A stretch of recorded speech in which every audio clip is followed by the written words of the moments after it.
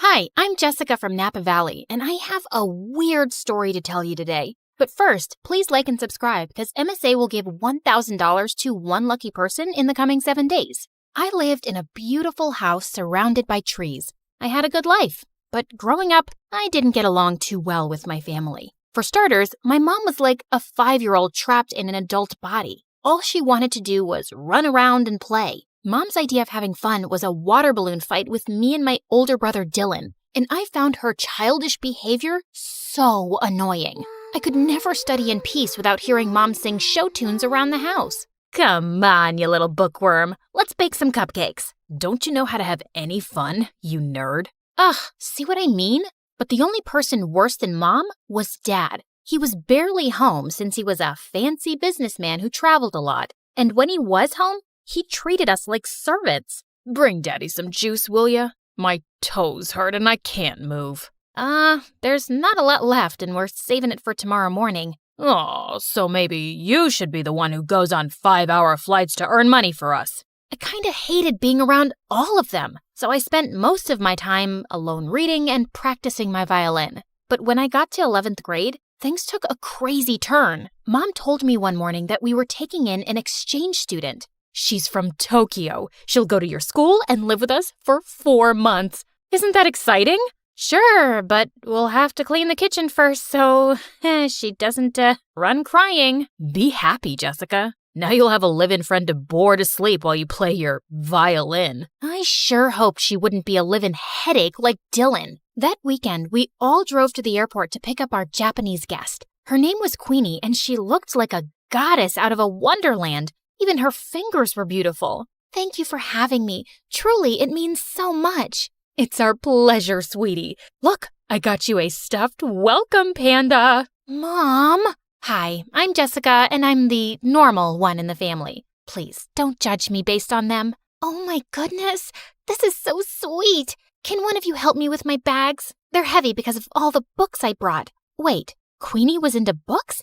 I loved this girl already. She and I were talking about our favorite authors on the way home, and after that, we really started to bond. It was nice finally having someone I had stuff in common with. Queenie was also super helpful around the house, so both of my parents adored her, especially Dad. Aren't you amazing? How about I buy a present to thank you for all your hard work? Maybe new shoes or gold earrings? I would have bought some for Jessica, but all she cares about is school and homework. That's very kind. But you guys have already done enough, really. Then one night, Queenie and I decided to go on a walk, and she grabbed a jacket from the coat closet.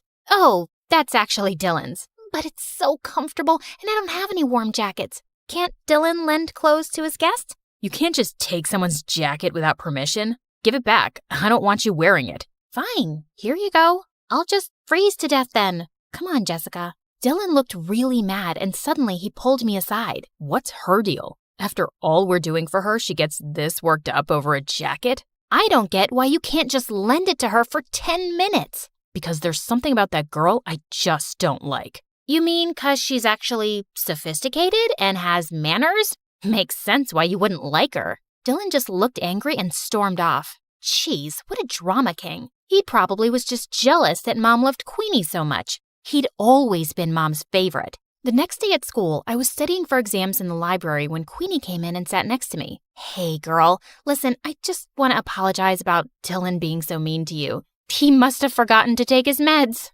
Don't worry about it. Actually, I was wondering if you could help me with my English assignment later. I'm still not fully comfortable with the language. Yeah, of course. Thank you so much, Jessica. I'm really grateful for you. Queenie hugged me super tight, and I realized I was her only real friend here.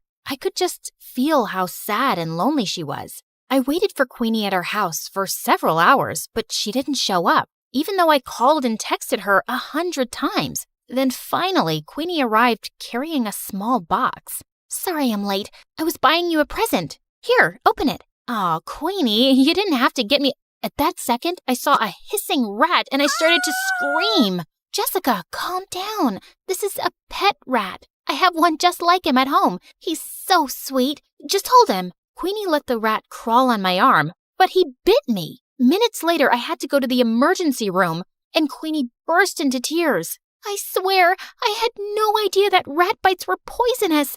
I have the exact same one at home, and he's such good company. It's okay, Queenie. The doctor said I'll be fine. Just don't go around giving people pet rats in the future. Queenie just kept apologizing and hugging me. I felt bad for her, but man, it had been an exhausting day. And for some reason, things kinda went downhill after that. Queenie wanted to be around me 24/7 and do everything together. I was thinking I could come with you to your violin lesson today. I've always wanted to play an instrument.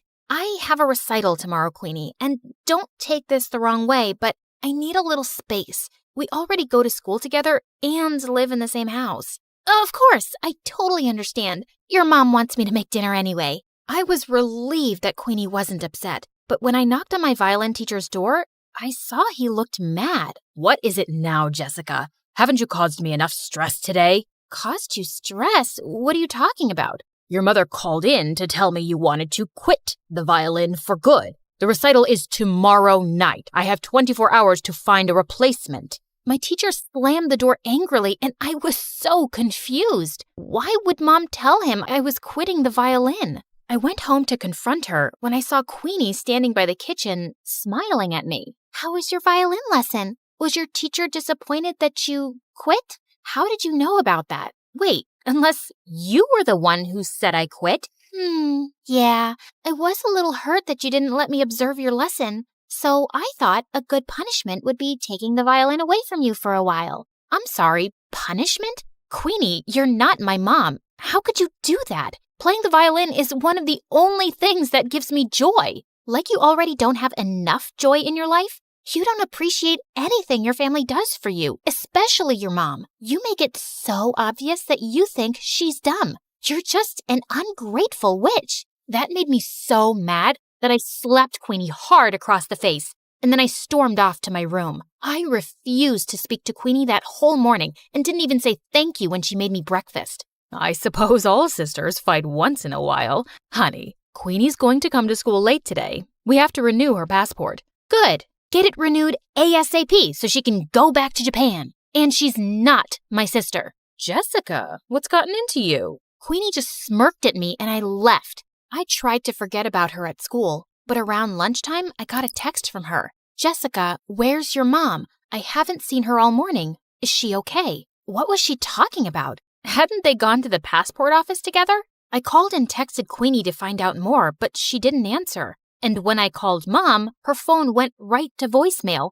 I started panicking and went home as fast as I could to see what was going on. And I found Dylan on the porch looking super upset. I just got a text from Queenie asking where Mom is and if she's okay. What is she talking about? Neither her or Mom are answering their phones. Why would Queenie send a text like that? Something's going on. We have to call the police. Okay, but go tell Dad first. I found Dad in his office and told him everything, but he shrugged like it was nothing. What's the big deal? She'll turn up soon enough. So you're not worried at all if Mom's okay? You don't think those texts were weird or... Quit bothering me, Jessica. I could use a break from your mom. Get a little peace from her morning singing. What? What kind of monster was my dad, not caring if Mom was safe? I would have to take matters into my own hands. But just then, I heard yelling coming from Dylan's room, and I opened his door to find Queenie sitting on his bed, while Dylan looked furious. What is going on? Queenie, you've been home this whole time? Do you know how many times we tried calling you? What is going on with our mom? Sorry, that's not a question I can answer. Jessica, this girl's a creep, and I know she had something to do with Mom being missing. Look, Queenie, I know we had a fight yesterday, but we really need your help. Queenie didn't answer me. She just walked towards the door with her arms crossed. You two won't find your mom anytime soon. I'm making sure of it. You're making sure? Queenie, tell me right now where Mom is or what? You'll go to the police? You'll accuse a poor helpless exchange student of making your mom go missing with no proof? I don't see that working out, and I'm not done with you guys yet. In fact, I've just started. With that, Queenie pushed me off of her and walked out of the room. Dylan and I immediately went to the police station and reported everything. They sent out a search team to look for Mom and then did an investigation on Queenie. And to our shock, they discovered Queenie wasn't an exchange student at all. She'd faked her application. She wasn't even from Japan. She lived in LA. So she's just this stranger who came into our lives and made Mom go missing? Who is this girl and what does she want from us? I don't know, but that chick gave me weird vibes from the start. She's obviously out to get us. We stayed at the police station for several hours, waiting for any news. Then finally the police came back with Mom. Oh my God, what happened to you? It was Queenie. She said she had to show me something important, then drove me into the middle of the woods and threw me out of the car. She just left me there without my phone. I was just lucky some forest rangers found me. But don't worry, I'm all right now. Just then, some policemen walked in with Queenie. Looks like Mommy made her way out of the woods. You're a monster, Queenie. We know everything. How you kidnapped Mom, how you faked your exchange student application. Who are you and why are you trying to ruin our lives? Because you ruined my life first. When I was 10 years old, your dad conned my parents out of all their money and disappeared, and we ended up having to live on the streets. My mom had a mental breakdown. Your dad is a criminal, and I finally tracked him down because I wanted him and his perfect family to suffer the way I did. I was speechless. I knew Dad had been a jerk, but he was a crook too? Queenie was admitted into juvie, but we insisted that the police look into her family's case. And 2 days later, the police came to us with some news. It turned out that Dad was part of a group of con men that had been going around in disguise all over the country for years, scamming people. And as soon as Dad got home, they arrested him. He kicked and screamed and shouted at us to do something, but we didn't. A part of me almost felt relieved to see him go. I am so sorry, you guys. I never knew much about your father because he always told me to mind my business and kept everything a secret from me, and I stopped asking. That's why I was never happy in our marriage. He was the worst. He never cared much about you or us. You did everything for us, Mom, and I really appreciate you. I'm so sorry if I looked down on you for being messy or childish or whatever. Now come on, let's go talk to the police to get Queenie's family help for their situation. Be grateful for the life you were given. Every day is a gift.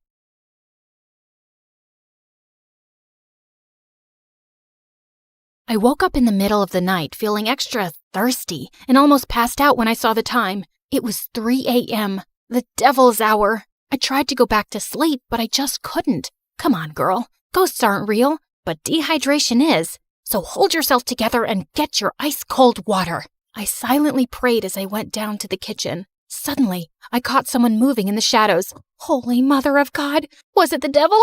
I was about to scream when I realized that it was just my older brother, Kevin, who looked suspicious. I silently followed him as he went down the basement and was surprised when he opened a mysterious door that I had never seen before. But before he could enter, he looked back and saw me. Don't you ever tell anyone about this, especially Dad, no matter what happens. Why? What's inside that room? He just patted my head and smirked. The devil himself. He then disappeared into the room and locked it, leaving me shaking in fear and confusion.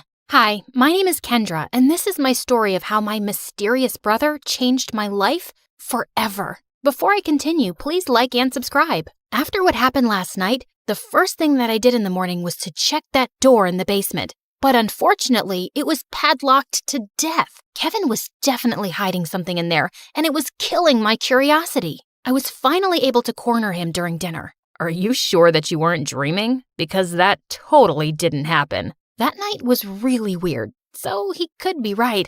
Our conversation was cut off when Dad joined us. Son, it's time for you to take over the company. We will be holding a gala next weekend to introduce you to everyone. They're all so excited to meet you. But Dad, no buts. You're graduating in a few months, so prepare yourself. I don't want any problems. Understood? Of course my brother couldn't say no to him. He was always Dad's favorite, his golden boy, the perfect son. While me, I was just a stranger to him. If Mom was still alive, things would probably be different. Later that night, when I was about to sleep, I almost screamed when I saw Kevin leaning against my door. Can I help you? What makes you feel alive, Kendra? Huh? What's with you? Why are you being so weird? The less you know, the better. Good night, Peanut. Peanut? Where did that come from? That was the weirdest and longest interaction we've ever had. He was a year older than me, and we had never been close growing up. His time was spent in his room reading, in the piano corner perfecting his sonatas,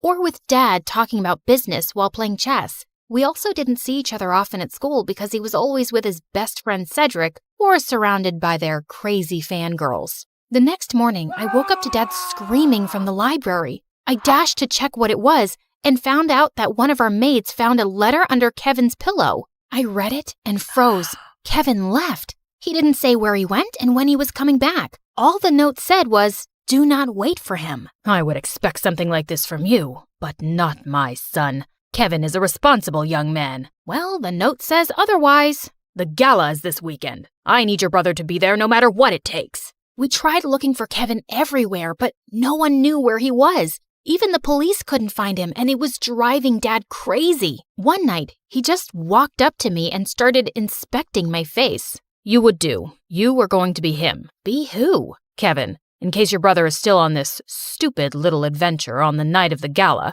you will pretend to be him. But Dad, I don't think I can... Kendra, you are a capable young lady. Of course you can. You'll be saving our company from humiliation. I know I have not been very vocal about your accomplishments, but I do notice. Will you do this for me, sweetheart?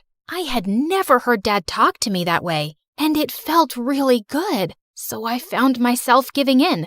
Besides, it would only be for just one night, right? I just needed to hide my hair under a wig and dress up like Kevin and just smile and avoid conversation as much as possible. Simple. When the big day finally came, I was a nervous wreck. There were too many important people, and Dad kept reminding me not to mess up. Luckily, the party was a success, and I thought my little mission was finally over until Dad came up to me. You did well. Now we just have to make sure that your brother will not fail his classes so he could graduate. You'll need to attend school as him. But how about me as Kendra and my grades? I'll call the school and tell them that I sent you out of the country for an emergency. Anything you fail, you can take for a summer class. But no buts. This was already decided. And remember, no one should ever know about this. But Kevin and I were just too different. After carefully thinking about it, I finally decided to do it. It was my chance to impress Dad. I just needed to do one little thing, which was to learn everything about my brother to make it believable. I checked his room, but I didn't find anything useful. I had to ask for help from the person closest to him, Cedric. But there was one problem. At school or whenever he visited my brother, I would usually lock myself in my room because every time our eyes met, I felt like passing out. The guy looked like a demigod, and I just couldn't handle him. But this time, I had no choice, and I knew exactly where to find him at school, the music room. As I peeked into the room, I saw him playing the violin, and I was instantly mesmerized. Just then, he stopped playing and smiled at me. Just avoid his eyes, and you'll be fine. Did it tickle your soul? Huh? The rhythm, the passion, the climax. Sorry, but I'm not into music. I stepped back, and he started walking towards me. How about this? Did it tickle your soul? I suddenly became mute. This is the first time you talked to me, and I'm surprised. What brings you here, Cupcake? Cupcake? I got a grip of myself and slapped his hand away. First of all, I'm not food. And second, I'm not here to talk about souls and music with you. It's about my brother. Suddenly, his face turned serious. I had already talked to your dad about it. Kevin ran away and he didn't want us to find him, and there's nothing we can do about it. I know, but I need your help with something. I told him about Dad's demands, and he suddenly laughed.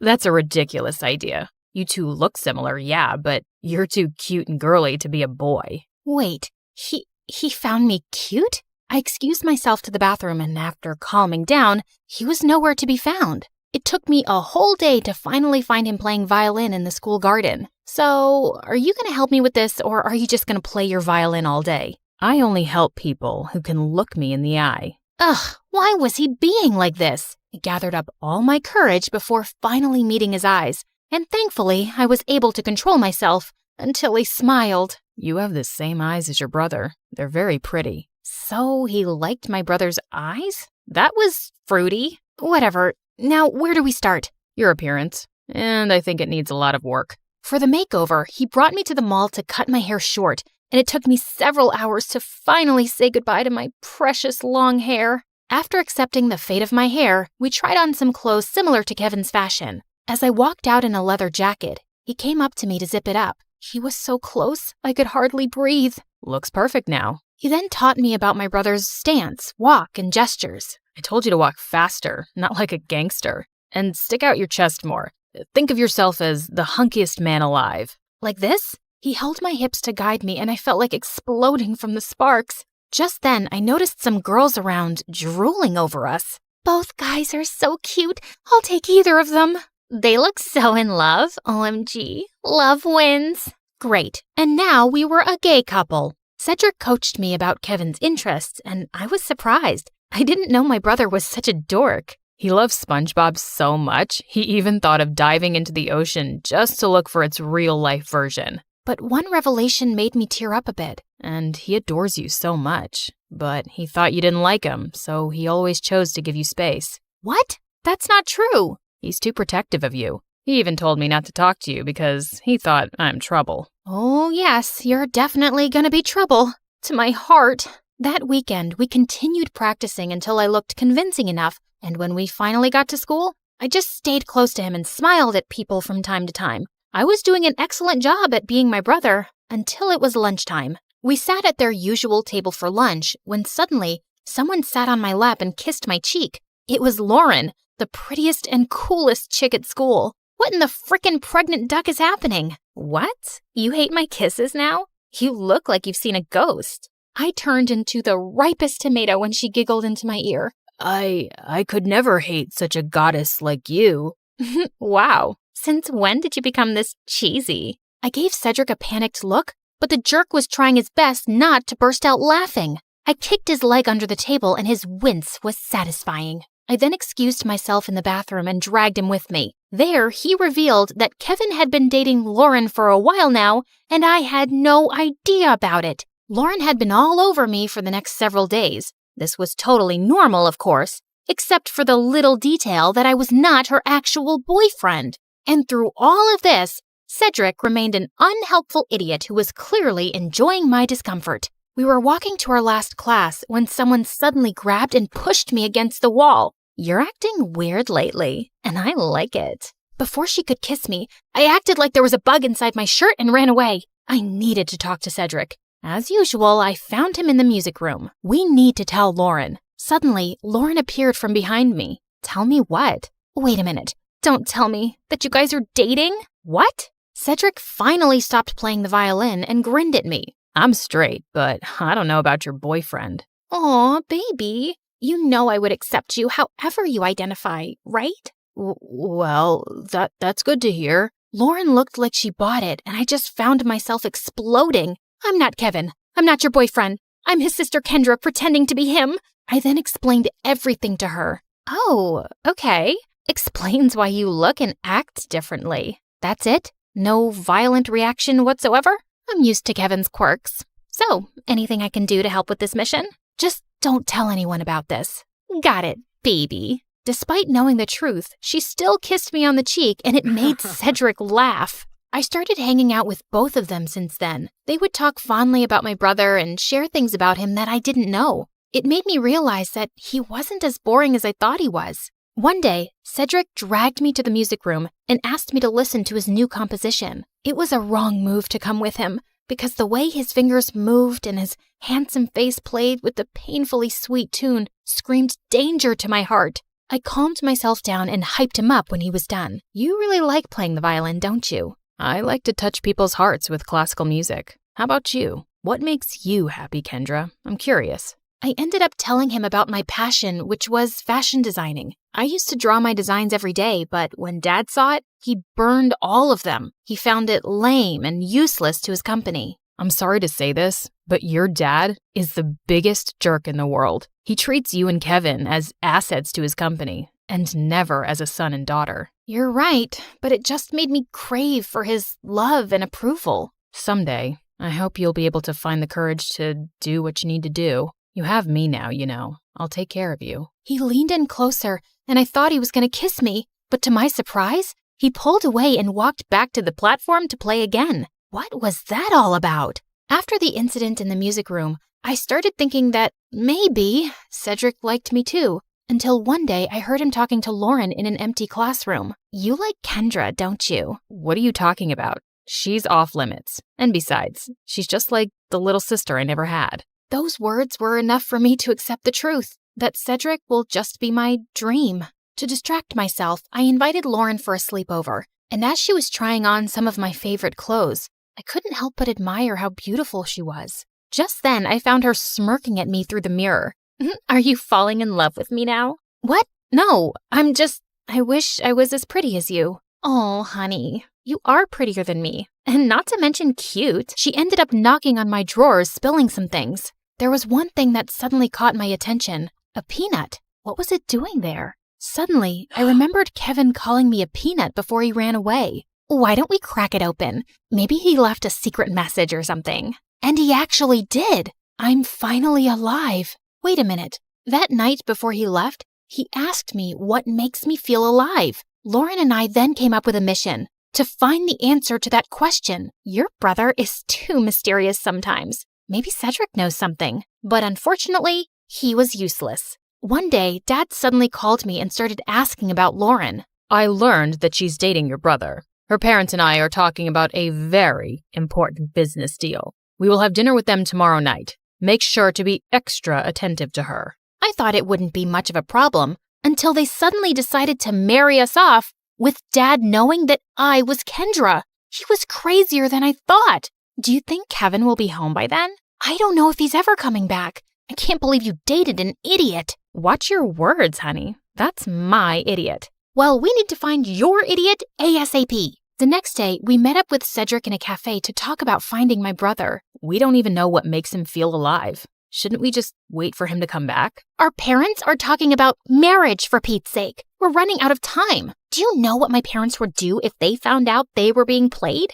Out of panic, I remembered something again. The mysterious door in the basement. I told them about it, and we waited for Dad to be out before destroying the padlocked door, only to find out that it was actually a dark room where Kevin developed all his photographs, and it was connected to his room. And all those pictures were related to an island that only meant one thing. Kevin was staying on one of them. It makes sense now that he always disappears on weekends. I also found a camera in his bag one time, but I never saw it again. And why didn't you both tell me about this earlier?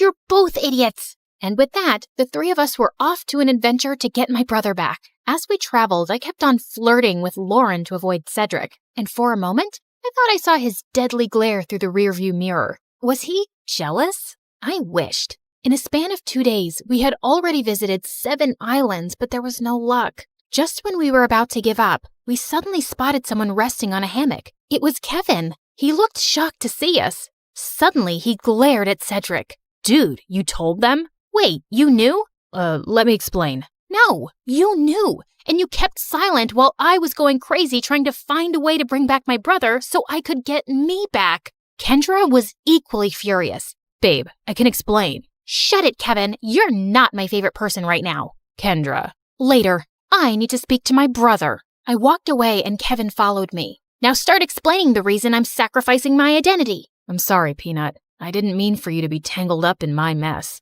I felt stuck and suffocated because of Dad's expectations. I always knew I would have to take over the company someday, but I didn't know it would be this soon. I thought I would have enough time to still do what I love, to enjoy every island and see its beauty through my lens. But suddenly, I didn't even have a year, so I panicked and I ran away. I'm such a coward. It didn't take a second for me to melt. No, that's the bravest thing I've seen you do. All our lives, I've only ever seen you nod to Dad's every demand. I'm proud of this version of you. I convinced him to come back, but he ended up convincing me to ditch Dad and come with him. After everything that happened, I just realized one thing. Dad wasn't worth it. So I agreed. Lauren is amazing, you know. She didn't deserve to be left without a word. I know, Peanut. I guess I have a lot of making up to do. Good luck, Walnut. Later that day, he spent his time making it up to Lauren and talking to Cedric, while I was left alone doodling some cute dresses on the sand. My brother then came up to me and asked me something. Are you mad at Cedric? I asked him not to tell anyone. Keeping this from you must have been very hard for him. I understand, but you like him, don't you? What? No, I mean... Don't worry. I finally gave him the go signal. You two can kiss or whatever. As soon as he left, Cedric walked up to me with an earth-shattering smile. Can we talk? I couldn't look at him in the eye again.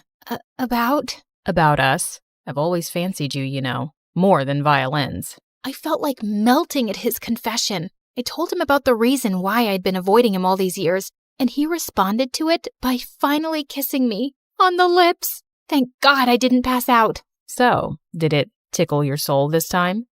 Yes. Finally.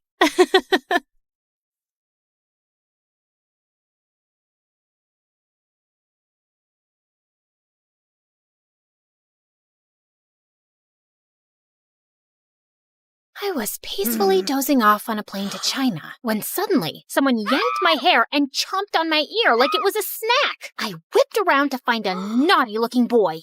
Ow! Seriously? Keep your teeth to yourself, kid! He then burst into tears and his mom turned to me. 你竟敢对他大喊大叫，他还是个孩子。 I wish I understood Chinese, but her dramatic glare made it clear I was the villain here. I tried to dive back into dreamland, but the woman next to me had other plans. She woke up and started chewing her gum like a goat who hadn't eaten for 300 years. It was so loud that people from 30,000 feet below could hear it. Excuse me, could you tone that down, please? Tone down the what? Oh, great. Her voice was even more annoying. I shrugged it off and reached for my trusty earphones instead. But before I could enjoy some music, the guy on my right suddenly smacked my shoulder. What is wrong with this flight? Everyone was driving me nuts. Left, right, front, and back. The culprit was so engrossed in some stupid adventure game on his phone.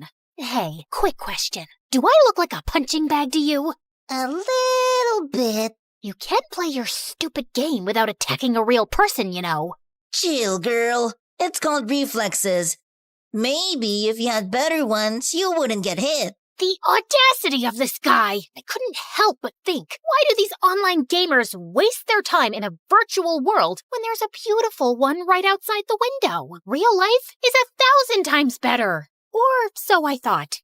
Hi, my name is Alira, and I'm an aspiring photographer who loves traveling around the globe and capturing the most beautiful scenes and moments. I had always enjoyed doing it alone, but things took a wild turn when a weird and mysterious guy started tagging along and changed my life forever. Before I continue, please like and subscribe. After dealing with all those annoying passengers, I eventually fell asleep after listening to music while letting my imagination run wild. Soon enough, the plane finally landed, and I headed straight to my beautiful hotel. I took a short beauty sleep while waiting for nighttime to roll around, and when it finally came, I excitedly jumped out of my bed, took my camera, and immediately rushed outside. Stunning views, beautiful people, inviting lights, glowing lanterns, and the sweet traditional vibes of China. This is the dream. Walking along the streets, I stumbled upon a guy sleeping on a bench. Judging from all the stuff around him, he must be homeless. Poor thing. I found myself clicking pictures of him, my camera perfectly capturing his struggles and hardship from every detail of his form. Just then, a green owl suddenly appeared from behind the bench, perched on the sleeping guy as if he owned him, and scowled at me. Relax, little buddy. He's all yours. To my surprise, the guy woke up and scowled at me too. Who are you? And what are you doing here? His eyes then lowered to my camera. Were you taking pictures of me while I was sleeping? Duh, I was taking pictures of the street, but you were blocking my view. It's not my fault you were sleeping there. That's a terrible excuse for disrespecting my private space. The private space? That's rich coming from you, who is sleeping on public property. Delete my pictures, or I'm gonna delete it myself. Don't you dare touch my camera! Do you have any idea what it takes to capture a beautiful moment or view? The countless hours, the right timing, the quest for the perfect angle. I pour my heart and soul into every shot. Those aren't just pictures. It's a piece of me, a piece of my struggle, my passion, my life. So please, don't take that away from me. I trailed off when I realized that he was now holding my camera and swiping through the shots. But how? So you're not only homeless, you're also a snatcher. Give it back, you jerk. I lunged at him to retrieve my camera, but he suddenly vanished. I spun around, and he was still swiping. This guy, I swear to God. In all fairness, you have quite a remarkable talent for capturing beautiful images. What do you think of me now? Just some lousy, try-hard photographer? I snatched the camera back, and this time he didn't resist. He practically handed it over. I immediately checked my gallery and realized he hadn't deleted anything. Relax. I usually don't meddle with other people's business. Unlike you. I tried glaring at him, but I felt like I ended up pouting, which made him smirk. Oh, well, at least I finally bumped into someone who speaks English. I'm so tired of racking my brains and using weird hand gestures to understand what the locals are saying. He ignored me and started picking up his things as if preparing to leave. So, where are you from? Not from around here. I see. Where are you going? I don't know. Maybe under the bridge? At the back of the junkyard? Just anywhere with a roof where I can recharge my energy, so I can continue my pursuit of answers to my questions. Just then, a sudden rumble of thunder echoed through the streets. I think you should speed your pursuit up, because the rain is about to pour, buddy. I don't mind the rain. It helps me think better. But your owl doesn't. He stopped in his tracks when he realized that I was right. You know what? Why don't you just come with me to my hotel? I'll get you a room. It's just nearby. I appreciate your hospitality, but I don't need your pity. Oh, look. Mr. Grumpy Bench Guy is being such a drama queen. Fine. But the moment the rain stops, we're out. Another thunder rumbled as we started walking away. When we reached my hotel, the receptionist immediately greeted me with a question. 给你朋友另一个房间。 As I scrambled for my translation book, Hatham suddenly swooped in. Shida, Ching.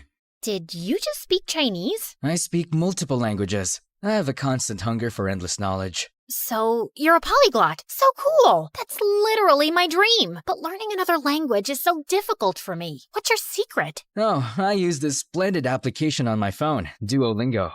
Oh, I have heard about it, but I never tried it. It has a fun and engaging approach to learning a language. It's like casually playing a game, which is a pretty good motivation for the learning process. Okay, that sold me. I immediately downloaded the app and was greeted by a cute green owl named Duo, who looked very familiar. I turned to his pet, who was sitting on his shoulder. Whoa, Duo looks exactly like your owl. They have the same name too. Just a little warning. Duo's nice and helpful, but he can be a little persistent sometimes. But it's also for your own good. Well, he seems to be a cute little guide. I went straight to my first lesson, and I was already liking it. Shui means water. Shui? Gosh, I am so thirsty. I need some shui. Okay, got it. Okay, so this is my room, and yours will be that one. I was talking to him, but he seemed preoccupied with something over my shoulder. I turned around and realized that he was looking at my collection of postcards on the wall. To my surprise, he suddenly barged inside. Where did you get these photographs? Those are the places that I captured with my precious camera. And these right here are my goal destinations. They're beautiful, aren't they? He looked so ecstatic as he gawked at one of the pictures, like it was the most delicious meal he had ever seen. Where is this place? That's my next destination, the Tianzi Mountain. It's one of the reasons why I visited this country. Take me with you.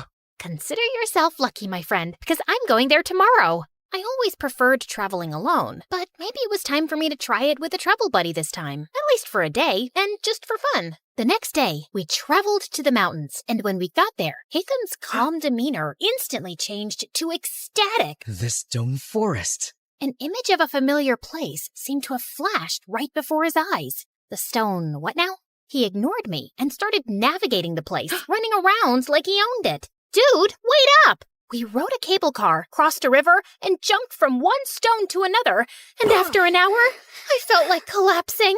Slow down, Spider-Man. I'm not a marathon runner with endless stamina, you know. Jeez. When I finally caught up, I found him standing in front of a mysterious and ancient-looking monument. He fiddled with a rock against it, but nothing happened, and he looked super frustrated. Hello? I would really appreciate it if you would tell me what's going on. What is that thing? And what are you trying to do with it?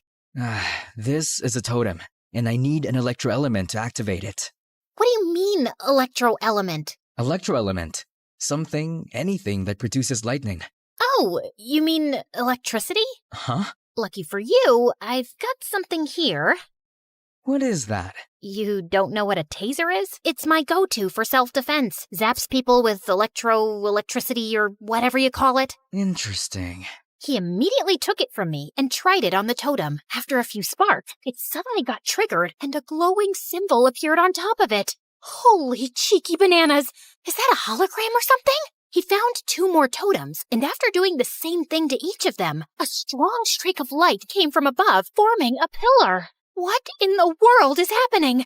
Is this some kind of secret experiment from the government? And what's your deal with all of this? I've been traveling from place to place looking for these runes. Since I'm not from around here, I don't know where to go. I need to activate these beacons in 6 places scattered around the world.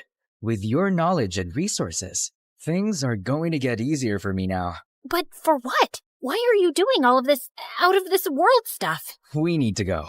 Dude, you didn't answer my question. Sometimes, the journey to find answers is more important than the answers themselves. Whatever you say, Plato. After activating the first beacon, we embarked on a thrilling and action-packed adventure of a lifetime. After Tianzi Mountain, we rushed straight to Huanglong River, which Hatham kept calling Luhua Pool Liu. There, we had to light up some fire totems. There were 5 of them, but according to him, only 3 needed to be activated. Of course, those 3 we needed were surrounded by water. Great, right? Hatham was all business, using his fancy tricks to get those waterlogged totems blazing, while I just snapped pictures of these outrageous moments. Our next stop was the breathtaking Matterhorn in Switzerland, aka Dragonspine, according to my travel buddy, where we faced a puzzle with circular platforms and wall signs. The place was so cold that I had to huddle by fire torches just to keep myself from turning into a popsicle. I let Mr. Mysterious Smarty Pants solve the puzzle by himself, while I continued my Duolingo sessions. You know I can't miss those streaks. With each beacon we activated, I felt a mixture of excitement and curiosity. What was this leading to?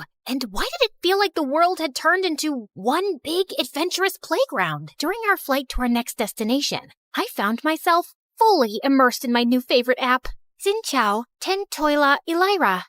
You could take a break sometimes, you know? I need to learn the basics, at least for now, and I like how Duo keeps reminding me with his cute little expressions. When we finally reached Vietnam, I decided to try out what I learned by asking the locals about the directions. Xin Loi, Bang Ko Te Chung Toi Duang. The woman stared at me as if she was solving the most difficult math puzzle. Ko Te... Xin lỗi, no ngàn con đít chỗ, chúng tôi viết đông viết vinh, ha lòng đục trong. Được chứ, bạn chỉ cần đi thẳng, rồi đi qua cái cây khổng lồ kia, sau đó rẽ phải và đi bộ khoảng 200 mét sẽ thấy một khoảng đất trống.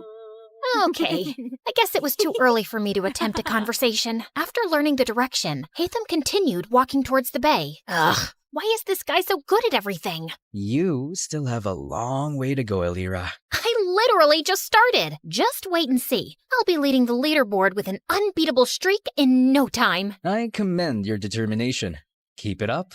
Soon enough, we were greeted by the beautiful emerald waters and towering limestone islands of Halong Bay, or as Hatham called it, the Golden Apple Archipelago. While I was snapping pictures left and right, Hatham got to work immediately. He solved a music rock puzzle thing, and after activating the place, we toured around the city and enjoyed their local food. I even tried conversing with the locals with the help of my brilliant travel buddy. It got me even more determined to learn more. So during our flight to Scotland, I got really busy with leveling up and earning rewards. I never knew that learning could be this fun. Learning could also be done in silence. Sorry. And soon, we finally reached our next destination, the Isle of Skye in Scotland, or as Hatham called it, the Star Snatch Cliff, Mondstadt. After walking around, we came across a green fan-like object. I watched in amazement as he applied some wind pressure to activate it, unleashing a powerful upward current. Whoa, that's so dope! So, what's next? Time to fly. After taking a large cloth from his bag and holding onto it, he wrapped his arm around me, and we gracefully floated in the magical breeze. I never thought I would experience flying like this, not even in my wildest dreams. If this is a dream, I hope I can keep enjoying it and not wake up too soon. Our imaginations know no bounds, Elira. They possess the extraordinary ability to unlock infinite possibilities. We then found 2 more fans along the way before we finally activated the totem at the top of the cliff and summoned the pillar. I stood there for a while and looked ahead at the seemingly endless horizon, thinking about how Hatham sees this beautiful world in his own vision. Finally, we were down to the last one, Deshra Desert Sumeru, or as we call it, the Great Pyramids of Egypt. My favorite. Haytham looked so nervous and excited while I was taking some pictures of the legendary structures. After hours of touring around, I followed him as we headed to the group of old, weathered columns. So, how do we solve this one? We need to hit the larger columns until you match them with the corresponding symbol on the smaller columns beside them. Match all 3 big ones to the smaller ones to summon the last pillar. Aye, aye, Captain. I grabbed a tree branch lying nearby and used it to help him hit the columns until we finally summoned the last pillar. All the pillars scattered across the world that we activated should be glowing now too. I dropped my jaw in amazement when their fusion created a swirling, glowing vortex or something. Is that a freaking portal? Yes, it's a portal back to my world, Elira. To your world? So there's indeed another world out there? Before he could answer me, the earth beneath us mildly shook, and a horrifying creature suddenly appeared right in front of us. Holy crunchy potatoes! Is that a transformer? Did Haytham summon that machine from their world? What if he was actually a bad guy who was set to ruin our world? Oh my gosh, what have I done? I wasn't ready to say goodbye to our beautiful Earth just yet. I have yet to discover the other wonders of... My paranoid voice trailed off when I realized that Haytham was gone. Just then, I felt a strong, glowing presence behind me. I slowly turned around and saw him and Duo transforming into something with dust particles and glowing green projections dancing around them. Everything then cleared away, revealing a strikingly handsome video game character and his adorable sidekick. Haytham, is that you?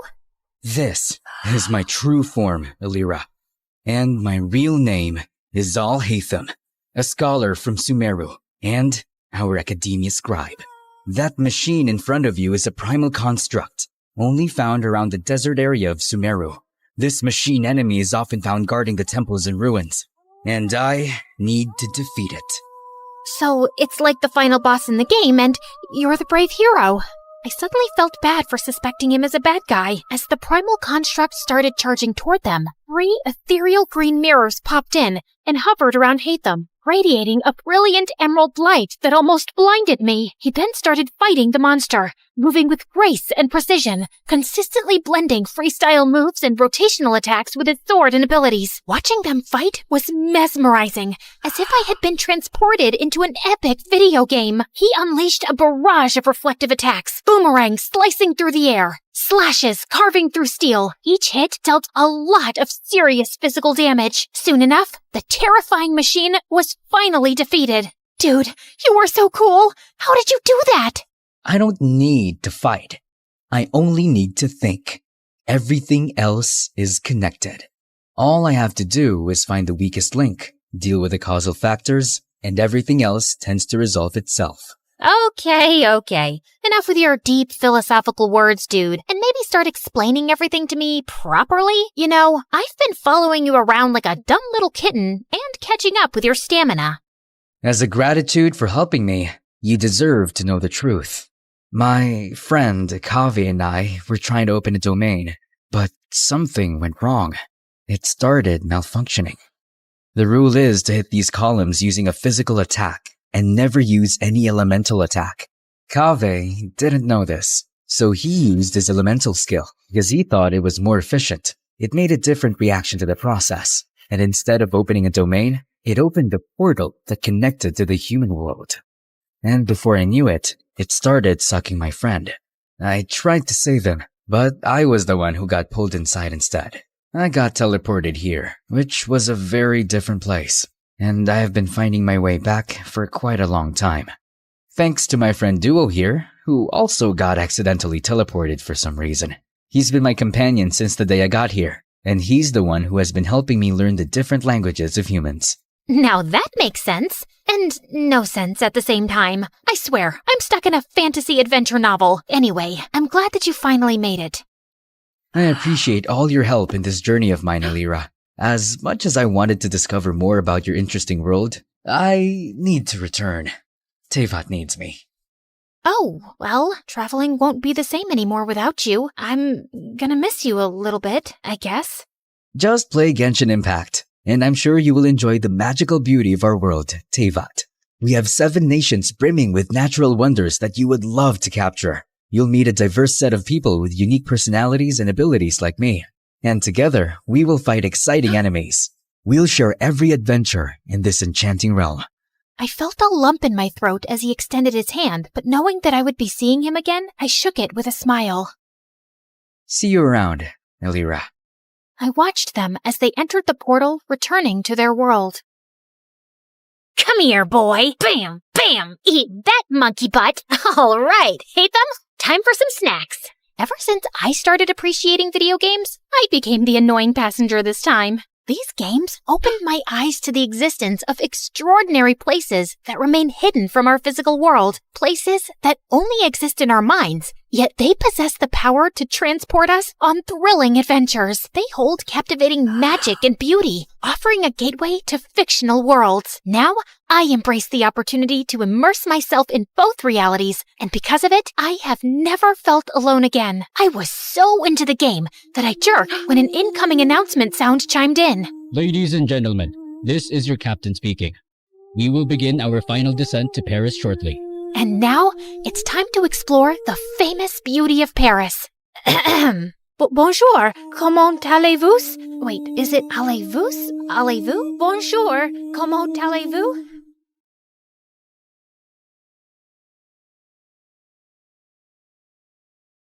You're never here when my tears dry.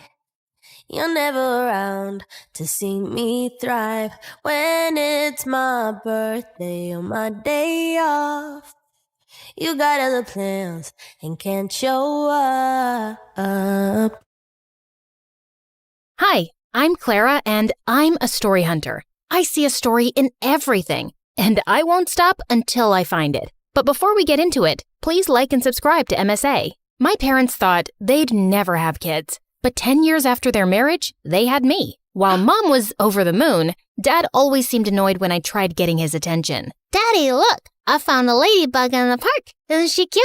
I rescued her from a parade of ants. Could you please take this girl away? I'm on a phone call. Of course, honey. Come on, Clara. Let's read some Nancy Drew. Yay! My favorite! Dad was weird, but at least I had Mom. She was a journalist before she married Dad and had the craziest stories to tell me. And growing up, I wanted to be just like her. When I turned 10, Mom got me my first recording set, and I went crazy interviewing people on the streets. Since how long have you been homeless? That's a cute dog. Did you steal it or buy it? People would pass me weird stares, but I just didn't care. I was following my passion. One evening, I was in a far end of my neighborhood when I missed a turn. The street was empty and it was getting really dark, so I started to walk quickly when a shady black car pulled up next to me. Hey, kid, are you lost? It's freezing out there. Hop in. I'll drop you off. Don't be scared. I won't harm you. See, before he could finish, I punched him hard and ran.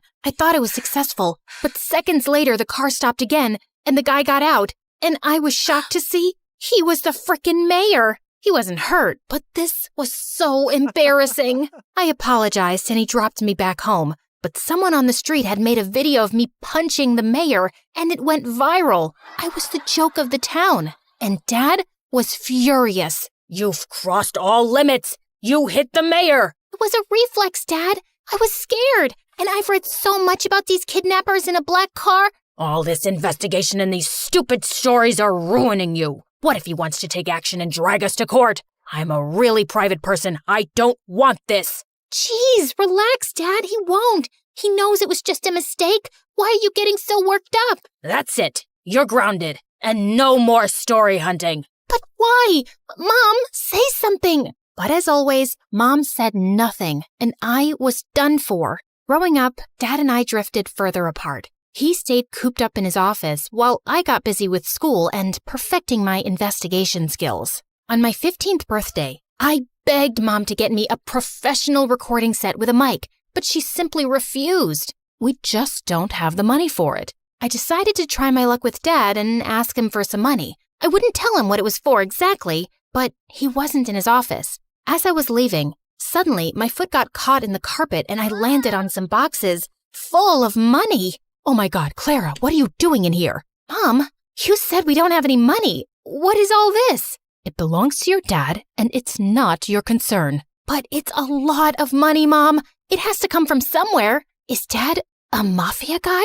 Oh my God, he robbed a bank, didn't he? Stop it. Please, Clara, you don't understand. You need to leave, now. And don't say a word about this to anyone, least of all your dad. Promise me. Something was definitely fishy, but I'd never seen Mom so serious. So I did what she said. I wanted to know more, but I just didn't get the chance to go into Dad's study again. Soon, I got busy with school and forgot all about it. One time in 11th grade, Lena, the head cheerleader and the most popular girl, walked up to me. I heard you can uncover any truth in the world. Is that true? That depends on what kind of truth you want. Well, don't tell anyone, but I think Nick's cheating on me. Who's Nick? Do you live under a rock? Nick's my boyfriend. He's the captain of the football team.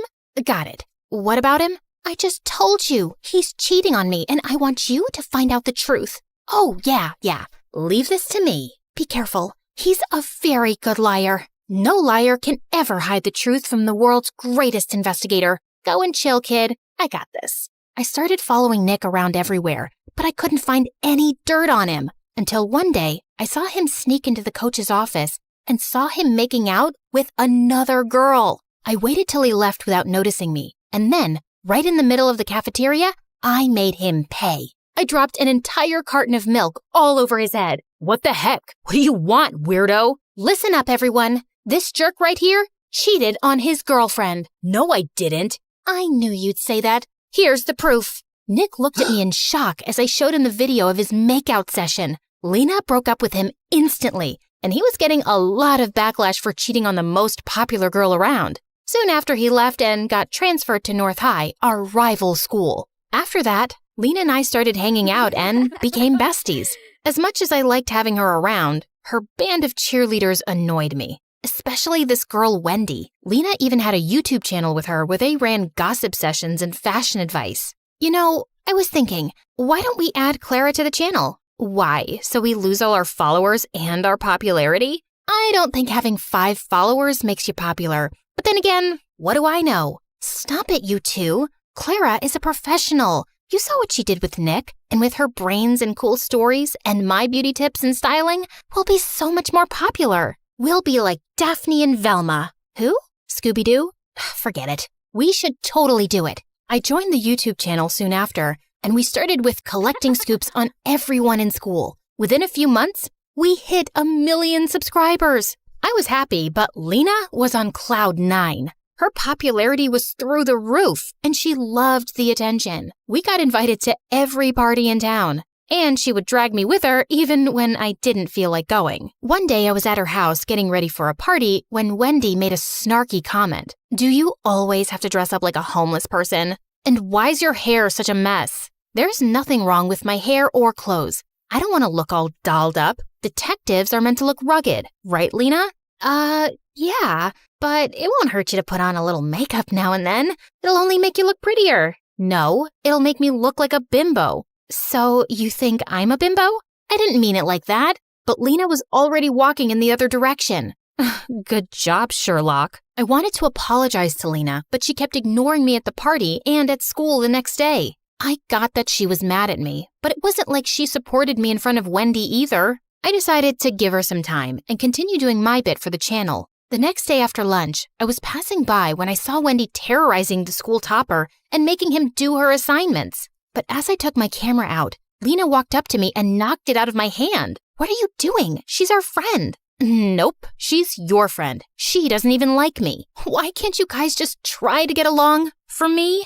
I know you think we're bimbos, but that's the least you can do as my best friend. Oh, you're so dramatic. Okay, fine. I'll let this go. Just this once. And I don't think you're a bimbo. I'm sorry. Stop talking and meet me for boba tea later. Deal? Deal. And just like that, we were back to being besties. And I tried to tolerate Wendy better, even though she still got on my nerves. Soon after, the entire school was buzzing over the senior day prank wars with North High, and Lena was determined to crush the rival school, mainly because Nick was their new student body president. We need to ace this. They should never see us coming. How about we break into the school? You can't be serious, Wendy. You guys will get caught. Not with these masks, we won't. And why are you so negative? I'm being practical. It's the dumbest plan on earth. Back me up, Lena. Actually, I like it. No one will ever know. Now, are you in or out? Out. You know my dad. He would ground me for life if I got caught. You know what, Clara? I've been there for all your dumb investigations. I even got you in on the channel. And now, if you can't support me, then you're not a good friend. Hey, that's not fair. It's my channel too. I made it popular. Really? Wow. Tell me why she's here again. Oh my God, I can't deal with you guys right now. I'm going. Lena turned to leave. I didn't want her to be mad again, so I reluctantly tagged along. But just as we reached there, all the cheerleaders took out spray cans and started trashing lockers and vandalizing the walls. I tried to stop them when Lena banged into me and I went flying into a statue, crashing it to pieces. Those statues are like thousands of dollars. I told you this was a dumb idea. Oh my God, what are we supposed to do? We don't have time. Run!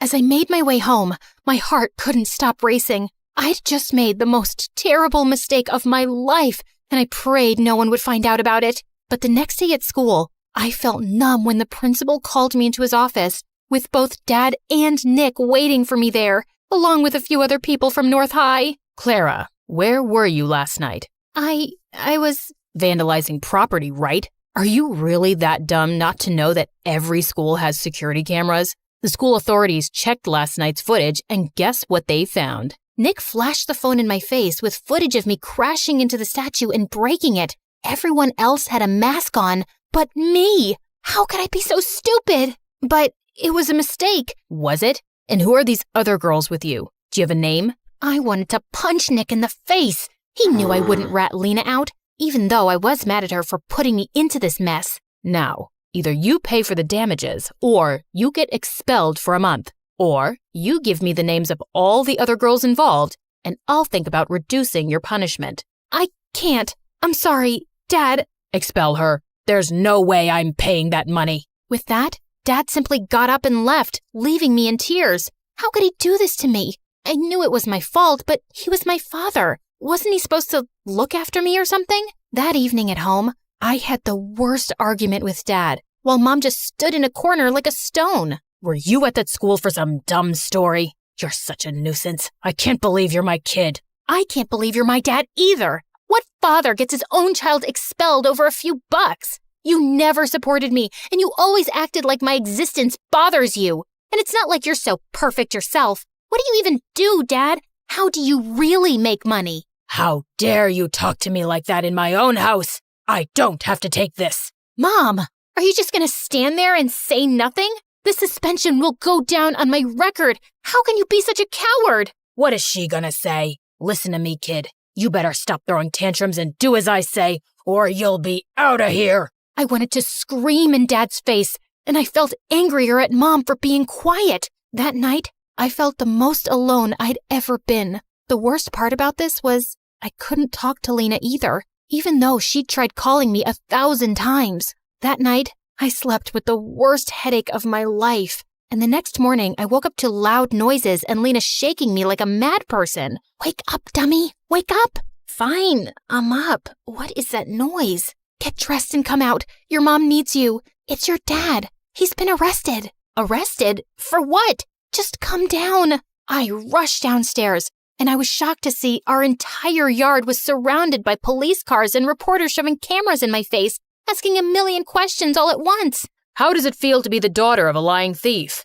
Did you know about your father's crimes this entire time? Oh my God, what was happening? Just then, I spotted Mom talking to one of the reporters. Mom, what's happening? And why is Lena saying that Dad's been arrested? What Mom told me next shook my entire world. Your father is a criminal, Clara. He was laundering money from his company to fake accounts abroad. I just knew it. That's what all the money was for, right? Yes. I didn't say anything because I wanted to protect your dad. But what's the point of saving his sorry butt when he couldn't even stand up and protect his daughter? So I told the police everything. I even gave them evidence. I don't want to live like a coward. Mom, I'm so proud of you. And I'm sorry for calling you that. It's okay. I know it was a lot for you. Now, let's start afresh. Talking about a fresh start, can we be friends again? I miss you, and I'm sorry for dragging you into this mess. Looks like you did me a favor there. If not for you, I wouldn't have been expelled and Mom would have never taken this step forward. So, thank you. So that means we're cool? Well, will you treat me to boba tea later? And keep that Wendy away from me? You got it.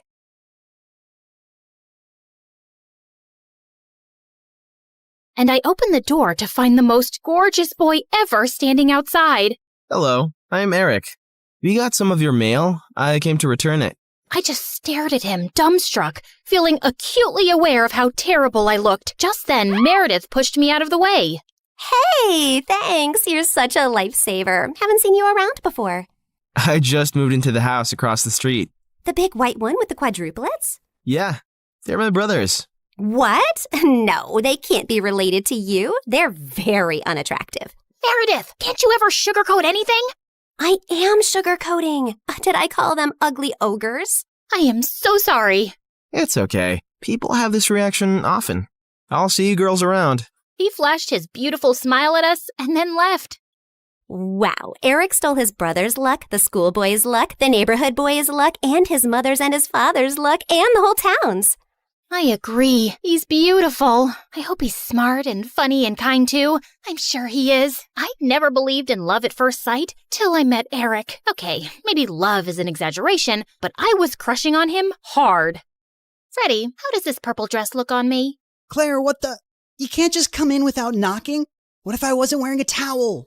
Well, you are. So unclench your butt. Now, what do you think about the dress? Hey, Freddie, I want your opinion on this red dress. Oh, hi, Claire. I didn't know you were here. Have some respect for my privacy. What are you talking about? Actually, I don't care. Now tell me, I look hot, right? Of course I look hot. I could wear a potato sack and I'd look hot. I can do hot in my sleep. What's the dress for? The party at Eric's place? What, did you think you're the only one who got invited? The red's a bit much for a casual housewarming party, no? Yeah, you're right. It's more of a second date dress. Thanks, I'll look for something else. And your dress looks lovely. I am not your sister, and you can't treat me like this. I am a man. Okay, thanks for the news flash. Come on, Claire, let's go before Freddie has a heart attack. The party was coming up soon, but I knew there would be many guests, and I wouldn't really get a chance to talk to Eric then. So I decided to drop by to borrow some sugar one evening. But my heart sank when I spotted Meredith and Eric in the kitchen, and they were kissing. I couldn't believe that witch. It was so obvious I was crushing on Eric, wasn't it? Can you give me some mashed potatoes, Claire? I lifted a spoonful and threw it straight at her face. Claire! What the heck? Oh, I'm sorry. You didn't want them on your face? You should have been clearer then. You got a problem with me? What a genius. Since you're so smart, I'm sure you already knew I liked Eric, but you went after him anyway. Yeah, I saw you two kissing. Oh my God, what? You like Eric? I had no idea. You should have been clearer too. Cut it out, okay? You knew. Did not. Okay, so now that you know, will you stop seeing him? No, duh. Are you really into him? Not really. I barely know him, but he's cute and rich and he likes me. You did see that he was kissing me back, right? I flung another dollop of mashed potato straight in her eye and stormed off. Fine, that jerk could have Eric. I wasn't even going to go to the party now. But on the night of the party, when I heard music floating from across the street, I couldn't help myself. Eric had just known Meredith for 2 days. This battle wasn't over yet. I knew I looked smoking hot as I marched up to Eric and Meredith in her stupid red dress. She looked furious to see me before she turned sickly sweet. Oh, hi. I thought you were unwell and not coming, honey. How are you doing now, honey? I'm good, honey. How are you, honey? I'm great, honey. Do you like my honey, honey? What honey? Honey? The honey. I see no honey. Honey? What's happening here? Don't worry about it. Let's go get some honey. We don't have any honey, Meredith. Honey! You ruined it. You should have ended the sentence with honey. Don't mind her, Eric. You already know she's rude. And she has a vile temper. She once tried stealing money from an old lady and kicked her hard when she resisted. Oh, so that's how it's gonna be, huh? Eric, did you know that Claire is so dumb? I told her when we were kids that if she ate bluebells, her eyes would turn blue like mine. She ate a bunch and then pooped her pants in school. Didn't Meredith tell you she used to fart in the neighbor's jacuzzi just because they said they liked me more than her? It went on for a month. Oh, how about the time you dropped Mom's toothbrush in the toilet and just put it right back? Imagine someone being so awful to their own mother. Meredith has a boyfriend who works in a mental institution, and he steals the patient's clothes from there for her. Imagine doing that to sick people. Claire keeps acting like she doesn't know her best friend is in love with her, and she keeps using him for his money. What? Are you talking about Fred? I've never used him, and he's not in love with me. Oh, please. A blind person can see Freddie's been in love with you since day one. Shut up. You shut up. How about you shut the heck up? Not till you shut up first. I pushed Meredith out of my way, but I ended up pushing a little too hard, and she crashed straight into the punch bowl. She got up and charged me, and we landed straight on the food table. As Eric was trying to pull us apart, Freddie suddenly ran in. Claire, Meredith, stop! Your mom, she isn't okay. You gotta come now. We ran outside to see Mom unconscious and being wheeled into an ambulance. Since Freddie's dad was a neurosurgeon, he took Mom's case and ran tests for weeks to discover that she had some inflammation in her brain for unknown reasons, which had sent her into a coma. Freddie's dad decided to enter her name in a clinical trial for rare brain diseases since she met all the criteria. But what's it going to cost us? We take one pro bono case for the trial, but there will still be other hospital expenses. And you girls will have to figure out something soon. Do you have any relatives? We had to contact our grandparents, but to our surprise, Mom didn't even have their numbers saved in her phone. All we had was a framed picture with their names signed at the back. Freddie offered to hire a private investigator, and within a week, he said they'd been found and were flying over to see us. But I couldn't help noticing as they got out of the cab that they didn't look rich at all. Those paupers are our grandparents? They're definitely the people from the picture. Why do Grandma's shoes look like something out of a museum? And Grandpa's coat is missing 3 buttons. The old lady hobbled towards us and hugged us tight. Oh, girls, it's so good to see you. We had no idea we had granddaughters till yesterday. You look nothing like our son, though. Your son? No, we're your daughter's kids. Oh, honey, we don't have a daughter. The private investigator who tracked us down did say our daughter was looking for us, but we just assumed that was our son who ran away from home 18 years ago. He was always saying he'd change into a woman one day. What? Our mom used to be a man? No, this is crazy. Look at this picture. Does this woman look anything like your son? Our son is ugly, and I remember this woman. Alfred, you remember this beautiful lady came to stay at our motel many years ago? She disappeared suddenly one night, and the next day some mafia men turned up looking for her. Ah, yes. Those men kept turning up for weeks. They seemed like bad news. I'm happy to hear the lady is okay. So, you're not her parents? Then why does she have this picture of you guys?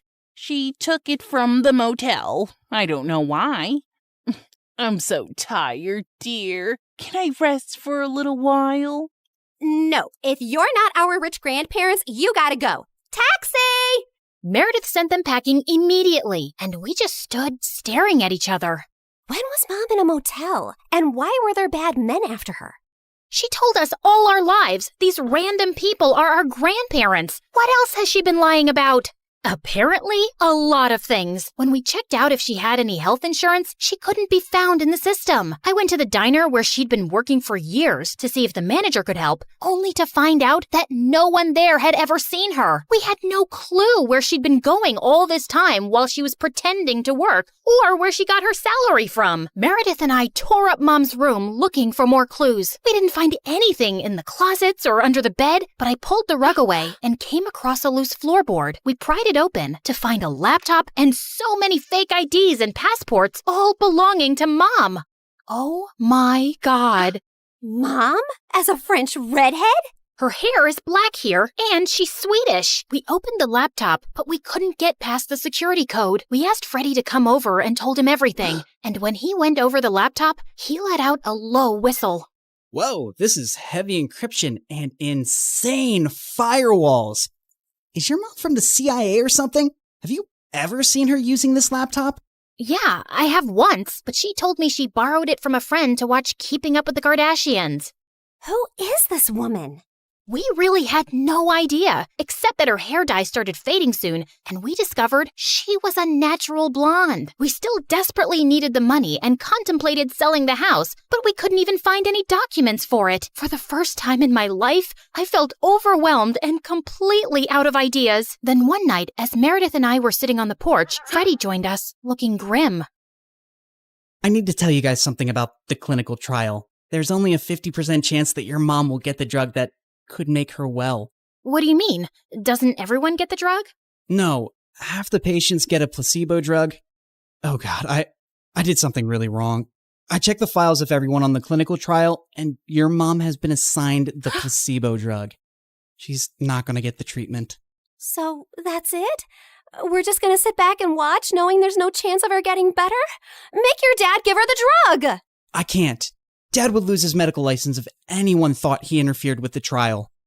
Then why did you even tell us, Freddie? Freddie looked at me silently. He told us because he and his dad can't do anything, but we can. Whatever you plan, I can't be part of it, but you have to do it soon. The trial starts next week. Thank you, Freddie. You don't know what this means to us. Of course. I'd do anything for you, Claire. For the first time, I saw what had maybe been so obvious all along. Freddie was in love with me, and I was about to use it to my advantage.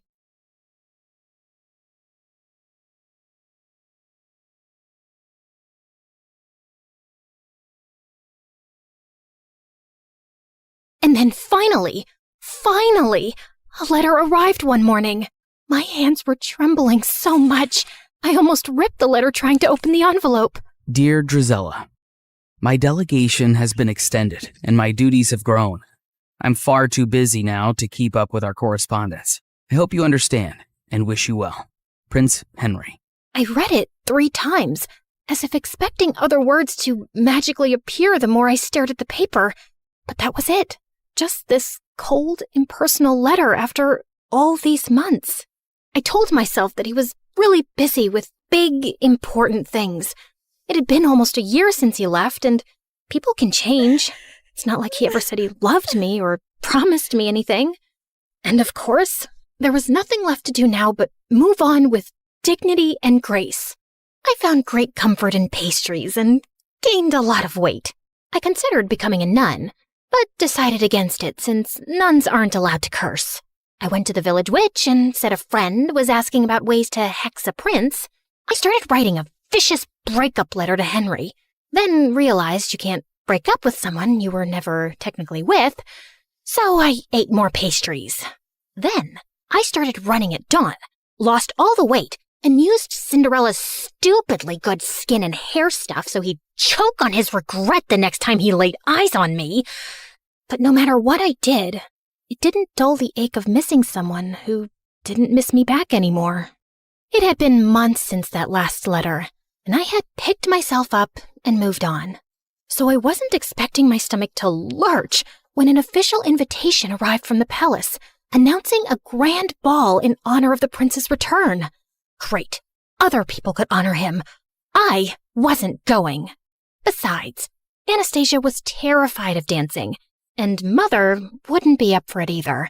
Over the past few months, she'd grown very weak and was always tired. I'd asked a couple of doctors to examine her, but they had no answers. Cinderella had been on top of her care, of course, always fluffing her pillows, rubbing her feet, making her special herbal teas. And the thought had crossed my mind more than once. What exactly was she putting in those concoctions? I didn't think she was beyond slowly poisoning a woman for her inheritance. I'd thrown the invitation in the trash. But sometime later, Cinderella came into the living room, clutching it to her chest. You're invited to a royal ball. Can you believe it? Oh, I've never been to a proper ball or worn a ball gown, and I've never seen the palace. I know I'm not invited, but maybe I could go, if you could take me with you. Yeah, no, we're not going. Royal balls are dull. Take our invitation and go, love. I'll arrange a carriage for you. You deserve to have some fun. Yeah, there was no cute fairy swishing a wand and going bibbidi-bobbidi-boo. Just my own mother handing Cinderella one of her finest gowns, a string of expensive pearls, and some money to buy shoes. Because naturally, Cinderella's feet were impossibly tiny and delicate, and she couldn't borrow shoes from us ogres. And off went Cinderella, looking like a vision.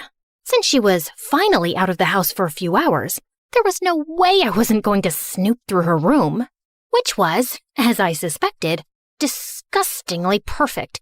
Not a speck of dust, and everything was arranged with military precision. Psychopath. I rifled through her drawers, opened her wardrobe, peered under the bed. I didn't find some secret stash of poisons or a diary confessing to slow murder. I wasn't even sure what I was looking for, and I was beginning to feel stupid.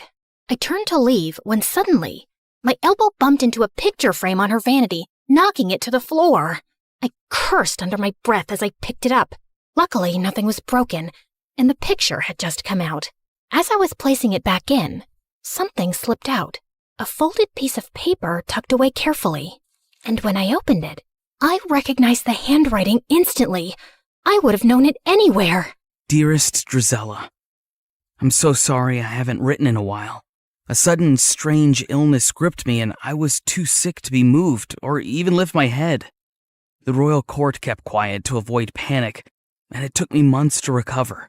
Even now, the physicians say the worst is not over. I'm healthy otherwise, but my vision has been compromised permanently. They expect it will continue to worsen until I lose it entirely, perhaps within a few months or a year. Before that happens, before I lose my ability to pen down words myself, I need to tell you that I'm in love with you. I'm not the man you deserve, but if you could ever imagine a future with me, one where I will not have my sight, but you will have all my heart, I would ask you to marry me. Yours always, Just Henry. I read it again and again and again. My knees gave out and I sank to the floor. He had loved me. He had wanted to marry me. He had needed me when he had gotten such terrible news, and I'd never even known. I'd spent all this time thinking he'd forgotten me so easily, but it wasn't true. None of it was true. But Cinderella had known. How had she gotten this letter? Had she stolen it before it reached me?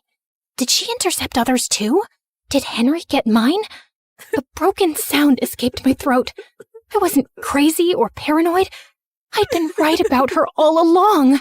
Suddenly, the sound of the front door opening snapped me back to reality. Cinderella had returned from the ball. I rose to my feet, pure rage surging through my veins. She'd taken everything from me, but this time, she wasn't getting away with it. I ran downstairs and found Cinderella by the fireplace, humming softly, and I lunged towards her and grabbed her hair. Oh my God, what are you doing? I shoved the letter in her face. Why do you have this? What did you do? What did you say to him?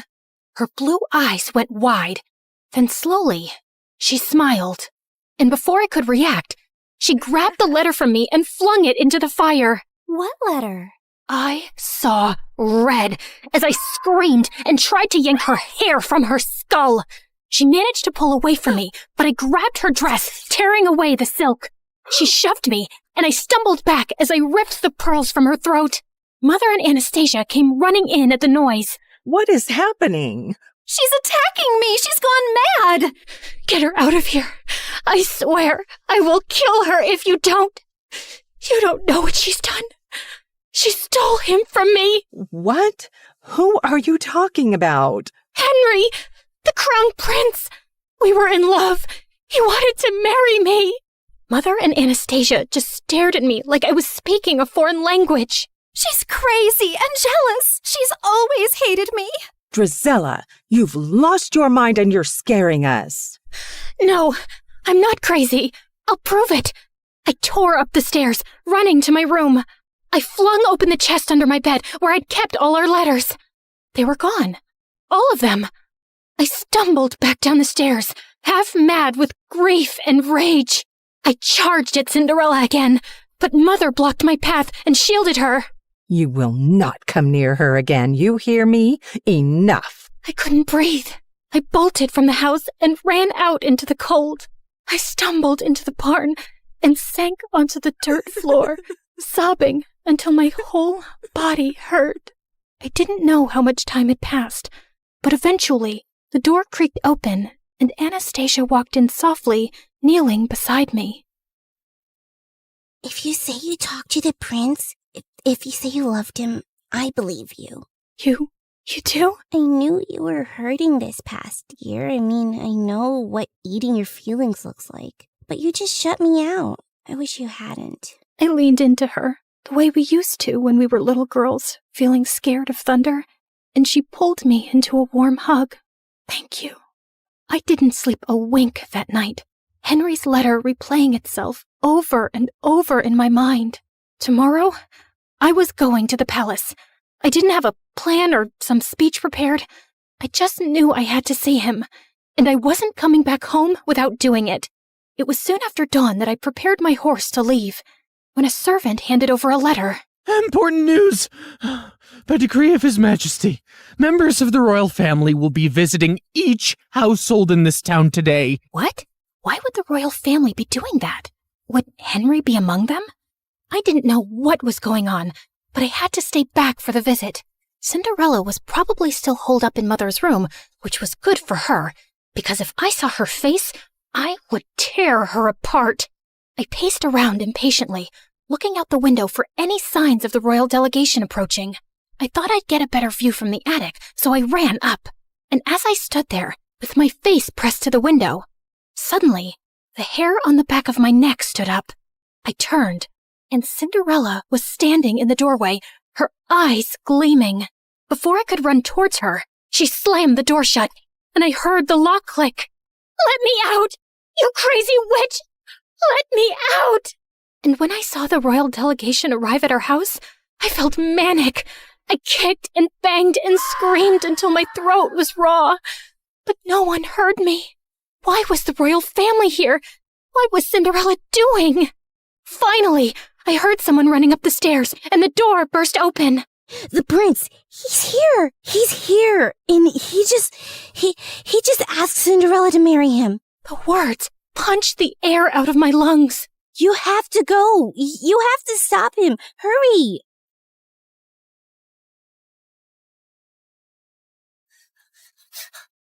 Just as the royal delegation was preparing to leave. And there he was. Henry was standing beside Cinderella, his hand cradling hers gently as he bent to kiss her fingers. "Henry, no! You can't marry her! You don't know who she is!" Everyone froze, including him. He slowly turned to me, squinting his eyes hard, and then his face hardened to stone. I told you she would never let me escape. Henry, whatever she's told you, it's all lies. Address me properly, miss. It's Crown Prince Henry. Okay, Crown Prince Henry. You cannot marry that two-faced witch. A ripple of murmurs went through the small crowd gathering around us. I need a moment alone with her. He led me forcefully into the stables away from everyone and slammed the door behind us. You are the biggest liar I've ever met. All the time you whined about your perfect stepsister replacing you when it was just a poor, abandoned girl that you and your family made your slave? I felt like he'd slapped me in the face. She didn't even dare tell me her name yesterday at the ball. She said she sneaked away because she wasn't allowed to exist freely, not even for a night. Then she ran away before I could even ask who she was. All I had was her slipper she left behind by accident. And then imagine looking for her and finding that you're the villain in her story. Henry, she's a manipulative psychopath. She stole my letters. She stole yours. I didn't even know you were sick or losing your sight. Stop lying. It was your handwriting on the letter I got, where you told me you couldn't be with me because of my illness, where you said it would be better to end things before they really even began. I never wrote that letter. She faked it. I think she always knew about us right from the start. Are you really so twisted that you think she plotted all this? So according to you, she intercepted our letters, forged your handwriting, and had been spying on us all along just to ruin things between us one day? I know it sounds crazy, but it's true. For a second, a shadow of doubt crossed his face, and I thought he might believe me. But then, His jaw tightened. No, you didn't want me. And now you just don't want her to have me either. My heart felt like it would explode. You met her last night. How can you marry someone you don't even know? As if time is a guarantee of anything. I knew you for much longer, but it turns out I didn't know you at all. She knows about my ailment, and she accepted me as I am. And even though I've lost most of my sight now, when I look at her, she glows like an angel. She's kind and beautiful and good. I know she will save me, and I will save her from you. As he started walking away, I felt something break inside me, like a monster being unleashed.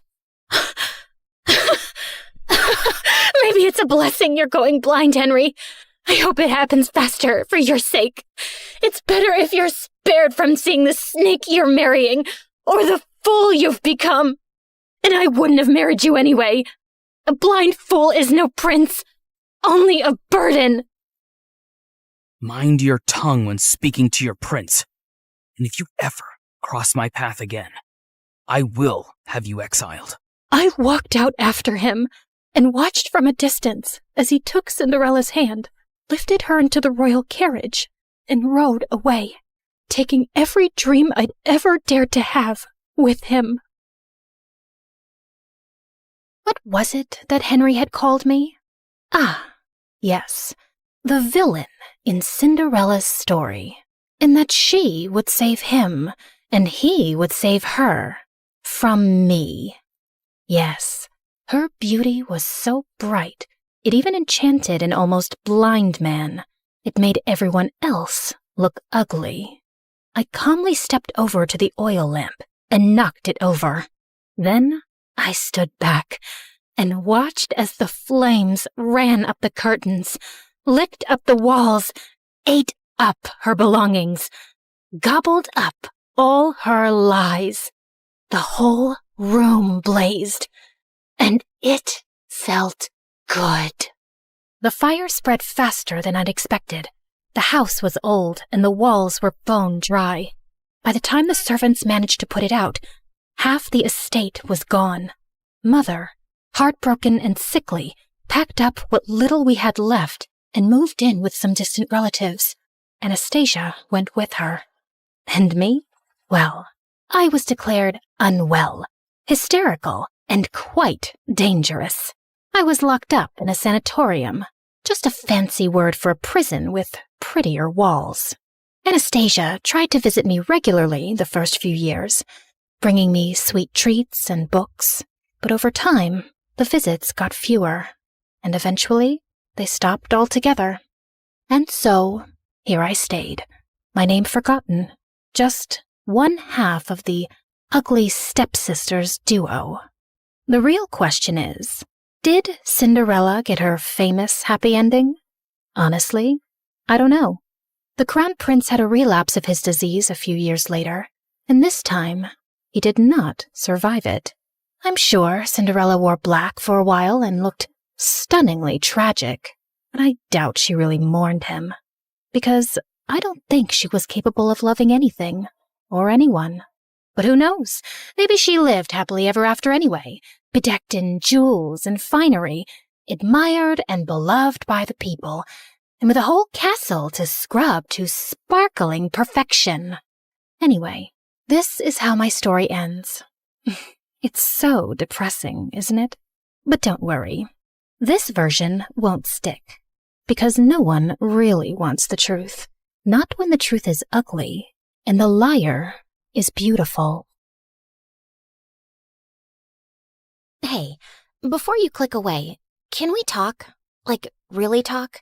You just spent time with me and my story. Not 30 seconds, not a quick swipe, actual time. And that's kind of rare now, isn't it? Look, I get it. TikTok is addictive. Those quick dopamine hits, one after another. But here's the thing. Do you remember any of those videos from last week? Last month? They blur together, don't they? But a story? A real story sticks with you. It changes how you see things. Maybe after watching mine, you'll think differently about the villains in other stories. Maybe you'll question, who's really telling the truth? That's what stories do.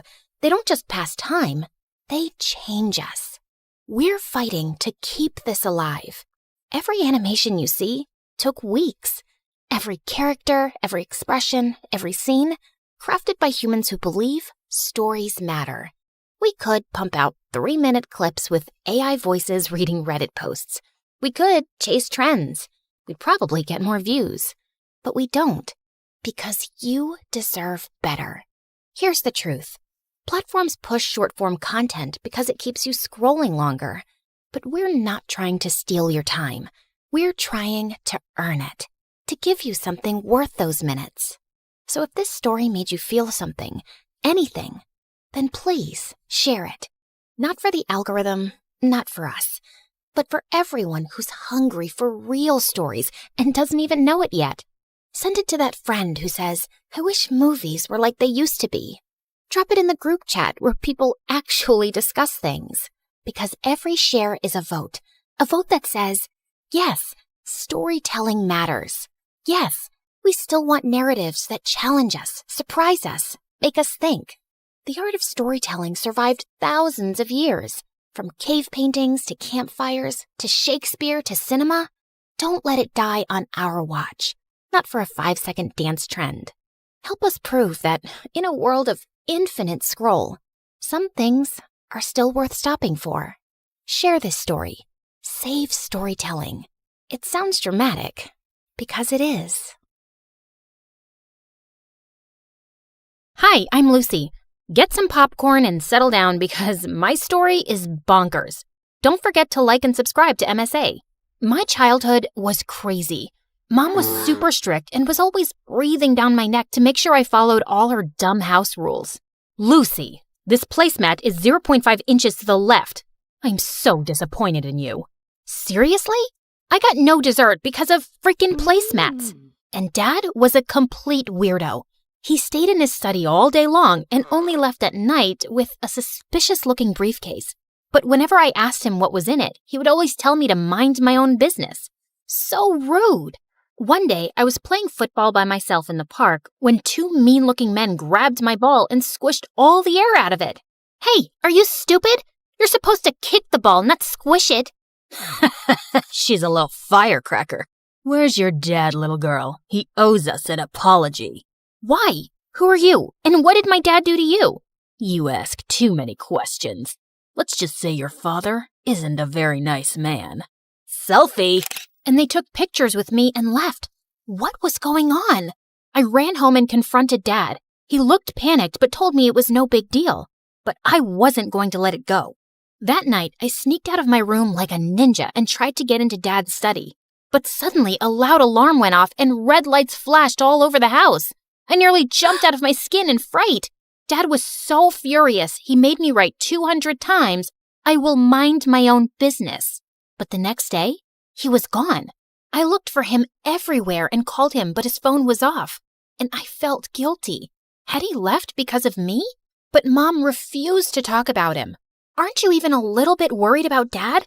He's missing. He's a grown man. I'm sure he can take care of himself. People said he's a bad man. What did he do? What have I told you about listening to idle gossip? And straighten your back. Ugh, she was the worst. Rather than go to the police and file a report, she moved us to a new city. I was so mad at her that I stopped showering for a week. Then I accidentally smelled my own armpits and nearly fainted, so I finally took a bath.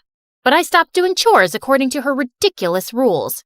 Lucy, I told you to dry the laundry, not dye it. Oops. But I was only getting started. I always put the forks and knives in different drawers around the house after washing them and screwed up the TV remote so it wouldn't work properly. I dyed my hair orange and got fake piercings and tattoos, but told her they were real. She was so upset, she got me enrolled in an insanely strict school. They have uniforms and rules. I'm sure they'll knock some sense into you. Not if I knock them over first. St. Mary's was a mansion with super rich kids. The lawns were perfectly kept, and the halls were so clean they shone like diamonds. But I got in trouble on the very first day. I was putting my books in my locker when suddenly someone threw a hoodie in my face. Wear this. Your ugly face is gonna make me vomit. Then look somewhere else, creep. This is a respectable school. We don't want people like you, so you better clean up. She knocked the milkshake out of my hand and pushed me down in the mess. I saw red. I was about to get up and slap this crazy witch when suddenly a boy came running down the hall and stood between us. Picking on the new kid on the first day? You're really desperate for attention, aren't you, Crystal? Mind your own business, Anthony. This is my school, not your dad's office. What I say goes. Maybe I should give him a call and we'll see who really runs this school. Crystal looked furious. She flipped her hair and left with her minions, and Anthony helped me up. Hey, I'm sorry about Crystal. Just because she's the principal's daughter, she thinks she can boss everyone around. Thanks for coming in like a knight in shining armor. I always wanted to save a damsel in distress. Oh, you didn't save me. You saved her from me. But the teachers at the school were like Mom Pro Max. They gave detention for everything. Need to sharpen your pencil twice a day? Detention.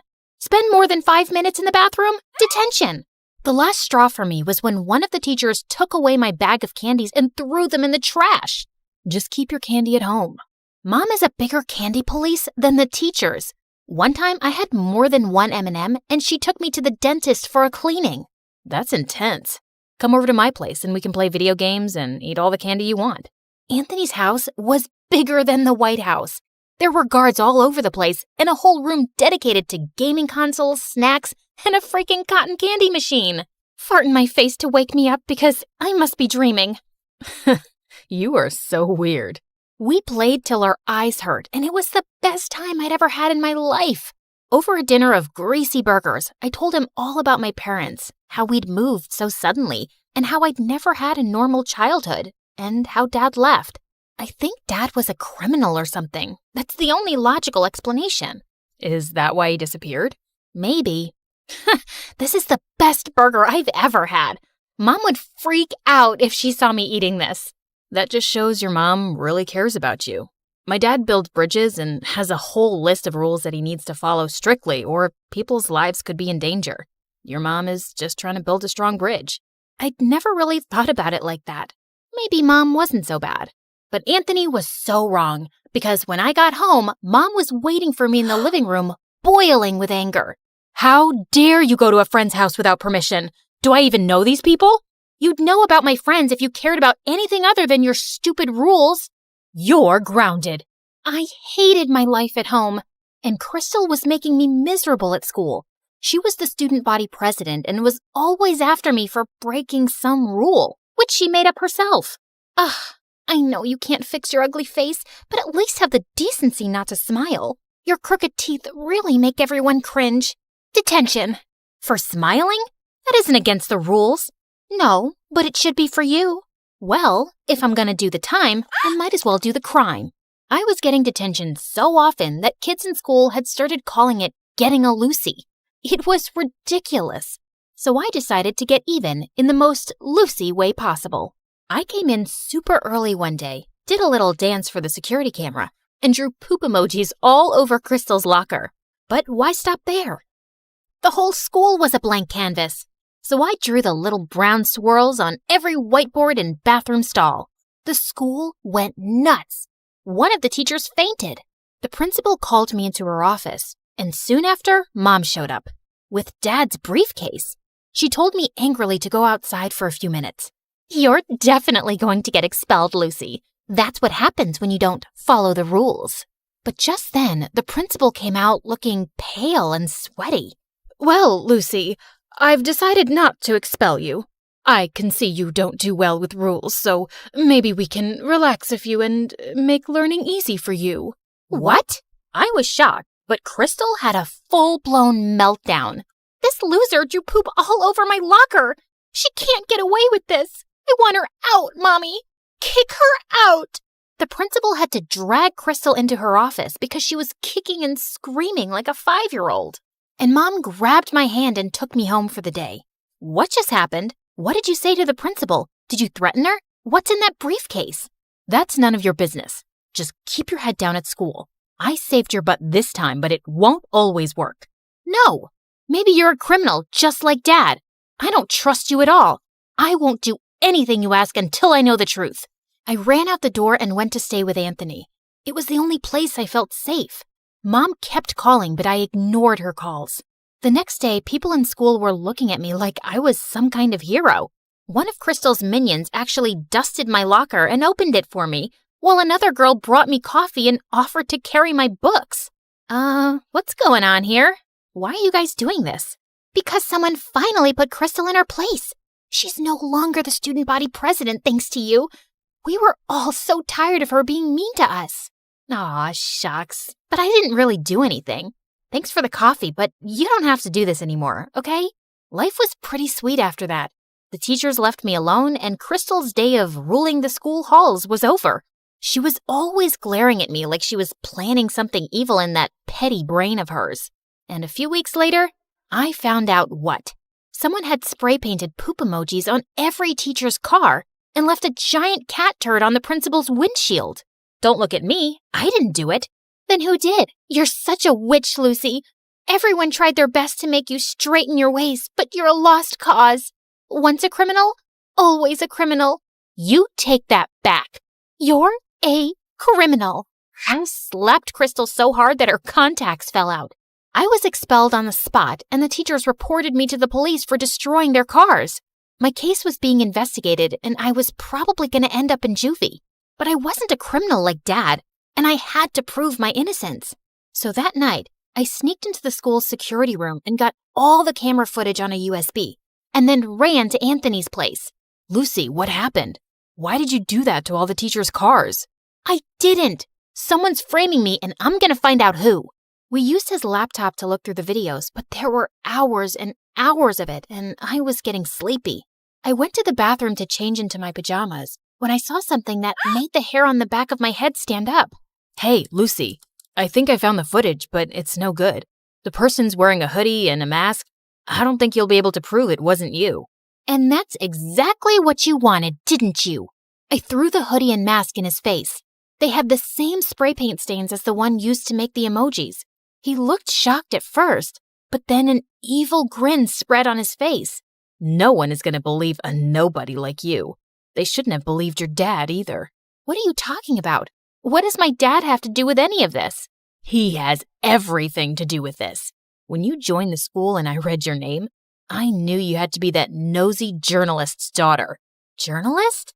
Stupid, naive Lucy. Doesn't even know anything about her own parents. Yes, he found some stupid evidence against my dad for fraud and ruined his reputation. He sent him to prison.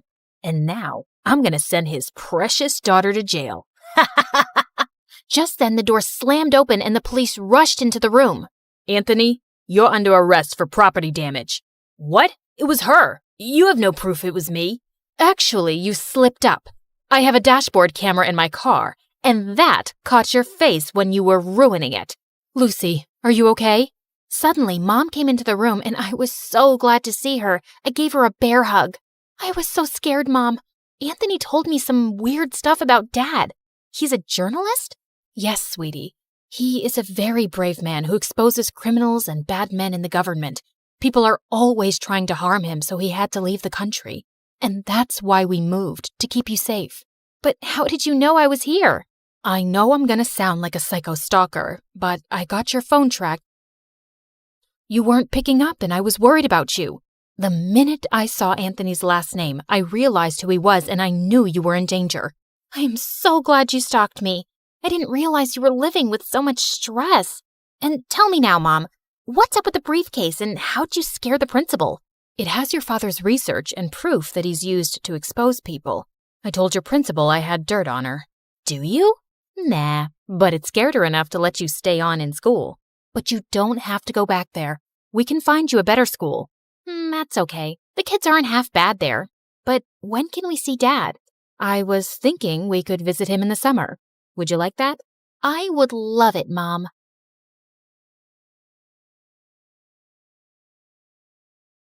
Just as I got up, I found myself facing Eric.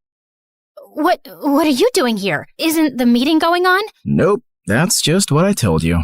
I sent everyone home and was now waiting for you to steal the painting and run away with it. What? After the painting was stolen from the museum, the FBI contacted me to help them catch the guy they suspected was after it.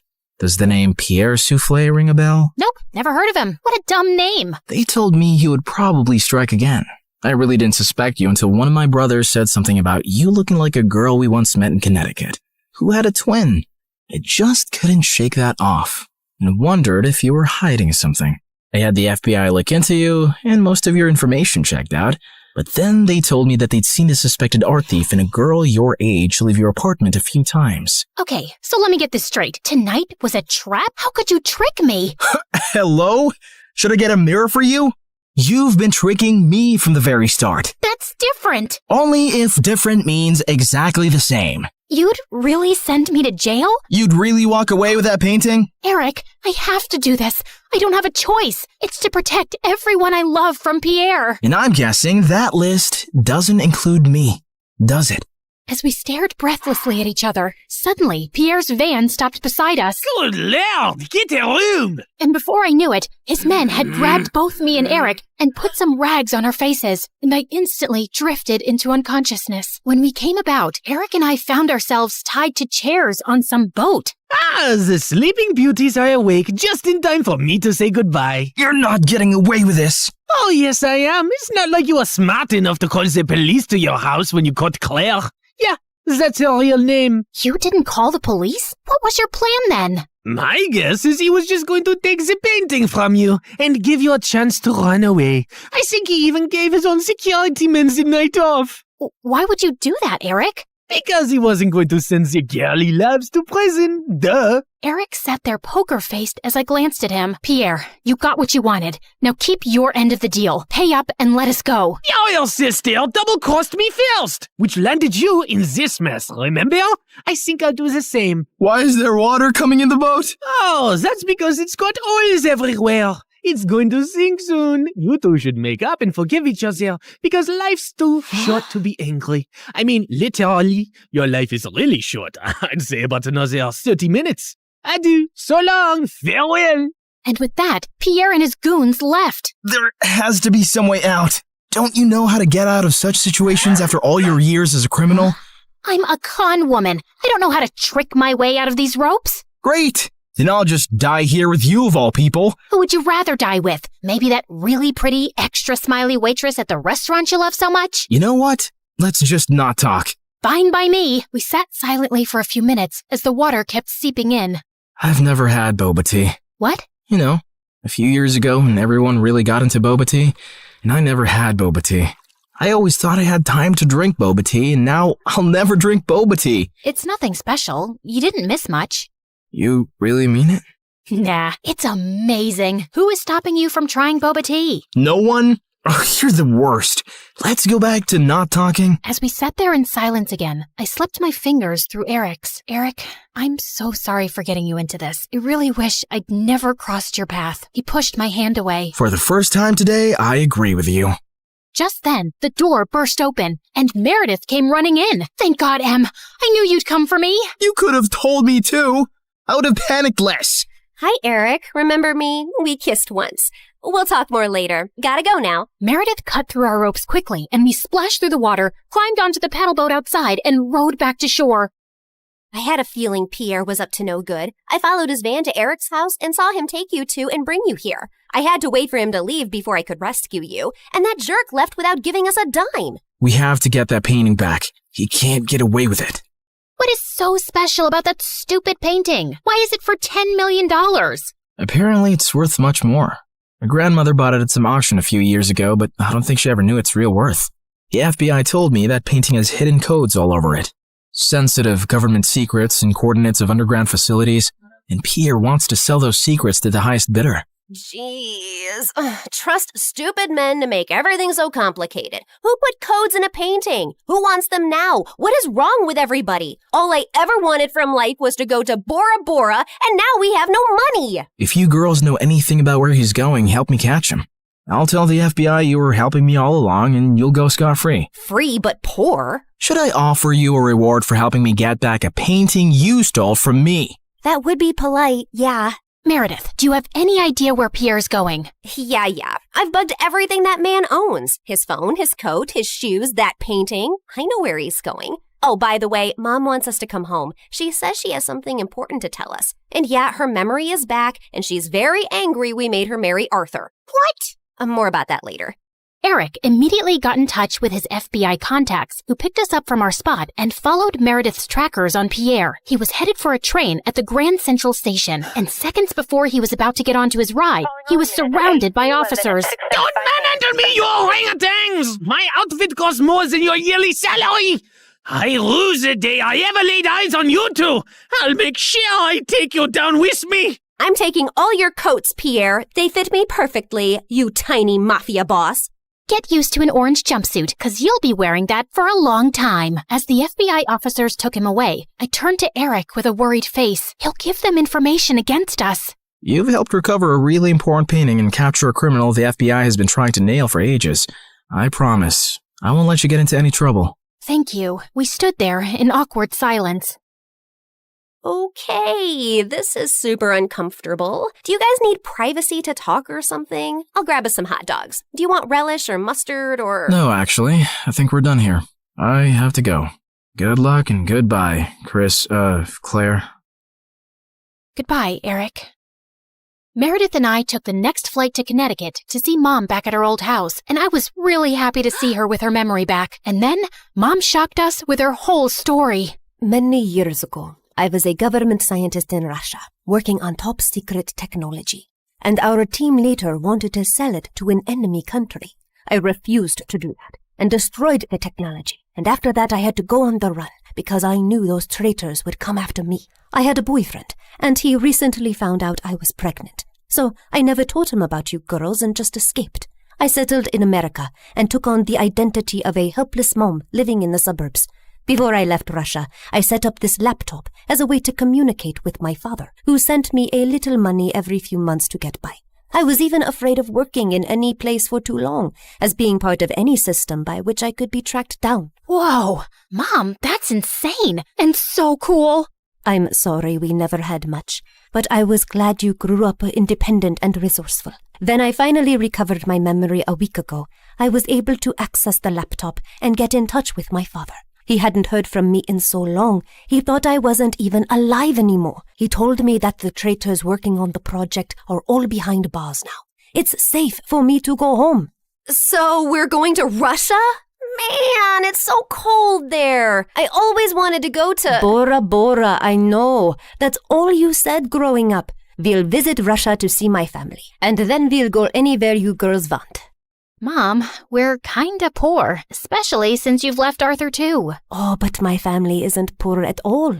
I come from old money. We've been rich forever. There is a God out there. Thank you. Claire, we're finally going to Bora Bora.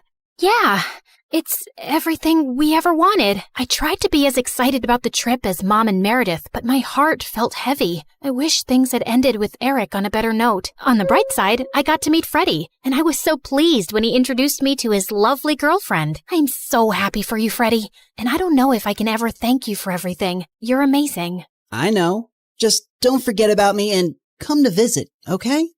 On the day of our flight to Russia, we just reached the airport when Mom and Meredith turned to me with strange smiles on their faces. What's going on?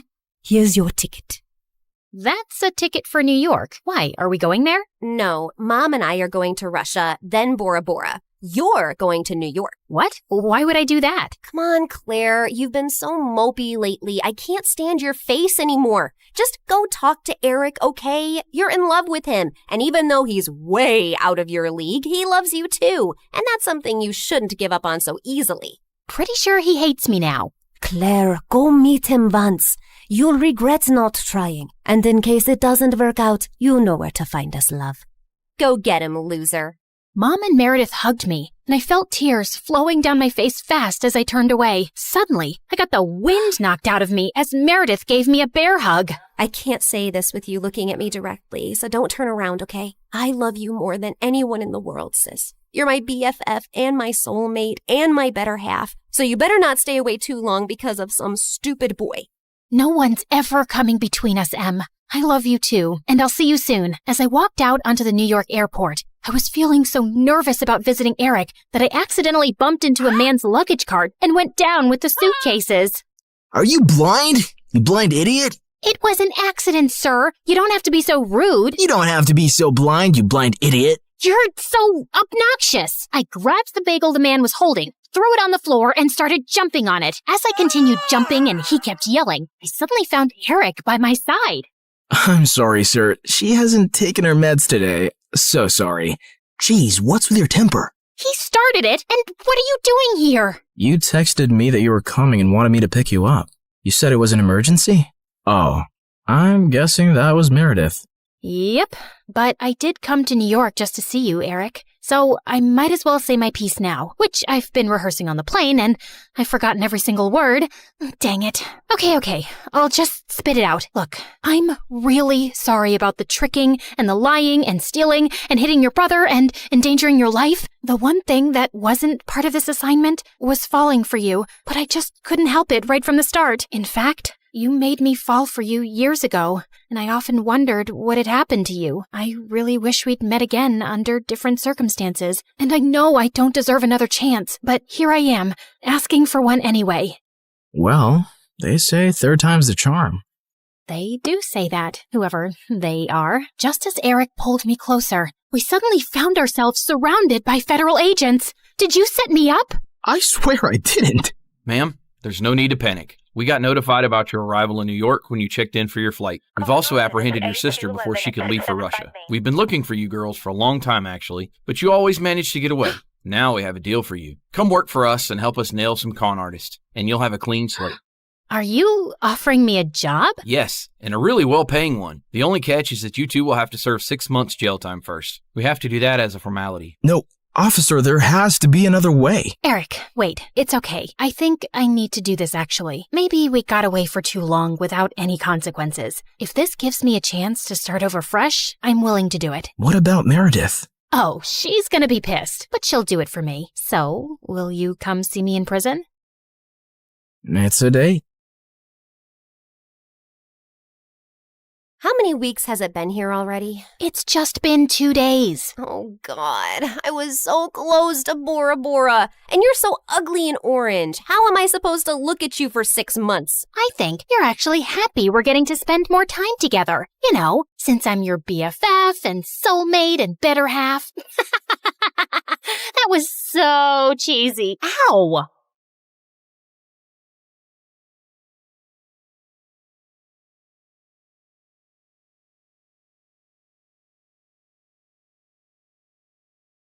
I used to think silence was peaceful.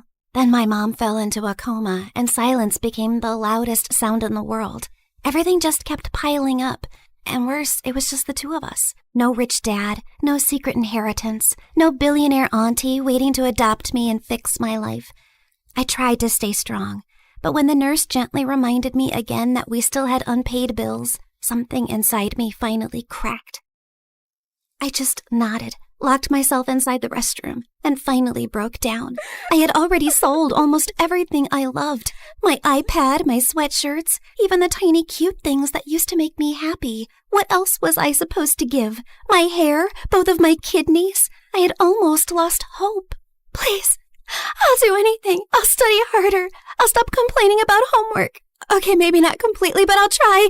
I won't even call the mean girls at school ugly goblins anymore. Just... please, I need a miracle. Just then, I heard a calm woman's voice speak. If you want a miracle, then look up.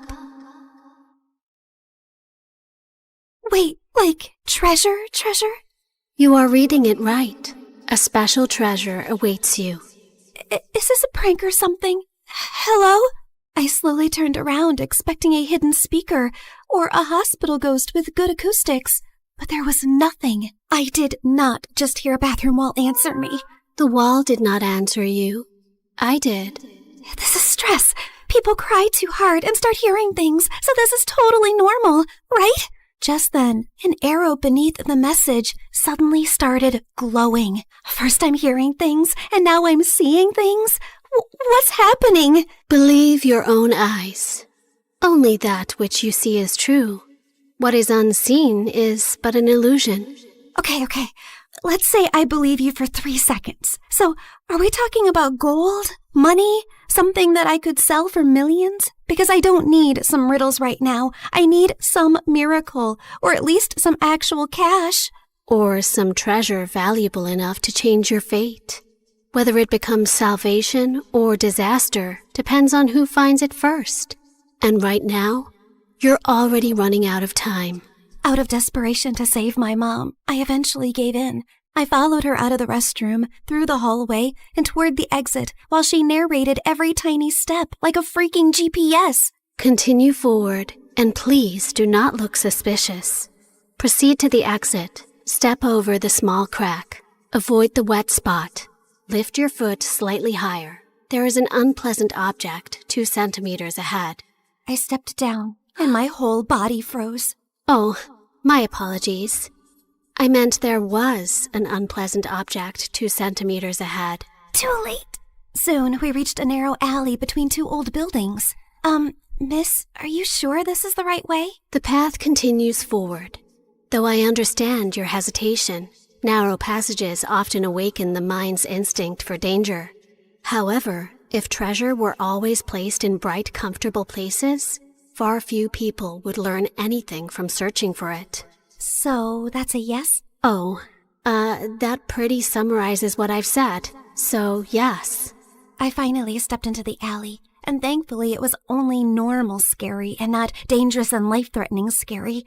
Just then, everything went silent all at once. Even the dramatic pigeon on the street shut up. Miss Lady Voice? Hello? Are you still here with me? Don't worry. I'm here. Just keep walking. Do not turn back yet. Step back and just breathe slowly. I only asked if you were there. And I answered with additional guidance. The alley stretched longer than it should have. Soon warm wind rushed past me, and when I looked back, the alley was gone, and I was now standing in an open field under a bright blue sky. Holy yummy cheese balls! Did I just teleport to another place? I also noticed a small glowing orb floating in front of me, shining softly like a tiny star. Yes, you have arrived in Mondstadt, the city of freedom, a land of wind, songs, nights, and many stories carried through time. I realized that the glowing orb pulsed when the voice lady continued yapping. So that meant her voice now had some sort of a body? So you mean I'm not somewhere in Europe and not dreaming? Yes. This is not Europe, nor is it a dream. A world with its own laws, gods, stories, wounds, and miracles. Why am I exactly in this unfamiliar land? I just want my mom to wake up. Then keep walking, Sabrina. The treasure hunt begins here. Fine. If this treasure can really give me a miracle, then lead the way. Watch out! Explosive encounter highly likely nearby. Explosive what? Just then, a loud boom suddenly echoed from somewhere near the trees, and a tiny red figure then burst out from behind a bush. Ta-da! Clee is here! Spark Knight of the Knights of Favonius. She is known throughout for her enthusiasm, remarkable explosive talent, and a long history of incidents that are best described as energetic. Sorry about that. Clee was only doing a little fish blasting. Well, maybe not a little, but the fish tastes so good, so Clee thinks being grounded for a day is worth it. Anyway, are you here for the treasure hunt? You know about that? Uh-huh. Miss Nicole told Clee. She said a dear traveler named Sabrina would arrive. Wait, you can hear her too? And she actually has a name? Of course. Miss Nicole is the best. And she talks inside heads because she can't talk with her mouth. Mom says she's very smart and very nice, but also talks a lot. Alice said that? Yep. I see. Clee skipped closer and grabbed my hand like we'd been friends for 10 years. Can Clee come play with her today, Miss Nicole? Please? Yes, you are allowed. As far as Alice is concerned, nothing is more important than a request from her beloved daughter. Yay! But why does Sabrina look so sad? Did someone make you cry? Was it a bad guy? Clee can blow them up! Only a little. Well, maybe not a little, but Clee will try. I'm not sad. You are. I know crying faces. Jean makes that face when Clee accidentally causes big disasters. My mom is really sick. She's in a coma right now. That's why I need to find the treasure so I can buy her medicines and pay the bills. Klee gave me a soft smile and squeezed my hand. Mom always says love can travel very far, even farther than my best bombs. So your mom's love must still be with you too, even if she's sleeping. Thanks, Klee. You're welcome. And don't worry, we're going to find that treasure, help your mom, and only blow up the bad guys. Maybe we can do the first two without the third one? Klee will try very hard. Just then, Nicole's panicked voice suddenly filled my head. Watch out! Hilly Charles incoming! Hilly what? Literally 6 seconds later, masked monsters burst out of the bushes, and Klee pulled out her bombs like this was a normal Tuesday. Jumpy, jumpy, go! Boing, boing, boom! Yeah! Oh my god, am I gonna die? Stay calm. Step back. Duck! Now! Before I could fully lose it, golden light bloomed beneath us. Moment of birth. A glowing flower platform rose from the ground, blocking the monsters just in time. Then a calm boy appeared above us and landed lightly. Mr. Albedo, you came! Klee knew you would. I heard explosions nearby and thought it would be wise to investigate. Finding Klee here confirms my hypothesis. Sabrina, this is Mr. Albedo. He's like my big brother, and he's super smart. Nicole quickly explained that Albedo was the chief alchemist of the Knights of Favonius, and that his knowledge of ancient mechanisms would be very useful for our treasure hunt. Klee is my little spark knight. I need to keep her safe and sound. Besides, investigating the unknown is certainly my thing, so count me in. Well, I guess the more the merrier. After that, Nicole led us to Thousand Winds Temple, an ancient ruin full of broken pillars, weird symbols, traps, slimes, and things that clearly wanted me flattened. But somehow, because of Nicole's directions, Albedo's magic, and Klee's little bombs, we made it through. I thought you were just going to lead me to the treasure. You did not warn me about all this. Seriously, did I get transported into a video game world or what? A world is only called a game by those watching safely from the outside.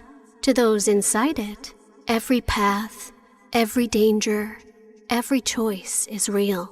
Wow, that was beautiful, but also very unhelpful. Then allow me to be more direct. Keep moving. Something larger is approaching. Larger?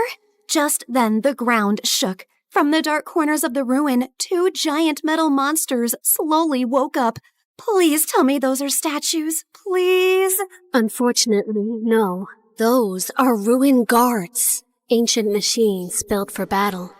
And judging by the glow in their eyes, they have already identified us as a threat.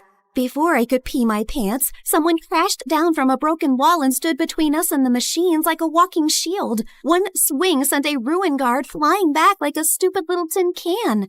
Whoa, this guy looked like he could punch a mountain and the mountain would apologize. Uncle Varka, you came! Klee knew you would. Now the big metal meanies are in trouble. Ah, the almighty Knight of Favonius to the rescue. How timely. Ha! Miss Nicole! Didn't expect to find you leading children into ancient ruins. And I didn't expect you to enter by jumping from a wall.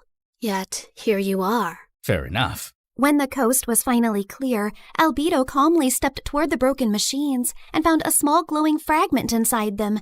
The moment he lifted it, the air around us shimmered. The first clue has awakened. First clue? Nicole's glowing orb rose into the air, stretched like a flower opening, and became a beautiful woman. Well, there you are. I was wondering how long you planned to stay as a floating light. Wait, you're Miss Voice Lady? You actually had a physical form this whole time? Nicole looked at me, and even though her lips did not move, her voice gently entered my head again. My apologies. Until the first clue awakened, I could only guide you through a small projection of my presence. Now that the path has opened, I can take this form before you. However, for certain reasons, I am unable to speak. This is the only way I can communicate with you. Now then. She continued yapping for 8 more minutes straight.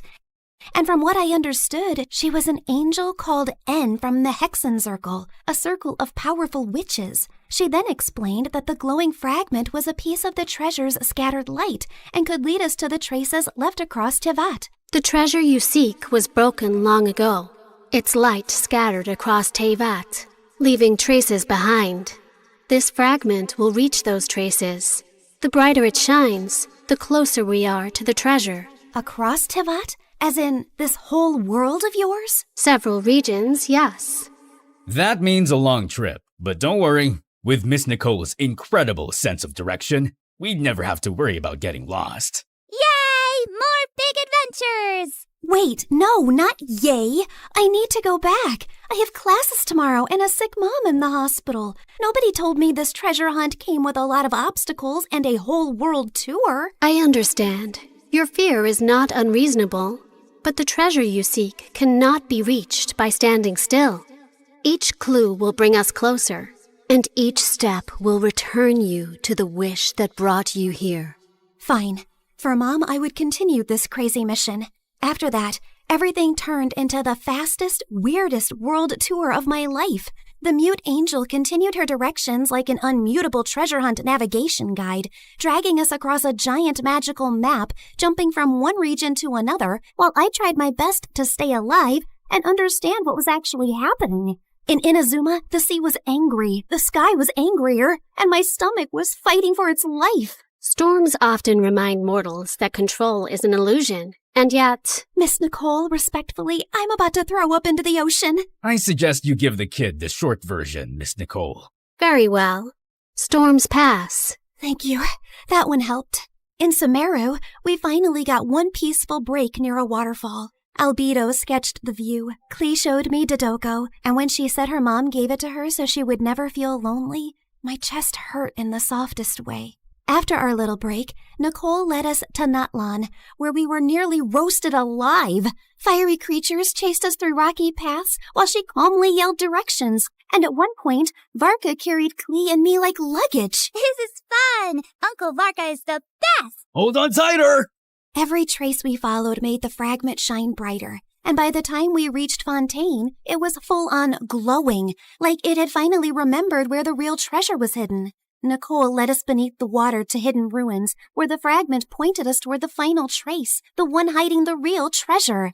Freaking finally! Soon, we found a mysterious sealed door, and Albedo figured it out like a puzzle in minutes, using one of Fontaine's underwater mechanisms like it was nothing. The sealed door opened, and I thought we had finally reached the treasure. Behind it were more passages, hidden compartments, and even more puzzles. I swear to God, is the treasure shy or what? Ancient civilizations valued protection. Finally, we reached a chamber where a small chest waited on a pedestal.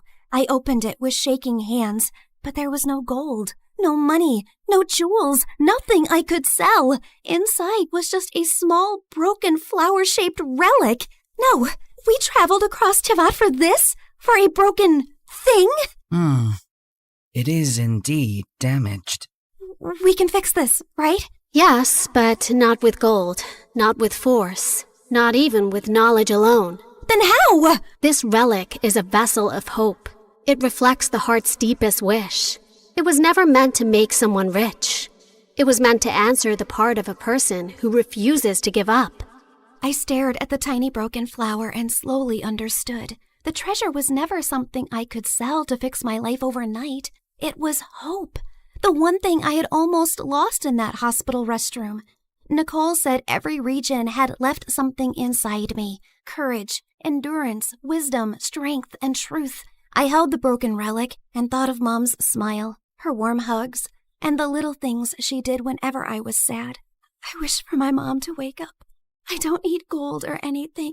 I just want more time with her. Please. Just then, the relic started glowing. Golden light filled the cracks, and the broken petals slowly repaired themselves until the flower became whole again. You fixed it! The restoration is complete. The way home can now be opened. A portal appeared behind us, and my chest hurt when I realized I was really leaving them. They were supposed to be just my treasure hunting team, but somehow they had become my friends. Klee hugged me first and gave me a tiny Dodoko charm. So you won't forget Klee. Fear doesn't mean you're weak. It means what you're fighting for matters. Always remember that, kid. If fate allows us to meet again, perhaps we could continue this conversation over dessert. You asked for a miracle. but you were the one who kept walking toward it. Remember that, too. After a tearful goodbye with them, I finally stepped into the light.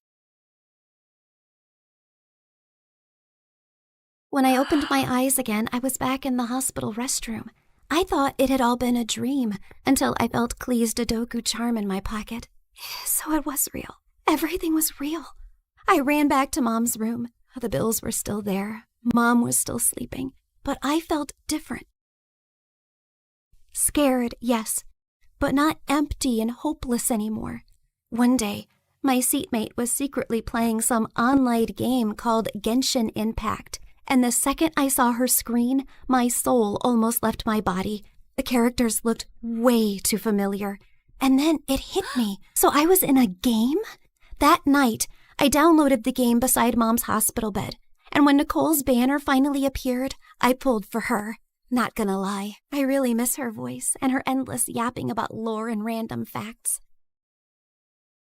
Step into the world of Genshin Impact, the open-world action RPG where you explore, battle, and uncover the secrets of Tivat across PC, mobile, and console, all seamlessly connected. Experience exciting new adventures in Luna 7 Truth Amongst the Pages of Piranha, featuring powerful new weapons, fun minigames, and exciting rewards to enjoy. Uncover a brand new story chapter in Sumeru. Meet new Wishbanner characters like Nicole, Prune, and Lowen. One afternoon while I was studying beside Mom, her fingers finally moved. Mom? Hey, sweetie. Mommy, you're awake. You're really awake. I missed you so much. And for the first time in a long time, the silence in the room did not feel scary. It felt peaceful at last.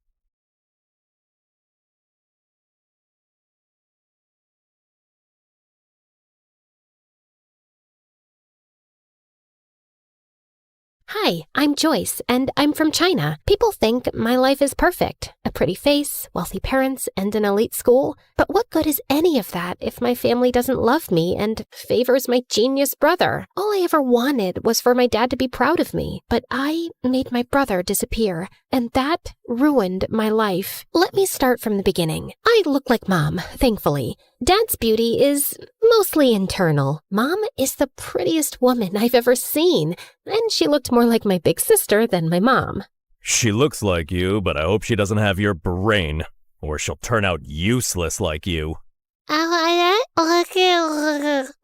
I had learning difficulties and barely spoke more than a few words until I was 5. Dad hated me. He spoiled my brother Dustin rotten. I wanted to impress him too, but Dustin, 3 years younger than me, was already a genius. Dustin loved me, no matter how much Dad compared us. He never let it get between us. Like this one time on my 8th birthday, Dad decided to celebrate Dustin instead of me. He invited all his employees and business partners. Dustin was on stage reciting this long old English poem called Beowulf, and people were already yawning and checking their watches. Mom and I were late because we were at the salon, and when we finally walked in halfway through the poem, every single head turned our way. People looked at us like we were movie stars. Dad came rushing over, looking pissed.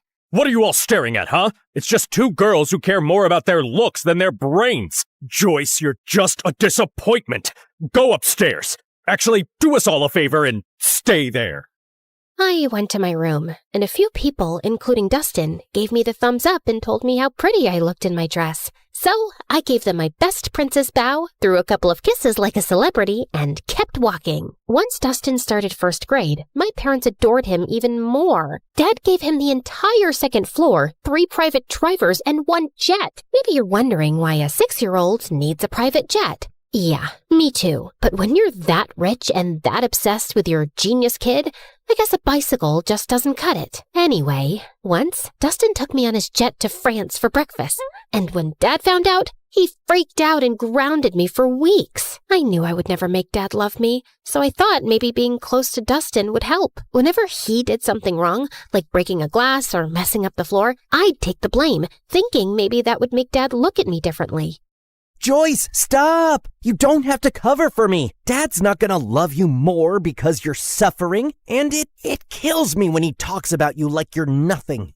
No, you're just too young to get it. Once, when I was in 7th grade, Dustin had a science project and wanted to test gravity and weight. He used a bowling ball from our private bowling alley and dropped it on different items. One of those items was an old watch he thought nobody wanted, but it turned out it belonged to our maid, a gift her mom had given her when she was a child my age. When she found it broken, she lost it and said she would tell our parents. I panicked.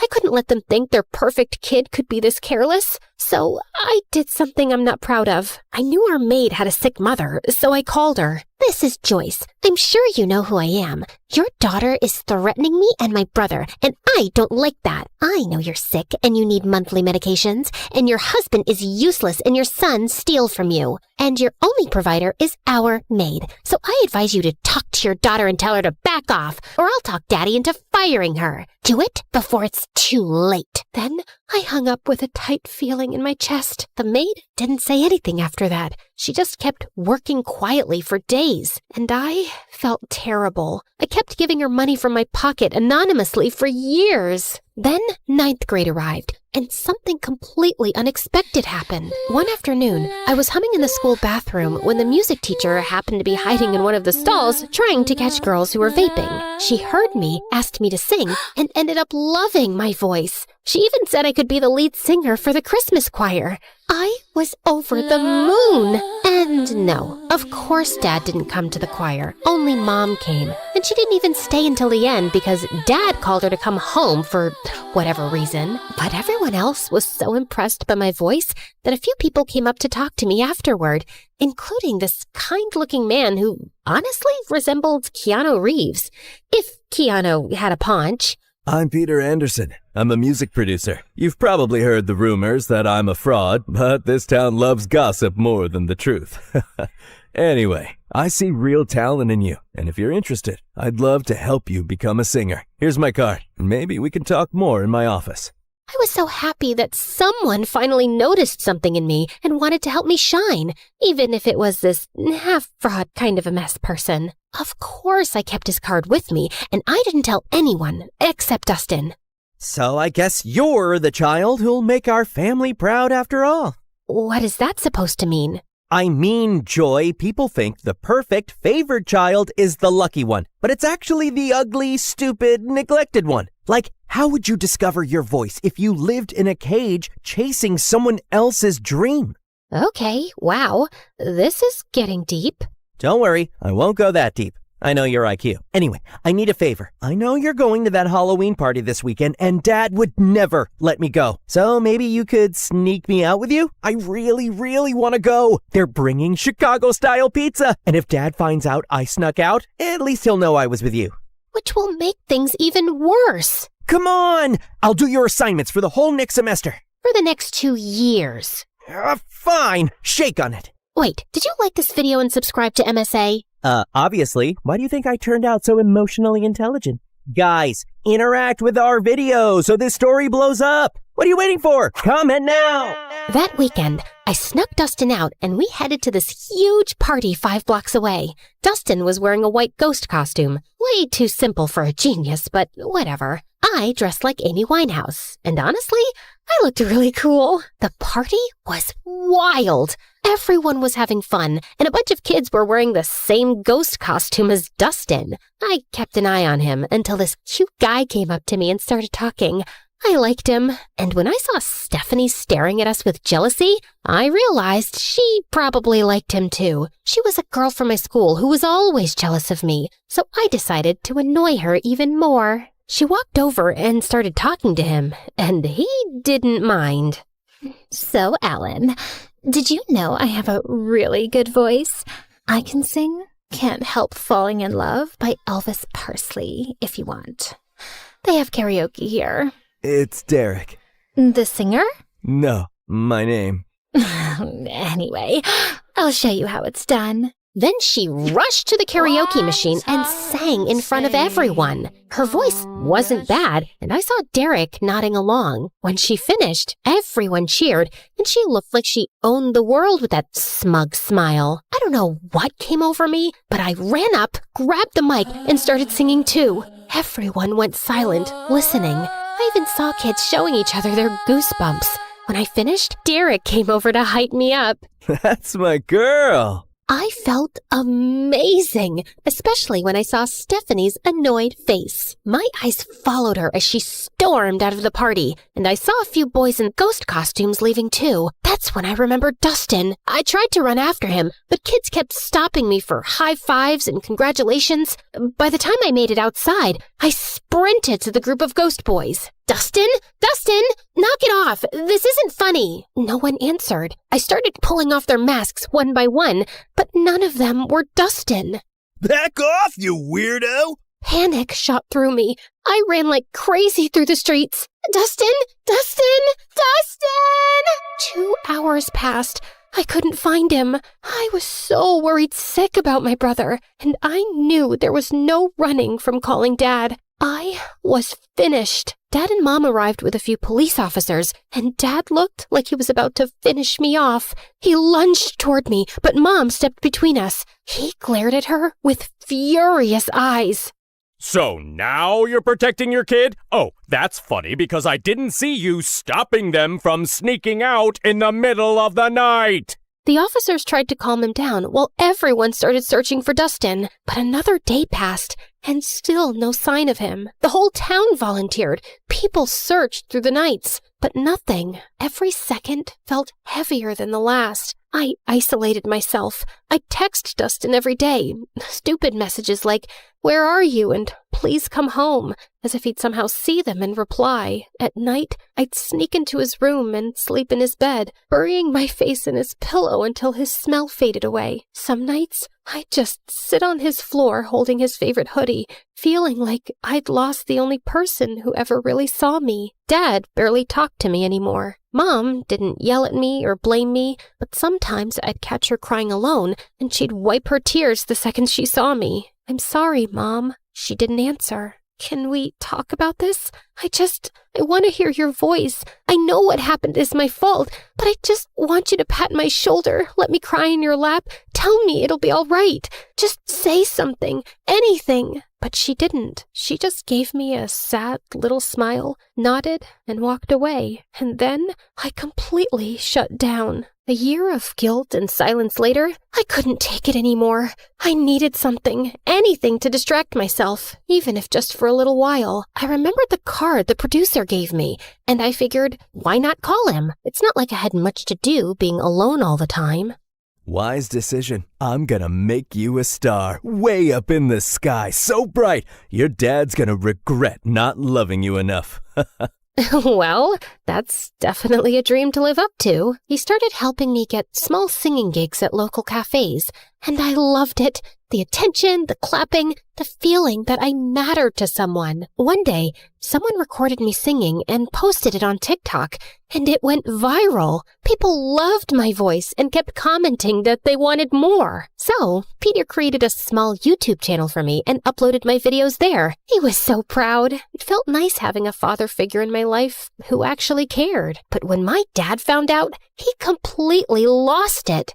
Oh, look at you! Enjoying your little fame with that fraud producer. He's not a fraud. He helps me a lot. He even made me a YouTube channel, and it's growing. Aw, and who gets paid from YouTube? Did he even give you a single cent? Or does he just toss you a few pennies you get from those miserable cafes? I'm not doing this for money. I do it because I love singing. Just like you loved your brother, right? For the first time, I felt real anger toward him. Why couldn't he see any goodness in me? But before I could say anything, he pushed his chair back and walked out. Later that night, he started having chest pains. Mom and I rushed him to the hospital. The doctor said it was stress and that he needed rest.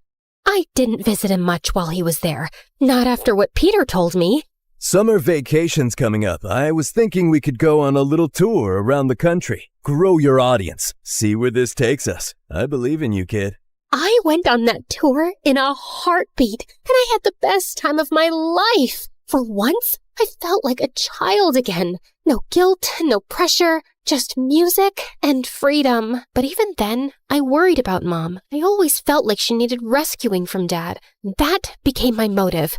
Work harder, grow bigger, make more money, and buy us a house far away from him. My fame grew fast. By the time I finished high school, I was well known enough to earn a good income. One night, before leaving the house the next day for good and renting an apartment in the city, I was having my last dinner with my parents. You know, Joy, now that you're getting into business and success, you should know it comes with stress. You might even end up in the hospital since you're so fragile. So I was thinking, I don't trust that knucklehead producer of yours. I should be your manager. I have a pretty good feeling I'll finally be proud of you, especially once we start making real money off your little talent. I paused. The moment I thought would never come had finally arrived. Sure, my dad wasn't nice to me, but maybe this was my chance to make him proud. Maybe I could make up for everything that happened years ago. I looked at Mom for a reaction. She gave the slightest shake of her head, but I convinced myself she didn't mean anything by it. I'll think about it. That night, I told my producer I was choosing my father as my manager. Kid, I can't force you or tell you what to do. You're grown up. If you think your dad's the right man for the job, then go ahead. And just remember, I'm still here for you.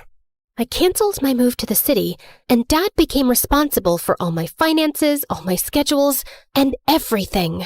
Everything was fine for the first few months, but then I started noticing that my finances didn't make sense. I was earning more back when Peter managed me, and I was working twice as hard now. Still, I gave my dad the benefit of the doubt until one day I checked my bank account and it was at zero, completely empty. I freaked out and went to confront him in his office, but he wasn't there. That's when Mom walked in, pale and shaking. She turned on the TV. William Clark, the billionaire owner of Clark Investment Companies, has been exposed as the center of a massive Ponzi scheme. Authorities estimate he conned thousands of people out of nearly $300 million.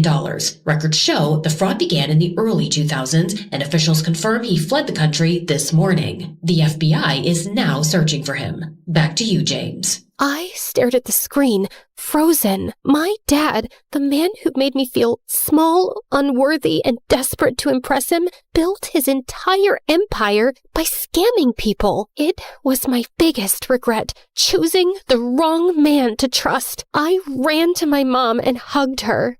He stole from me, Mom. He hurt me, and he always made me feel incomplete. All I ever wanted was for him to be proud of me. Where did I go wrong? Mom wrapped her arms around me. You were focused on the wrong parent, honey. Every time I tried to hold you, I could feel myself breaking. And I didn't want you to see that. I didn't want you to carry my pain on top of your own. Words were never my thing, but I always loved having you around. After Dustin, everything fell apart. You shut yourself away, and I didn't know how to reach you. But your father's gone now. Good riddance. It's just us. I've saved some money. Let's start over. I hugged her tighter. Her words came late, and in the hardest moment of my life, but somehow I felt happy. I never knew you could feel so happy and so sad at the same time. After that, everything happened in a blur. The FBI seized our mansion, our cars, and everything inside. Mom and I moved into a tiny apartment and hardly left it. Then one day, someone knocked on the door. It was Peter. Didn't I tell you? I'll always be here when you need me. But who's gonna listen to my music after what my dad did? Joyce, what defines Joyce is what Joyce does, not her father. It's time to rock again. Remember your YouTube channel? I've been saving everything we earned from it for something big, and today's the day. No, I can't. I just want a quiet life with Mom. I'm sorry. Actually, I gave an interview this morning. I told everyone what your father did, including how he stole from you. People are sympathetic. I've read the comments. They love you, Joyce. They want you back. Wait, you did an actual interview?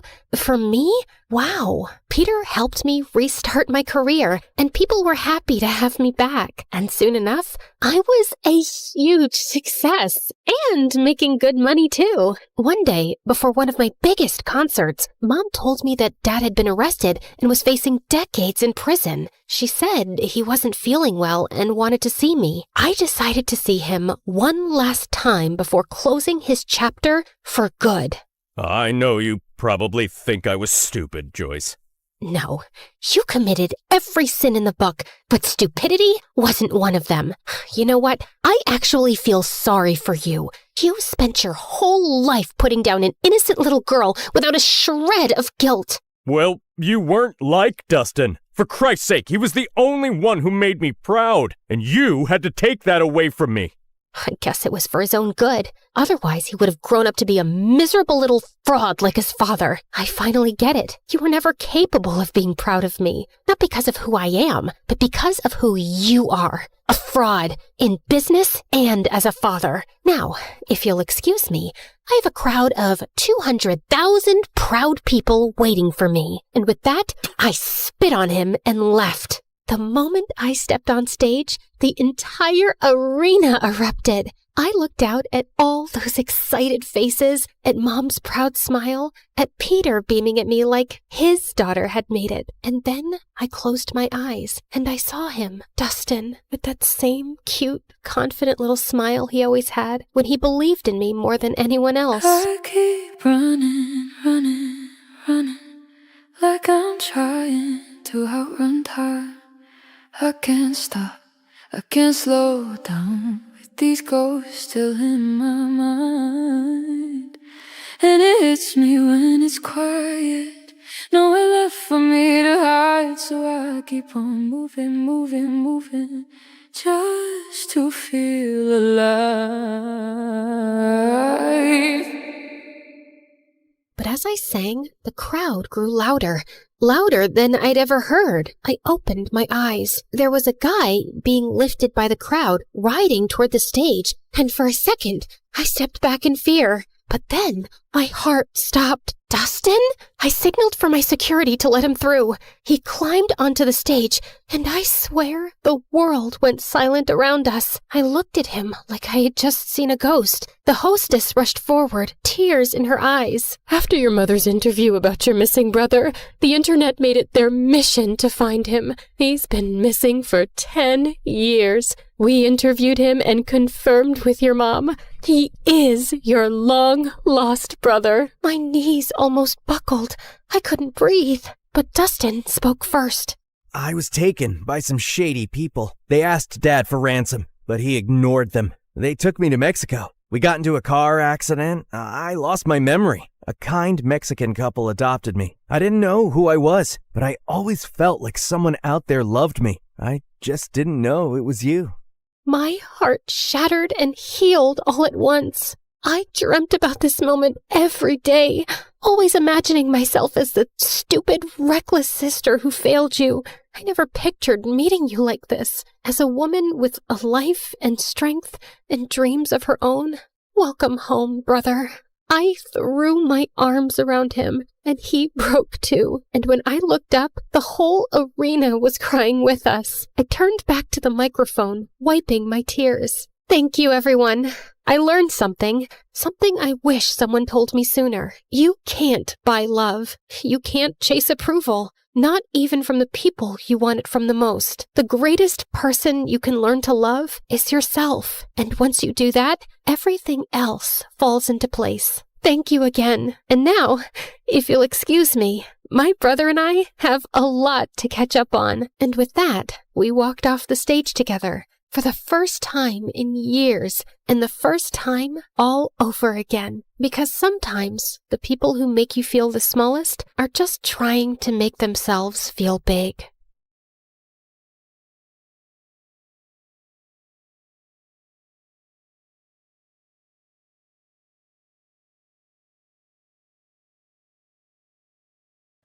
Hi, I'm Blair, and I'm about to tell you a crazy story. Before we continue, please like and subscribe to MSA. Growing up, my parents fought constantly over money. Dad was a struggling sculptor, and Mom, who was a waitress, cursed the day she met him because we constantly had money problems. She always said dropping out of school was her biggest mistake, so she made sure I studied hard. That's how I earned a full scholarship to one of the city's top schools. But my true passion was painting. I fell in love with it at 5, taught myself through YouTube, and by 13, I was winning major school competitions. Dad was proud, but Mom didn't like it one bit. Art's a hobby, Blair. You can't make a career out of it. Definitely not a successful one. It was my dream to become a world-famous artist. Well, mine and my best friend Ashley's. She was an artist just like me, and we'd been best friends since middle school. Ashley was rich, so she got to go to amazing art classes and shared everything she'd learned with me. And whenever my parents argued, I'd sneak over to her mansion. Life was just better with Ashley around, except for her annoying twin brother Dexter. He mocked our art, hid our supplies, and chased us with his paintball gun. Whenever we complained to Ashley's parents, Dexter would just put on his innocent face and get away with it. Even at school, everyone adored him for his sense of humor. Ashley absolutely hated him, and I could see why. Like on their 15th birthday, Ashley spent hours getting ready, and she looked beautiful. But the moment Dexter walked in, everyone gathered around him, completely ignoring Ashley. Look at him, smiling like he owns the world. I will never understand what people see in him. Probably his athletic body. I mean, if you look at it from an artistic point of view, Dexter's pretty much perfect for a portrait. What? I mean, so what if he's good looking? You've got a great personality. That's what you tell ugly people, Blair. You're also so much more creative and way smarter. People would notice that someday. Notice what someday? That you're a total jerk. Aw, are you jealous because no one's paying you attention? Go away, Dex. It's her birthday too. Don't make things worse. Fine, I'm sorry. Here, I got you a flower, little sis. Happy birthday. But as soon as Ashley took it, the flower squirted water all over her face, ruining her makeup, and Dexter ran away laughing. As we grew older, Dexter just got more annoying. At 17, he joined the football team, became the most popular guy in school, and a serial heartbreaker. Every day, some girl would be crying over him, and it was nauseating. As for me, my parents were fighting a lot more lately, and one day, Dad just packed his stuff and left. Shortly after, he filed for divorce, and Mom went bonkers. She refused to shower or step out of the house, and a week later, she came home and told me she'd quit her job. Between rent and expenses, we soon ran out of our savings and didn't even have enough money for food. Do you have cash? Sure, let me just grab some from the secret trust fund your dad left me. No, I don't have cash, you moron. Just run the card again. I've already tried 3 times. It's not working. Pay or leave. Mom just started yelling at the cashier like a madwoman. He called security, but as they approached, Mom grabbed a bunch of stuff and bolted in the other direction. She went round and round in circles before the security guys finally caught her and dragged her out.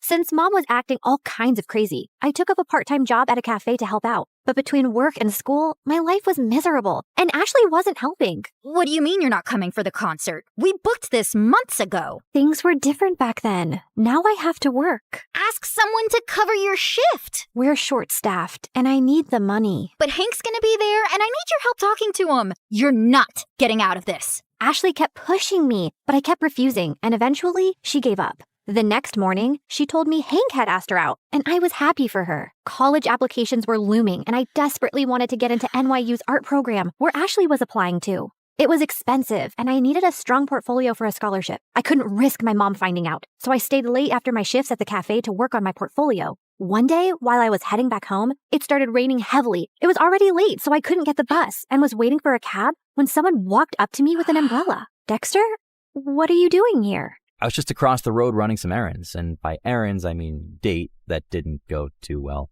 Anyway, I saw and I thought I'd help.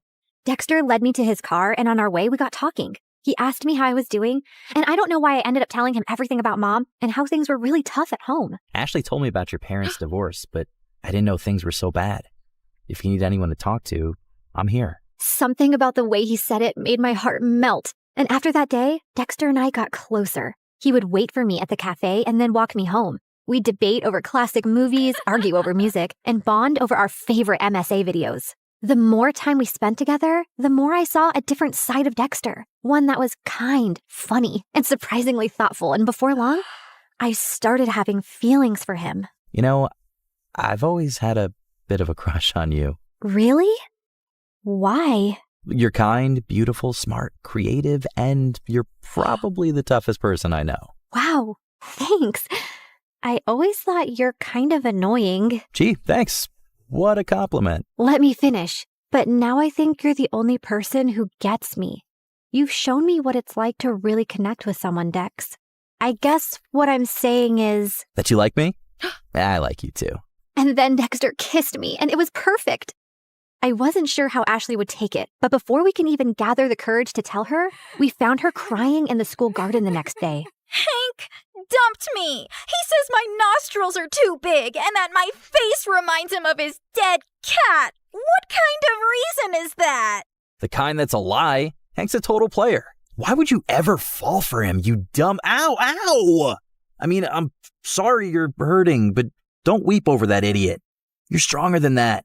Be a man, woman, girl, be a girl. Did you hit your head or something? Why are you even talking to me? Blair, I need a hug. The next few days were a mess. Ashley was hung up on Hank and dragged me along for endless shopping sprees and salon visits to distract herself, and I didn't think it was a good time to tell her about me and Dex, who I wasn't even getting to spend any time with. She was also home all the time, so Dexter started sneaking into my room late at night. This is not fair. You're totally ignoring me. I know, but she's miserable, and she needs me. Hey, Han, remember when you needed her, but she was too busy falling in love? Anyway, my football team's having a party tomorrow night, and I'd love for you to come. It's low-key, just close friends. How close are we talking? Close enough to do this. Dexter leaned in to kiss me, but before he could, someone knocked on my door. Ashley! He hid under the bed as I opened the door. Who are you talking to? No one. I was just humming to myself. La la la. See? You tell me, what's up? No time long see. You're being weird. Anywho, I need your help. I've heard the football team is having a party tomorrow and Hank's gonna be there. I need him to know that I've moved on and this party is perfect for that.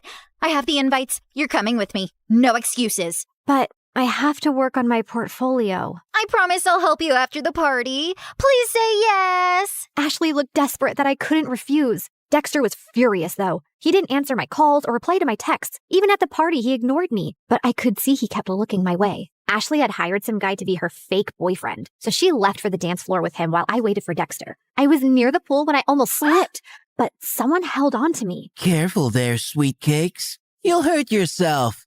Blair, right? I'm Hank. I know. Great. Then let's skip the introductions and dance. I don't want to. Come on. She said no. I turned around and saw Dexter looking furious. And who are you? Her boyfriend? Yes, now back off! Or what? You'll hit me, pretty boy? You bet I will. Dexter punched Hank right in his face and he stumbled backward. Hank charged at Dexter and the two got into a fight. Everyone gathered around and I caught sight of Ashley's face in the crowd. She looked furious. I ran over to her, but I slipped and fell in the pool. I don't remember much after that, but when I opened my eyes, I was in a room with Dexter and Ashley staring at me. What happened? You passed out. You don't know how to swim? I didn't exactly grow up with a pool in my backyard, so no, I don't. You're bleeding. That's no big deal. Yeah, no big deal. Just like it's not a big deal to hide from your best friend that you're dating her idiot brother. How could you not tell me?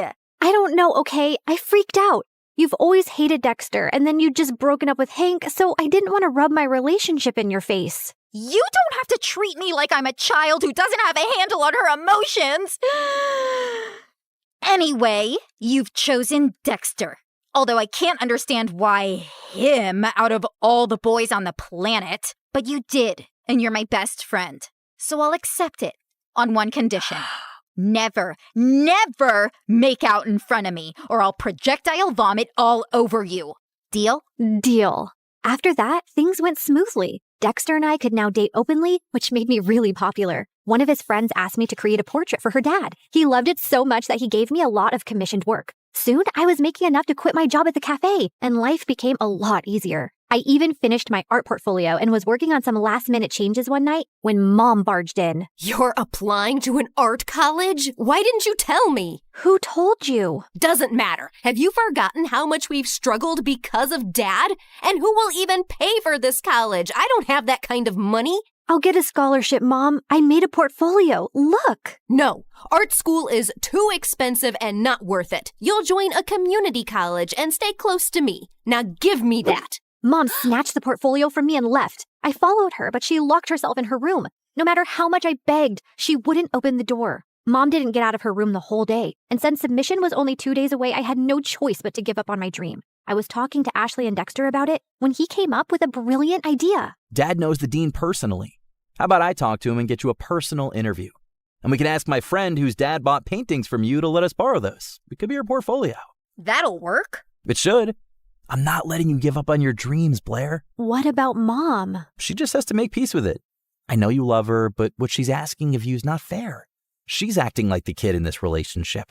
The interview was scheduled for 2 days later, and I spent every second preparing. On the big day, I felt really confident. But as I was on my way, I got a call from the admissions office saying that my interview was canceled. Apparently, I had called and canceled my interview, claiming my mom was unwell, even sending medical reports as proof and withdrawing my application because I needed to take care of her. I tried telling them so many times that it wasn't me, but they just cut the call. I had no idea how mom had found out about my interview, but I was furious that she'd done this. I went back home to confront her, but to my shock, I found her passed out on the floor. I called 911 and immediately rushed her to the hospital.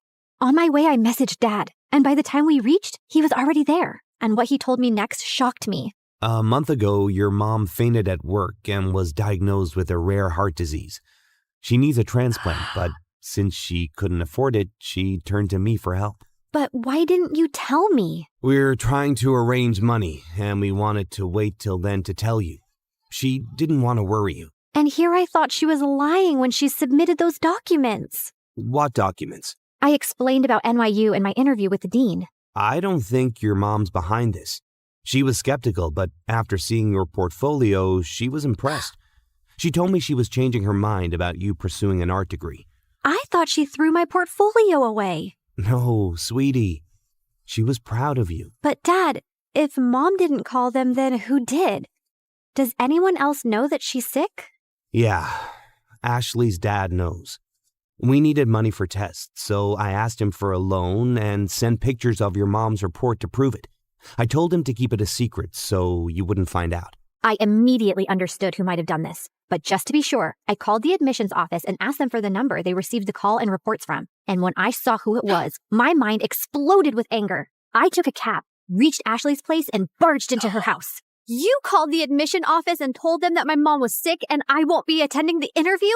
Don't even try to lie to me. I have proof. My mom was sick, Ashley. You could have told me that at least. Instead, you used that against me. Hold on, I think there's some confusion. Why would Ashley do that? Ask her. And suddenly, Ashley's face twisted into rage. Yes, ask me. Ask me why I'd go out of my way to make your life miserable, Blair. It's 'cause I hate you. There, I said it. I hate you. First, you were my best friend, and you chose to date the person I hate most, my doofus brother. It was bad enough my parents always chose him over me, but even you? Also, I couldn't stand how perfect your life was. You have a football jock boyfriend. Everybody loves your art. Everybody loves everything about you. Heck, even the boy I likes you more. I didn't want to go to college and be second to you again. So I told your mom about your art school plans, hoping she'd stop you. And when she failed, I used the pictures and did what I had to. I can't believe I trusted you. I thought you were my best friend. How can you do this to me? You've shattered everything we had. I never want to see you again. We're done. Don't think I'll cry over it. I'm going to NYU, Blair. I'll make new friends. You disgust me. Whatever. I never saw Ashley's face again, and Dexter told me that his parents heard her entire confession and ended up grounding her big time. She didn't even get through NYU, but I did, thanks to Dexter's dad who got me a second interview. Mom stayed in the hospital for a few more weeks before coming home. A month later, we found a donor. It was tough to get the money for the surgery, but we managed, and Mom made a full recovery. Today is my first day in college, and I couldn't be happier.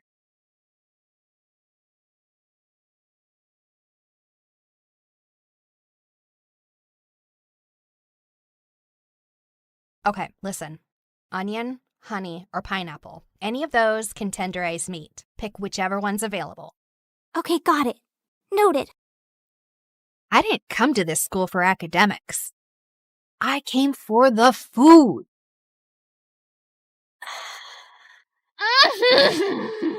The texture. Oh, the crunch. The glaze.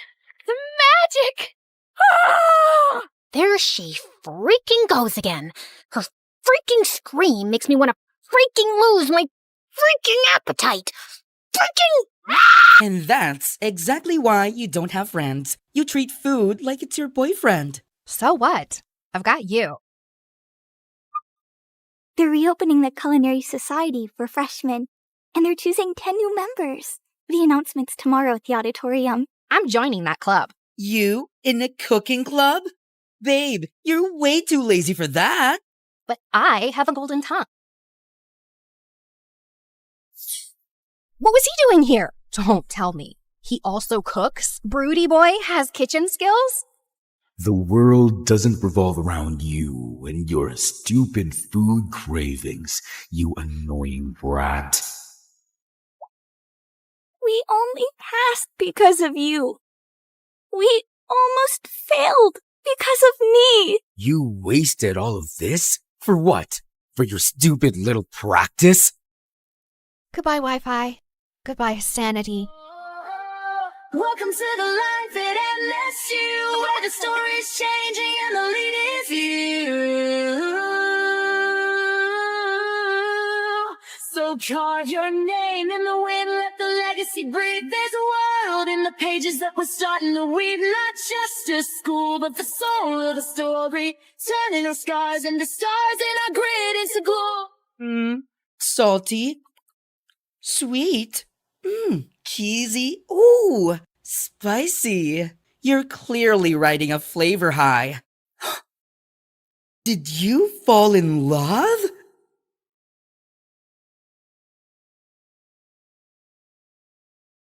Hi, I'm Emma from Chile. Please like and subscribe to MSA. Show your love for MSA with their awesome bottles and notebooks. Peek at the collection in the description and pick your favorites. My childhood was tough. My parents were always fighting. But when I grew up, I met Clara, and my life started to become better. We met on the first day of high school, and I remember it like it was yesterday. Hi, is this seat taken? No? Great. I saw you sitting alone and thought you needed some company. Is that a choco chip muffin? I love them. You get the best muffins at this coffee house nearby, but if you eat too many, you might get gas or a sugar rush. Sorry, I'm blabbering a lot, right? Kind of.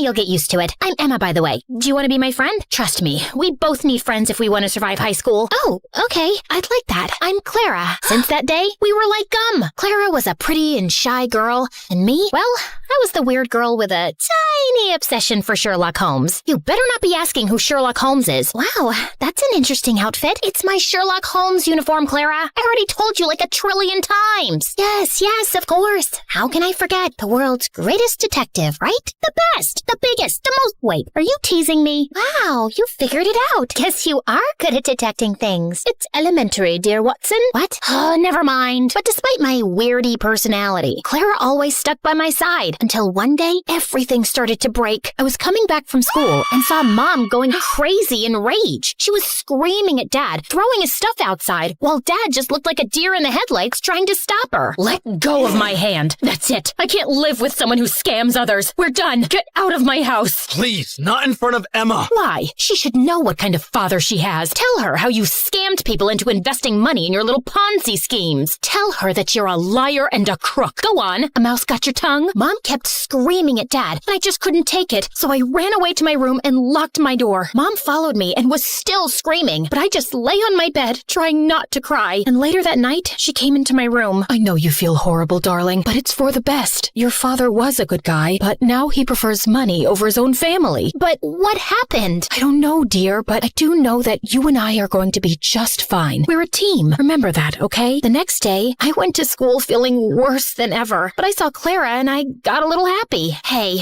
I had the most awful day yesterday. Can we skip classes and talk? I really need to vent. And why do you think I have the time to listen to you whine? Excuse me? Clara started to walk away from me, but I stopped her. No, wait, I don't understand. Did I do anything wrong? We can talk about it. Oh, God, if I have to listen to you talk one more time, I will kill myself. I don't even know how your parents tolerate you. You're so childish and annoying. I can't be around you anymore. But we're best friends. And now we're not. So please don't talk to me again. Clara left, and I felt completely broken. Did she always think of me like that? I tried to talk to Clara between breaks, but she ignored me, and she did so for the rest of the week. I had no other friends, so I just spent my time in the school library reading some Sherlock Holmes. At least the books were loyal. But one day, I was walking to my next class and saw a notebook by the lockers. I opened it out of curiosity, and what I saw blew my mind. The notebook was full of pictures of Clara. Clara going to class, Clara in the gym, Clara Clara walking to her house? What kind of creep would do something like this? I was flipping through the pages when I noticed someone familiar in one of the photographs. It was this guy from our class, Gerardo, and he was holding a camera in a mirror reflection in the photograph. I'd seen Gerardo following Clara around in school, and I always felt that there was something off about him, but Clara would never let me chase him away. And now he was taking her pictures? This guy was a freak, and I had to do something before Clara was in some serious trouble. So I went to the principal and explained everything to her. I can't accuse any student without real proof, Emma. I mean, Gerardo is the official photographer for our yearbook. He could be taking pictures of anything else. But if you feel so strongly about this, I'll tell the teachers to be on the alert, okay? But nothing ever happened. Since telling the principal blew up in my face, I fell back on the one thing that I knew would work, my awesome detective skills. I spent the entire night stalking Gerardo on social media, but it was a dead end. The only possible solution was to confront him. But the next morning when I entered school, I saw Clara walk in with Gerardo looking completely different. Her face was painted with makeup, and her hair was all red. Oh my God, Clara, what happened? Did a radioactive spider bite you or something? What happened to your hair? And what's with the makeup? Can you stop touching her, you freak, and get out of the way? I wasn't talking to you, creepy stalker. Clara, what are you doing with him? Did he torture you? Do you need my help? She doesn't need anything from you, so get lost if you have nothing to say. Clara didn't look at me, so I walked closer to her, ignoring Gerardo's protests, and pulled out the notebook. Clara, this guy is a stalker. He's been taking your pictures since God knows when. Look, he's even in one of these pictures. Can you see that tiny little reflection in the background? Clara ripped the notebook out of my hands and finally looked at me, angry. What part of I don't want to be your friend didn't you understand? I don't care about your little detective games, okay? It's not a game. This guy is creepy and weird and my boyfriend? He's my boyfriend, okay? Now stop insulting him with your dumb games and get out of my face. Clara stormed off before I could ask any questions, but Gerardo stayed, smiling at me. Thank you for finding my notebook. I was worried about losing my favorite photos of my girlfriend. Listen, I don't know how you brainwashed her, but she's not like that. I didn't do anything to her. I just offered her a quick way to earn money. What did you make her do? Why don't you ask her? He left with a victorious grin on his face. I started to feel really worried about Clara. The next day, after the end of the school day, I was determined to save Clara any way I could. So I decided to follow Gerardo like a shadow. After a while, I saw him slipping through the school back gate and entering a scary dark alley. I hid behind a pillar and saw him wait there. And moments later, a bunch of guys came in on their motorcycles, each scarier than the next. How you feeling about tomorrow, boss? Pretty good. You have the motorcycle I asked for? Yeah, it's in Clara's house. Perfect. I taught Clara everything she needs to know about riding motorcycles, and I've told her to meet us right here tomorrow. I'm telling you, Clara's so ready for this race. She's gonna nail it. And what if she doesn't? Then we train her more till she can. But don't worry, I can feel that money is ours already. Everyone started cheering in celebration, so I got out of there before they saw me. I ran until I found a bench and sat down. Clara was participating in a motorcycle race? Why? I had so many questions, but right now, the only thing on my mind was to save Clara from this dumb race. The plan was simple. I was gonna go to the dark alley after school and wait for Clara to show up, and then I would just grab her arm and run till we were safe. So the next day, I went to the alley extra early and waited for everyone to show up. Everyone, including Gerardo, was around, but Clara was nowhere in sight. Half an hour went by, and when she didn't show up, I decided to leave. But my jacket got caught in one of the boxes, and I fell, and all eyes turned to me. Whoopsie! I was just making sure there was no rats here. I think it's safe to say that this place is officially rat-free.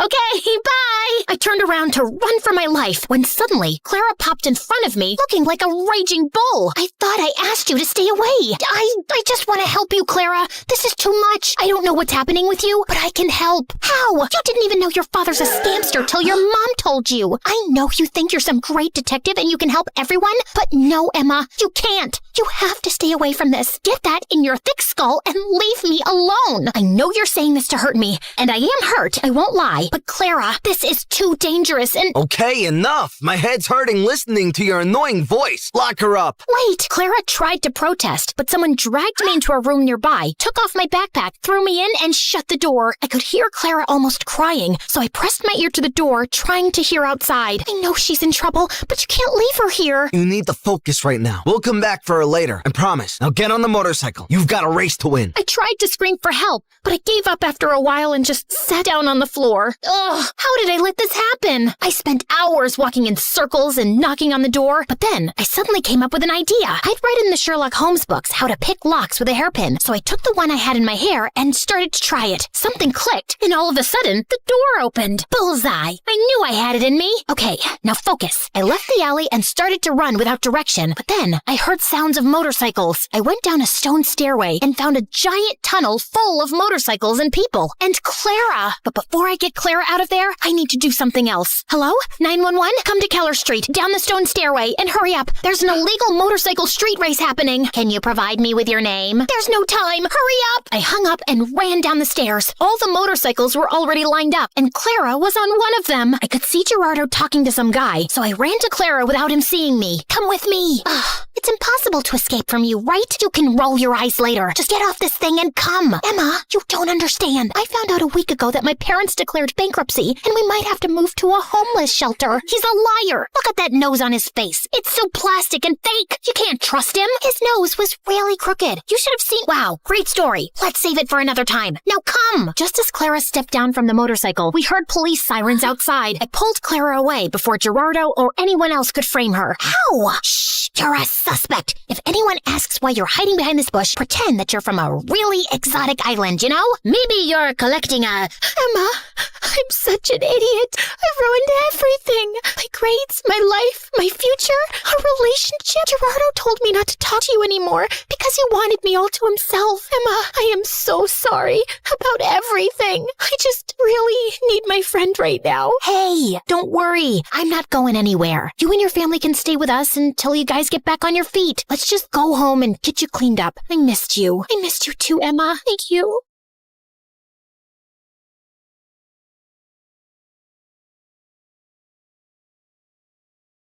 The heir of that painting is a young, charming millionaire, and you will get to know him. You need to earn his trust completely, so he lets you into his life and his home. Then, when the time is right, you will steal the painting from a high-security vault inside his house and bring it back to me. Do y'all remember Eric? You know, the guy Meredith and I were fighting over the night Mom went into a coma? The guy who was so hot he made boiling water look cool? The guy whose smile shone brighter than the sun and whose eyes were deeper than the Amazon rainforest? The guy who... He looks familiar. Oh my God, I've kissed this guy once. Yeah, the guy who stole my heart the minute I saw him. And then Meredith kissed him. Do you girls know him? Not super well, but I'd rate him number 8 on my list of good kissers. And I've kissed tons of people, so that's pretty high. Oh, Pierre, you really gotta see his brothers. They look like... Ugly old girls, I know. I know everything about him, but how well does he know you? He and his family lived in our neighborhood only for a month, and that was years ago. I don't think he'd recognize me now. Yeah, she's not that memorable. You're all still going in disguise. We have to convince him that you're just a stranger who has randomly bumped into him with no agenda. Also, he must believe you're very rich, so he doesn't think you're a gold digger. From Pierre, we learned that Eric's mom had passed away at his birth, and his dad had remarried a woman years later who already had children of her own, the quadruplets. The world makes sense again. Thank you. Eric's maternal grandmother recently left the painting to him in her will. His father is a big business tycoon, so they always have security at the mansion. But the painting is even harder to access. The only way you'll make it in and out of there is if you're welcomed into their home. I couldn't believe that of all the millionaires in the world, I had to pretend to like Eric, make him fall for me, and then rob him blind. And how was he even better looking now? Over the next few days, I took on the identity of Christina Delafour, a wealthy socialite with a law degree who lived in a beautiful apartment in a posh area and wore only designer braids. Wow, this Givenchy coat is stunning. It's Givenchy, you moron. Okay, geez. Also, Pierre, can't someone do a background check on me and easily find out that I did not graduate from Harvard and that I don't have parents who made a fortune out of selling toilets in India and now live there? If anyone runs a check, they'll find all this information to be accurate. I've made sure of it, and no one is interested in the law or toilets. So they won't ask you many questions. Now, show me how to walk in heels like a rich lady. Fine. Meredith, pass me the Jackie Chim Chews. Oh my god, I'll know you're fake in a second. I was joking. Relax. I've hung out with enough rich people to pick up a few things. I got this. And then, a week later, I was inserted into Eric's life. We talked over coffee for an hour, and I thought it was going really well. But when it was time to part ways, he didn't ask for my number and just left. Ugh, I'd failed to capture his interest. I'd have to plan another encounter without seeming suspicious. As I was walking away distracted, I ran straight into a garbage can and stuffed my toe hard. Son of a biscuit! Holy mother of fudge! I was still hopping around when I crashed into a woman pushing a stroller, and a doll went flying out of her hand onto the road. Just then, a car ran over the doll and turned it into a pancake. You destroyed my child's precious doll! I'm so sorry. It was an accident. I'll get your little girl a... Wait, your child is a cat? Yes. And that was my childhood doll, which I passed on to my baby. Look, here's some money. Get your baby another doll. She loves that one, and they don't make those anymore. Your baby is a cat. She doesn't love that particular doll. She probably doesn't even love you. She'd eat your face in your sleep if you weren't the one to feed her. Now, please. Just then, someone tugged hard at my purse, and I saw a thief running away with it. You've got to be kidding me! I took my heels off and sprinted after the thief. He jumped over a fence into a park, and I followed. I was gaining on him and sent a flying heel at his head. Just then, someone ran past me, pounced at the thief, and pinned him to the ground. Gotcha! Eric, the park security, immediately arrived on the spot and took the thief away. Aren't you glad I followed you and came to your rescue? My rescue? I hit him with my shoe to slow him down and was about to catch him, but then you swooped in at the last minute, and now you want credit? Whoa, easy. I was just flirting with you. Oh, sorry. Wait, you said you followed me? Yeah, I felt stupid that I left without asking for your number. I definitely want it now. You became even more interesting when you stubbed your toe, murdered a doll, yelled at the cat lady, and chased a robber. Eric and I started seeing each other, and even though I knew it wasn't a real relationship, it still felt wonderful. We both hated rom-coms, but were always up for watching horror movies. We supported different baseball teams and had heated debates about who sucked more, and we both loved eating from street vendors and walking around the city at night. I enjoyed his company more than I cared to admit, and my heart skipped a beat every time he took my hand or gave me a goodnight peck on the cheek. And then one night, as we watched a fireworks show in the park, he pulled me close and kissed me, and I practically melted in his arms. Soon enough, he told me his parents were hosting a party at their house, and he wanted to introduce me to them. This was the first time I'd be in his mansion, and I needed to make sure I got invited often enough to find out where the vault was. Eric's dad was lovely, but his stepmom looked at me with a stare so icy it could make hell freeze over. I escaped from the party for a while when the dancing started. Yeah, that's when Meredith dropped by as Catwoman with a cheeseburger, but soon enough, Eric came around to call me in for dinner,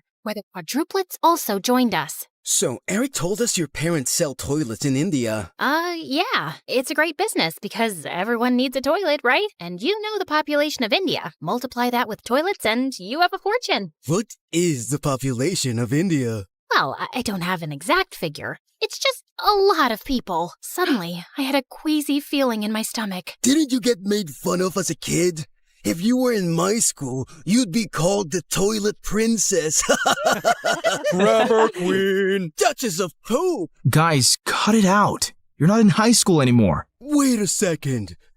Have we ever met before? What? No, I really don't think so. Oh God, why was my stomach churning? You know I'm really good with faces, and you remind me a lot of this girl we met in a neighborhood in Connecticut years ago. Guys, remember? She had a twin sister. Oh yeah, I remember those twins vaguely. The blonde one was prettier, right? Dang it! Has to be someone else. I'm an only child, and I've always lived in Boston until I moved here. Yeah, Eric told us you're a lawyer from Harvard. So who's the baddest person you put behind bars? Not that kind of lawyer. I'm actually an environmental lawyer. I was really feeling sick now. Maybe it was that burger I ate? Like you have trees as clients? What do they pay you with? Leaves? Hey, why are you turning green? You love trees so much that you're becoming one? You guys stop. You're not even that funny. No, look at her. She's green. I think I'm gonna hurl. Eric called a doctor immediately, who said I had food poisoning. He gave me some medicines, and Eric insisted I stay over for the night in one of their guest rooms. I fell asleep immediately and woke up a few hours later feeling thirsty. As I made my way down to the kitchen, I realized I had the perfect opportunity to try finding the vault. Just then, I heard some low voices from some room, and I slowly crept up to find Eric's stepmom talking to one of the bodyguards in the library. Were you able to figure out how to unlock the vault? There's no way. I've tried everything for weeks. I'll have to use a tiny explosive device to destroy the lock. The vault is all the way up in the attic. No one will hear a thing. But we have to steal a painting the day after tomorrow while your husband and Eric are away on business. Are you ready for this? And then he pulled Eric's stepmom into his arms. I can't wait to run away with you, James. I'm so tired of seeing you secretly, and I am completely ready. As the two locked lips, I turned around and tiptoed away as fast as I could. Okay, so the vault was in the attic, the lock could only be destroyed with an explosive device, and I couldn't let Eric's cheating stepmom and traitorous bodyguard run away with it. The next morning, when Eric came to check on me, I decided to tell him the truth for once. Eric, I have something really difficult to tell you. I got up last night to get some water, and I heard your stepmom and this bodyguard James talking. They were talking late at night? Yeah. Do you have some vault in this house with some painting inside? How do you know that? That's what they were talking about, breaking in and stealing the painting. They're planning to do it the day after tomorrow, and your stepmom said something about running away with James. I saw them kiss. I'm so sorry. I wish I hadn't. No, I'm glad you did. This is gonna be a huge blow for Dad. But it would have been much worse if we'd found out everything afterwards. Thank you for telling me. And please, keep all this to yourself. I know I can trust you. Eric kissed me gently before walking away, and 2 days later, when the bodyguard and Eric's stepmom were about to escape with the painting, police officers immediately arrested them. This is fantastic. They might link the museum robbery to the bodyguard and stepmom too, and assume the painting is now safe. So it'll be easier for you to steal. Good job, mon chéri. I knew you was a smart twin. After Pierre left, I sank into my armchair, but then I noticed Meredith staring at me. What? You should be happy, but you don't look happy. What's up? Nothing. I just can't wait for this job to be over. You can steal the painting soon, right? You know exactly what to do, and Eric trusts you. By the way, have you two kissed? I've been dating him for 2 months. Of course we've kissed. We text every day and you never mentioned it. I didn't know I had to. So, how is it? It's fine. It's whatever. It's like kissing anyone. My memory's a bit fuzzy, but you know I've kissed him. You never let me forget. And I definitely wouldn't call it a whatever kind of kiss. Yeah, okay. It's nice. It's good. Nice? Good? Oh, wow. Don't make me jealous with all the passion. Okay, you want to know what kissing Eric is like? It's like flying through space, like a meteor that explodes into 1,000 stars, and then jumping into really cold water that makes you feel alive all over, and then feeling warm and tingly down to your toes, like having hot chocolate next to a fireplace on a snowy winter night. So, I'm guessing it's better than kissing the pillow you used to practice on? I did not. Shut up. You're in love with him, aren't you? I was about to snap at her again, but then I just sighed. Yes, I am. The night of the heist arrived, and I felt sick to my stomach, but I just wanted to get it over with. Eric's dad was away, and Eric was holding an important shareholders' dinner with which most of the household staff was busy. I'd volunteered to host the dinner with him and got ready to leave before their meeting started. Thanks for your help tonight. You're the best. Oh, it was nothing. Don't thank me. So, I'll see you tomorrow at our coffee shop? It's a date. As Eric walked away, my heart felt like it was breaking into a million pieces. This was the last time I'd ever see him again. I gulped down my tears, and instead of leaving, I sneaked up unnoticed to the attic. Inside, I found a heavy metal door to a vault. I took out the tiny explosive device Pierre had given me, placed it on the lock, and activated it. In a few seconds, there was a tiny pop and a sizzling sound. Then, I heard the lock click open. I walked into a tiny, dark vault and found the painting under a glass case. Praying to every god that no alarms would go off, I lifted the case carefully, put the painting in my bag, and started sprinting down the stairs. But just as I'd reached the second-floor landing, one of the Ninja Turtles blocked my way. What are you doing? Hey, bro!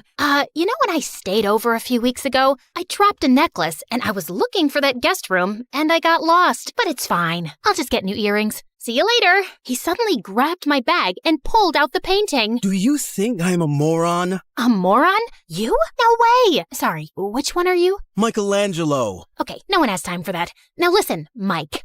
You're definitely the smartest of your brothers, and just a tiny bit better looking than all of them too. We're identical. That's what they want you to believe, but I know you're better.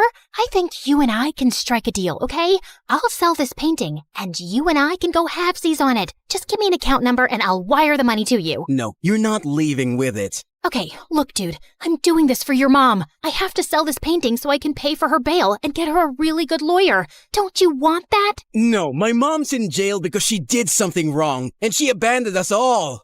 She shouldn't have stolen Eric's painting. What do you care about Eric? Don't you hate Eric? He's so good looking and smart and perfect and gets all the ladies. It makes you guys look even worse than you really are. You should want to hurt him. So let me take the painting.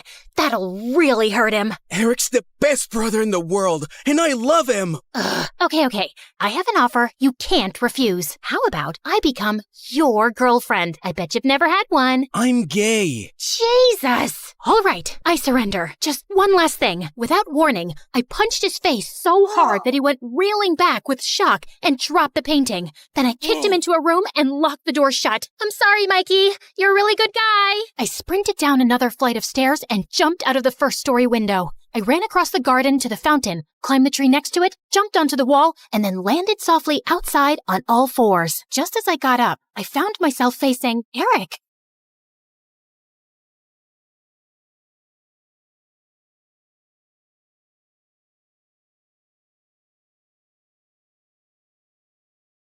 Hi everyone, my name is Marina, and I'm from Nevada.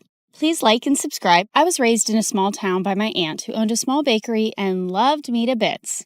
Aw, honey, today's your first day at school, so I packed muffins for all your classmates so you can make a lot of new friends. You're awesome, Aunt June. She wasn't super rich, but she was the richest person at heart, and that's why everyone loved her so much, including me. I always wanted to be just like her, so I'd help her out at the bakery. Marina, I'm going to go out for a bit. Can you put the pink icing on the cupcakes? Sure thing. Later, when the customer came to pick up her order, it turned out I'd caused a disaster. This was supposed to be for a gender reveal party, but you put yellow icing on the cake. Ugh! That wasn't the first time I mixed up colors. My aunt knew something was wrong with me. Turned out I had color blindness, and I couldn't differentiate between certain colors. Is it going to be like this forever, Aunt June? I'm afraid so, honey. But cheer up, because I've got a brilliant idea. The next day, everything in the house and all the ingredients in the bakery were labeled along with their colors. Aunt June made things so easy for me, and our life was just perfect. Until one day, when I was in second grade, an old man walked into our bakery and offered to buy it. This bakery has been passed down from generations in our family, and there's no way I'm going to sell it. But the man's tone just got more rude. You should have signed these papers while I asked you nicely, but now you're just going to pay for your stupidity. If you don't leave now, I'm going to smash your car and then you'll have to pay for your stupidity, sir. The old man left at my warning, but the next week, another man was back with some papers that claimed that the bakery didn't belong to my aunt because her parents never signed the deal in her name, and now we had to move out. My aunt looked around for help, but the legalities were too complicated and no one was ready to help. So eventually we had to give away our bakery and move to the city. Thankfully, Aunt had enough savings to rent a small place and she started working in a small grocery store. And while I was trying to adjust to this new life, I saw a kid my age in the front yard one day choking on something. I immediately ran to help him, but the moment the food stuck in his throat came out, I was shocked. Why were you eating a doll's head? I wasn't. He pushed me back and ran into his house next to ours. Turns out he was the landlady's kid, Timmy, and he was so weird. Whenever I'd try to go close to him, he'd just run away. Even when I joined school, I saw some kids throwing popcorn at him, but he wouldn't budge. Hey, why won't you say anything? Why do you let those kids bully you? But instead of answering me, he just ran out of there, and I decided I wasn't going to bother with this guy anymore. But later that night, I was in my room when I heard someone crying. I looked out of my window and saw it was Timmy crying in his room. So I climbed onto the tree outside my window and jumped into his room. And he freaked out. What are you doing here? Look, I don't know the deal with you, but if there's some issue, you really need to talk about it. At first he hesitated, but then he broke down. I miss my dad. Ever since Mom and he got divorced, I haven't seen him, and the kids at school always make fun of me because of that. I hate it here. Hey, it's gonna be all right. I told him things were gonna be easy only if he fought back and didn't let those kids get to him. And it seemed like my advice worked. The next day, I saw Timmy was surrounded by a bunch of kids. I heard the cupcakes we gave you last time had Barbie heads in them. We're so sorry for that. Here, take these. They have cockroaches. And to my shock, Timmy pushed the bad guy away. Get away from me. And don't trouble me anymore or I'm going to tell the principal about you. The other kids ran away scared, and Tim turned to me with a bright smile. Did you see that? I wasn't scared, and what you said worked. After that day, we started getting along and became the bestest of friends. And Tim grew up to be really protective of me. He'd keep me away from all the bad guys and trouble in school. Then on my 16th birthday, I told him I was going to start working to support my aunt. But he had a weird reaction. No, you can't do that. Your aunt wants you to study and make a life for yourself. You shouldn't be waiting tables. And if you need money, you can always tell me. Tim was a genuine friend, and I loved how he always cared for me. But now I really wanted to support my aunt, so I took the job without telling anyone. But the very first week of my shift, something weird happened. I ended up making a mistake because of my color blindness, and the customer went bonkers on me. I want to see the manager right now and get you fired. But I told you it was a genuine mistake. But he kept shouting and started pulling my hand when one of his friends got up and stopped him. Let go of her hand and apologize to her right now. Dude, you want me to apologize to this low-life waitress? As soon as he said that, the guy landed a punch on the bad guy's face and my jaw dropped. Holy jeez! The manager immediately threw all of them out, but after my shift was over, I saw the guy who stood up for me was still sitting in the alleyway and his hands were bruised. I immediately got some ice for him. Excuse me, sir. You can use this. But for some reason, he looked really mad at me. Who do you think you are trying to act all nice, huh? Just leave me alone. I could see his eyes were red, like he'd been crying, and I thought it was best to leave him alone. But to my complete shock, I saw the same guy in my class the next day. The teacher introduced him as a new student, James. While the girls were drooling over his handsome looks, he kept staring at me the entire time, and the moment class was over, he came up to me. I don't want you spreading any rumors about me from last night. Do you get that? Before I could even reply, he just stormed away, and Timmy came running to me. What happened? Was that guy bothering you? I didn't want Timmy knowing about my job or anything about how I knew James, so I brushed it off and went ahead to prepare for my chemistry practicals. But turns out, James was already there. Minutes into the practical, I realized some of the labels on the chemicals were missing, so I asked James to help me differentiate, but he didn't even look at me. That jerk. I continued guessing and mixing the chemicals, but suddenly they caught fire, and I almost got hurt when James jumped in and pushed me out of the way. I quickly got up and put out the fire. What are you, nuts? Did you want to die? Suddenly my eyes went to the burn on his hand, and I rushed him to the nurse's room and gave him first aid myself. Seems like you're always helping people who are hurt. Yeah, especially those who get hurt because of me, and with you it's every single time. And that's when this tough guy finally let out a smile. You don't look so bad when you smile. I know. I don't want the chicks going crazy over me, so I keep it under check. This guy had multiple personalities. As time went by, we started spending more time together because we had similar projects, and James turned out to be a really fun person to hang out with. He'd often walk me to my work after school, and we'd enjoy all sorts of treats on our way. And even though he was a little mysterious, he was growing on me by the day. But there was someone who just hated our closeness. What's going on between you and that new guy? He's bad news. Stay away from him, Marina. What are you talking about? And how do you know he's bad? Oh, come on. Haven't you seen? He's always covered in bruises. Just stay away from him, okay? Well, I could understand Tim's concern, and there were things I wanted to know about James, too. A few days later, we were at a friend's party playing Truth or Dare when I was given a dare to kiss James. My heart raced with excitement, but I saw Timmy looking at me with furious eyes. I wanted to run out of there, but thankfully, James got up and left first, and I let out a loud sigh. But later, when I went out, he was waiting for me. Was it that bad, huh? The idea of kissing me so you sighed with such relief when I left? No, it's not like that. It's just that there's only so much I know about you, and I didn't... Suddenly, he pulled me close and looked deep into my eyes. What do you want to know about me, Marina?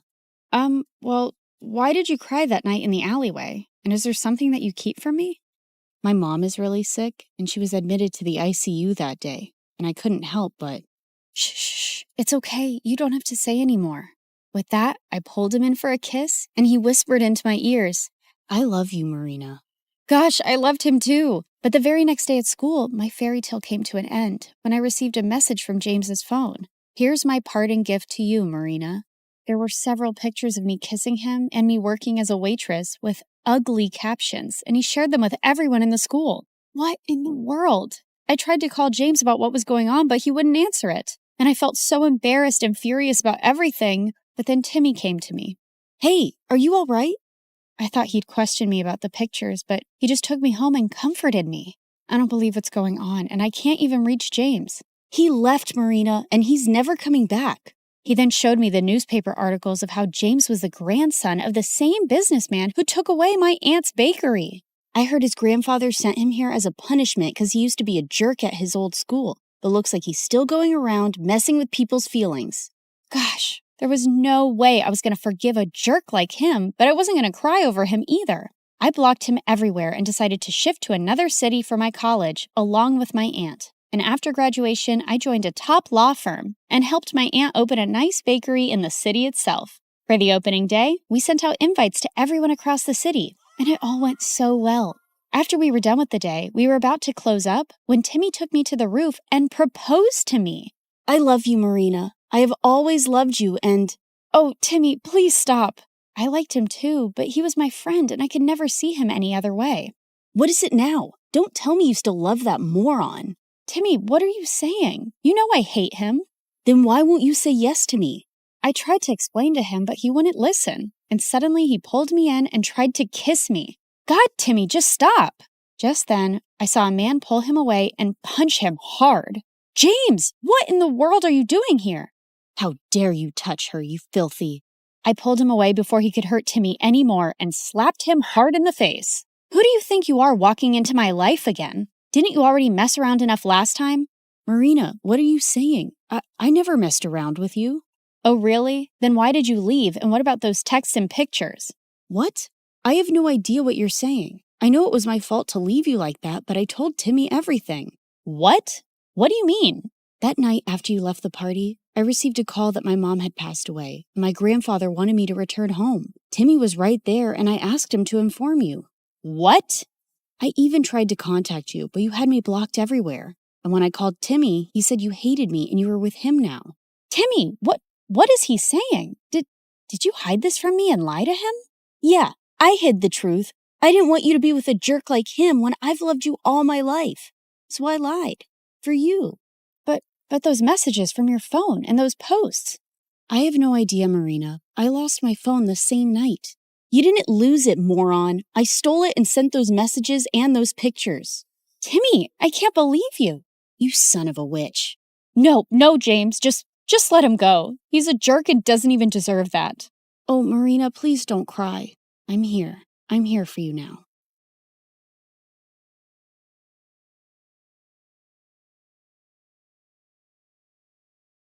Contestant 9, please state your name. Sierra? Looks like a nightmare, right? Hi, I'm Sierra, and ever since I could talk, I've had a stutter. I didn't think much of it until I moved to a new town when I was 6. Welcome to the neighborhood. I'm Dean. This is my daughter, Kelsey. What's your name, sweetheart? Sierra. Why do you talk like that? It was the first time anyone had asked me that. It wouldn't be the last. My stutter happened frequently, but it got worse when I was nervous. My mom barely noticed or cared that I had a stutter, or that I really existed. She was always working. And my dad? Well, he left the picture a while ago. Most days, Mr. Dean would watch me after school, and Kelsey and I became fast friends. We did everything together. Played at the park, put on fashion shows, grabbed ice cream at Scoopy's. When we went out as a trio, I'd secretly pretend that Mr. Dean was my dad, and Kelsey was my older sister. In those moments, it felt like the family I'd always wanted. But things started to change when Kelsey's mom announced she wanted a divorce and moved out of state. After that, Kelsey started to change. She wasn't just upset. She was furious. She yelled at everyone, and once even smashed the living room furniture in a fit of rage. She lashed out in class and got held back a grade. And if her dad hadn't been the superintendent, she probably would have been expelled. By middle school, we ended up in the same class, and Mr. Dean dropped us off on the first day. Wow, your daughters are so beautiful. Aren't they? I'm a lucky dad. Kelsey looked like she was about to explode. I'm Kelsey. I'm his only daughter. My mistake. And what's your name? Sierra. Sierra? Why do you talk like that? Yeah, can you not speak properly? Or are you stupid? The class erupted into laughter, and I could feel my face burn. Since then, Kelsey wasn't my friend anymore. A real friend wouldn't do that. Through the years, Kelsey's hatred only grew. Anytime I had an accomplishment, she had to ruin it. Opening night of the school play, she stuffed worms in my costume. She threw her birthday party on the same day as mine every year and literally paid people to skip mine.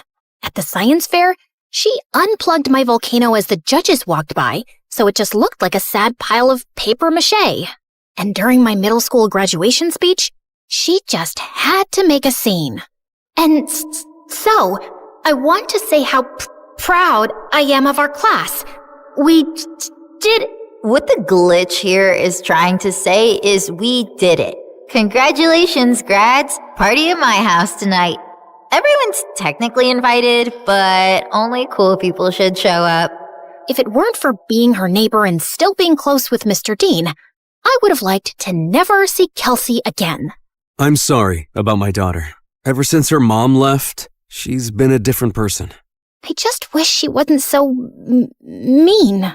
You shouldn't be ashamed of something you can't control. At the end of the day, your stutter is something that makes you unique. I held on to that going into high school. My stutter didn't bother me much anymore. In fact, it was getting better with age. He was right. It did make me different. And I liked that. One Friday in English, we were doing a vocabulary spelling exercise, and I was totally killing it. ESOTERIC. Esoteric. QUERULOUS. Querulous. VACILLATE. Vacillate. Everyone was surprised at how well I was doing. And honestly, so was I. Who knew I was that good at spelling? Sierra, there's a regional spelling bee in a few weeks. You should join. Who knows, you may make it all the way to nationals. That night, as I sat in my room looking over the spelling bee brochure, loud music suddenly rattled my walls. Kelsey was throwing a party in her backyard. A few classmates waved me over. Fine, just for a little. The party was fun, but I couldn't stop thinking about the spelling bee, and I decided I would sign up. I was about to leave when... What's this? She snatched the brochure out of my hand. A spelling bee? Oh, please. Like you could ever win one of these. In case you didn't know, you trip over your words. Give that back. Not so fast. I'll help you practice for your big day. She pulled out her phone and turned the flashlight on as if it were a spotlight. Some other people gathered around and did the same. I felt blinded by all the lights in my face. Why don't you show us what you got? Nothing screams fun like watching you butcher the alphabet live on stage. Your word is quiberate. That's not even a word. Okay then, your word is pathetic. I'm sure you're quite familiar with that. IRRELEVANT. Irrelevant. I'll use it in a sentence. Kelsey is irrelevant. Now give me back my brochure. But she ripped it into pieces and threw it up like confetti. I took a small step in her direction. Kelsey took a step back and fell into the pool. Ugh! You pushed me! Yeah, right. I didn't push you. Your attitude just slipped. She climbed out and stormed over to me, and I bolted. As I ran, I saw her shoving people in her way into the pool. I made it home and locked the door just as she started kicking and clawing at it. My heart was racing. By Monday, the whole school was talking about it. Someone had filmed everything, and she looked completely unhinged. I avoided her all day. After class, I asked my teacher if she would sign off on my spelling bee application, and she wrote a letter of recommendation. That night, I was recording myself practicing when I heard Mom come home early. I rushed downstairs to tell her about the bee, but she really wasn't listening, as usual. Sierra, that's great and all, but I'm working and I don't need any distractions tonight. And the Mother of the Year award goes to... Feeling annoyed, I went back upstairs and found Kelsey sneaking through my bedroom window. What are you doing here? Get out! Relax, Miss Broken Record. I'm just here to apologize. Apologize? Yeah. I saw the video from the party over the weekend. I looked crazy. It wasn't okay how I was treating you, so I'm sorry, okay? Thanks? I'm not really sure what to make of this. Yeah, well, we used to be friends or whatever. I think it's time to put the bad blood between us to bed, right? Trust doesn't just snap back into place, not after everything that's happened between us. I understand. I intend to prove it to you. Do you mind getting me some water? Climbing up the vines was harder than I thought. Uh-huh. Sure. This certainly wasn't on my bingo card for how the night would go. I brought her water, which she downed in one gulp. Thanks. I'll see you tomorrow. Maybe we can sit together at lunch? Maybe. Also, never sneak into my room again. Then she climbed out the window. What a strange interaction. But maybe we really were turning over a new leaf. The next day, I walked into class feeling good about the new era I was in, where I tried new things and made up with old friends. But that confidence vanished when I found my teacher waiting for me, looking pissed. Sierra, you will not be attending class today. I've contacted the spelling bee and pulled my recommendation for your application. What? What did I do? You should be ashamed of yourself. The principal is waiting for you in his office. What was going on? It has come to our attention that the English exam answers were sent to your entire English class yesterday. I'm sorry. I have no idea what you're talking about. That's strange. Given the exam answers were sent from your email address, you'll be suspended for 3 days. Your mom is on her way here to come get you. What? This wasn't possible. I didn't do it. When Mom showed up, the veins in her forehead were practically bursting. I begged her to believe me the whole way home, but she didn't say a thing. When we pulled up to the front of the house, she told me to get out of the car. I can't believe I missed an hour of work for this. You're grounded. Then she just drove off, and I burst into tears. I was wrongly accused, suspended, banned from the spelling bee, and all my mom cared about was missing work. Over the next few days, I stayed home and studied, and I kept practicing spelling words anyway. Failure. Failure. Dismay. Dismay. Okay, maybe I was leaning into the drama a little. When I finally got back to school, everyone basically hated me. A bunch of students had used the answers sent from my email, so the teacher failed the entire class, and now everyone was blaming me. Next few weeks were so lonely. I walked straight out of school one day and went to get an ice cream cone from Scoopy's, and Mr. Dean happened to be passing by. I told him everything that happened. Let's go talk to the principal right now. It was nice to have one person who actually listened and seemed to care. Back in the office, Mr. Dean demanded answers. It was sent from her email account. My hands were tied. Steve, you're talking like you weren't the biggest troublemaker back in school. Honestly, I'm shocked you became a principal. Mr. Dean insisted on seeing the email with the timestamp. It was around the time I was practicing spelling. Wait, I had recorded myself doing that. I pulled out my phone to prove it. We watched me spelling, then leaving when Mom got home. Then Kelsey climbed through my window and went for the laptop, but I walked in. Once she sent me away for water, she sat down and typed out the email. She did this. They called her into the office. Dad, what are you doing here? You framed Sierra for stealing exam answers when she's completely innocent. I did not. He showed her the video. Of course you go to defend her. She's never been completely innocent, Dad. What had I ever done to her? The principal and I had front row seats to their screaming match. Kelsey got suspended for a week, and the principal and teacher apologized to me and reinstated me in the spelling bee. That night, I heard a commotion outside. I looked out my window and saw Kelsey stuffing suitcases into her car. I'm over you, Dad, just like Mom was. She slammed the door, rammed the car into the garage, and peeled out of the driveway. I ran to Mr. Dean, who was covered in food. What happened? We were in a huge fight about what she did to you, and she threw everything in the fridge at me. I kicked her out, and she's gone to live with her mom. As much as I wanted to jump with joy at the thought of never seeing Kelsey again, I didn't want things to be like this. Mr. Dean looked crushed as he walked back inside, and I followed him to help clean up the mess. At school, word got out about what Kelsey did, and people started being nice again. Things weren't just back to normal, they were better. I gave an incredible anti-bullying speech at a school assembly that got a standing ovation. I started a support club where victims of bullying could share their stories.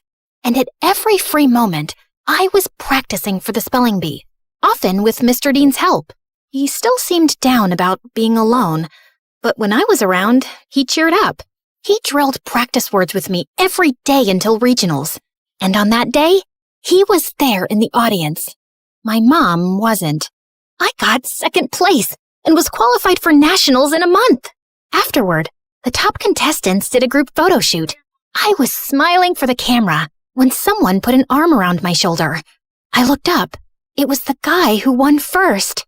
You were a great competitor out there today. Congratulations. His accent, his eyes. Suddenly, I forgot how to breathe. Thanks. Where do you come from? Where do you come from? Sierra, are you kidding me? Is that how you speak, or did I just fluster you? Oh, no. I just have a stutter. It's adorable. I'm Leon, and I'd love to get your number. We should talk more, since we'll be seeing one another for nationals next month. Yes, please. We exchanged numbers, and I practically floated back to Mr. Dean.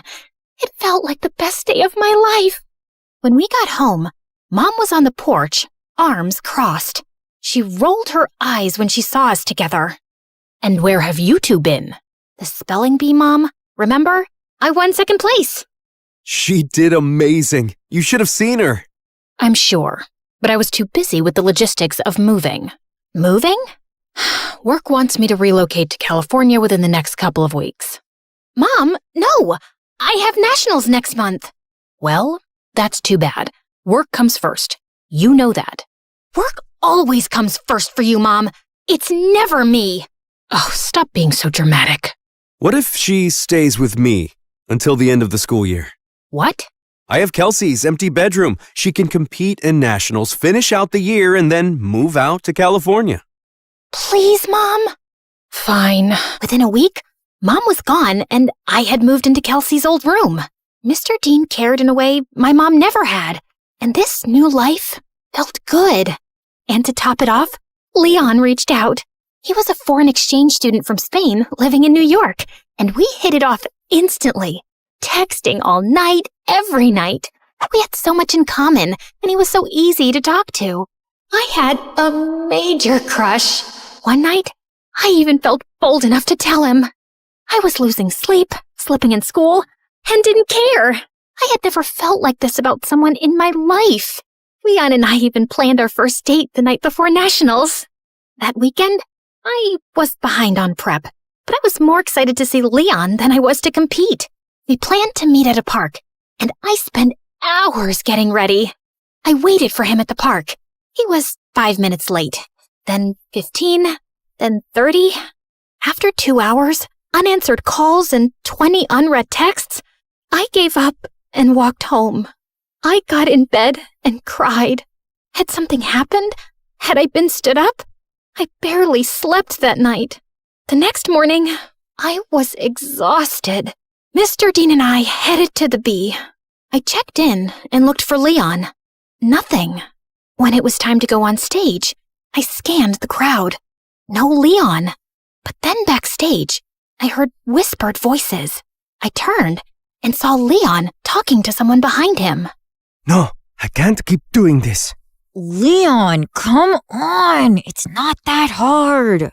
He pulled away, and I gasped. Their heads snapped towards me.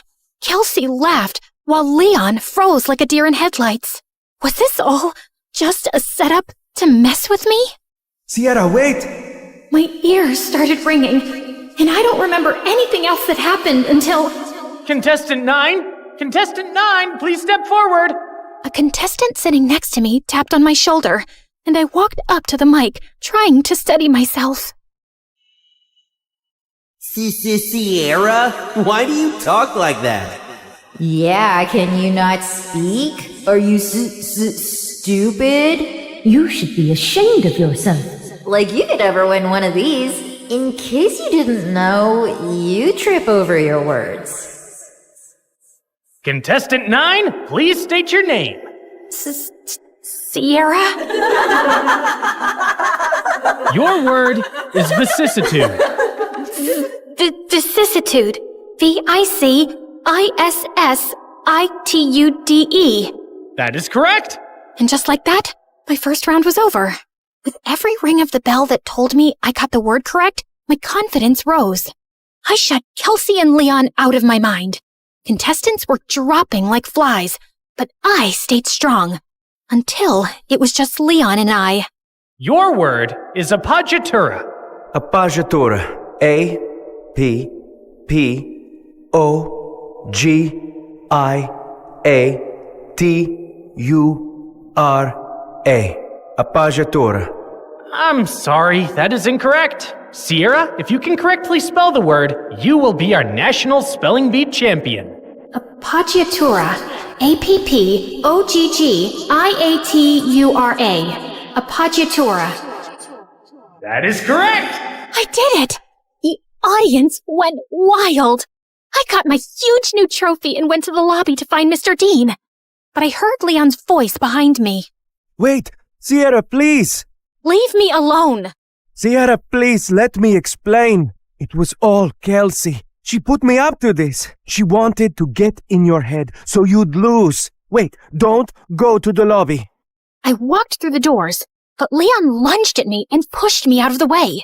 The doors had buckets of slime and feathers on them, which all fell on Leon. Why did you push me away? I was trying to save you from this. Listen, Kelsey moved to my school and found out I was going to regionals for the spelling bee. She said she'd pay me to flirt with you and distract you from studying. I'm so sorry. I was just a game to you?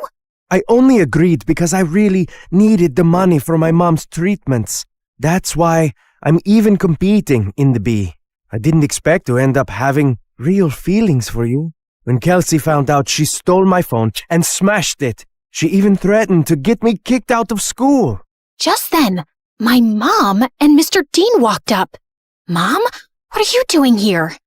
Mr. Dean convinced me to attend, and I had no idea you were so talented at this. We're so proud of you, Sierra. And then Kelsey walked in. Of course my dad is here to support perfect little Sierra. And Leon, I see you've betrayed me too. Guess your mom isn't going to get any better. Why are you so evil? What did I ever do to you, Kelsey? You stole everything from me. Everything! She didn't steal anything from you, Kelsey. Oh, really? Because I remember the night you and Mom screamed at each other when she found out about your little affair, when we both found out Sierra is your daughter. What? Oh, yeah. My neighbor was actually my half-sister. The girl who ruined my family and took my dad away from me. Is this true? Yes, it is. Even though this was the craziest day ever, the news warmed my heart. I'd seen Mr. Dean as my dad since I was a kid. You didn't lose your dad to me, Kelsey. You lost him because of you. You could have told me the truth. You could have been my sister. But you chose to be a liar, a bully, and a sad little lowlife who only feels powerful when someone else is hurting. I may stutter, but I never had to hurt people to be heard. And why didn't you guys tell me sooner? I'm sorry. He didn't know until I told him once we moved in next door. I wanted to tell you right away, but then my wife left me and Kelsey took the news really hard and started lashing out. We thought it would be best for you to not know. For your sake, and Kelsey's. I was planning on telling you. I figured since we live together now, it was the right time. You live together now? She screamed, grabbed my trophy, and hurled it through the convention center's windows. She got arrested for property damage and spent some time in juvie before going to live with her mom. I told my mom I wanted to stay with Mr. Dean for the rest of high school, and thankfully, she allowed it. I gave the prize money to Leon to help his sick mom, but I refused to date him even after all his apologies. My self-worth wouldn't allow me to be with someone who thought it was okay to play with my feelings for any reason. I'm so proud of you, Sierra. Thanks, Dad.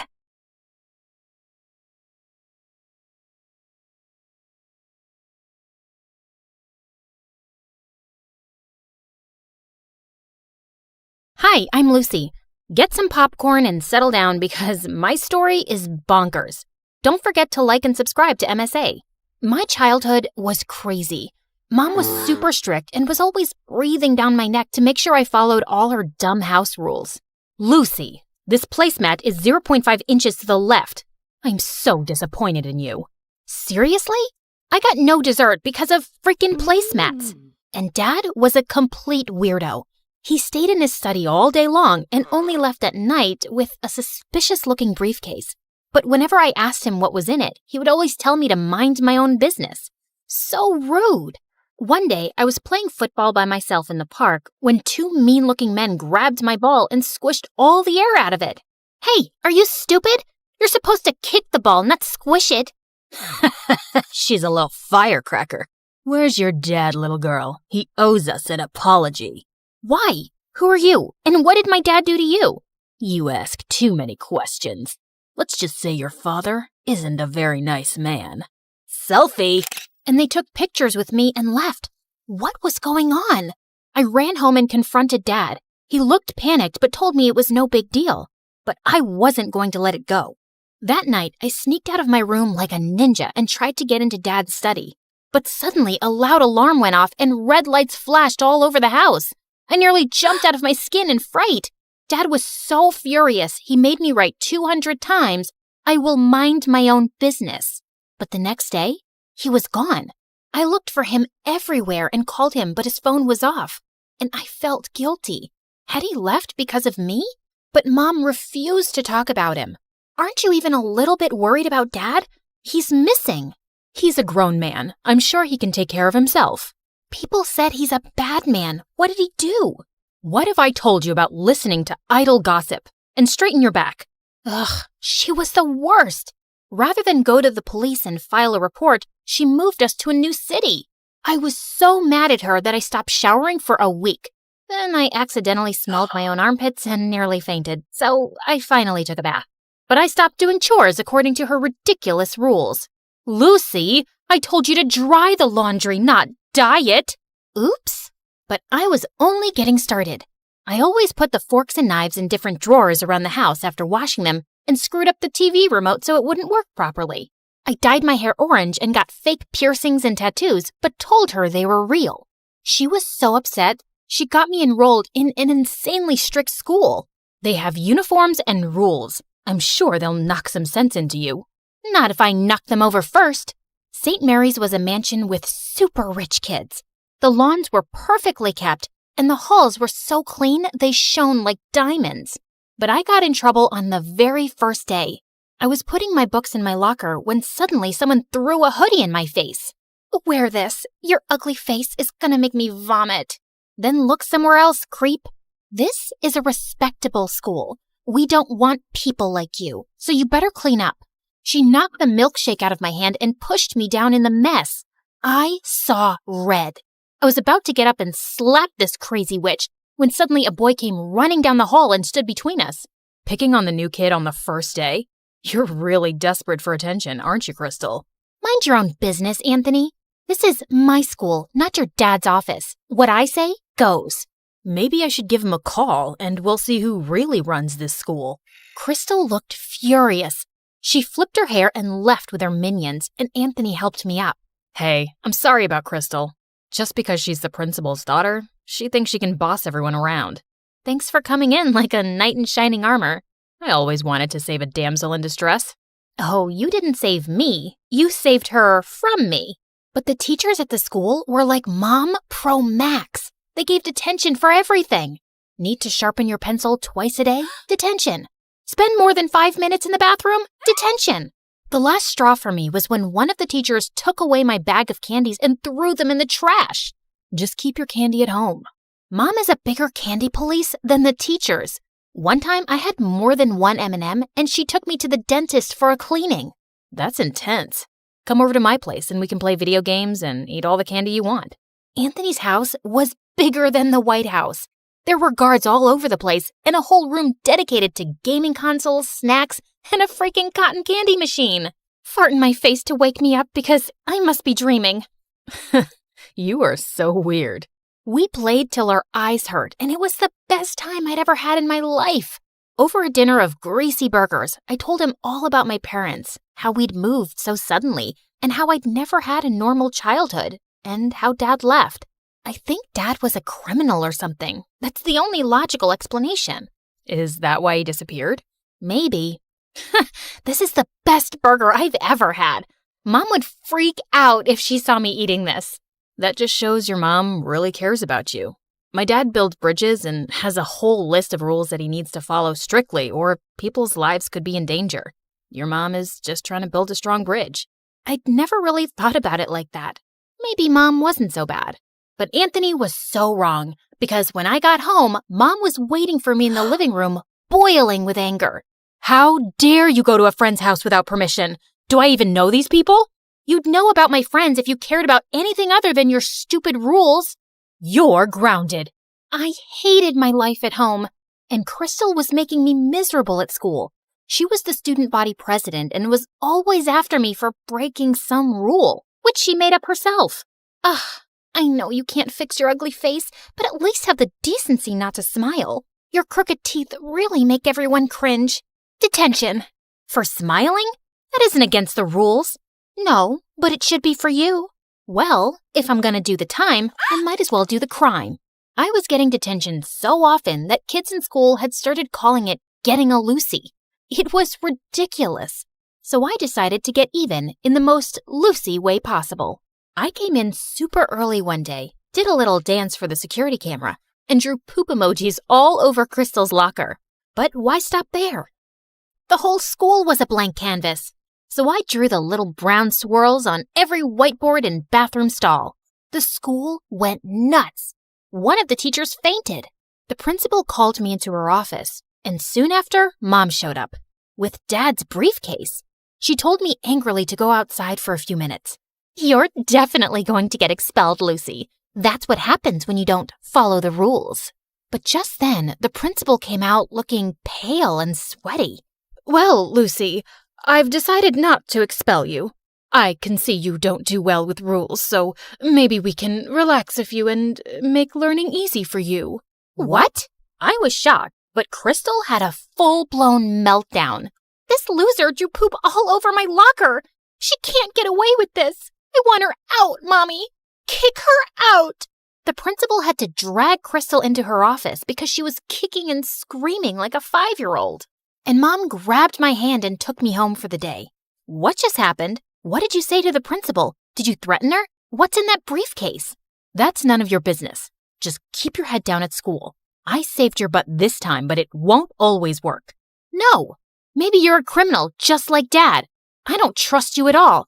I won't do anything you ask until I know the truth. I ran out the door and went to stay with Anthony. It was the only place I felt safe. Mom kept calling, but I ignored her calls. The next day, people in school were looking at me like I was some kind of hero. One of Crystal's minions actually dusted my locker and opened it for me, while another girl brought me coffee and offered to carry my books. What's going on here? Why are you guys doing this? Because someone finally put Crystal in her place. She's no longer the student body president thanks to you. We were all so tired of her being mean to us. Aw, shucks. But I didn't really do anything. Thanks for the coffee, but you don't have to do this anymore, okay? Life was pretty sweet after that. The teachers left me alone, and Crystal's day of ruling the school halls was over. She was always glaring at me like she was planning something evil in that petty brain of hers. And a few weeks later, I found out what. Someone had spray-painted poop emojis on every teacher's car and left a giant cat turd on the principal's windshield. Don't look at me. I didn't do it. Then who did? You're such a witch, Lucy. Everyone tried their best to make you straighten your ways, but you're a lost cause. Once a criminal, always a criminal. You take that back. You're a criminal. I slapped Crystal so hard that her contacts fell out. I was expelled on the spot, and the teachers reported me to the police for destroying their cars. My case was being investigated, and I was probably going to end up in juvie. But I wasn't a criminal like Dad, and I had to prove my innocence. So that night, I sneaked into the school's security room and got all the camera footage on a USB, and then ran to Anthony's place. Lucy, what happened? Why did you do that to all the teachers' cars? I didn't. Someone's framing me, and I'm going to find out who. We used his laptop to look through the videos, but there were hours and hours of it, and I was getting sleepy.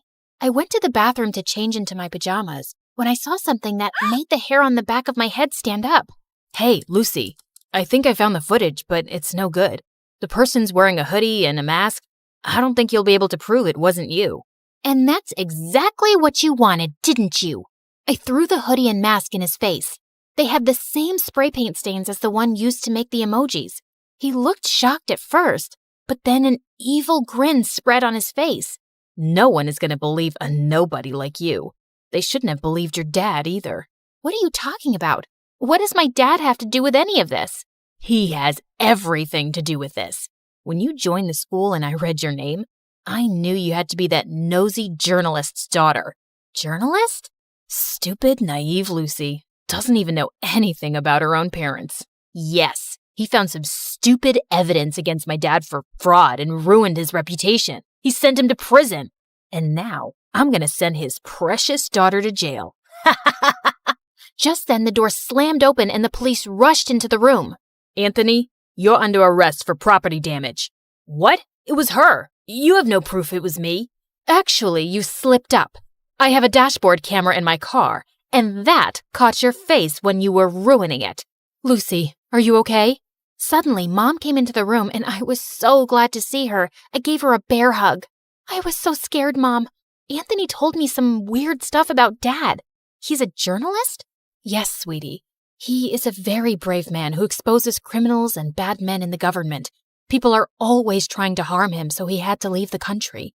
And that's why we moved, to keep you safe. But how did you know I was here? I know I'm gonna sound like a psycho stalker, but I got your phone tracked. You weren't picking up, and I was worried about you. The minute I saw Anthony's last name, I realized who he was, and I knew you were in danger.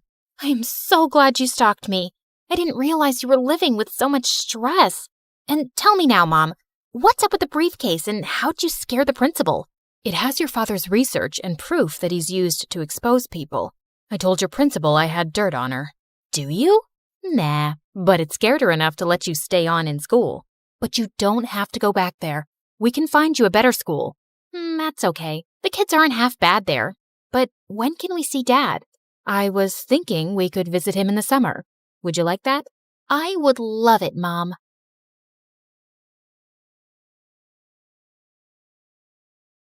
Some superheroes strut around in capes, while others rock pixie boots and a trendy poncho. Because, yes, you are looking at a real superhero. Hi, I'm Annie, and I'm from New Jersey. Don't be fooled by my cute pink locks and dazzling big blue eyes, because as it turns out, I'm also a bit of a crazy, jealous maniac. You know, every superhero has a weakness. Mine was my dad. My dad was the center of my world. Mom left when I was 3, so it was always me and him. We'd hang out all day, and he'd do do whatever I wanted. Let's jump on your bed and then go fishing for sharks in the park.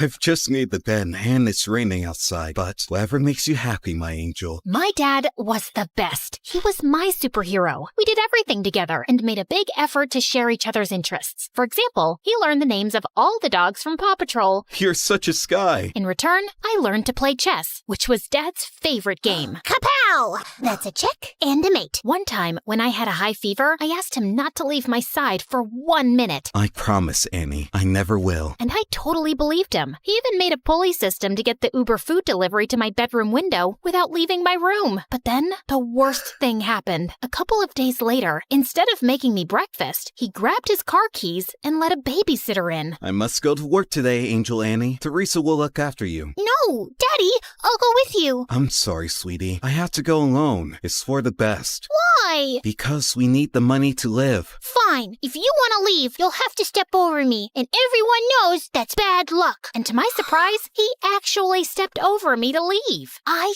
hated babysitters and caused as many problems as I could to get my dad to come back. He used to be late for work pretty much every day and had to sneak out during lunch and leave early to take care of me. So you can imagine what happened next. I got fired. Yay! Daddy's at home forever! Yeah!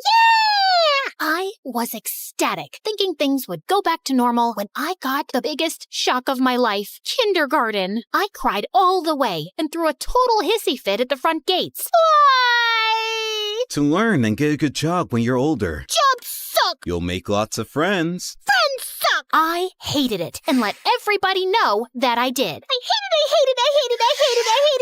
Stop! Dad got more calls from the kindergarten than the principal's secretary. I know what you're thinking. I was a little monster. And yes, I was. I just couldn't help it. I wanted to be with my dad so bad. Soon, kindergarten turned to school, but things didn't improve. I felt so alone and sad without my dad, and I was always getting into trouble. But then one day, I got the best news ever. I know how unhappy you are at school, so I talked with the principal and I'll take a job at your school as a janitor. This way, we can spend all the time you want together, and I can have a job. God knows we need the money. I know it's not glamorous, but would it be too embarrassing for you? What? Just you and me again? This is the best job ever! But there is one condition. You must behave, because if not, I'll get fired. You promise? Oh, I promise. Pinky promise! And for some years, things were amazing. We drove to school and worked together, sat together at lunch, and whenever he'd go past my classroom mopping the floor, he'd give me a goofy wave. For the first time, I focused on my schoolwork because I didn't want to mess up our arrangement. Other kids were even inviting me to parties. You should go. Make some friends. Maybe you could come with me? Annie, you must learn to do things without me. Rely on other people. Really? Maybe you're right. I guess I can go for like half an hour. Nah, let's just hang out here and watch TV. But then it all changed. I was supposed to be meeting some peeps at the movies, but then remembered Dad's favorite TV show was on. So I decided to go back home and watch it with him. But when I opened the door, I found that Dad was having dinner with a woman with candles and flowers on the table. Annie, Angel, I wasn't expecting you. This is Fern, my new friend. Hello, Annie. I've heard so much about you. It's great to meet you at last. Funny, I've heard absolutely nothing about you. I was hoping we'd spend some time with Fern, Annie. Three's a crowd. Suddenly, I felt so jealous. Why would he want to spend time with her and not me? Soon, Fern became a permanent fixture at our place. Despite my grumpy face when she was around, she was always super nice to me. Wanna hit the shops? I have the biggest discount card. Maybe you can use it to buy another book on winning over skeptical teenagers. And at school, Dad was always calling her. She even joined us for lunch some days. I tried to do everything to get his attention when they were together. Like the time in the canteen, she'd made us all sandwiches, and I pretended to choke. Poison! But they were too busy staring into each other's eyes to notice. Soon, Fern moved into the house. And even though I kept moving her things around, she was always calm and supportive. You can always talk to me about anything, you know. I'm fine. You and your dad have such a special relationship. I wouldn't want to come between you two. Well, cheers for that. You can rely on me too. I'll always have your best interests at heart. Yikes, is that the time? Gotta run. It felt like Dad was slipping away from me. But at the same time, I was also starting to become independent. During that time, I joined the chess club and quickly showed talent, no doubt thanks to all those games with my dad. I even won the school tournament and got invited to represent the school in an international tournament in Belgium. I knew it was a life-changing trip, but I also knew that my dad's job as a janitor didn't pay much. He would not be able to afford the expenses of such a trip, so I had to decline the offer. I was pretty sad about it, and soon things got even worse. That same afternoon, I got to class, and one of the more popular girls was sitting in my seat, slurping on a milkshake and making fun of me. Look at me. I'm Annie, and I'm so lame because my dad's my BFF. Great, that's really mature. Now move your butt from my seat. Oh, no. You better call your personal janitor to clean up this mess. What mess? I shouldn't have asked, as she threw her milkshake on the floor on purpose. This mess. What are you waiting for? You better call Daddy. I jumped on her and tipped the rest of the milkshake over her, and that's when the teacher intervened. I got after-school detention. I was really scared that Dad would find out, but thankfully, he went home after finishing his shift. I was super relieved. But then, on my way out from detention, I heard a weird rustling noise from one of the classrooms. That's odd. Everybody went home already. I thought it was best to get out of there, but suddenly, a man in a ski mask rushed out of a classroom, holding a bag full of the school laptops. Oh no, a thief! I froze in my spot as he spotted me and stopped for a few seconds, then started running down the hallway. As he ran past me, he accidentally hit me with the bag of laptops, and I yelled in pain as I stumbled to the floor. Oh my god, are you okay? I looked up in shock as I recognized that voice. Dad? Suddenly, he dropped the bag and ran down the hallway and out of the school. I tried to follow him, but he was too fast. So I sprinted home, and there he was, Dad, completely out of breath and with the ski mask in his hand. The first thing he told me was to keep my voice down so Fern wouldn't hear. Dad, seriously? Stealing from the school? Are you crazy? Annie, you've got it all wrong. Oh, really? Ski mask? Swag bag? Come on! Keep it down, will you? We can't let Fern hear this. Start talking. I did it for you, Annie. Professor Parker told me about the chess tournament and the trip to Belgium. He told me that you turned him down without even telling me. I want the best for you. I don't want you to lose out on something like this because of me. But the moment I saw you, I knew I couldn't go through with it. Now, we can't let the police know. They'll lock me up. If you think about it, no harm was done. Nothing was stolen, so everything's great. Of course, everything wasn't great. While his intentions were sweet, he made a huge mess in school. The principal had reported the attempted robbery to the authorities, and I had to testify in front of the police as the only witness. I couldn't turn in Dad, so I had to lie. I told them that the thief was super short and had green hair. I hoped to keep a low profile about the whole thing, but the next day at school, I was treated like a hero. The girl who saved the school. My hair would have just frizzed out in fear. You're like a real superhero now. Yep, I guess that's me. Want to hang out with us and tell us all about it? And oh, let's snap a selfie. I need to boost my feed with some genuine hero vibes. But the worst thing was, since I caught Dad red-handed, he'd become increasingly clingy and hardly left my side. I guess he was scared I'd confess the truth, but it was really annoying. Like when this really cute boy Warren, who I liked but I didn't think had ever noticed me, talked to me. Hey, Annie. I'd love to take you out for a burger. Sorry, she's busy. Dad? Come on, hun. It's lunchtime. The first one to our seat wins the pudding. Sorry, Warren. I'll just have to go now. A burger soon, though. Sure. But soon, I started hanging out with Warren and his new friends all the time, while Dad's excuses to drop by became increasingly awkward and downright embarrassing. I came by to check if you seen my lost, mop. Thought I might have wandered into your classroom. And he'd always pick the worst times to barge in. I think I'm falling for you in a big way. I think we need to clear the air here. Dad!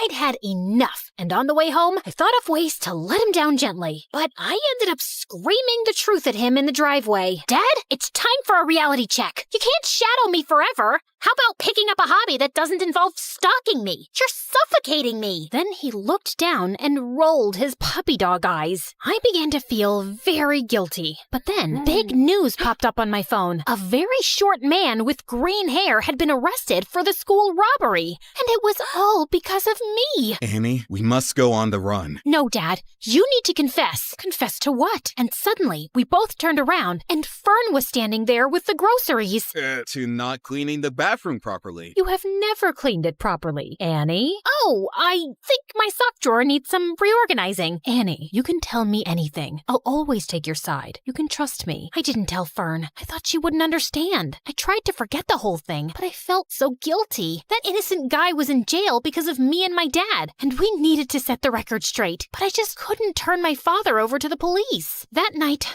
I didn't sleep at all. I was so angry at my dad that the next morning, I skipped breakfast and took the bus to school. But when I got there, I saw him getting into a cop car. Dad! Loads of people were standing around, watching and filming, and I was mortified. I tried to make my way through, but when I reached the police car, it drove away from the school. Then the principal came over and pointed at me. Warren and my friends were shocked. It seems Annie isn't a superhero after all. She was an accomplice to her dad. I've never felt such deep shame. If I had superpowers, I'd have vanished right there or zapped myself to the North Pole. I covered my face, crying, and was ready to run away from there, but a cop caught my arm. Time to face the music and confess. But when I finally told the truth, I felt like a weight had been lifted from my shoulders. They let me off with just a warning since I was a minor, and my dad took full responsibility. Fern came to pick me up, and I was enraged with her. I knew she couldn't be trusted. How could you betray us like that? I must confess that I heard you guys whispering around. I quickly understood what was happening,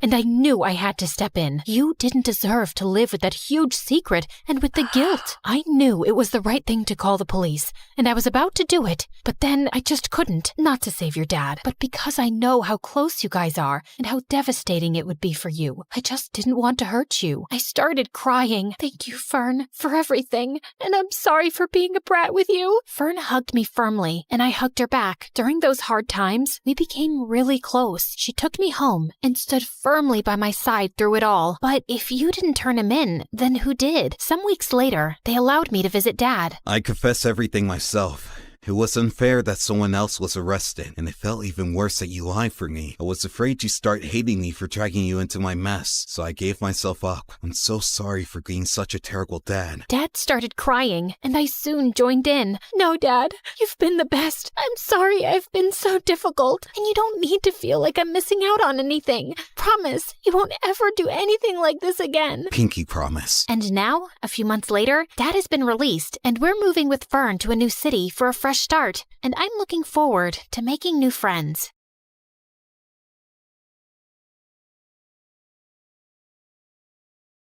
I was about to shoot my target when suddenly someone appeared from the shadows and snatched the apple away. It was the most popular guy in school, Travis, and lately he'd been flirting with me every chance he got. Let's play a game. If you miss the target, I'll have to kiss you. But if you hit it, then you'll have to kiss me. What do you say? Sure, why not? Everyone knew how good I was in archery, and as expected, it was a bullseye. Deal's a deal, cream puff. As he closed his eyes for the kiss, I called for the school cat Loki and whispered something to it. You can open your eyes now. Loki scratched his face like a wild animal as I walked away, in total satisfaction. Hi, my name is Bianca, and I'm incapable of falling in love. Well, that's what I thought. But before I continue, please like and subscribe. My mom owned a huge chain of hotels, and I was the sole heiress to the business empire. Our family name was well known already, but I'd really made us famous. Teen heiress seen kissing alleged gangster? Spoiled princess seen at archaeological site closed off for public? Princess Bianca announces to pay any amount to straighten the Leaning Tower of Pisa. Oh, each headline is worse than the one before. Alleged gangster mom. We broke up. And you know my keen interest in history. I had to see that site. And come on, am I the only one annoyed by that Leaning Tower? When will you ever get serious, Bianca? I have a private jet to catch, but we're not done with this conversation. Yes, go to your meeting, Mom. You didn't even remember to wish me a happy birthday, but I was still celebrating in style. I was having a huge birthday party at the newest club in town, but my night was ruined when I saw an uninvited guest, Travis, and he was approaching me and my BFF Carmen as if he was God's gift to women, despite that scary face. Hey, sugar lips, wanna dance? Aren't you supposed to hate me for making you look like like Frankenstein? What's love without a little pain? And I adore your feistiness. He was all over me the whole night. Eventually, I had to make Carmen distract him and try to escape, but he noticed and followed me like a madman. I'm not done with you, my love. I turned around a corner and opened a VIP door at the end of the hallway. There were some men in suits playing poker, and they all turned to me like I was an alien. Oopsie, wrong room. Thought it was the toilet. But may I say, sir, your jacket is really cool. Very vintage 90s. Michael Jackson kind of vibe. Okay, I won't bother you guys. May the best man win. Bye. Travis was nowhere to be seen, so I took the chance to finally leave the club. But of course, I couldn't avoid him at school, and he was being such a nuisance that eventually I got a restraining order against him. My life was finally peaceful, till a few days later when Carmen told me that her cousin from the village would be joining our school. Since when do you have a cousin? Ever since he was born. You never told me about him. I love to collect snake skins and samurai swords in my basement. I didn't tell you about those either. What? Friends should share everything. I think some secrets are good. Oh my god, my cousin's here. I turned to this guy who was walking towards us like he was the king of the underworld. Judging by his walk, he knew he was a fine specimen of the male species. But suddenly, he tripped over nothing and fell into the fountain nearby. And then he immediately got up like nothing happened. I felt like I was watching a comic cartoon strip. Are you sure he's not some hot model you paid to act as your clumsy cousin? Nice way to say that he's hot and adorable. He then spun her around like she was a cotton ball. Carmen, my favorite girl. I missed you so much. The guy turned to me and I was stunned. He was even more handsome up close and also really familiar. You must be Bianca, Carmen's best friend. I'm Slater. Nice to finally meet you. Did you just curtsy? And have we met before? No. Is this how city people greet each other? Excuse us a moment. Carmen pulled me out of Slater's earshot. What you doing? Talking to my best friend's cousin? Why does that require you to bring your face so close to his? I just thought he looked really familiar. What's your problem? I just think you're finding an excuse to flirt with him. Now listen up, Bianca. You're never serious about any boy, and you just play with their feelings and dump them. And you're not allowed to do that to my cousin. He's not even my type. Relax. Just don't get involved with him that way, or it's friendship over. Understood? Loud and clear, ma'am. Since then, the three of us started hanging out together, and I was having a hard time believing someone like Slater existed. Sheer perfection on the outside, but with the poorest balance a human could possibly have. He tripped, slipped, and stumbled everywhere. He even got a black eye while tying his shoelaces. But one night, while I was admiring one of the paintings at home, it hit me like a bolt of lightning. I remembered where I'd seen Slater before. You gotta trust me, Carmen. Your cousin's up to something shady. Mom and I attended this art exhibition downtown last month, and Slater was there. He was one of the artists. We even bought a painting from him. Only his hair and eye color was different, but it was him, and he wasn't clumsy. He must have been a look-alike. Slater has lived in the village his entire life and just got here last week, and he can't even draw a circle, trust me. I even showed Slater's picture to Mom, and she said it's him too. Now she's contacted the artist to buy more of his work, and he's coming soon, and I'll finally know the truth. You just need to give yourself something to be excited about. Do what you want, but you're wrong. A couple of days later, the artist called Mom to say that he had to go out of town and he'd come to meet her next month. How convenient. I decided not to say anything to Slater and try to get to the bottom of his secret identity. He was always hovering around me and Carmen like an annoying fly. He was sure to slip up at some point. I'd be watching him. But one day, I was spying on him at the gym, and after seeing him miss the 100th basket, I got really bored. I decided to skip the rest of school that day to get a manicure. As I was walking to my car, a van suddenly stopped next to me. Good day, child. Would you please buy some apples from me? I run an orphanage and I'd like to get some toys for the children. Sure thing. Just give me a basket and I'll give you $100,000. I was about to take the basket from her when Slater suddenly popped out of nowhere and crashed into me. Hey, you. Who do you work for? Show me your ID. The poor lady looked terrified and just drove away. What the heck was that? Didn't your parents ever tell you not to take candy from strangers? What if she was trying to poison you? Dude, those are apples, not candy. And who am I? Snow White? And that cute granny is trying to poison me because I'm the fairest girl in all the land. This isn't funny. You don't know how dangerous some situations can be. Oh, please. I swam with sharks last year and jumped off a hot air balloon when it malfunctioned. I laugh in the face of danger. And that lady just wasn't dangerous. I know you're from the village and probably think everyone in the city's evil, but please stop being a weirdo. But Slater just got weirder. Like another time, the three of us were at a restaurant, and as soon as the waiter served our order, he started sniffing mine. If you wanted me to completely lose my appetite, you succeeded. What's wrong with you? He also started sniffing his food and Carmen's. That's how we do it in the village. The first whiff of food tells you everything you need to know. About what exactly? About how organically the food was grown, if the farmer sang to his crops and cows. I ordered a giant brownie sundae with whipped cream and sprinkles. Are you insane? Just give me that. Just then, there was a loud crashing sound next to us, and Slater jumped towards me and brought me down to the floor, covering me like a human shield. He was looking down at me, and I was a little breathless. And then I saw everyone else staring at us like we were mental. Apparently, a waiter had just dropped a tray full of glasses. Oh, my bad. I thought it was a gunshot and maybe some robbers had come in. I just acted on instinct. Wait, let me get this straight. So you thought it was a dangerous situation and your first instinct was to save Bianca? Hello, what about me? Your own flesh and blood? Slater muttered some apologies while Carmen kept scolding him, even if he was crazy. It was really sweet how he tried to protect me. One weekend, Carmen told me that the cheer captain was throwing a party, just for the cheerleaders and all the boys. I felt curious to see how Slater would act at parties with other girls, so I dashed over to the venue and spied from the bushes. But I couldn't spot him anywhere. I knew how girls looked at him. He was probably surrounded by the cheerleaders. Well, what did I care? I took this opportunity to practice my amazing singing. I can buy myself flowers, write my name in the sand, talk to myself for hours, say things you don't understand. Suddenly, I heard a sound right behind me.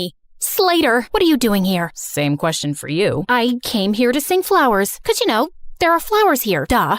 What about you? It's too loud inside, and everyone was acting wild. It was scaring me. Just then, a huge bug came flying at our faces, and Slater tried to smack it away, but he ended up slapping me instead. Oh my god, I'm so sorry. My hand is so stupid. Bad hand. Gosh, Slater, why are you so freaking clumsy? I don't know, just born that way, but I get even clumsier around you, 'cause attractive girls make me nervous, and you're the most beautiful I've ever seen. What do you mean? You know what I mean, Bianca. It suddenly hit me. He was attracted to me, and that could make things complicated. I had to avoid him from now on before Carmen could misinterpret things and unfriend me. But the very next day, I caught him in the janitor's closet with his butt stuck in a mop bucket. Jesus, what have you done this time? Can you just help me, please? I think I got a cramp. As I pulled him up, our lips accidentally touched, and my tummy fluttered. Just then, someone gasped from the door. Carmen! Girl, it's not what you think. I followed her to an empty classroom and tried to explain. I swear, there's nothing romantic going on between us. He's too dumb and clumsy for me, and I'm certain he's a liar. Excuse me? That's my cousin you're insulting. And you say these things, but I feel like you're attracted to him. Just don't get attached to him, okay? He's not right for you. Of course, duh. I already knew that, but I was a bit bothered by what Carmen said. Why did she think he wasn't right for me? A few days later, I was practicing archery alone when suddenly an arrow came flying from somewhere and almost hit me. I turned around and saw someone behind a tree. I dashed over and found Slater. What are you doing here? Trying to kill me now? No, what? What just happened? You happened, Slater. You nearly sent an arrow straight into me. You're a hazard to society. Oh God, I'm so sorry. I didn't realize my arrow came your way. I mean, I didn't even know anyone was here. I would never hurt you, I swear. But let me make it up to you with an ice cream shake. Come on, let's go. I wasn't finding his act convincing. Why was he always around me? He was beginning to seem as obsessed with me as Travis. And what if he tried to hurt me on purpose with the arrow? By the way, are you free tonight? I want to talk to you about something. Just you and me, alone. Okay, sure. But we're alone right now. You can't tell me over ice cream shakes? What ice cream shakes? Oh, yeah, that. No, tonight's better. I'll send you the pin location. Driver, I'll get off here. Thanks. See you later, Bianca. And then he just jumped out of the car and walked away. This dude was so weird, but I was really curious about what he had to say. Later that night, I was surprised to learn where he was taking me. The rooftop of an old building. There was no elevator, so we had to climb 8 flights of stairs, and he was holding on to my shirt like a kid. Wait, what if he tried to push me down? Can you move away? I need some personal space. But what if I trip and fall down the stairs? You know how clumsy I get. Why would you invite me to a rooftop then, idiot? You'll see. When we finally reached the top, I was surprised to see a candlelit dinner. What's all this? Obviously a date. Were you expecting a crime scene? Didn't your cousin warn you about me? She did, but I just don't see why she's so against the idea of you being my girlfriend. You're beautiful and amazing. She was trying to protect you because I have a history of not being good with relationships. May I know why? And before I knew it, I just found myself opening up. Growing up, I saw how my dad broke my mom's heart and left her for another woman. Since then, Mom's not even the same person. She just buries herself in work. And Dad kind of broke my heart too. Leaving like that, I'm just afraid to let anyone come close. I know that you don't trust me, but I hope that someday you will, and I'll get to know you better. I feel like you're someone worth knowing. He looked at me earnestly and then started leaning in. I found myself closing my eyes, and when his lips touched mine, I felt something electric. Wait, that was a mistake, Slater. I care a lot about my friendship with Carmen. I can't. Okay, I understand. But later that night, all I could think about was Slater and that kiss. Maybe I could talk to Carmen and she'd come around, but I still couldn't shake off the idea that Slater was lying about himself. As luck would have it, Mom told me the next day that the artist was back in town and he was displaying his work at a gallery that night. Well, Slater wasn't going to be the only one in disguise. I went dressed up as someone completely different, and I was thrilled to see him. He might have a different style, but I was certain it was Slater. And as I was walking past him, I accidentally tripped and fell forward, scraping his arm with my pen. I'm so sorry. I'm not very good with the walking. Clumsy, like you people say. Oh, it bleeds. It's fine, miss. I'm okay. Excuse me. I need to use the bathroom. And the next day at school, Slater was wearing a full-sleeved shirt, just like I'd expected. So I spilled my juice all over him. Oh my God, you're wet. You'll have to change your shirt. It's fine. It'll dry up. No, you'll get sick. I won't. I'm as strong as a cow. I tried a few more tricks, but he was able to avoid all of them. I guess I just had to do it by force. After our classes, I followed him outside school, and just as I was ready to jump on him from behind, he turned around and pinned me to the wall. Bianca, why were you trying to attack me? How did you know, Spider-Man? And all I wanted to do was this. I pulled up his sleeve, and sure enough, he had a long cut on his arm. Ha! So you're really that artist. I've exposed you, you big fat... Suddenly, there was a growl behind me. I turned to see two guys holding two rabid dogs and pointing at us. Bianca, just run. Slater grabbed my hand and we ran like crazy from the dogs. After sprinting down several blocks, he pulled me into an old building and we ran up the stairs. We climbed all the way to the rooftop and we could hear those guys behind us. Okay, there's no other choice. We gotta jump. Excuse me? I must have heard you wrong. And what is going on? Questions later. And what's the matter? I thought you laughed in the face of danger. Ha. Now is not the time to be sarcastic. Just hold on to me and you'll be fine. Do you trust me? Of course I don't trust you. You're the clumsiest idiot I've ever met. Listen, Bianca, I'm not who you really think I am. I just need you to trust me right now, okay? I won't let anything happen to you. I promise. My instincts told me to trust him, and I did. And what happened next was the most thrilling thing ever. We went flying through the air, then landed straight in a garbage dump. Ew, fish heads. Come on, this isn't over yet. I needed answers about why I was currently running a marathon with my BFF's mystery cousin around the city. Slater, why are these people after us? Listen, something happened. He didn't get to finish because the gangsters finally cornered us. Slater pushed me inside one of the diners as he started fighting them expertly. What were these kung fu ninja moves? He was so hot. Just then, one of the guys came up behind him with a metal chair. I looked around for anything I could throw at that scumbag before he could hurt Slater. Bullseye. That's my girl. Just then, a bunch of policemen arrived and surrounded the men, and Slater pulled out a badge. You're under arrest. What? He was a detective? As those jerks were being taken away, Slater finally told me everything, starting with how I unknowingly got involved with an international mafia gang. You walked in on them one night at the dance club and saw something you weren't supposed to see. You've been in danger since then. Oh, those guys. But I swear I didn't even see anything. They couldn't be sure of that, so you've been their target since. I was already in town looking for this gang and posing as an undercover artist, but when we found out that they were looking for you, I joined your school to be closer. We also thought we could catch them using you. You mean using me as bait? I didn't mean use you like that. We just knew they'd come after you. So that date on the rooftop, was that also a ploy to get the gang members there? Well, yeah, we had police hidden all over that building, but I think the gang realized it was a trap. Everything made sense now. He was just pretending to be interested all along so he could be around me for my protection and to catch the bad guys. I was just a mission for him. You saved my life. Thank you. I just did my job. I'm glad you're safe now. I gotta report to headquarters soon, so... Yeah, great job. Goodbye then. As I walked away, I suddenly felt sad and empty. And the next day at school, Slater was gone. I demanded more answers from Carmen. Slater really is my cousin. He became a detective at a young age, and he doesn't tell us much about his job. But after that restaurant incident where he was clearly protecting you, I asked him what was going on, and he said it was something related to you, but it was confidential. So that's why you didn't want us to get closer. Yes, because he was just here for his job, and he doesn't form attachments. I didn't want you to get hurt. I'm sorry.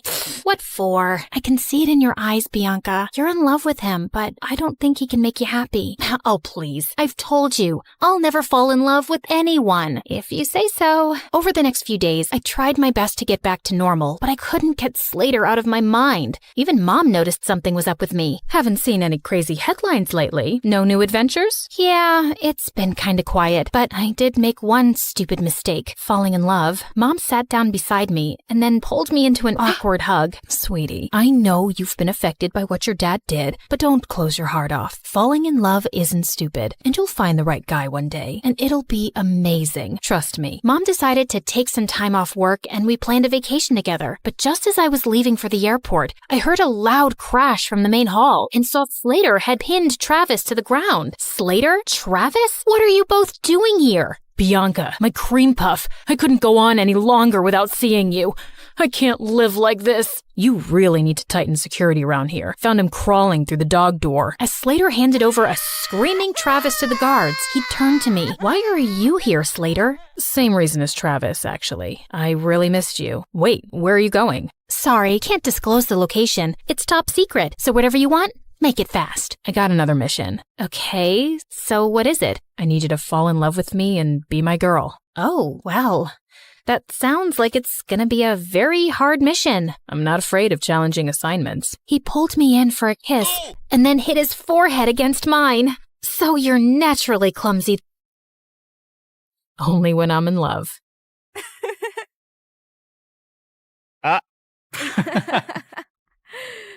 Hi, I'm Catherine from Arizona. Please like and subscribe. When I was born, my parents were very young. Dad was an inventor and Mom was an aspiring model. Mom spent most of her time at auditions and fancy parties, while Dad and I stayed home in his lab. The two of us would go from business to business trying to sell Dad's inventions, but no one ever bought anything. I love that Dad let me help with his experiments, even though I was clumsy. Like once when I was 7, I tripped over my shoelace and ended up spilling some beakers, and the whole lab stank of rotten eggs. Nobody could pass by our house for a week without gagging. Another time, I left a burner on the lab and went to the park, and by the time I returned, I found a fire brigade outside the house. Mom was furious when she came home, but Dad always had my back. He was the sweetest, but Mom fought with him over everything, especially the fact that he didn't make enough money. And then one day, Mom just left with her new friend. Dad said she was going on a business trip and would be back soon. Well,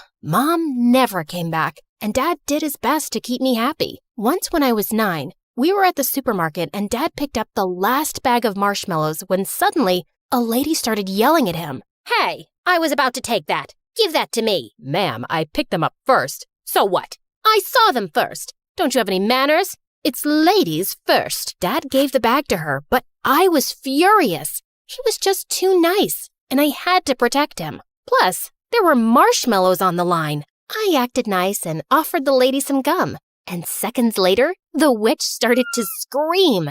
It was a spicy gum that made your mouth feel like it's on fire for 10 hours. One of my favorite inventions. Dad and I kept working together, and by the time I was 12, we had developed something spectacular. He sold our invention to a huge corporation, and overnight, we became millionaires. We moved into a huge house, and Dad started his own company. But I couldn't help noticing that sometimes he was really sad. What's wrong, Dad? Nothing, honey. I'm totally fine. Then one day, a magazine named him the city's most eligible bachelor, and suddenly, he was going on dates every weekend. I was jealous. For so long, it had been just the two of us. But Dad seemed happier. Dad had always homeschooled me, but now he was too busy. So I started school for the first time in 9th grade. We had a test in science class soon, and I turned in my exam in 5 minutes and got all the answers right. My teacher, Mr. Johnson, swore I cheated. I didn't cheat. I studied the chapter last night.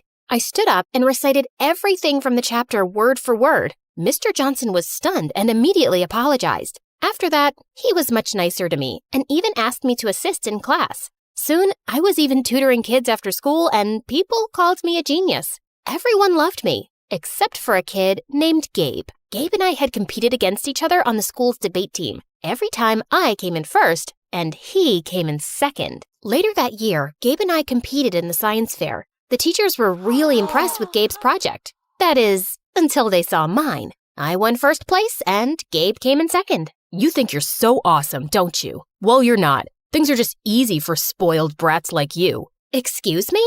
You heard me. You're a billionaire's daughter. You have everything handed to you. People only love you because of your money. Your dad probably buys you the first prize every time. I didn't want to admit it, but his words did hurt. I knew Dad gave a lot of donations to my school. Did everyone just like me because of my father? A few nights later, Dad brought home a pretty blonde woman. Catherine, this is Layla. She's my new friend. The next thing I knew, Layla had moved into our house. Dad was head over heels for her. He showered her with gifts and followed her around like a lovesick puppy. Ew, can you two get a room? Layla was the worst. First, she threw out all my favorite foods. She painted my room bright pink, and on one occasion, she dragged me out of the lab to take me to her stylist. You're such a pretty girl. Don't hide your face with all that hair and baggy clothes. Wow, honey, you look like a clown. Layla is the worst. Don't be rude. She's just trying to help. She's ruining everything. After a while, I hardly recognized our house anymore,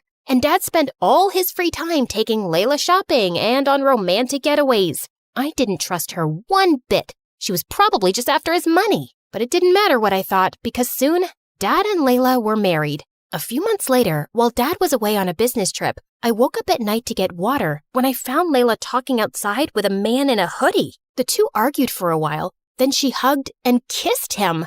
I saw her coming back in and ran upstairs. What? The next morning, Dad was back and I found him with Layla in the kitchen. Good morning. I made your favorite pancakes. What's the matter, honey? Is something wrong? Yes, it is. I saw Layla with a strange man last night. She kissed him. What? Kat, are you sure you're okay?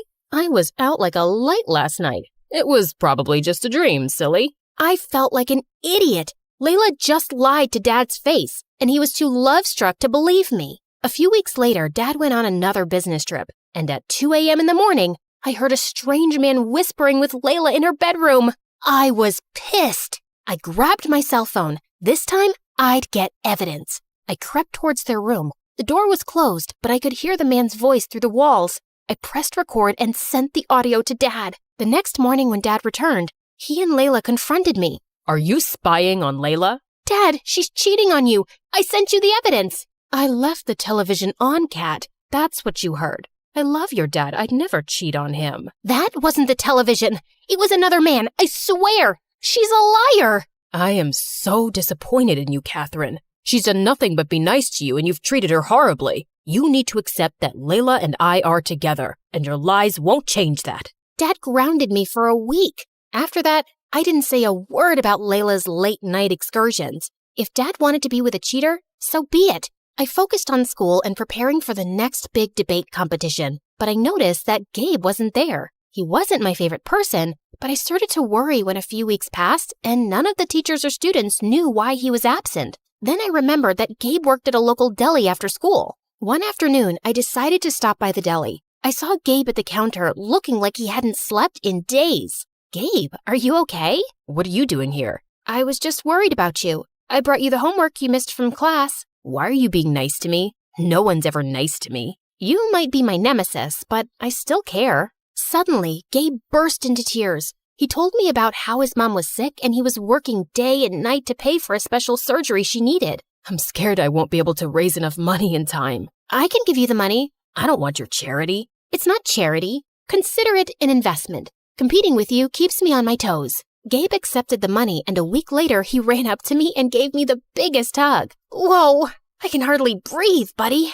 Mom's surgery was a success, and it's all thanks to you. Also, I'm sorry, Catherine. It's not true that you win everything because you're rich. You're just better than me, and I know that. Soon, Gabe and I started spending all our time together. We studied together every day, texted late into the night, and sent each other our favorite MSA videos. I was happy being at his place anyway because I wanted to avoid Dad and Layla as much as I could. One day as we were walking home, he was unusually quiet. What's wrong? You look like you swallowed a lemon. I don't know how to say this, but I was wondering, I was thinking, just contemplating if maybe you would consider or like to, Just spit it out, man. Do you want to go with me to the winter dance? Oh, I don't know. That might not be such a good idea.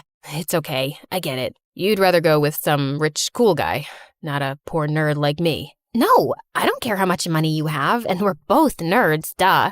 It's just that I'm a horrible dancer. I'd probably embarrass you. You'd never embarrass me, Catherine. You're perfect. Then Gabe kissed me, and it was so romantic. That weekend, Gabe came to pick me up in his mom's car for the dance. Gabe walked up to Dad to meet him, but Dad ignored him and pulled me to the side. Are you sure you want to go out with this boy? He drives that piece of junk, and it looks like he pulled out his suit from the trash. Dad, what is wrong with you? I like him. He's a sweet guy. And since when do you care about how much money someone has? You were never this way before. Not until you met Layla. Don't drag Layla into this. You're my daughter, and you deserve better than a poor loser.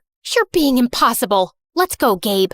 Gabe and I had a blast at the winter dance, and we officially started dating. I started inviting Gabe over to my house, and thankfully, Dad didn't create a fuss again. He even tried to be pleasant to Gabe, and I was sure he felt sorry for his behavior. One day, Gabe and I were studying a math test in the kitchen when Gabe excused himself to go to the restroom. He came back a few minutes later, and then Dad stormed into the room. You thief! What? What's going on? Honey, calm down. I saw him roaming through the house near my study, and now my wallet's gone. I know he took it. No, I didn't. I swear. Dad grabbed Gabe's backpack and tossed its contents onto the floor. Then he made Gabe turn out his pockets, which were empty. I know you stole my wallet. Where is it? Stop it! Leave him alone! Gabe ran out of the house terrified. I didn't speak to Dad or Layla for the rest of the night. The next morning, I tried apologizing to Gabe. We need to break up. Your father hates me. No, Gabe, we can make this work. No, we can't. You're a millionaire and I'm poor.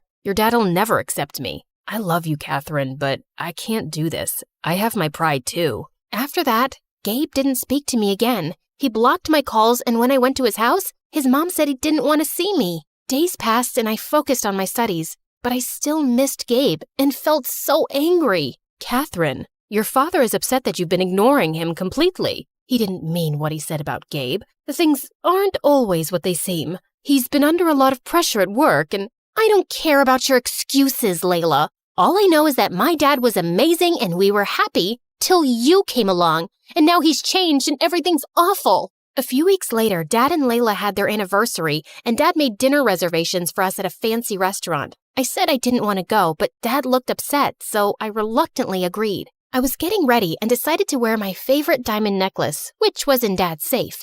I went into Dad's office and opened his safe, and inside there were suitcases full of money, stacks of gold bars, and duffel bags full of diamond jewelry. But then my eyes wandered to the table, to Dad's lost wallet, and next to it were some newspaper clippings that made my blood run cold. They were all from unsolved bank robberies with pictures of the masked robber. I examined the photos, and one of them had a close-up of the robber's neck and the birthmark on it. It was just like my dad's. Dad? What's wrong, honey? I showed Dad the newspaper clippings. This is you? How could you do this? What? No, I don't understand. This can't be. I didn't. Then Dad fainted and hit his head. Layla called the ambulance and Dad was rushed to the hospital. I sat in the waiting room while Layla spoke to the doctors. Then she asked me to come into Dad's room. Layla and I have been keeping a secret from you. I have dissociative identity disorder, also known as a split personality. I struggled with it when I was younger, and I had it under control for years. I was his psychiatrist and fell in love with him. He was good for a while, but then his condition got worse. That was your dad in the hoodie outside the house that night, and he was the one you heard in the bedroom. He was supposed to be out of town getting treatment, but both times, he came home acting strange and saying things that didn't make sense. He didn't ever let me tell you because he didn't want you to worry. I have no memories of the robberies, Kat, I swear. I didn't know things had gotten that bad. I'm so sorry, honey. I hugged my dad and Layla. I felt so bad for Dad and for how I'd treated Layla. Dad was released from the hospital. The judge decided not to press charges for his crimes, but ordered him into therapy, and we returned all the stolen goods. Layla and I supported Dad through his treatment, and a few months later, the doctors released him from the psychiatric facility. And over this time, Layla and I grew closer. One day, when I got home from school, I opened the door to see Gabe and my father standing inside. Layla told me I chased your friend away, and I've apologized for how I treated him. I'm sorry for the pain I've caused you both. I would never stand in the way of your happiness, Kat. Thank you, Dad. Gabe rushed over to me and kissed me, and from then on, he never let me go.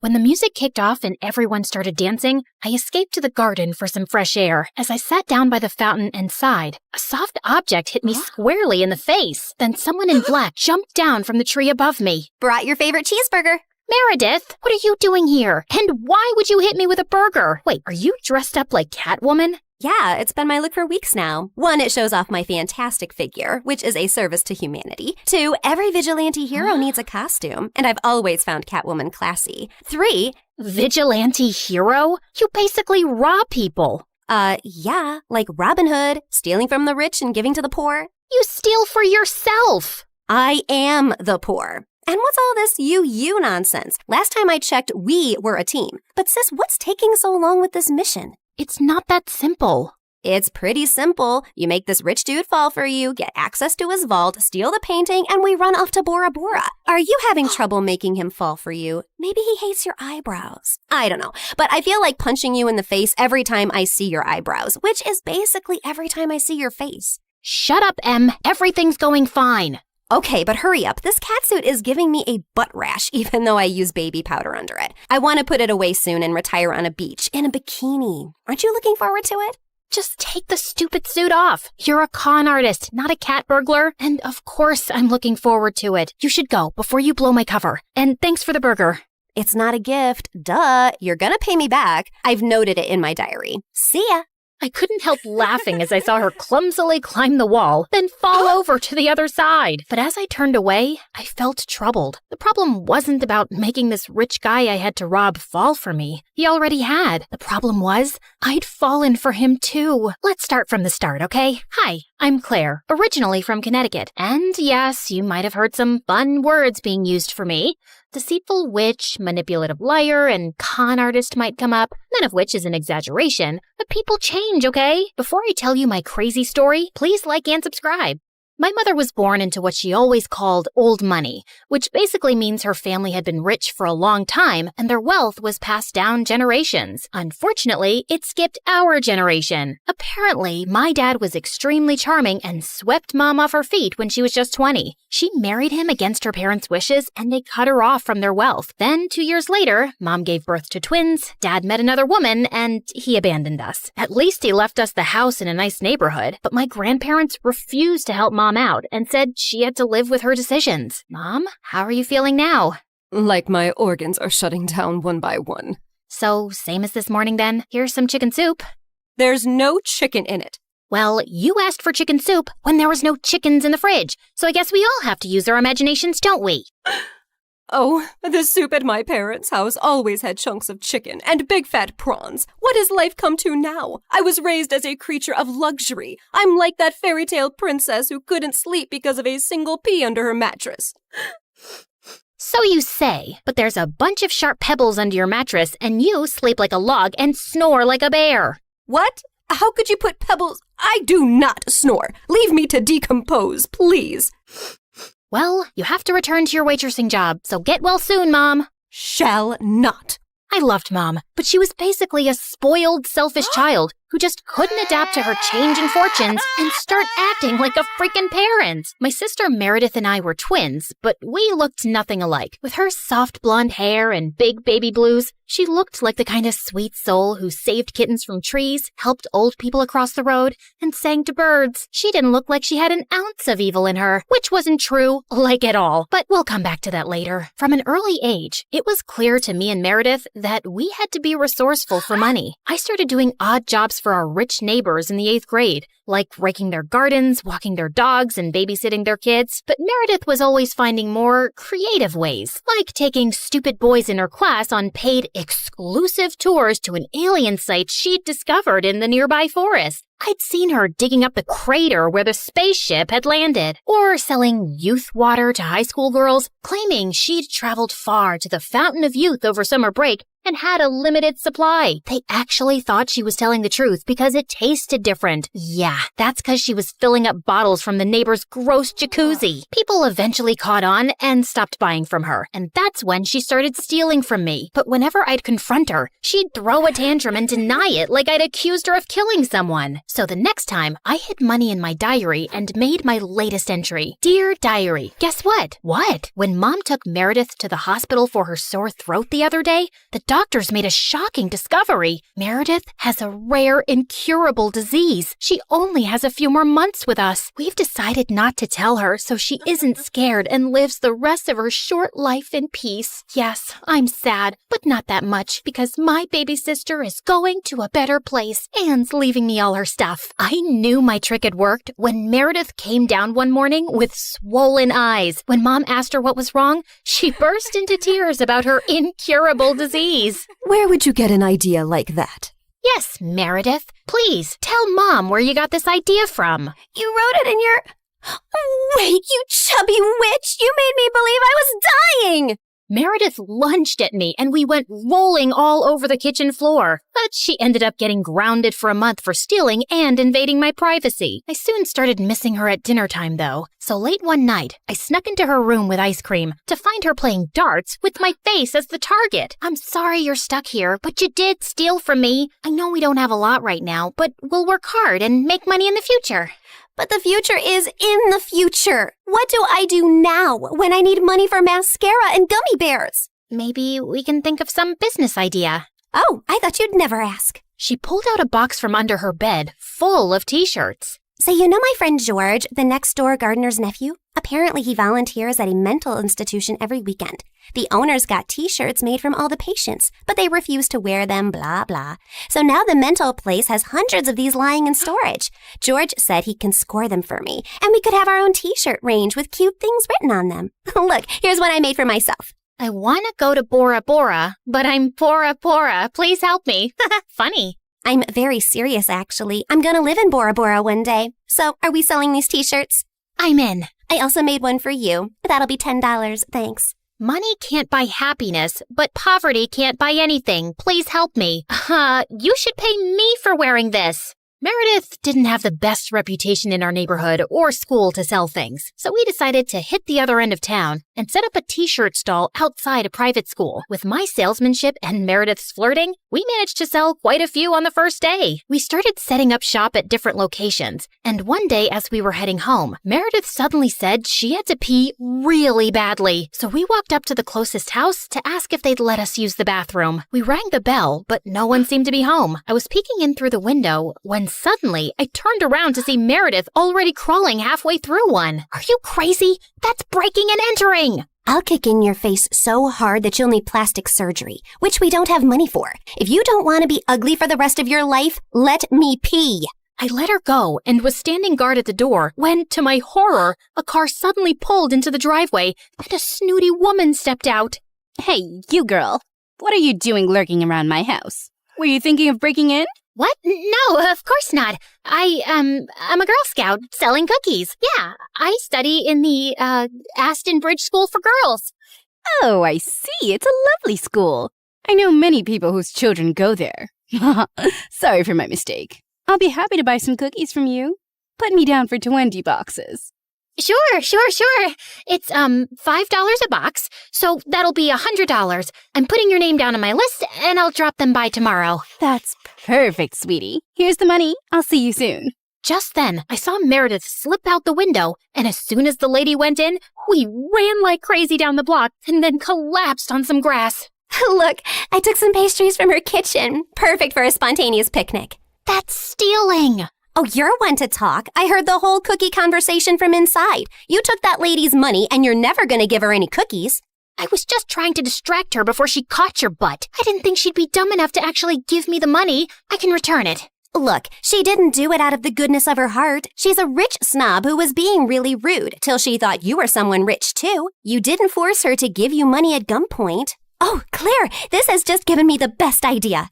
You're not serious. Yes, I am. Dumb people deserve to be tricked. And what does $100 mean to someone who has a gold toilet seat? I knew it was wrong, but it was also so easy. And before I knew it, Meredith and I were wearing private school uniforms and hitting different neighborhoods, collecting money for Girl Scout cookies that we had no intention to deliver. We made $2,000 in a month. But one day, when we went up to a rich old lady's house, she invited us in and even offered us cake as we signed her up. How many boxes will that be, ma'am? Oh, none, thank you. You see, I don't buy imaginary cookies. What? I'd heard that there were 2 conning Girl Scouts in town, and I was ready for you. I've called the police, and you 2 will end up in a detention center.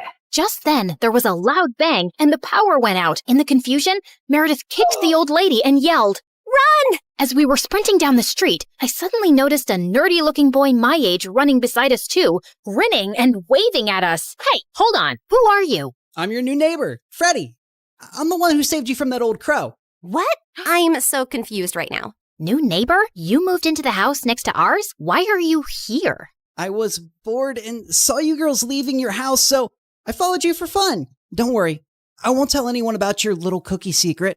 When I heard that old lady threatening you, I went to the main circuit board and pulled out a wire with my tweezer, which I always keep handy. You could have been electrocuted. You're either incredibly smart or exceptionally dumb. My mom says the exact same thing, except for the incredibly smart part. Listen, you geek, what do you want? If you think you're going to get a cut of our profits. No, my parents are well off. They're neurosurgeons. I just want to be friends. I swear, I don't have any siblings and I don't know anyone here. What if we say no? I'll keep following you around until you say yes. Okay, fine. Congratulations. You got yourself 2 friends. Oh, I'm so happy. Merry Christmas and a Happy New Year. And from that day on, that goof really did become our best friend, especially mine. He was like the sibling I never had. I mean, the nice sibling who did my nails and watched the channel I wanted to watch on TV without arguing. He was also really generous. I didn't want to take advantage of it, but Meredith and Mom had no problem keeping all the gifts he was always getting us. We decided to lay low with our conning activities in case the old lady had actually told the police about us. But soon after we joined the 11th grade, a new drama unfolded in our lives. A family moved into the huge white house across the street. Apparently, the couple who'd bought the place was loaded, and they had 5 teenage boys. Finally, some eligible bachelors on our street. Thanks. My feelings aren't hurt at all. Oh, I'm sorry I left you out, sweetie. Maybe you'll find someone too. I mean, they have 5 boys. There's a good chance one of them is gay. What? Why would you think? Okay, girls, here's a basket of goodies for you to take over as a welcome present. Now go, throw yourselves at those boys. Meredith and I rolled our eyes, but we decided there wasn't any harm in checking them out, and we were welcomed by the ugliest quadruplets ever. They were really sweet and really excited to see us, but with their orange hair, acne, and buck teeth, they were not a pretty sight. Man, I feel sorry for those parents. Like, you know, Mom got one average-looking kid, but God made it up by giving her me. But those parents, oof, God decided to use copy-paste on that ugly model. They must have done something terrible to deserve this. Huh? You are so rude. Oh, shut up. I know you're thinking the same. I just have the guts to say it out loud.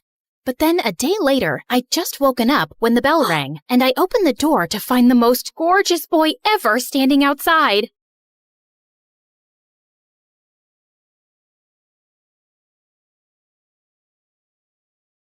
A large chair swiveled around to reveal a tiny, skinny guy.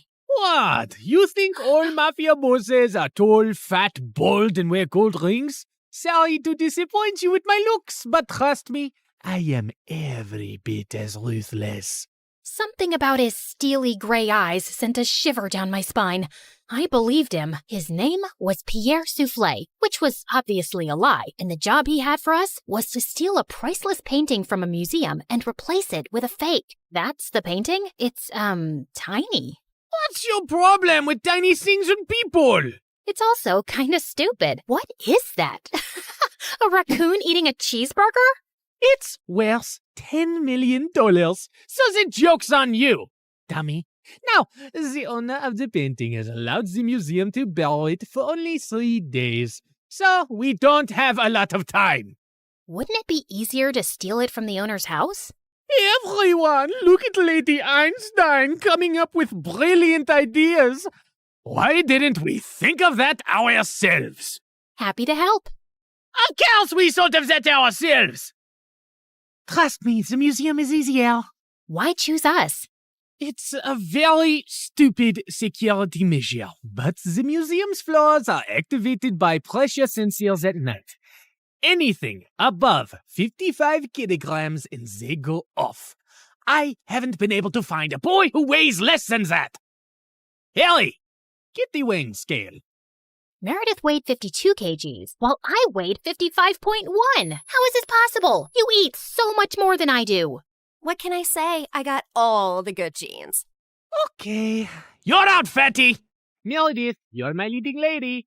The plan was to enter the museum through its large air ducts, carrying the fake painting with us. We first had to make a stop in the security room and disable all the cameras and alarms. Then we'd crawl back through the ducts till we reached the exhibit area, and I'd lower Meredith down along with the painting so she could switch them out. As Meredith made it to the bottom, I dropped the painting to her, and she missed it. And we heard a loud crack. Oh my God, did you break the frame? Me? It's your fault. Who told you to throw it like that? I was expecting you to catch it. But what was I thinking? You made us lose the Frisbee tournament in 8th grade because you're so bad at catching things. Unless it's someone's boyfriend. Seriously? You were so distracted by that hot boy on the bleachers, your throwing skills were completely off. FYI, that boy was totally into me. Why are we even talking about Frisbees and boys right now? You started it. No, I didn't. Okay, shut up. Let me think how to fix this. Are you trying to glue it together with your saliva? You got a better idea? Any idea would be a better idea than that. Look, it's a museum. They must fix broken, ancient things here all the time, right? I'm looking at the floor map, and there are some offices in the left wing. I'll go get some glue. It took me an hour to find glue and return to our spot. And I found Meredith eating a bowl of ramen. Where did you get that? I brought a packet of instant ramen with me, and you were taking forever, so I went to make it in the staff kitchen. There was someone's chicken sandwich in the fridge, so I used the meat from that. And there was also some tofu, and I added a dash of oyster sauce. I'm so happy you chose this moment in your life to become a gourmet chef. Just send the painting back up so I can fix it. Tried to fill in the crack as best I could, then sent it back down to Meredith, who took the real one off and put the fake one on the wall. But just as she started walking back, the whole floor lit up suddenly, and a blaring sound went off. Oh my God, what's happening? I don't know. Is the painting heavier than the fake one? Just hurry up. We gotta get out now. I pulled up Meredith and the real painting and closed the opening in the ceiling seconds before security burst in. We crawled down the ducts and out of the building as fast as we could. We ran a few blocks down where Pierre's van was waiting for us, and we sped away. Oh, I would have preferred if you hadn't alerted all of New York about the break-in. Now I'll have to move this painting around with cops crawling all over the city. Never mind. Here's your check, and Claire, try to lose some weight. Au revoir. And without warning, we were dumped on a dark street. We scrambled to our feet, headed for the subway, and made it home. It was all over the news the next morning that someone had broken into the museum and switched off all the security systems. But apparently nothing had been stolen, except a chicken sandwich and a block of tofu from the staff kitchen. You ate the entire block? Hey, I'm not the one who needs to watch her weight. I do not need to... whatever. Listen, I've been meaning to talk to you about something. It'll have to wait. I got a hair appointment. We'll talk over dinner? Yeah, sure. I was gonna tell Meredith that I wanted a break from this life, and I wasn't sure how she'd react. As I sat in a cafe later, I suddenly found a cute guy next to my table. Mind if I sit here? There are no other empty seats. I won't disturb you. I promise. We actually ended up talking for over an hour, and I found him sweet and charming. I'd love to meet you again if you're free. I don't live in New York, but I come every weekend. You come here for work? No, actually, I came to visit my mom, who's admitted in the hospital here for a medical trial. She has some rare brain issue that sent her into a coma. Oh, I'm sorry to hear that. How long has she been in a coma? 6 years now. It's been the toughest thing I've ever dealt with. Actually, she was part of this other really promising clinical trial before, but that didn't work for her. He was in a hospital in Connecticut. As he kept talking, I suddenly felt like I was spinning around very fast, and I could hear my heartbeat in my ears. My chest felt heavy, and I could barely breathe. I don't know what I said to the boy, but I just ran out of there and didn't stop till I got to our hotel room. Hey, I was about to call you. What's wrong? Claire, are we in trouble? I am a terrible person. Hey, you're not that terrible, just a bit ugly. You don't have cops after you, do you? Meredith, I met someone. It's not a cop, is it? No, I met a random guy in a cafe, and his mom was in a clinical trial. I hope this gets interesting at some point. In a hospital in Connecticut. Oh my God, the same hospital Mom was in? And the same trial?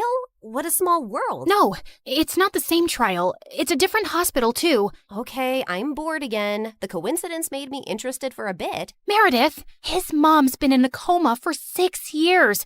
We did that to someone. Didn't you just say it's not the same trial? Yes, but for a few seconds, I thought it was the same trial. And I just realized for the first time today that we did something awful to someone out there. When we switched the patient files, we took away someone else's chance to get better. You realized this just now? Are you dumb or something? Of course that's what we did. I mean, I never really thought about it like this. It was just a name on a file. But meeting someone who's going through that with their mom for years, it just made it so real. We're really bad people. Not really bad, if you consider all the bad people in the world. Okay, look, we didn't have a choice. If I had to do something like that to save Mom all over again, I'd do it in a heartbeat. Okay, so we did that to save Mom, but what about everything else? We had a choice to not continue living this life, but we didn't stop, and I want to stop. What's the big deal, man? It's not like we're stealing from poor people. It doesn't matter who we steal from. It's not about them. It's about us and the people we've become. I don't want to be this person anymore. Look, just calm down. I'll get you a pina colada and everything will seem better. But I pushed her away angrily and she landed on the floor. She looked up at me, stunned. No, I am done. Meredith and I barely spoke over the next few days, and I had no idea what was going through her head. But I'd made my decision. I was going to go home. I sent Freddie a text to say I'd be coming next week, and he called me back. Hey, I'm actually in New York with my parents for the weekend. Can we catch up? The moment I saw Freddie, I just burst into tears, and he hugged me tight. As we talked over dinner, he assured me that he'd talk to Meredith and try to make her come home too. We had just stepped out of the restaurant and walked 2 blocks down when suddenly a black van screeched to a halt beside us, and some men pulled us in, handcuffing and blindfolding us. When our blindfolds came off, I realized we were in Pierre's quarters, and I found Meredith there too. What's going on here? Welcome. We just gathered here to discuss a teensy-weensy, itsy-bitsy issue. Now, Meredith, go ahead and tell them the moronic thing of titanic proportions that you just did. Apparently, Meredith had found her way to Pierre's headquarters and stolen the real painting from him. She had then tried to sell it to a buyer she'd arranged, and while the exchange was about to happen on the docks, the cops had showed up. Meredith had barely managed to escape, but the buyer and the painting were in police custody. The police didn't let it get out in the news, but they knew the real painting had been stolen and replaced with a fake. They were probably watching every dock, airport, and train station to see if someone would try and move it out. And your sister practically handed it to them. What were you thinking? It's your whole quitting the biz talk that made me do it. I did it for us, so we could sell the painting and retire to Bora Bora for good. And what the heck is Freddie doing here? Hi, guys. I'm Freddie. Old friend. Nice to meet you. Not terrified at all. You made me lose a fortune, and you double-crossed me. And Pierre does not take betrayal well. Harry, Sam! Yes, sir! You know what to do. Boss? I'm not really sure how I feel about punching a girl. Yeah, boss, I am not really comfortable with this. Maybe we can just punch the boy. I'm not really a boy. I used to be a girl. Ask Claire and Meredith, we practically grew up like sisters. Please don't hurt him. He has nothing to do with this. Silence! You buffoons! I didn't say hurt anyone yet. I just wanted you to threaten them. But of course, you're useless. I'll do myself. Torture Harry and Sam after this meeting. Now, get lost. Then Pierre shifted his cold gaze to me. That painting is everything to me, and I want it back. And now the only way we can get it is from the owner himself. You, Claire, will be executing this mission.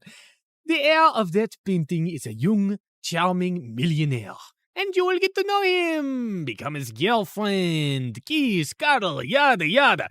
You need to earn his trust completely, so he lets you into his life and his home. Then, when the time is right, you'll steal the painting from a high-security vault inside his house and bring it back to me. You will do this if you care about your moon sister and this girl/boy and his family and your mother and your stupid husband and your whole neighborhood. What if I fail? I don't think you want the answer to that. But once you succeed, I'll give you two enough to go to Bora Bora and never return. I'd be ecstatic to never set eyes on you annoying girls again. I had my eyes on the target from across the street. As soon as I saw him walk towards the cafe, I headed for the entrance. Just as he opened the door, I bumped straight into him, spilling coffee all over his shirt. Oh, God, I'm so sorry. I wasn't looking. I'll pay for the dry cleaning. His arm rested gently on mine. Hey, it's okay. It was an accident. I looked up into his bright green eyes. In fact, you're the one who's without a coffee now. Can I get you a new one? Sure, I'd like that. Can we also start over? Hi, I'm Christina. Hello, I'm Eric.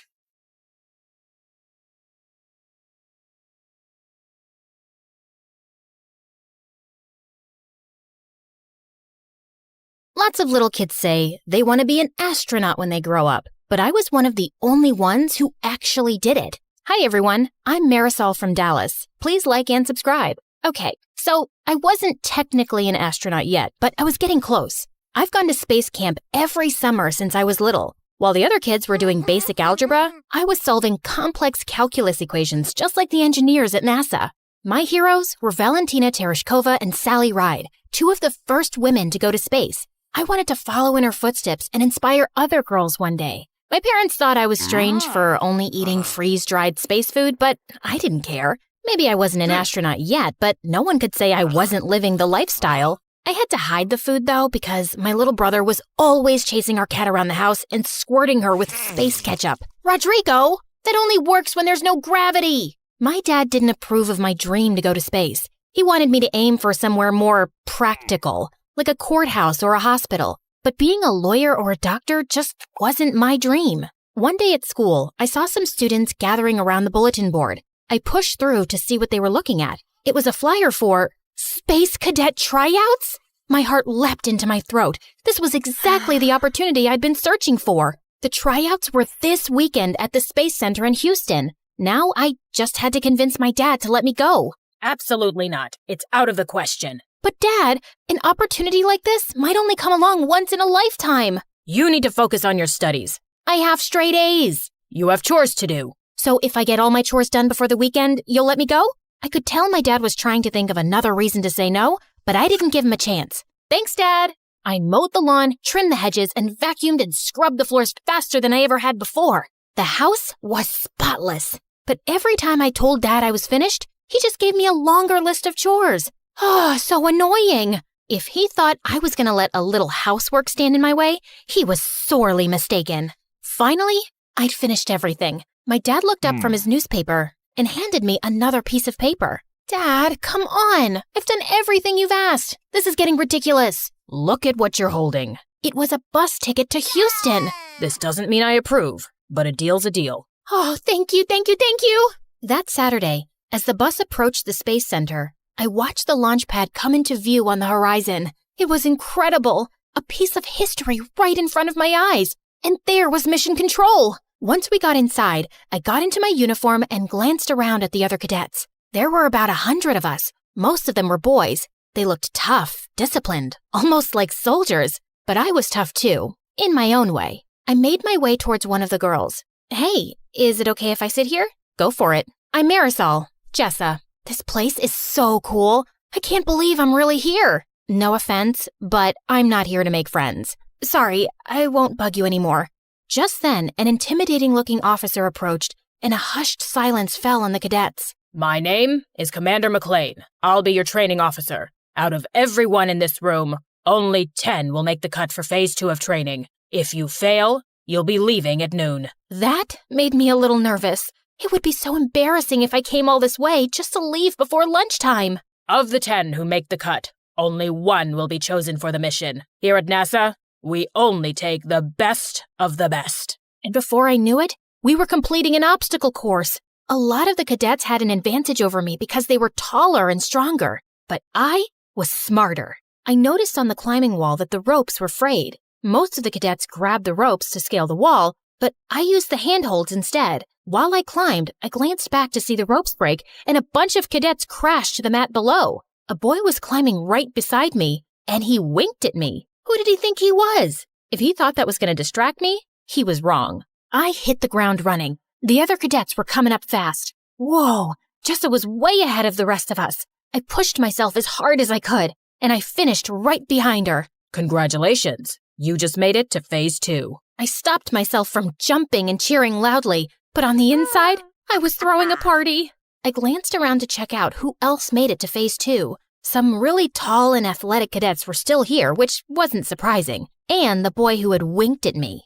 I was so excited and really wanted to chat with Jessa, or someone anyway. Here I was, in a room with 9 other people who shared my passion for space exploration. But maybe Jessa was right. They were my competitors, and I needed to be serious if I was going to be the top performer. Forget about everyone else and just focus on training Marisol. After lunch, the same boy winked at me again. I could feel myself blushing, but I was annoyed. I'm not here to make friends. Okay. Our next training exercises made the obstacle course look like a piece of cake. We had to master all kinds of skills, like working the life support systems, orbital mechanics, and space medicine. Thankfully, all my time practicing calculus equations gave me a huge leg up here. The next exercise was the one I'd been most excited to try. Zero gravity training. We floated around the chamber like it was a sea without water. It was amazing. Be aware, your bodies are not yet used to the effects of zero-G. Most of you will get space motion sickness. Sure enough, when I looked over at the boy who'd winked at me, his face turned green and he threw up. I didn't mean to, but it made me laugh. I caught the boy's eye and he grinned at me. Jessa was floating around like this was just another walk in the park to her. She was the only one who didn't get sick. During our next break, I decided to explore the Starship Gallery. There were a bunch of spacecraft and even a real moon rock on display. I thought I was alone, but then I noticed the boy checking out the lunar module. It's incredible, isn't it? I'm Nick. It really is. I'm Marisol. It's so wild to actually be here. I've been dreaming of this since I was 2. My bedroom is covered in planets and stars and model rockets. I'm embarrassing myself, aren't I? Your room sounds a lot like mine. I've been obsessed with space ever since my dad bought me my first telescope when I was little. I think he regrets it because all he talks about now is me becoming a lawyer or a doctor. He probably worries about you. This is a dangerous job. It's not that. He doesn't believe it's a realistic dream. Not for most people, maybe. But he didn't see how impressive you were in training earlier. It's nice to talk to someone who cares about space like I do. I felt Nick's fingertips touch mine. It gave me butterflies. Surrounded by all the spacecraft, in the dark with the little starlights on the wall, it was almost like we were really in space. Nick leaned in to kiss me, but at the last second I turned my head. I'm sorry. I really do want to, but I can't. This is my dream. I can't afford to get distracted. No, I totally get it. I was glad he took it so well. He really did seem like a great guy. Under different circumstances, I would have kissed him in a heartbeat. But this wasn't the time or place. You know this means I'm going to do my best to beat you, right? I'd expect nothing less. Our break was over. Now it was time for something super cool. The space flight simulator. It was awesome at first. It was so realistic that it was easy to forget we were on the ground. But then an emergency alarm started to beep. Mission Control, we have a problem. There was an explosion in the service module. It ruptured oxygen tank number 2. I redirected power to our primary oxygen tank, but then a second alarm started beeping. Red lights were flashing everywhere. There's a line ruptured in your primary oxygen tank. You're losing oxygen fast. I did my best not to panic. My hands were shaking. Wow, this was intense. All the cadets were scrambling to figure out how to solve the problem. Remember, only one of you will be chosen for the mission, but this is a group exercise. If you can't work together as a team, you won't survive. Jessa and I locked eyes. Marisol, can you calculate how much oxygen we have left? On it. Nick, I need you to shut down all non-critical systems to conserve energy. Copy that. At our current rate, we'll run out of oxygen in 10 hours. That's not enough time to complete our mission. I'm going to try and bring us in for an emergency landing.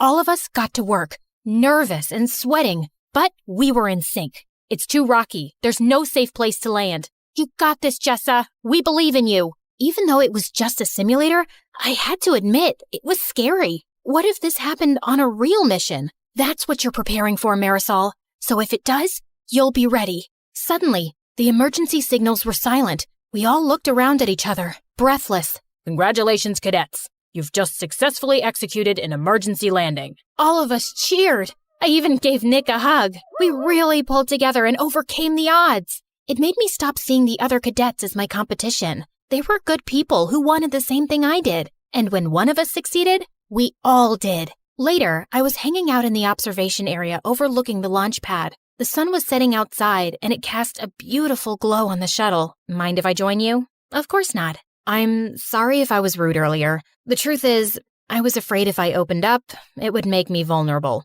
And it's already hard enough, especially for girls. I know what you mean. You really had my back in the simulator. We're a team. When one of us succeeds, we all do. Friends? Friends. You know, I think you have a really good chance of being chosen. Really?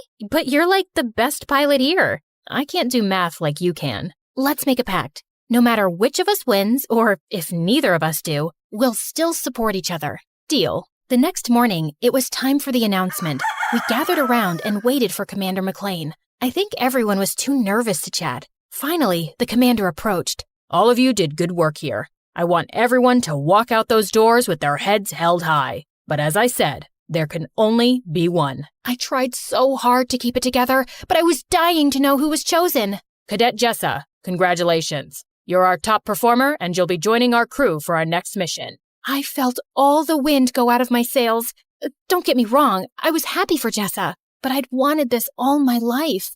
I'd gotten so close, and now it was out of reach. Still, I told Jessa I'd support her, and I meant it. I gave her a big hug, and we promised to keep in touch. Nick and I exchanged numbers too. When I got home, I looked around my room. Maybe it was time to grow up. I took down my space stuff and put it in a box. Then I decided to take one last look through my telescope. Orion and the Big Dipper were shimmering in the sky. It was so hard to say goodbye. What are you doing?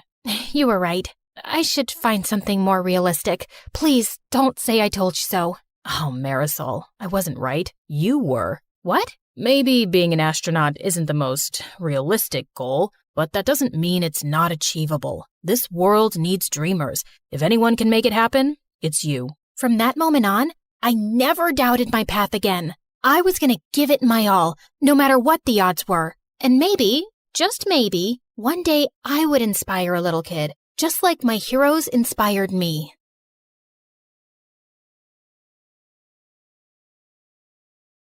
Hi, I'm Leah from Indiana. Before I continue, please hit like and subscribe. Since I was a baby, I was meant to be a dancer. I could dance before I could even walk. I would do the cha-cha while cleaning my room, and bust a move while brushing my teeth, and of course, I was shaking it all the way to and from school. People smiled and laughed when they saw me, but I never cared. When I was 10, I would watch my friends head off to dance class after school. It would tear me up inside to see them living my dream. I came home one day as my mom was finishing her makeup. Mom, can I please go to dance class? All my friends are going. You're not going. You have no idea how much that class costs. There was no other parent to ask at that time. Just me and Mom and whoever she was dating that week. But Mommy, please. I swear, I'll do your laundry and chores, and when I make money from ballet, you'll get makeup from Sephora. I'll take you shopping, whatever you want. Pretty please. This means everything in the world to me. We'll see if that ever happens. Right now, I don't have time for this. I'm going to be late. The answer is no, and that's final. She left me alone in the cold house while she sped off in Ted or Fred's Ferrari to some fancy dinner. For me, another night of instant noodles. I felt devastated with how my life was going, just dreaming about my dream of dancing. But then I turned 12. I was alone, like always, and before I could blow out my candle on my plain cupcake, it flickered out. Oh no, there's still so much to wish for. I was about to leave for school when Mom barged in. Hold on, Leah. You have mail. My mom handed me a card with my name and address on it. Who's it from, Mommy? To Leah, from Aunt Lucy. Who's Aunt Lucy? I haven't spoken to her in years. I don't talk to that side of the family. She gave me a ticket. Mom snatched it immediately from my hand. That's not a ticket. It's a check for $10 million. My mom went crazy. It was like she stepped into a Louis Vuitton fever dream. I didn't even know she was that loaded. I could do so much with this. I could buy a Gucci dress, an MK bag, and a diamond set. And I can't wait to see the look on Mary's face. She'll be fuming. And oh, that Tony who dumped me, he'll come crawling back like a puppy, begging me to take him back. I didn't remember the last time my mom looked so happy. She showered me with hugs and kisses, even making me twirl around like a ballerina. I had so much to ask Aunt Lucy, but Mom said she didn't have her number or anything. And when I turned 14, Mom decided to move. So we packed up everything and headed to New York City. That's right, the Big Apple, the city that never sleeps. We were ready to start a new life. I finally signed up for dance lessons at an art school. Me, the girl who used to have holes in her shoes, had ballet slippers. I practiced every day until my legs cramped, but I was ecstatic. My mom also had new friends, like Tiffany, Chanel, and Fendi. I had always wanted to be close to Mom, so I joined her shopping sprees, and it worked out great. I guess that's what I was always missing. We would spend our time stocking the malls for the best clothes, handbags, and of course, shoes. Oh, Leah, we have to get these too. I was covered with shopping bags and balancing shoe boxes while scooting through the aisles. I could barely see in front of me through Mom's haul. Hurry up! We don't want to miss the first drop of Balenciaga's new collection. I'm right behind you. But honestly, when we were in these very posh stores, I felt like a princess. I was offered fancy drinks, tried on expensive dresses, and best of all, I felt so close to my mom. I walked out of the dressing room in a sparkling dress. Now spin around. Oh, beautiful, so beautiful. We'll take it. I looked at myself in the mirror. I could barely recognize myself, but maybe this is who I was supposed to be. I carefully teetered in the heels my mom had picked out for me, but crashed into the mirror. Do you think we could look at some flats? While I spent so much time with my mom, I might have been distracted from my dancing. My dance teacher seemed to be losing patience with me. Okay, Leah, you're up next. Saute. I smiled nervously at my dance teacher, attempting to jump, but fumbled the landing. The other students giggled at me. Have you been practicing? Yes, of course. I lied. What time did I have to practice? School was out at 3. I told my mom I would be at Bloomingdale's by 4. I mean, it was so unreasonable. Besides, I never looked more like a ballerina. The clothes, the hair, the shoes, the makeup. I was the definition of what a ballerina looked like. It wasn't my problem if my teachers couldn't see it. By the time I was 16, me and my mom had our routine down. Shopping, dining, and dining. Mom had friends she'd visit while I was in school, and we'd chat about them over dinner. And you wouldn't believe her hair. It's turned this terrible orange color. And her roots? Oh, her roots could be seen from outer space. Honestly, Leah, I'm beginning to think you're my only real friend. She loved me. My mom loved me. Just then, 2 men walked into the restaurant and surrounded us with serious faces. Jeannie Roberts?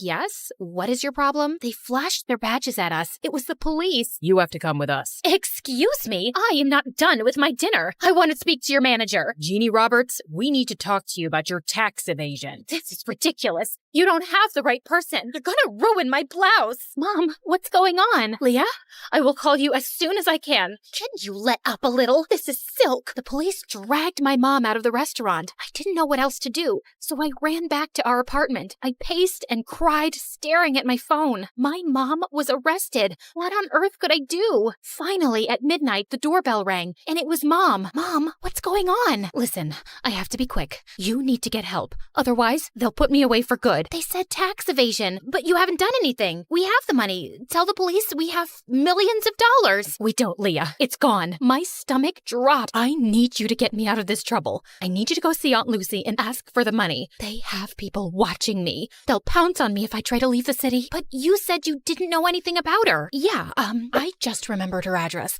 Go to her and get the money so I can get out of here. I had no other choice. It was just me alone, and I had to save my mom. I hopped on the first train I could find. There were 1 million people on the subway, and I squeezed my way through the crowd. The train car jerked, and the guy's soda splashed all over my face. He glared at me. Hey, watch it. But he splashed me. Finally, I arrived at my aunt's house and knocked on the door. Her house towered over me with dozens of closed shutters and fading awnings. I'm not interested in buying anything. I'm not selling anything. I'm Leah. Are you Lucy? I'm looking for my great Aunt Lucy. Leah? I ran to her and opened my arms for a much-needed hug, but I was taken aback when Aunt Lucy sidestepped me like she was avoiding a bug. Do you know you look very sticky? I know. I took the subway here. My mom asked for your help. You helped us before, and we appreciate it, so I didn't help you. Well, with the money you graciously gave us, you helped us a ton. That was your father's last investment. I was instructed to cash it out and send it to his next of kin. That's you. My dad? I can only recall bits and pieces of him. I know. You're not missing out. So, Jeannie's in trouble. You want something from me? Why should I bother? We're family, aren't we? I always disliked your mother. Spoiled, selfish, and vain. Does the apple fall far from the tree? You look just like her. But I didn't look like myself. She wanted me to leave, but I couldn't. She was my only hope. I kept pestering and pleading with her for days,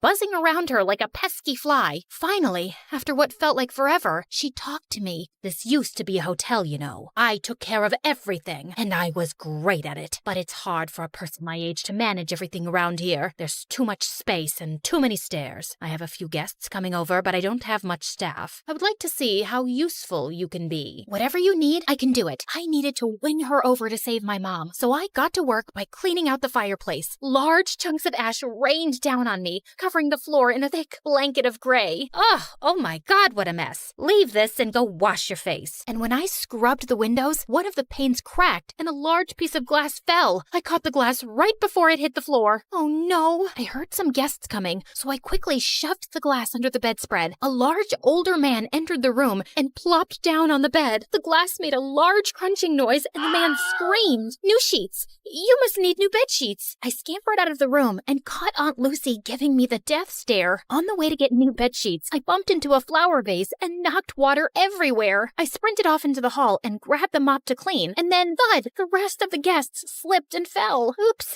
I think I forgot the wet floor sign. Ugh, it's gonna be one of those days. I totally screwed up, and I knew there was no way she'd forgive me. So I hid from her, and when she finally found me, I started bawling like a baby. She couldn't be mad at a sobbing girl, right? I could see her face soften, and I figured I had a chance to get on her good side. I tried to make up for all the mistakes I had made. I gave my aunt a foot massage, made her fresh juices and warm soup, and in my final efforts, I polished her dresser and found a music box. Don't break it. Oh, I wouldn't. I love it. I'm a ballerina too. Well, maybe. I used to be. You're a little young for used to be anything. For me, this ballet feels like Aunt Lucy and I were finally talking, and it felt like the ice was melting. She told me how she used to be a dancer. When I was a baby, my dad would tell her all about how much I loved dancing. I finally got through to my aunt, but I still needed her help. I brought up how desperate I was to save my mom. I was wrong. You're not like your mother at all. Okay, enough of all this. Let's go. We took a car downtown and met my mom. What on earth happened, Jeannie? You are still as disappointing as ever. Ugh, here we go. Why did you even bother to come here? You could have sent the money with Leah, but I guess belittling an innocent woman is more your speed. Aunt Lucy asked Mom for her tax forms, but all she got was silence. Mom, just give her the paperwork. She'll help us. What's wrong with you? Okay, fine. I'll just leave. And then Mom spilled the beans. She had conned us. The cops were fake. The tax problem was fake. All a scheme to get money from Aunt Lucy. I can't believe this, Mom. How could you do this? I had to. The bank was going to take the apartment, so I had no choice. I was in debt and knew only you could convince your aunt. I'm sorry. I know I spent a little. But I spent on you too, and it was for us, right, Leah? It made you happy, right? You were happy, and that's what made me happy. But I'm behind on all of my classes. We're out of money, and we don't even have the apartment. And now you're definitely not happy anymore, so I'm not happy. And I don't see how I could ever become a dancer. Enough. Leah, you need to go to school and work on your studies. You want to be a ballerina? Yes, of course. Then you are coming with me. And Jeannie, you need to pay all of this off. You'll need a source of income to dig your way out of this. This is an impossible situation. I know I made a mistake, but I want to change, and I can't live without you, Leah. I had doubts, and I was furious too. I even stepped outside with my aunt to leave, but then I realized I couldn't abandon my mom, not even after all the things she did. Okay, Mom, I think we should try to be a family, all of us together. I believed that this time it was going to work out. The three of us went back to the hotel and were ready to start our new lives together. But the next morning, Mom, I ran around the hotel but couldn't find my mom. Her clothes and purse were gone. I searched up and down until I got to the front desk. The cashier's box was completely empty. She left and took my Aunt Lucy's money. I was devastated. I brought her here, and it all happened because of me. What should I do? I had brought on enough trouble, and I had to earn and return every penny back to my aunt. Leah, are you leaving too? I'm so sorry, Aunt Lucy. I just wanted us to be a family. I don't want to cause you any more trouble. I thought it would be better if I just left. I'm so sorry about my mom. I wanted to believe that she would be different, but she wasn't. Just the same horrible, selfish woman. Leah, you don't have to go. It's not your fault. We're family. Sometimes the family you're given isn't the family you end up with, and that is okay. Really? Really. I love you. And I do have some good news. I made a few phone calls, and you have an audition next week. Oh, thank you. I love you too, Aunt Lucy. At the audition, I danced my heart out, and for the first time ever, I was supported and loved by my Aunt Lucy, and that sounds like the perfect kind of family to me.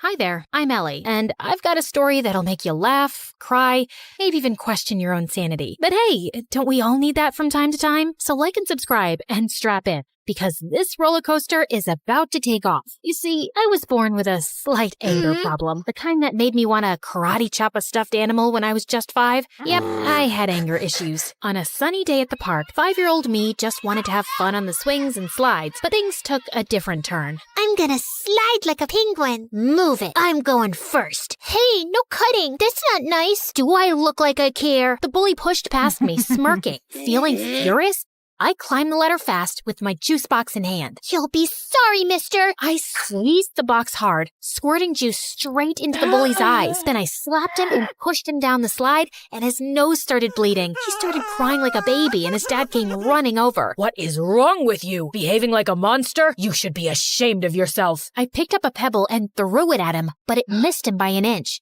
Don't tell me how to feel. You should be thanking me for teaching your awful kid a lesson. I threw another pebble at him and then ran away. Mom and Dad yelled at me all the way back home. I cried and said sorry. Then I jumped onto my parents and smothered them with kisses till they forgave me. Yeah, I think I'm a kind person in general. I mean, as long as I'm not angry. Fast forward to 1st grade, and there I was, little Ellie, eager to make friends at school. One day during recess, I spotted a group of girls playing hopscotch, and I approached them. Hey you, I think we should be friends. No thanks, I already have friends. Well, that didn't go as planned, but I wasn't giving up so easily. Oh yeah? Well, you haven't met a friend like me. I started shouting and spinning with my arms spread out like a wild little windmill. I even threw my sandwich on the ground. I'm fun, I'm cool, and I'll bring snacks to share. So why wouldn't you want to be my friend? Say yes, or you'll regret it. Say it. The girl hesitated, then let out a sigh.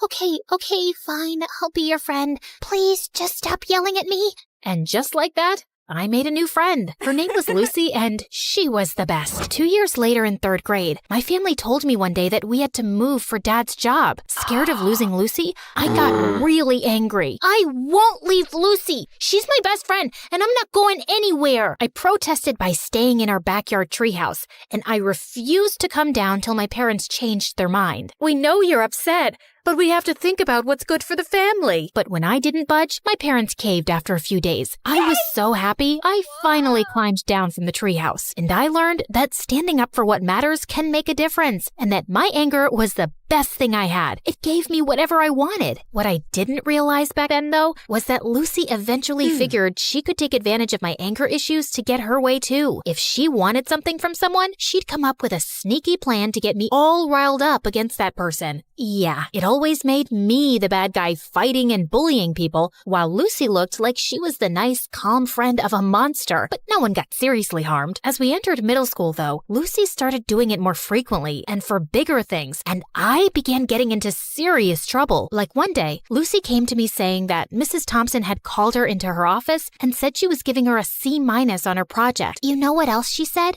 She told me that I should get myself a better friend because you're distracting me with all your fights and affecting my grades while you get good grades yourself. She even said that you hang out with me just so you can feel better than me. Can you imagine? What? That's not true. Of course I know that. Listen, in today's lesson, I'm gonna confront her about this psychological manipulation. And if she sneezes a lot, it means she's nervous that I've told you everything she said. You know all the teachers fear you, but Mrs. Thompson is always sneezing because of her allergies. Yes, but sneezing a lot means she's nervous and she's hiding something. She told us that once, but I guess you forgot. Lucky you have me to remind you. When it was Mrs. Thompson's class, Lucy gifted her a red nose, and seconds later, when she confronted her about the manipulation, Mrs. Thompson started sneezing like crazy, and I felt furious. How could you? I thought you were a nice teacher, but you're just like the rest. And with that, I pushed her hard. She fell down and screamed in pain. While everyone's attention was focused on me, Lucy sneaked into Mrs. Thompson's laptop and changed her own grade on the project. Mrs. Thompson broke her arm, and I got suspended for 3 weeks. My parents were furious with me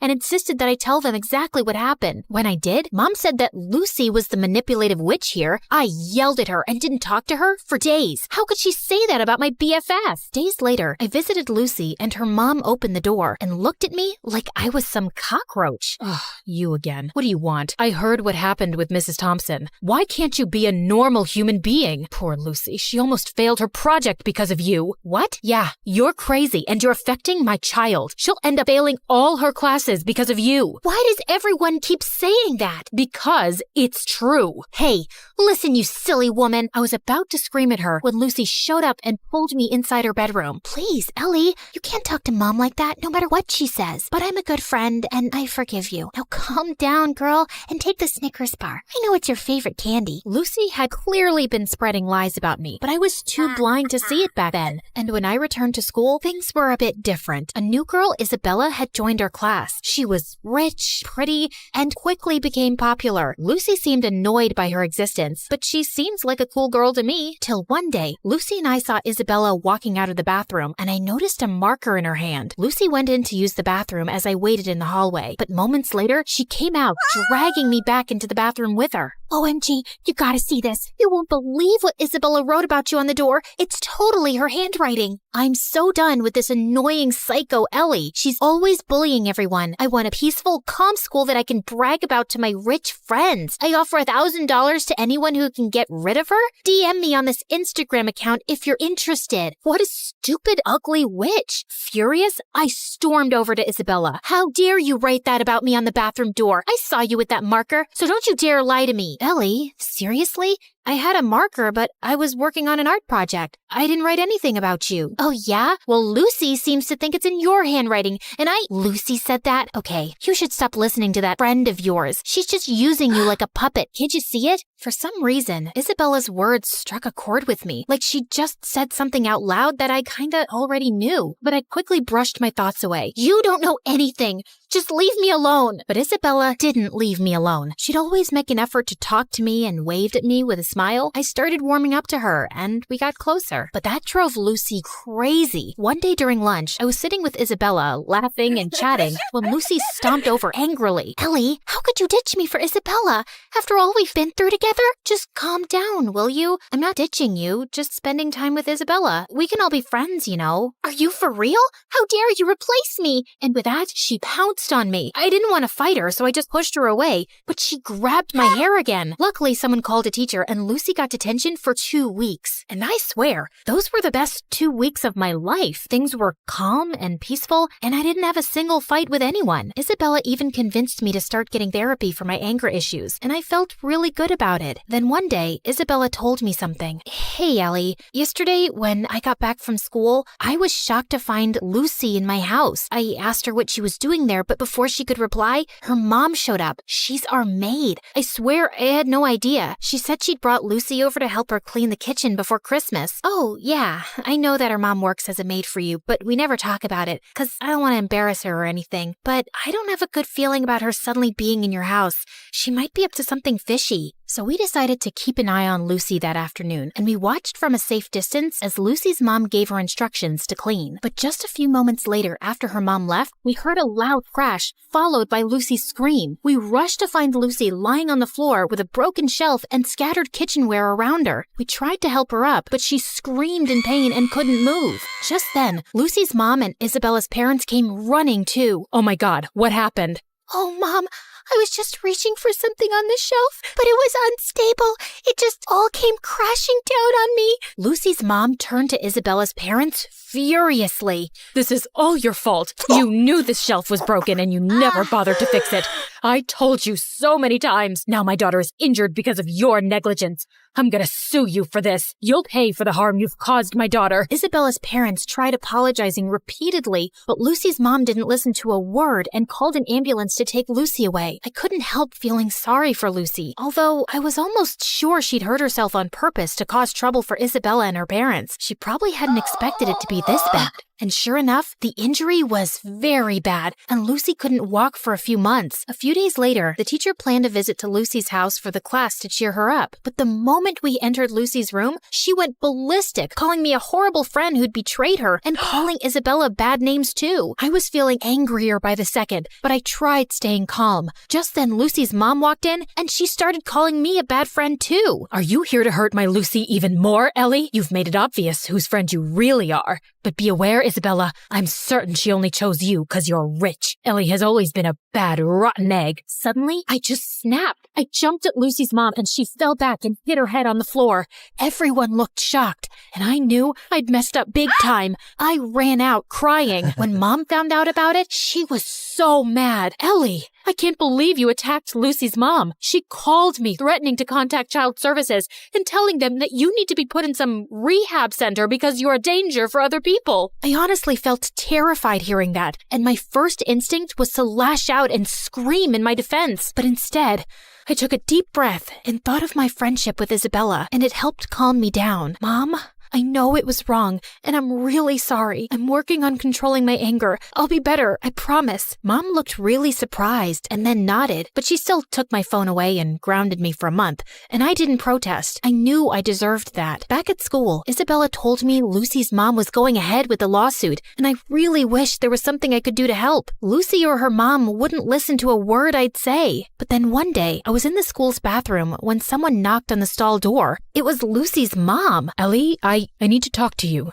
I've been reading Lucy's diary, and I've discovered the truth about her actions. She's been using your anger issues to her advantage. I sometimes had a feeling that something was off with Lucy's behavior, but I never knew for sure. Are you still gonna sue Isabella's parents or report me to child services? No, I just wanted to apologize to you, and I won't be causing you or Isabella's parents any more trouble. I'll also get Lucy the help she needs. We might even move to another town and live with my sister if it means Lucy can get better therapy. I'm so sorry for everything, Ellie, and I want to thank you for being a good friend to Lucy, despite everything. With that, she gave me a quick hug and left. I felt tears pricking my eyes. I was kind of sad I wouldn't get to see Lucy again, but I also felt lighter and free. Moments later, Isabella walked in. Ellie, everything's gonna be okay. Isabella hugged me tight, and for the first time in a long while, I felt like everything would be okay.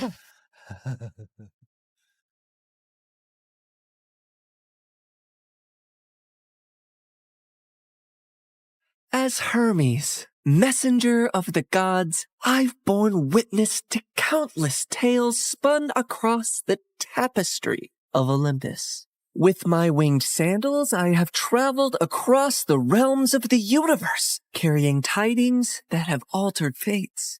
Among these tales, one that stands out in my mind is the story of Persephone and how a twist in her fate affects every mortal until eternity. You see, Demeter is the goddess of harvest, and she could turn the earth green with her touch. She made countless flowers bloom and coaxed bountiful crops from the soil. With her presiding over the planet, no living creature ever went hungry. She took great joy in her role, but her heart belonged entirely to her daughter Persephone, the Maiden of Spring.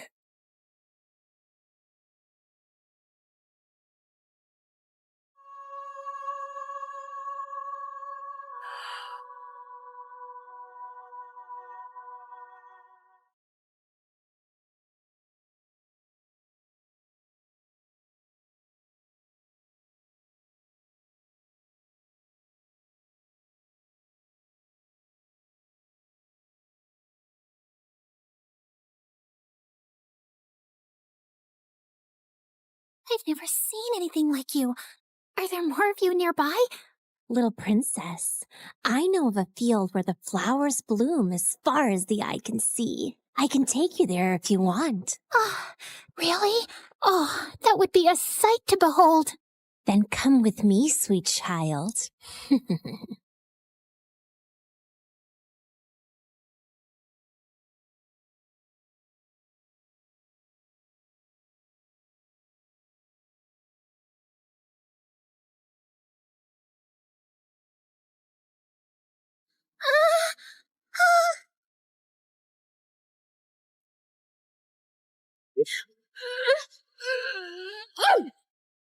Enough, spirit of mischief! I have given you plenty of chances to change, but it seems all you want to be is a troublemaker. Did you think you could lure my daughter away and I would be unaware? Curse you, Demeter! Why should you and your child receive all praise and adoration when we, the spirits of nature, fade into the background? A heart that is as poisoned with envy as yours cannot be cured. You are banished forevermore from these woods.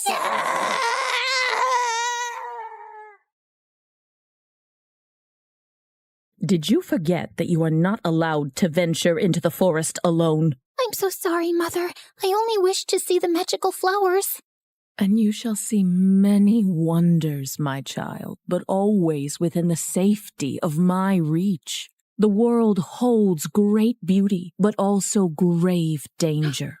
Come now, it's almost dawn. Let us go out into the meadows and make our own magical flowers bloom. That sounds perfect, Mother. Demeter always wanted to keep Persephone close to her.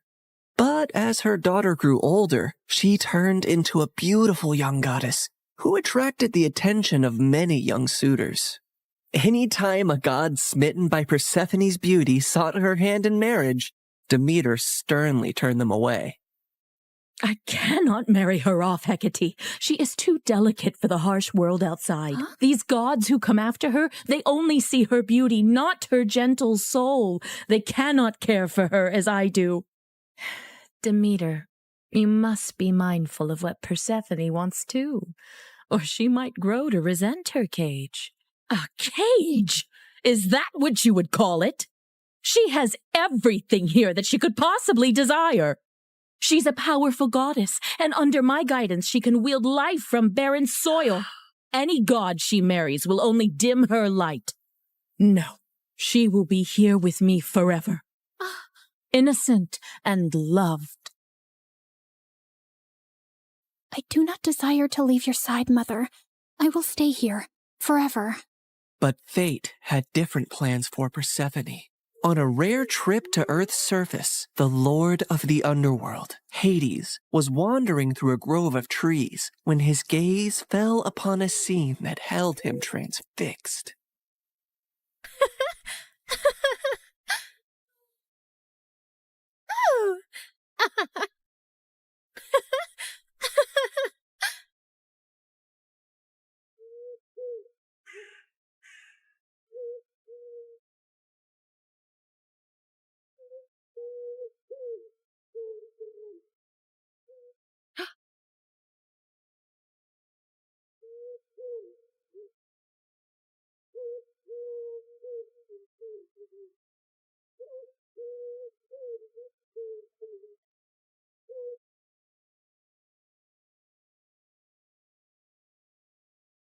Hades, my lord, you seem to be troubled. What weighs on your soul? As you well know, when my brothers and I overthrew our father, the kingdom was divided among us. Zeus received the sky, Poseidon the sea, and I the underworld. I've never complained about my lonely lot, and do my duties justice. I don't frolic or play like the other gods, and work hard in my solitude. But mortals and gods alike see me as the embodiment of darkness, and their tales paint me as a monster to be shunned. My realm is necessary, but it is hated by all, as am I. But do they not see that I also have a heart, that I am made of the same cosmos as they, even yearn for the light sometimes? What has brought this on, my lord? Persephone, she is the light where there is none. She is life where all is death. Ever since I laid eyes on her, I can think of nothing else. But would she ever see past the darkness that cloaks me? Could she ever gaze upon me and see not a lord of despair, but a soul longing for companionship and warmth? Persephone, Demeter's daughter. Indeed, her radiance rivals the dawn, but she is of the upper world. I must have her as my queen, as my wife. Her presence would bring joy and life to a realm that only echoes with loneliness and sorrow. And I must believe that even in the underworld, love can find a place to blossom. My lord, her mother would never allow it. Perhaps there is a rightful path to this union. I will go to her father Zeus with a proposal of marriage.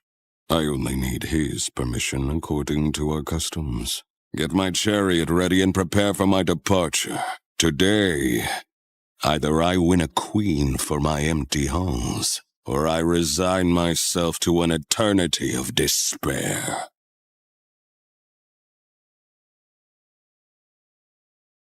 The next day, when Persephone had wandered far from her companions in a field and was kneeling down to admire Narcissus, suddenly the earth beneath her shook.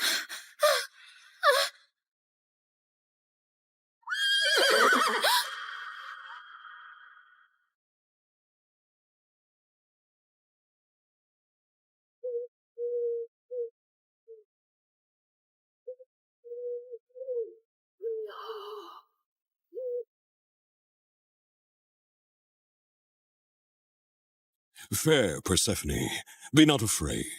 I am Hades, lord of the underworld. My kingdom is vast and rich, but it lacks the radiance of your presence. Unhand me! Come with me, and rule by my side in the shadows where eternity lies. Let me go. My mother will tear the world apart to find me, and there will be no place dark enough to hide.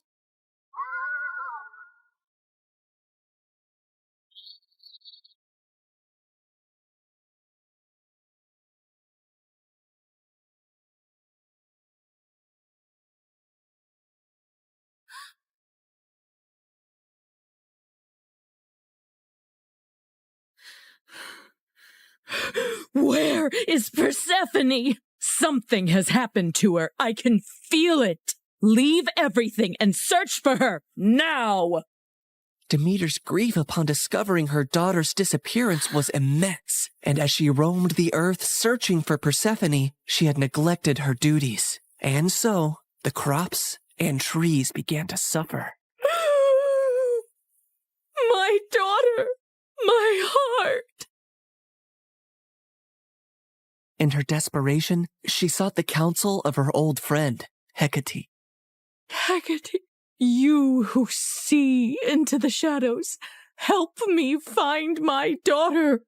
You must seek Helios, Demeter. His all-seeing gaze pierces through deceit and darkness. Taking the advice to heart, Demeter ascended to the chariot of the sun, where Helios guided the day. Helios, please, you must tell me where my Persephone has gone. You see everything from your throne. Surely you must know. I can't bear this pain any longer. Helios the sun god had indeed seen everything that fateful day, but had chosen not to interfere. However, he was moved by Demeter's grief.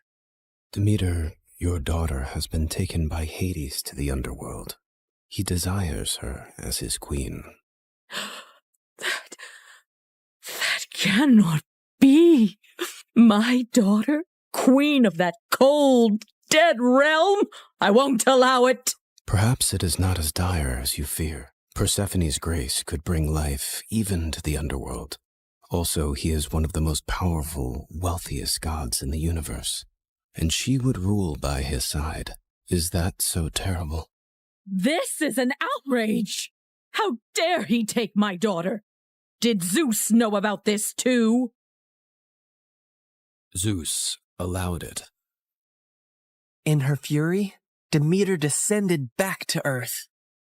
Return my daughter to me, or I will let the earth perish in my sorrow.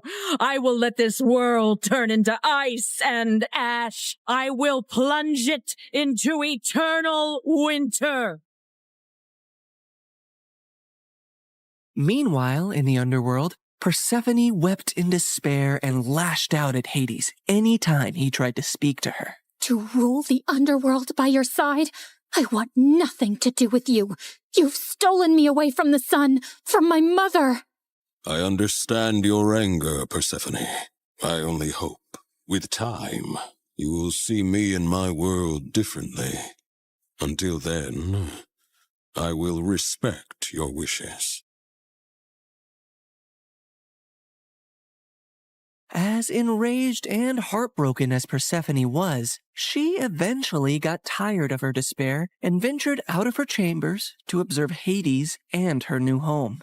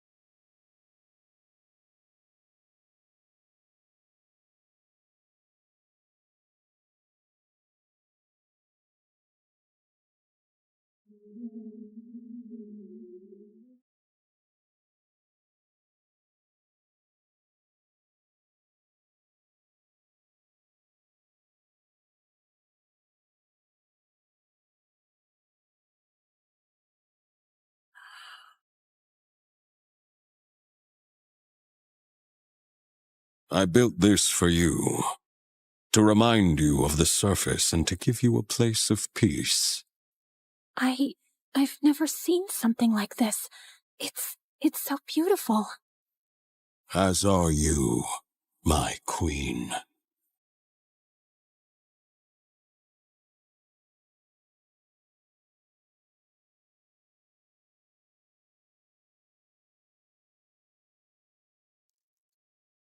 Each realm has its supreme ruler, Persephone. But here, you and I will rule together as equals. You will never be beneath me, but always near me. Meanwhile, on the surface, Demeter's grief and rage was a storm that screamed across the lands. Where she walked, earth cracked, rivers ceased their babble, and crops withered to dust under her shadow. As she withdrew her blessings from the world, famine began to spread far and wide. The cries of suffering mortals eventually reached the ears of Zeus on high Olympus, who could no longer ignore the matter. So he convened a meeting of the gods. Demeter's wrath endangers all. We must find a solution that honors both her demands and the laws of gods. If my daughter wishes to leave the underworld, let her return to me, or I shall never again let the earth bear fruit. Very well, Demeter. If Persephone wishes to return, she shall, if she chooses to stay with Hades. So be it.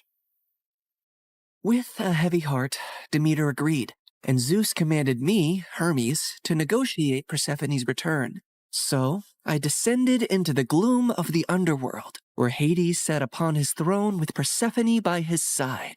Her face was as pale as the ghosts around her. Hermes, why does Olympus disrupt the quiet of my realm? Mighty Hades, Zeus commands you to release Persephone, lest the earth die with Demeter's heart. I cannot ignore the decree of Zeus or the pleading eyes of the one I love. But know this, the ties that bind us are not easily broken. What do you mean, Hades? Just then, Persephone looked down at something she was clutching in her hand, and I saw it was a pomegranate. Suddenly, the realization of what had happened dawned on me. Fair Persephone, did you eat from that fruit? I couldn't help it. 6 seeds, to be exact. Each of them has sealed her fate and has bound her to the underworld. I knew I had to think quickly and come up with a deal that Hades would accept. Otherwise, Demeter would let the earth starve forever. She only ate a small portion of the fruit, so she should only stay with you for part of the year. She will spend 2/3 of the year with her mother on Earth, and 1/3 with you in the underworld.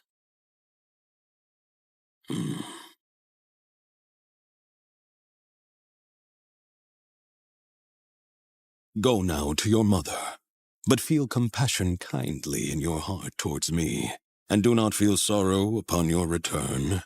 For while you are here, you shall rule as my equal, and have the greatest rights and honor among the gods, as well as my undying devotion. Persephone assured him she would return on the agreed time, and he arranged his chariot for her to depart.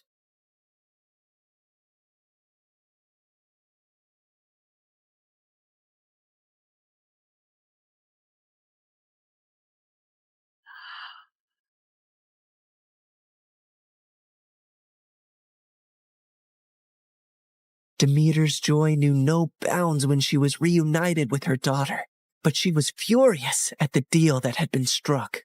How could you possibly eat the fruit of the dead? It is common knowledge that eating anything in the underworld binds one to that realm. Why would you do that, Persephone?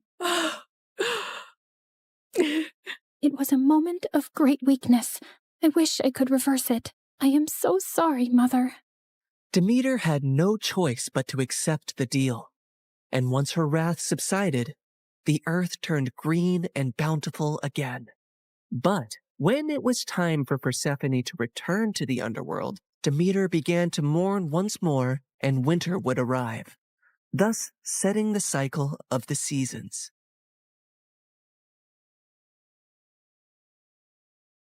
My daughter, my soul, your return brings life to this world. Mother, in the darkness, I've learned the secrets of the deep earth, and in your light, I bring forth life. Together, we bind the world in a cycle of death and rebirth. And so, in this tale of compromise, the dance of the seasons has found its rhythm. An enduring love story was also set into motion. For even eons later, Hades and Persephone are often mentioned as Greek mythology's most happily married couple. I can give you all the wealth of the earth, Persephone, but I cannot give you the sun and the breeze. I know you long for them when you are here. You have given me more than I ever expected to experience in my life, Hades. You have given me respect, power, and a love that is genuine and rare. With you, I feel the most like myself. With you, I feel free. So you do not regret your decision to eat the pomegranate seeds? Never, my love.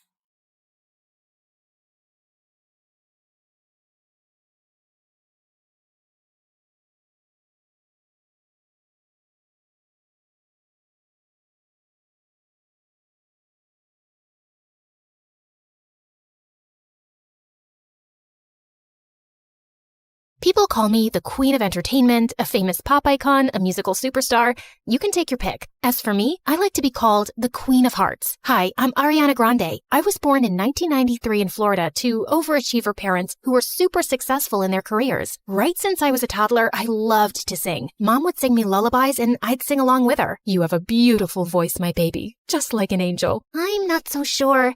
I didn't get selected for the school choir. Don't let that dishearten you, sweetheart, and have confidence in your talent. I'm sure you're meant for greater things. Although I loved singing, I was also fascinated by theater and acting. I performed on stage for the first time when I was 8 in a musical named Annie. Are you nervous, Ari? No, not at all. In fact, I can't wait to set the stage on fire. And I did just that. That musical was a great success, and it marked the beginning of my musical theater journey. After that, I performed in so many other local productions like Beauty and the Beast and The Wizard of Oz. Life was going smoothly, but then my parents got separated. I felt devastated for a while. But thank God I had my pet dogs to keep me going through that tough phase. Just so you know, I have 10 rescue pups. One of them is named Sirius Black. Yeah, I'm quite obsessed with Harry Potter. But then, aren't we all?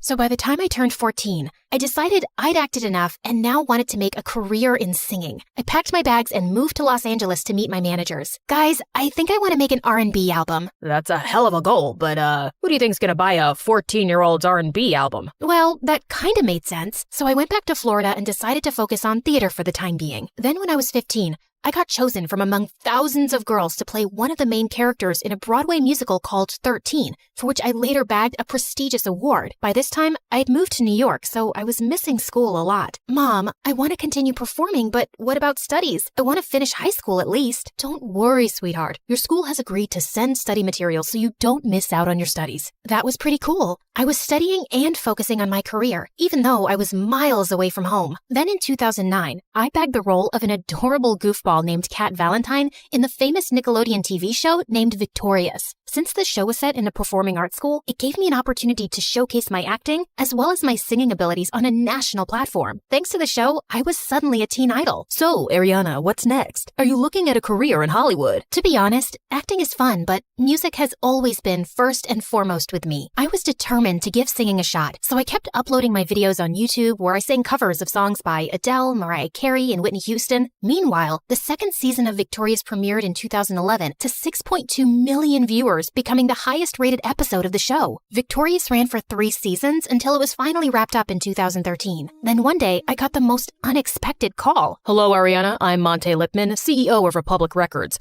I saw your YouTube videos, and I want to sign you up for the label. Are you interested? Yeah, of course. I'd love that. I put down my phone and did a little happy dance. My music career was finally taking off. The next 3 years, I focused completely on my vocals and singing and collaborated with many contemporary artists. The result was my first album, Yours Truly, that debuted at #1 on the US Billboard 200 albums chart, and it sold 138,000 copies in its first week. After that, there was no looking back for me. Today, I've sold over 85 million records worldwide, broke 27 Guinness World Records as a singer, bagged 2 Grammys, and was listed among the 100 most influential persons in the world by Time magazine. So friends, I hope my story inspires you to never give up on your dreams, since miracles do happen.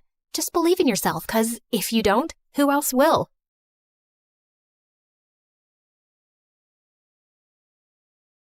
Hi, I'm Carly. This is my crazy story. Before I continue, please like and subscribe. I was born to a single mom who worked very hard to raise me and my twin sister Blake. Blake was born with a rare condition that impacted her kidneys, and she was always sick. Since Mom was busy juggling things at home and work, it was my duty to look after Blake.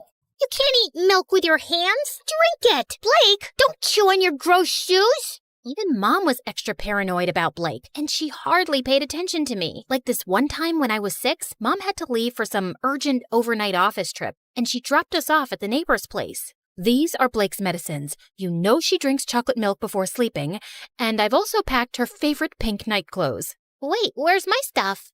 The bag's too small to carry both your things, but hey, I packed your toothbrush. You'll be okay, right? I wanted to say no, but Mom already looked tense, so I nodded and she left. Everything was going great, but right before bedtime, I went to get milk for Blake, and I heard a huge thud. I rushed to see Blake crying on the floor with a bleeding nose. Apparently, Blake was jumping on the bed with the neighbor's son, and he thought it would be fun to push her off of it. Thankfully, the injury wasn't big, but when Mom found out, she went ballistic on me. Carly, I trusted you to look after her.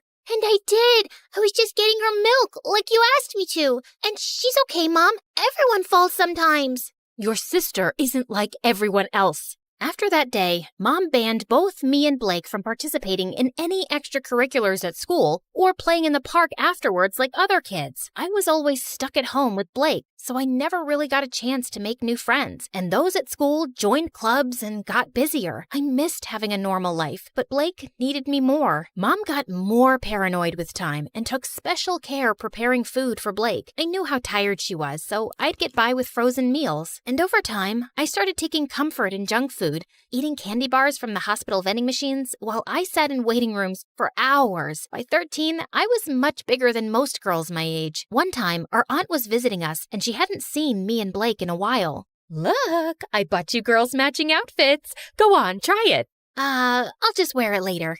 What are you saying? Come here. Aunt pulled me to her and tried her best to fit me into the dress, but it barely got past my neck. I was so embarrassed. I went to my room and didn't come out till Aunt left. Don't be so sad now. So what if you're a little bigger? Easy for you to say. You don't have to wear clothes 3 times your age. You're thinking too much. Here, I got you these. Blake's health improved as we got older, and by 16, she was much better and put on medication to manage her condition. Soon after, Mom got married, and a year later, she delivered my twin brothers, Jake and Jonah. I was happy for Mom, but I could tell Blake wasn't adjusting so well. I want to pluck out my ears. They cry so much. I know for a fact Jonah hates me. He farted and gave me the stink eye. That one's a devil. I knew Blake didn't mean that. She just missed Mom since she was busier than ever. And I tried my best to make Blake comfortable, but she was constantly throwing tantrums and hardly ever helped me take care of the boys.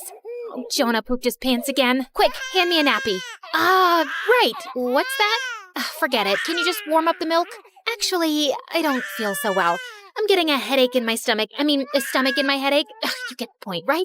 And when I asked Mom to hire a babysitter, she just gave me a lecture on money and expenses. My grades were getting affected too, and I was an overall mess. I knew it had something to do with my eating habits, so I started taking care of my health. I went for runs, ate better, and over time, I could see the results. One day I was jogging when I saw someone taking my picture, hiding in a bush. I caught him by the collar and dragged him out.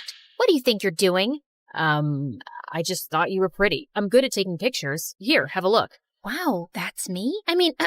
Yeah, whatever. But you should be asking me first rather than acting like a creep. I get it. I'm sorry. Can I make it up to you with some coffee? Fine, but I want a copy. Deal. Eli and I went to a coffee place close by and hit it off instantly, and soon we became good friends. He was into filmmaking and would always have his camera around his neck. Watching him, I got interested and tried my hand at handling a camera too, and it was love at first sight. Okay, so that's how you focus. Now look at that sunset. Beautiful, isn't it? Yeah, you know so much about the camera. It's really fascinating. I've always wanted to make movies, and I love the ocean too. I'll tell you a secret. I'm part mermaid. Oh, yeah? Prove it. Eli got up from the rock he was sitting on and started doing an awkward dance, flapping his arms like fins. Okay, I believe you. Well, good, because I was afraid I'd have to splash you with my tail. Really? That was on your mind? Well, that and something else. With that, Eli jumped down and pulled me in for the most magical kiss. Eli and I started dating soon after, and I decided to make him finally meet Blake. So the next time he invited me out, Blake tagged along, but the moment she saw him, she burst out laughing. Oh my God! Where did you get that shirt from? Your grandpa's closet? Actually, yeah, he has a really good shirt collection. Do you like it? I can get you one. Ew, no thank you. I'd rather wear a tent than slip into something so cringe. Come on, Blake, that's not very nice. What? I'm kidding. I'm sure Ebola can handle a few harmless jokes. Eli. Blake made it painfully obvious that she didn't want Eli around, and even though Eli kept his cool, I knew she made him uncomfortable. Then one time, Eli invited me and Blake to the launch of his dad's new restaurant. I appreciated the effort he was making with her, and I hoped she would too. But I was so wrong, because minutes into the event, Blake threw a massive tantrum over pickles. What do you mean you're out of pickles? Pluck them from a tree or something. Could you please keep it down, Blake? Everyone is staring. So, you care about all these fancy people, but not your sister? No one understands me. I just had a very big lobster, and I feel like throwing up. You know pickles calm me down. This is such bad customer service. Hey, you have pickles, and you, and you. And then she started taking pickles off of everyone's plate till Eli intervened and dragged us outside. What's the matter with you, Blake? What? It's not my fault your party sucks. At least I brought some entertainment to it. Blake, let me handle this. Eli, I'm really sorry for the mess, but what? Your sister's not normal. And you are? You're so boring, if someone stole your identity, they'd give it up because it sucks. You really need to watch your tongue. And you need to watch your hands around my sister. Guys, please. Before I could say another word, Blake started hyperventilating and fainted. We immediately took her to the hospital, where the doctors told me that she passed out from anxiety and high blood pressure. Thankfully, she was out of danger. I'm really sorry about Blake, but that girl's out of control. You've got to draw a line somewhere. You saw what happened, Eli. You can't just scream at her like that. She's my sister. I can't be around her, Carly. This is going to be a problem. I wanted to stop Eli, but there was nothing more I could say. Blake was my sister, and she came first. I didn't meet Eli for a few days, and a week later, he told me that one of his movies that I'd helped him with had gotten selected for a local film festival. He wanted me to come, but Blake was still recovering, and I couldn't leave her alone. But when he came back, he told me something shocking. Everyone loved the movie, Carly. One of the biggest film schools in New York wants to take us both in on full scholarship. How amazing is that? I don't know what to say, but I don't think Mom would let me go to New York, Eli. You're a great filmmaker, Carly, and you should give it a fair shot. And think about it. You could finally live your life on your terms. God knows you need it. I was numb for a second, and then I felt like someone gave me new wings. It did sound like an amazing opportunity. All I had to do was convince Mom, but when I told her, she looked at me like I'd asked her for her kidneys. Have you gone crazy? You can't move to New York. Your life is here with me and Blake. I applied to this marine biology course on behalf of both of you, and you guys got in on scholarship. This was always the plan, and it's the right one. But that's not what I want to do. I want to make movies. I'm really good at this. Everyone says that.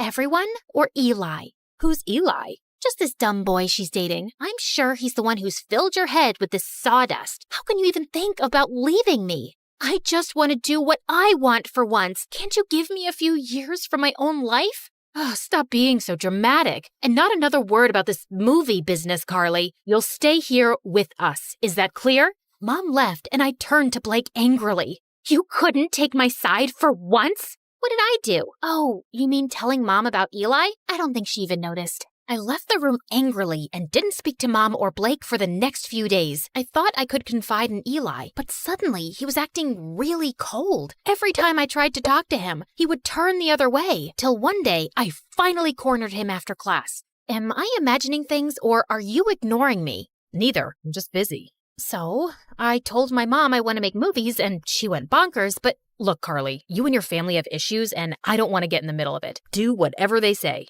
But you told me to live my life. You said... Yeah, I did. And now I'm saying I don't care. You'd choose your clown sister over everything. I've seen that. So good luck, but I don't think I can be with you anymore. Eli, wait. Tell your sister she won. I felt frozen in my place as Eli walked away, and a week later, he left for New York. I couldn't believe he'd just dumped me like that. I felt so bummed out that I didn't come out of my room for days, and Blake was the biggest pain in the butt. Come on, we need to go shopping. It's painful to watch you in those pajamas. I'm not in the mood, but I am. Also, we'll have a nice lunch, watch a movie, just like old times. I said I'm not in the mood. Back off. Jeez, why are you so snappy? Because of that stupid boy? He wasn't stupid. I loved him, Blake, and now he's gone. Because I chose you over him, like always. And you don't care about my feelings, like always. Carly, just leave me alone. Blake left with a small face, and I felt kind of bad, but I was too mad to go after her. The next day, I calmed down a bit and was about to call Blake when her phone started buzzing like crazy. I picked it up, and I was shocked to see it was Eli. Before I could answer, the call got disconnected, and a text message appeared. I did what you wanted. Leave me alone.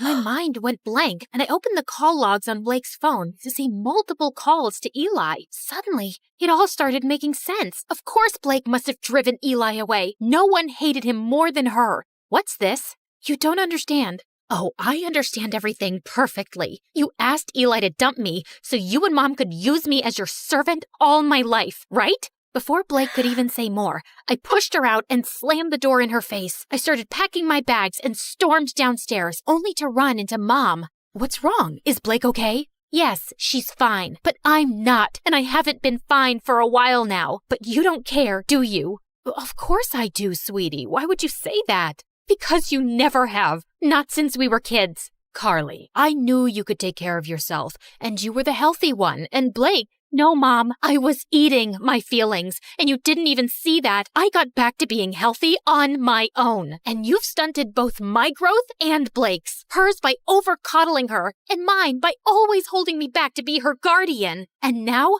I'm done. I will go to New York, because I want to get away from you and Blake, and you can't stop me. I left home and booked a flight to New York. On my way, I called Eli and explained everything to him. He told me that he was proud of me for taking a stand for myself and welcomed me with open arms. We moved in together, and I was doing really well in my classes. Mom and Blake tried getting in touch with me multiple times, and even though I missed them, I needed my space. Eventually, they stopped calling. After graduation, Eli proposed to me, and I said yes. Life was going great, till one day I heard a knock on the door and opened it to see Blake and Mom. What are you guys doing here? Eli called us and told us about the engagement. Carly, I have a confession. It was me who convinced Eli to break up with you, not Blake. Wait, what? Eli never told me that it was Mom behind everything. I didn't want to stress you out more. I could see you missed your family, and this would have made you sad.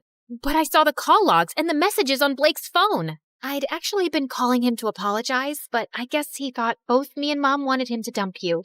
And I don't blame him. I was always awful to Eli. I guess I was just terrified of being on my own without you, but I drove you further away. I'm sorry too, my baby. I'd just become used to having you around, always taking care of everything. And the thought of you going away for college crushed me. I was selfish and always burdened you with too much. I hope you can find a way to forgive me. Thank you for finally acknowledging that. It might take me a while to really forgive you, but I'll get there. I won't lie. I have missed you guys. Then let's start with a hug.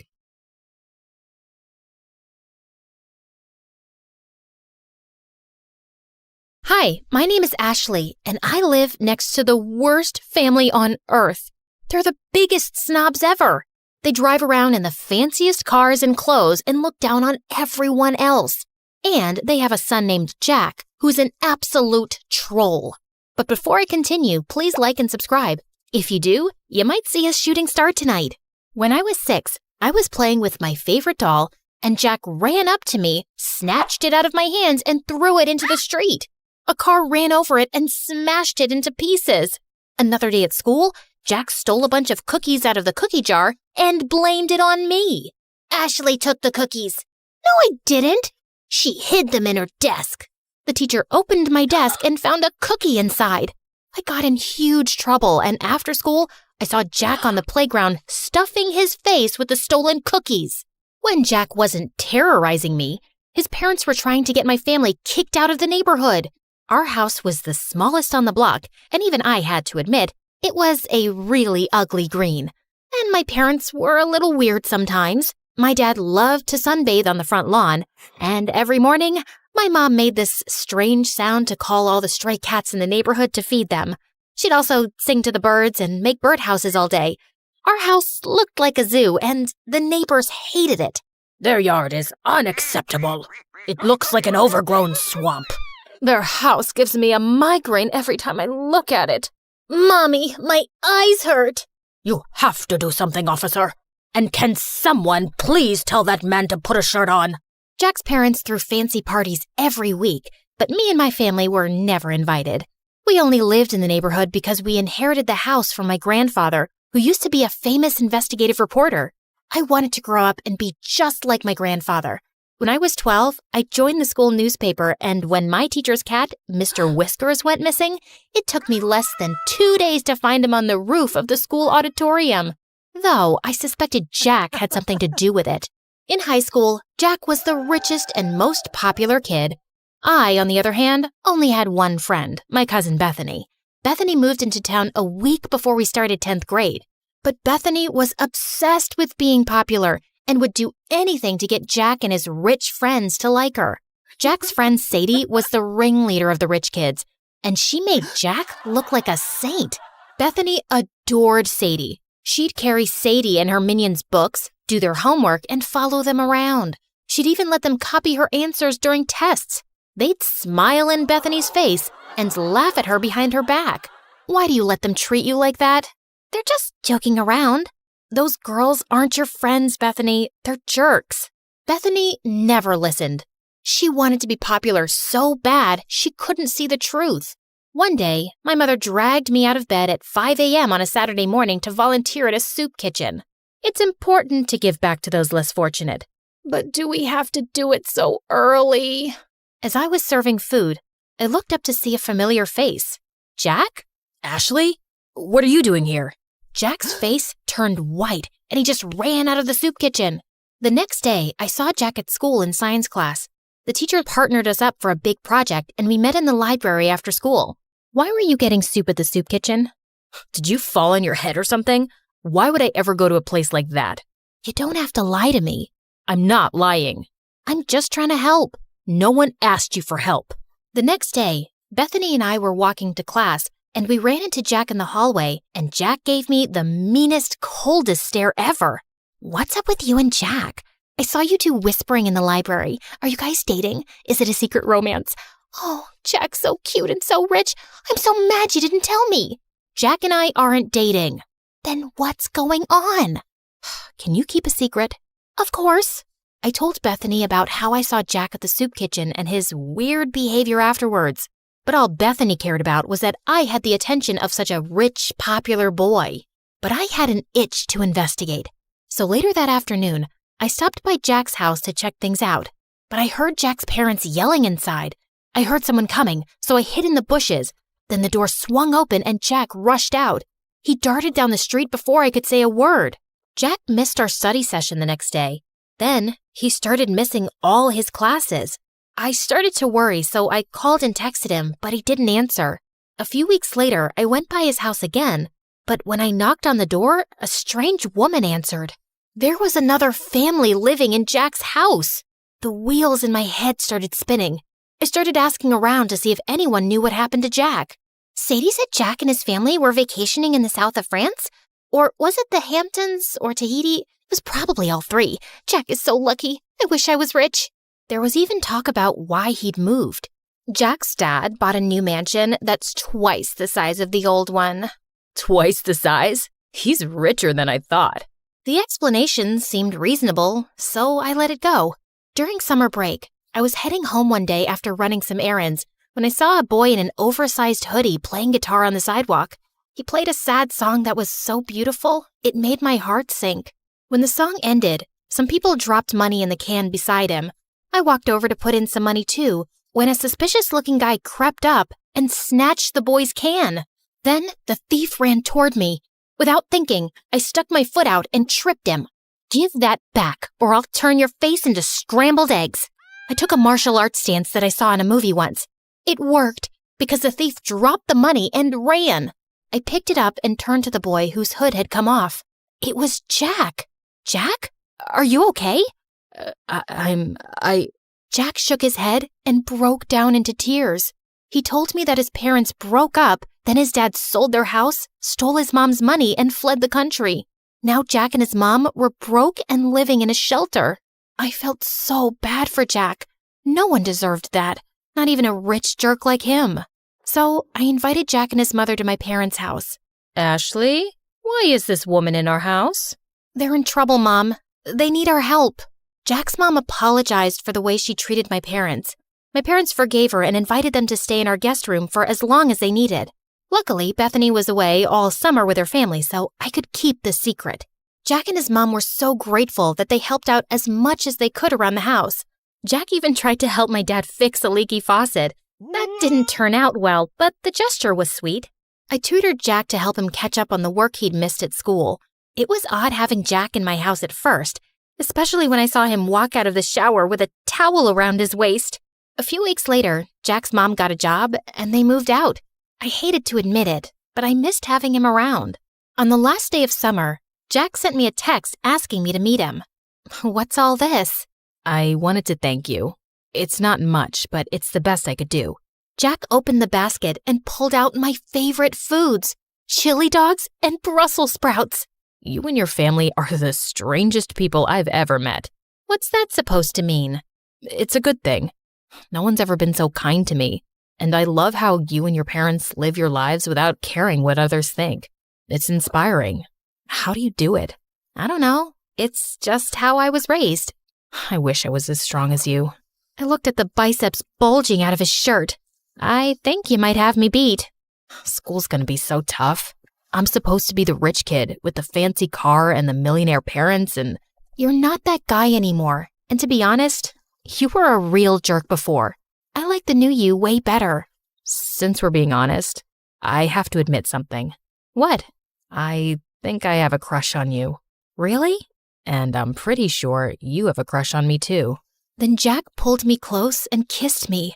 We talked for hours that night, and he even played me some songs. I saw Bethany at school the next morning after summer break. Jack passed us in the hall and he winked at me, and I couldn't stop smiling. What was that? I don't know. Jack's always been weird. Then why are you blushing? I didn't tell Bethany about me and Jack. We were taking things slow.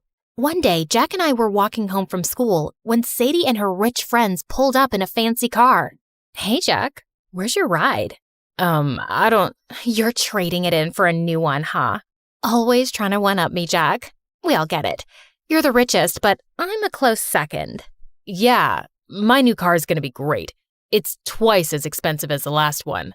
Jack, what are you doing? Ditch that loser and hang out with us. Plus, we have to decide what color we're gonna wear to the winter dance. I'm not going to the winter dance with you. Then who are you going with? Tell me you're not gonna take that freak instead of me. If you're referring to this amazing girl standing beside me, then yeah, I am. Sadie was pissed and drove off. I appreciate the compliment, but you can't keep lying. About what? Your father's not buying you a new car. I know that. Then why lie about it? Why not? It's not hurting anyone. The truth always comes out, no matter how hard you try to hide it. Let's talk about something else. What time should I pick you up for the dance? I think I'll pass. I'm allergic to liars. Jack and I didn't talk after that. I'd see him at school bragging to his friends about the money he didn't have, lying about the huge fancy house he just moved into, and making fun of the poor kids. He was a rich, self-centered jerk again. I couldn't believe I fell for this guy. Jack called and texted me after school, but I ignored him and binge-watched MSA videos. What's with the frown? It'll give you wrinkles. I don't get why Jack has to lie about being rich. Some people will do anything to keep up appearances. Lie, cheat, sometimes even steal. But it's not right. Of course it's not right. Doing the right thing isn't always easy. I decided to go to the dance alone. Bethany and I were supposed to go together, but she wasn't returning my calls. When I arrived at the dance, I saw Bethany hanging out with Sadie and her crew, following them around, holding their drinks. Hey, Bethany, I've been trying to reach you. Sorry, I gotta go. Bethany was acting strange. She could barely look me in the eye. Then Jack walked up to me, and before he could say a word, everyone's cell phone started going off. I looked at my phone and saw a video of Jack's mom working as a maid. You're not rich, Jack. You're a poor loser. Then all of Jack's rich friends laughed at him. And don't try to deny it. Bethany told us everything. She even made this video. It's true. Ashley told me that she saw Jack begging for food at the soup kitchen. Shut up, Bethany. No one asked you to speak. Be a good little puppy and stand over there. I felt furious at Bethany. I'm so sorry, Jack. I never meant... It's okay. It's not your fault. I should have stopped pretending a long time ago. Sadie, you're right. I'm poor, but I don't care what you or anyone else thinks of me. You've never been my real friends anyway. All you've ever cared about is my money. Well, now it's gone and it sucks. But I found something way more valuable. Then Jack took my hand. Oh, geez. If you say you've fallen in love with that freak, I'm gonna throw up. I'd had enough. I walked over to her and accidentally spilled my drink all over her dress. Oh, sorry about that. But you know, the punch does bring out your eyes. You want to get out of here? Yes, please. As Jack and I walked out the door, Bethany ran up to us. Ashley, it wasn't personal. We're still friends, right? Maybe I can fix things with you and Sadie. If you did her homework for a week, then you're pathetic, Bethany. And you deserve someone like Sadie. Jack and I left the party and went to the beach. We ate chili dogs and Brussels sprouts and danced the night away. This is nice. You know what the best part is? What? It doesn't cost a thing. Then Jack gave me the most romantic kiss ever.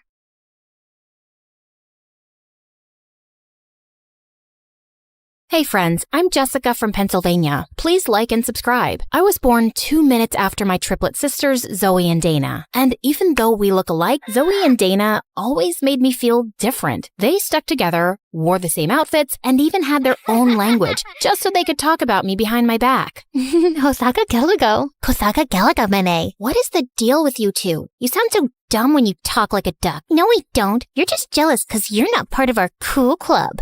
Whatever. They were right. I hated being the odd one out. I think my sisters were jealous because I was prettier, taller, and smarter. And when I turned 13, I landed my first modeling gig for an international teen magazine. And we just grew more distant. They begged Mom and Dad to get them into modeling too. And my parents went out on a limb to get Zoe to walk a fashion show. But she kept throwing tantrums. OMG. This color makes my eyes look small. Is this Diet Coke? No? Get lost then and get me one. This makeup artist looks like a homeless person. Get me a prettier one. It was so bad, they kicked her out and she never got a call back. I don't get it. We're dressed up better, obviously prettier, and yet somehow you get all these great gigs. Ugh, don't whine if you can't get what's mine. And I'll let you in on my secret, but you have to promise me never to tell Mom.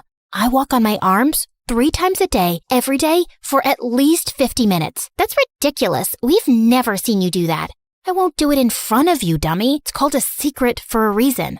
Walking on hands helps me with my posture, and I walk better on the ramp. It was a lie, of course, but my sisters were so dumb. They tried doing everything, but couldn't even land a handstand. And one time, Zoe ended up falling and crashing right into Mom's $1,000 vase, smashing it into pieces. Mom was furious, and they both ended up getting their butts grounded, while I had the TV all to myself for a good 2 weeks. Absolute bliss. But after that day, they never trusted me, but I couldn't care less. Eventually, they gave up on their dream of ever becoming a model. As for me, I continued being the professional that I was, and I only got more famous. One day while working on an ad, I was a bit confused about my lines. It makes me look hot. Excuse me, this is supposed to be a winter wear commercial, right? The lines are all wrong. Let me see.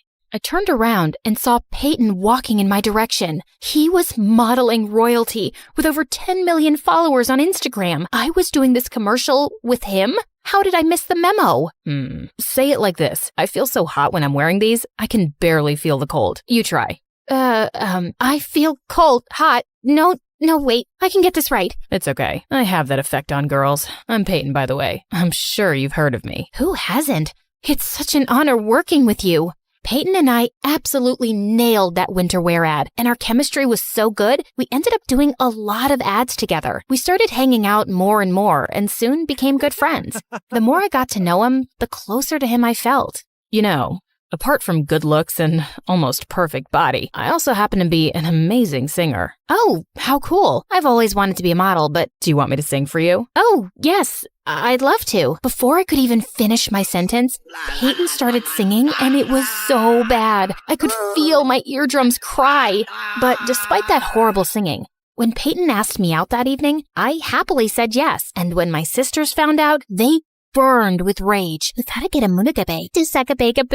Seriously? You think I won't know you're talking about me and Peyton? Guess your secret language doesn't make you cool enough to be with someone like him, so I'm just gonna ignore you. Ignore us all you want, but you can't ignore the fact that Peyton is too good for you, and you'll never be able to keep him happy. Say what you want, I'm late for my meeting with my super hot boyfriend. It felt so good to rub it in their faces. The next few weeks were bliss. The news about me and Peyton being an item skyrocketed our reputation, and everyone wanted to sign us up. Life was perfect until my agent booked us for a Christmas ad, and this time they wanted to use my whole family, including Zoe and Dana. I begged my agent not to go through with it, but she didn't give a rat's butt about it. The press is big on this, Jess. If you guys crack this, people will run to get in line for your autographs. Come on, I'm sure your sisters are not that bad. They're horrible. But if this brings more work, then I'll try and give it a shot. I tried to make peace with it, but the next day when the photographers came, Zoe plopped her butt right next to Peyton, and I felt my insides explode. Every time Dana gave Zoe a look, Zoe whispered something in Peyton's ear, and they burst out laughing. What? What's so funny? Tell me too. Forget it. Your boring brain wouldn't get our jokes. It's okay, Jess. I'll just tell you everything later. And with that, Zoe whispered another joke to him. The photo turned out great and did a fab job at making us look like a perfect family. If only they could see my inner rage. As the photographer was packing up, I had some final paperwork to sign. When I looked up, Zoe and Peyton were nowhere to be found. I went to look for them outside when I found the two of them hugging. You know you can tell me anything, right? Thanks, Zoe. Feels like I can talk about anything with you. Thanks for being the perfect friend. Excuse me? I thought I was your perfect friend. Jess, that's not what I meant. Then what did you mean? Can you stop being so pushy? Jeez, poor Peyton is going through so much in life. Did you even know that he has a sensitive throat? He can't sing anymore. Oh, wow. Really? Newsflash, he could never sing. He sang like a toad with a throat infection. You want to be friends so bad? Then go ahead. But I'm done with all of you. Jess, wait. Oh, just leave her. You're better off without her. Peyton kept shouting at me, but I was super mad. The next morning, I was feeling a bit better, so I called Peyton, but he didn't answer. Instead, my agent called me up and gave me the shock of my life. The company we did the Christmas ad for loved Zoe and Peyton's flawless chemistry, and they want to go ahead with them. They want you off the project. Are you kidding me? She's the worst model ever. I'm really sorry, Jess. I was devastated beyond words and rushed to give Zoe a piece of my mind. But when I went to her room, I saw something interesting. Zoe and Dana were arguing over Peyton. You shouldn't keep him all to yourself, okay? We decided I'll get a fair chance to impress Peyton too. Really now? I don't think he's interested in anyone. I mean, look what happened to Jess. She's prettier than both of us combined, and he chose me over her. You don't stand a chance. We'll just see about that. Just stay away from him till I ask him out on a date, okay? Wow, at least they accepted I was better than them. But this was the first time ever I'd seen them argue. I thought this was the worst they could do. But a few days later at the success party of our Christmas ad campaign, Dana walked up to me asking if I'd seen Zoe, and the perfect idea struck me. I think I saw her go upstairs in the study. Oh, Dana, I think she's with Peyton. If I were you, I'd let them be. She's what? I'm gonna kill that witch! Dana looked like a raging bull as she ran upstairs, and of course, I followed. She opened the door dramatically, just as Zoe was about to kiss Peyton. Get your filthy hands off him. Oh my god, Dana, are you crazy? Get out! Not before you tell me what's happening. What do you think is happening? We're making out? And then Dana jumped on Zoe, and the two broke out in a huge fight. Peyton and I tried to separate them. But suddenly, Zoe lost her mind and somehow ended up smacking Peyton across the face. Oh my god, perfect! Peyton left angrily and Zoe followed him, while Dana ran and locked herself in the room. I celebrated with the team alone and managed to impress them so well, they gave me another individual project. That evening, as I went onto the porch to get some fresh air, I saw Dana sobbing silently. Here, drink this. It's vanilla milkshake, your favorite. What? Suddenly, she hugged me tightly and started sobbing inconsolably. I'm so sorry. I'm the worst sister in the world. Please, please forgive me. Ew, you got a booger all over me. Yuck, Dana. Sorry, it's just that I've been awful to you all my life. I even tried to get in the way of your career and love life, and look where it landed me. My life's a mess. No, it's not. Get a grip, girl. And why are you sorry now? Did you not think about the time you left me alone while you gossiped in Egyptian with Zoe? What? Your dumb secret language? Oh, that was actually nothing. We just said some nonsense to piss you off. It was Zoe's idea. So you're telling me there's no language at all?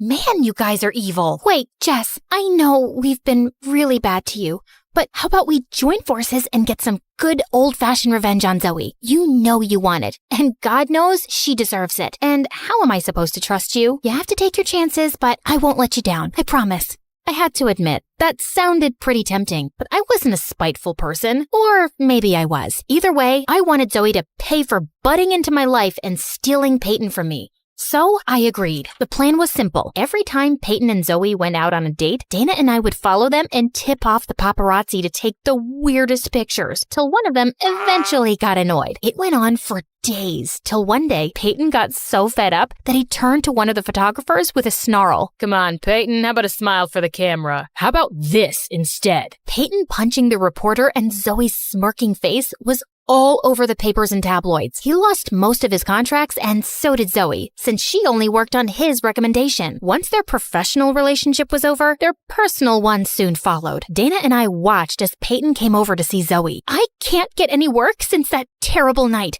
Why couldn't you control yourself? It wasn't such a big deal. Of course it's not a big deal to you. You like the attention. I don't. What do you mean? I mean that a small-time dumb model like you would want cameras to follow you everywhere. Wait a minute. Maybe it's you who keeps tipping them off. This makes no sense. Oh, it makes perfect sense. Getting photographed with someone as famous as me would be a dream come true for someone like you. Shut up, Peyton. You can't talk to Zoe like that. Why are you jumping to her defense? Did you forget how she took over your life and your boyfriend? Seems like she did me a favor there, because I can do a lot better than a bug-eating idiot like you, and so can Zoe. Now do us both a favor and get out before I knock your teeth in. Peyton pouted and left, and Zoe turned to me. Why did you do that? I clearly don't deserve your sympathy. You're my sister, Zoe. The only person who can talk down to you is me. But I hope you learned a lesson. I did, and I'm sorry for everything. All the times I've been mean to you. Yeah, we're sorry too. We're the ones who tipped off the paparazzi.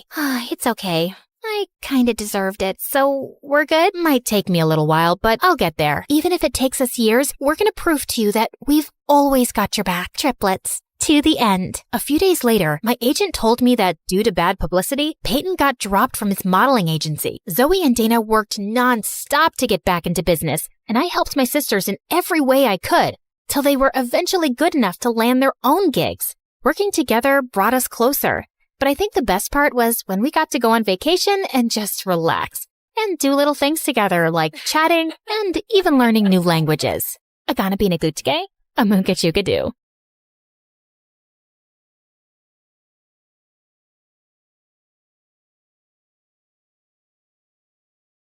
I can see the clouds of danger swirling around her. She has a curse, and to protect her, you must follow these rules. She must never open a closed door, and always eat in the eastern room of the house. She must wear mismatched shoes, and never address a stranger first. But fear not, I also predict happiness for her. On her 16th birthday, the first boy she sees will be her one true love. Hey guys, it's T from Oregon. A little weird, yeah, but it's all thanks to this fortune teller who said I should have a name starting with T. I mean, why not Tina, Tyler, or Talia? Anyway, don't forget to like and subscribe if you want to know my crazy story and ramblings. You guessed it right. My parents were believers in superstitions and horoscopes, and that's the short of it. But Mom was the worst. Like once I asked her to buy me a toy, and it said on her horoscope that she shouldn't invest that day. No toys. It's a sign.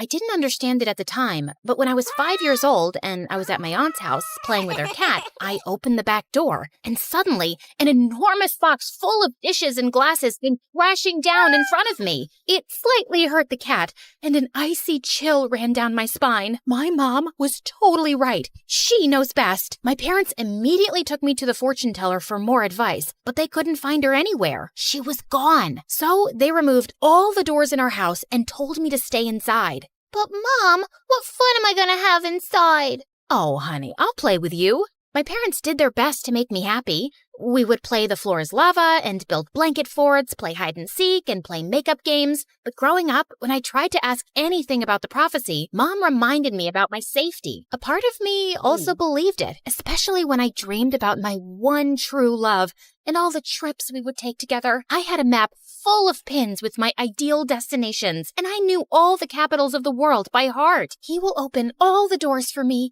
and greet every stranger first. Only 2,017 days left. The summer I turned 13, many good things happened at once. I got a new phone for my birthday, and a new next-door neighbor moved in. I spied on him from my window, and he was super dreamy. Long legs, sparkly eyes, and that smile. Calm down.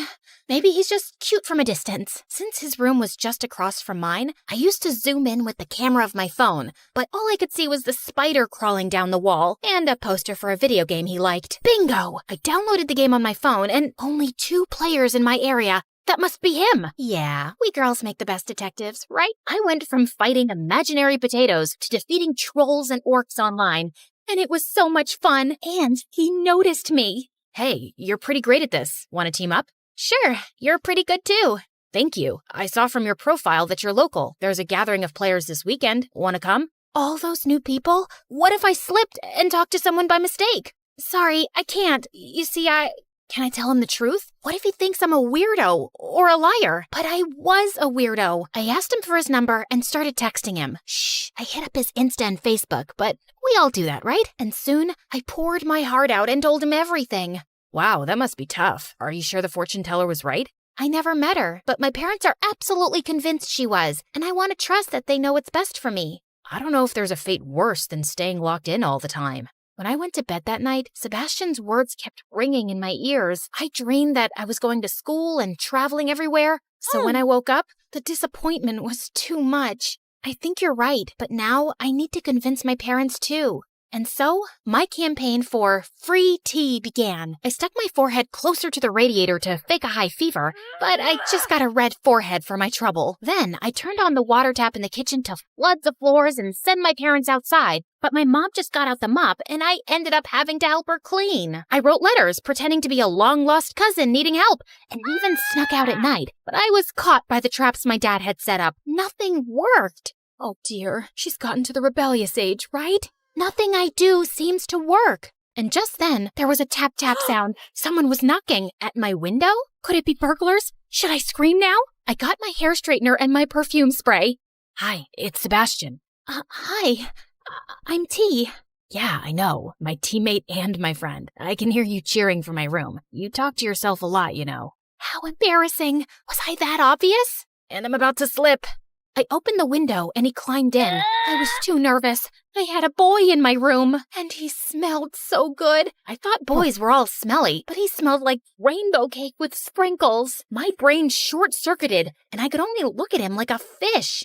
I apologize for scaring you. I've tried to visit you before, but your parents always sent me away. Our T is very frail. She can't have visitors. I'm here to help you. Is there something your parents believe in more than a curse? No, they're obsessed with it. And just to make extra sure, my mom checks the horoscopes too. The horoscope! That was the answer. Sebastian printed a free daily horoscope and put it every morning under our front door. Then we set out to make its predictions true. On the first day, I had him hide out of the window with the water hose. Look, this horoscope says it'll rain with a clear sky. And look outside. It's raining, but the sun is also shining. The next day, he put a super smelly fish under the hood of our car. And the day after, he threw a ball at our window, which landed in my mom's soup. All of it was predicted by the horoscope. This went on for a few months, and Sebastian even asked some of his friends to set up predictions for my mom. She believed in it so much, she wouldn't leave the house without checking it. It's time to make our move.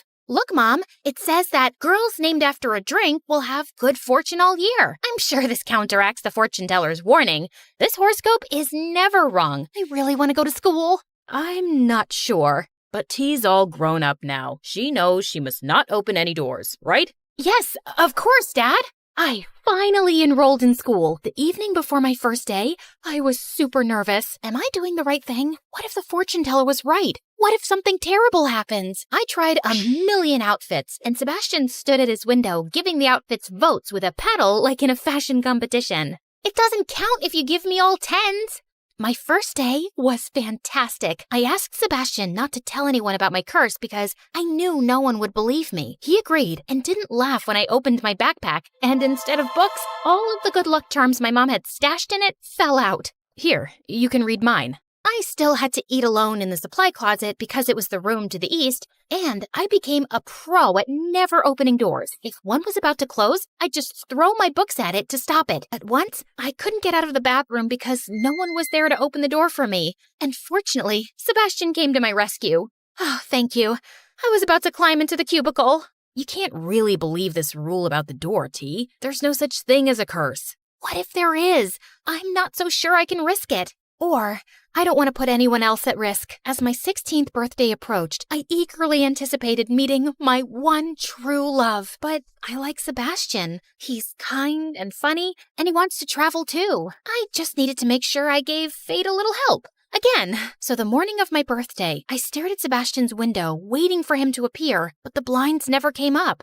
Maybe they're broken. I waited outside his house for him to step out. Come on, T. You'll be late for school. I hoped that he just got out super early and I had missed him, but when I got to school, the first person I saw was the janitor. No, the fortune teller said boy, and he's a man.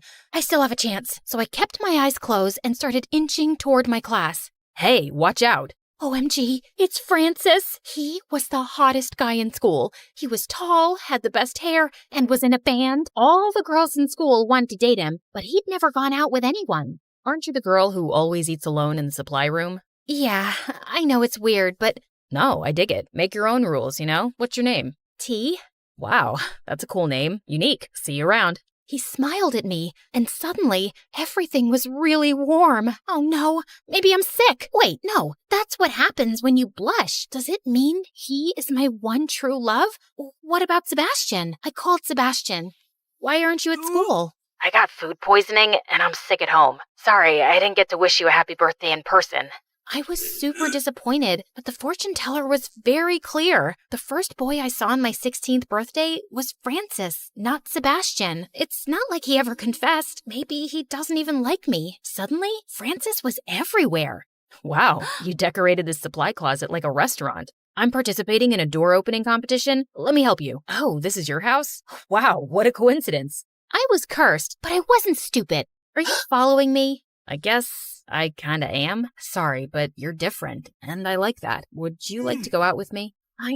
Crash! I turned around and saw Sebastian looking at me from his garden. He seemed super angry, but before I could say anything, he stormed back inside. Remember, T, he's not your one true love. You don't have to feel bad. He's my friend, and he'll understand. I started going out with Francis, and I became super popular. Everyone wanted to be like me, and the supply closet became so crowded that there was a line outside to eat. The only one who avoided me was Sebastian. He even stopped playing our video game. Now he was always angry, and one day he snapped at the teacher and he was told to sit in her office. This is my chance. If I also get detention, we'll be sitting together and he'll have to talk to me. So I stepped on my desk and danced as if I was at a party. Why aren't you talking to me? I thought we were friends. I thought we were more than friends. Can you imagine how crushing it felt to see you going out with Francis? Can't you see he's using you to make himself look better? Like he's a lion tamer at a zoo and you're a weird animal. Wow, you're calling me a weird animal? I'm saying he treats you like one. I think you're great and cute, but I can't stand that you've let the word of a stranger rule your life. But the fortune teller, she's a fraud. Here, look. He showed me his phone and there was a video of a woman in prison. It's not my fault if people are so gullible. I told parents their child was cursed, and to get rid of the curse, I gave them 2 options. Either follow some impossible made-up rule, or buy one of my magic charms. And yeah, most parents went for the charm. But there was this one couple who decided to do both. They named their kid something like soda or latte or cappuccino. I mean, come on, guys, you're just asking for trouble with a name like that. I was so shocked, I almost dropped the phone, but Sebastian had left the room and closed the door behind him. I was trapped. Open the door. Nothing will happen. Trust me. This was the hardest thing I'd ever done in my life, but Sebastian is on the other side, and I trust him more than I trust anyone else. I closed my eyes, pushed, and I fell on the other side, right into Sebastian's arms. You caught me. I will always catch you. Everything was good so far, and I looked into Sebastian's eyes, but Francis appeared, ruining the moment. Hey, I made a "My Girlfriend is Cursed" t-shirt. Wait, what's going on here? What are you doing with him? I finally see reason. I'm not cursed. What? So you're like normal now? As normal and boring as it gets. Let's break up, okay? Not even a teeny tiny curse? Bye, Francis.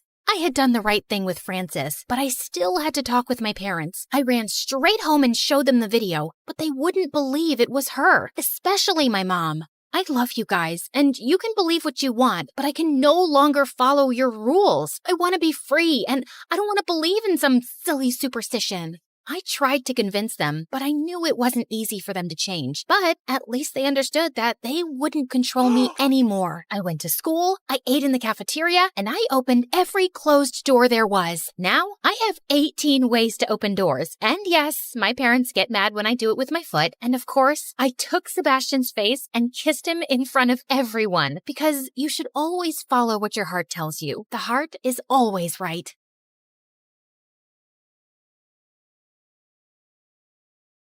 You've heard of a rags to riches story, but how about a riches to rags one? Like and subscribe to hear my reverse Cinderella story. Hi, MSA Nation. My name is Patricia, but since we're friends, you can call me Trisha, but not Patty. I hate Patty. Growing up, I was extremely rich, like next level rich, like Oprah meets Rihanna meets King Charles rich. It was all thanks to my mom, who the world knew as Cheryl. She was the most impressive person I knew. She and her best friend, whose name I won't mention for reasons that will soon become clear, were business tycoons who got a ton of investors and created a huge mega corporation right out of college. Ever heard of Amazon? Their business was kind of like that. Let's call it BFF Enterprises. It employed thousands of people all across the country, and Mom and her friend reaped the rewards of their extraordinary efforts. I aspired to have a BFF like Mom's. As a VIP daughter of a VIP, I was enrolled in etiquette classes immediately. By the time I was 5, I was practically Julie Andrews. You know, the queen from the Princess Diaries, only smaller. I was treated like a princess, with people attending my every need. When I showed an interest in art, I was gifted all of the finest art supplies and was even able to practice by creating portraits of some of the coolest celebrities. I can neither confirm nor deny that those were the celebrities who I painted. Yeah, my life was pretty much perfect until someone ruined everything. One day, there was a huge commotion next door at Mom's best friend's house. All of a sudden, the door swung open and I was shocked to see Mom's bestie in handcuffs. It turned out she who must not be named, that's what I called her, had been stealing a ton of money from their company. Because of that, their business went under and thousands of people lost their jobs. To make matters worse, an angry former employee was convinced that Mom must be to blame too. He put together a whole manifesto and brought Mom to court. Fortunately, Mom was declared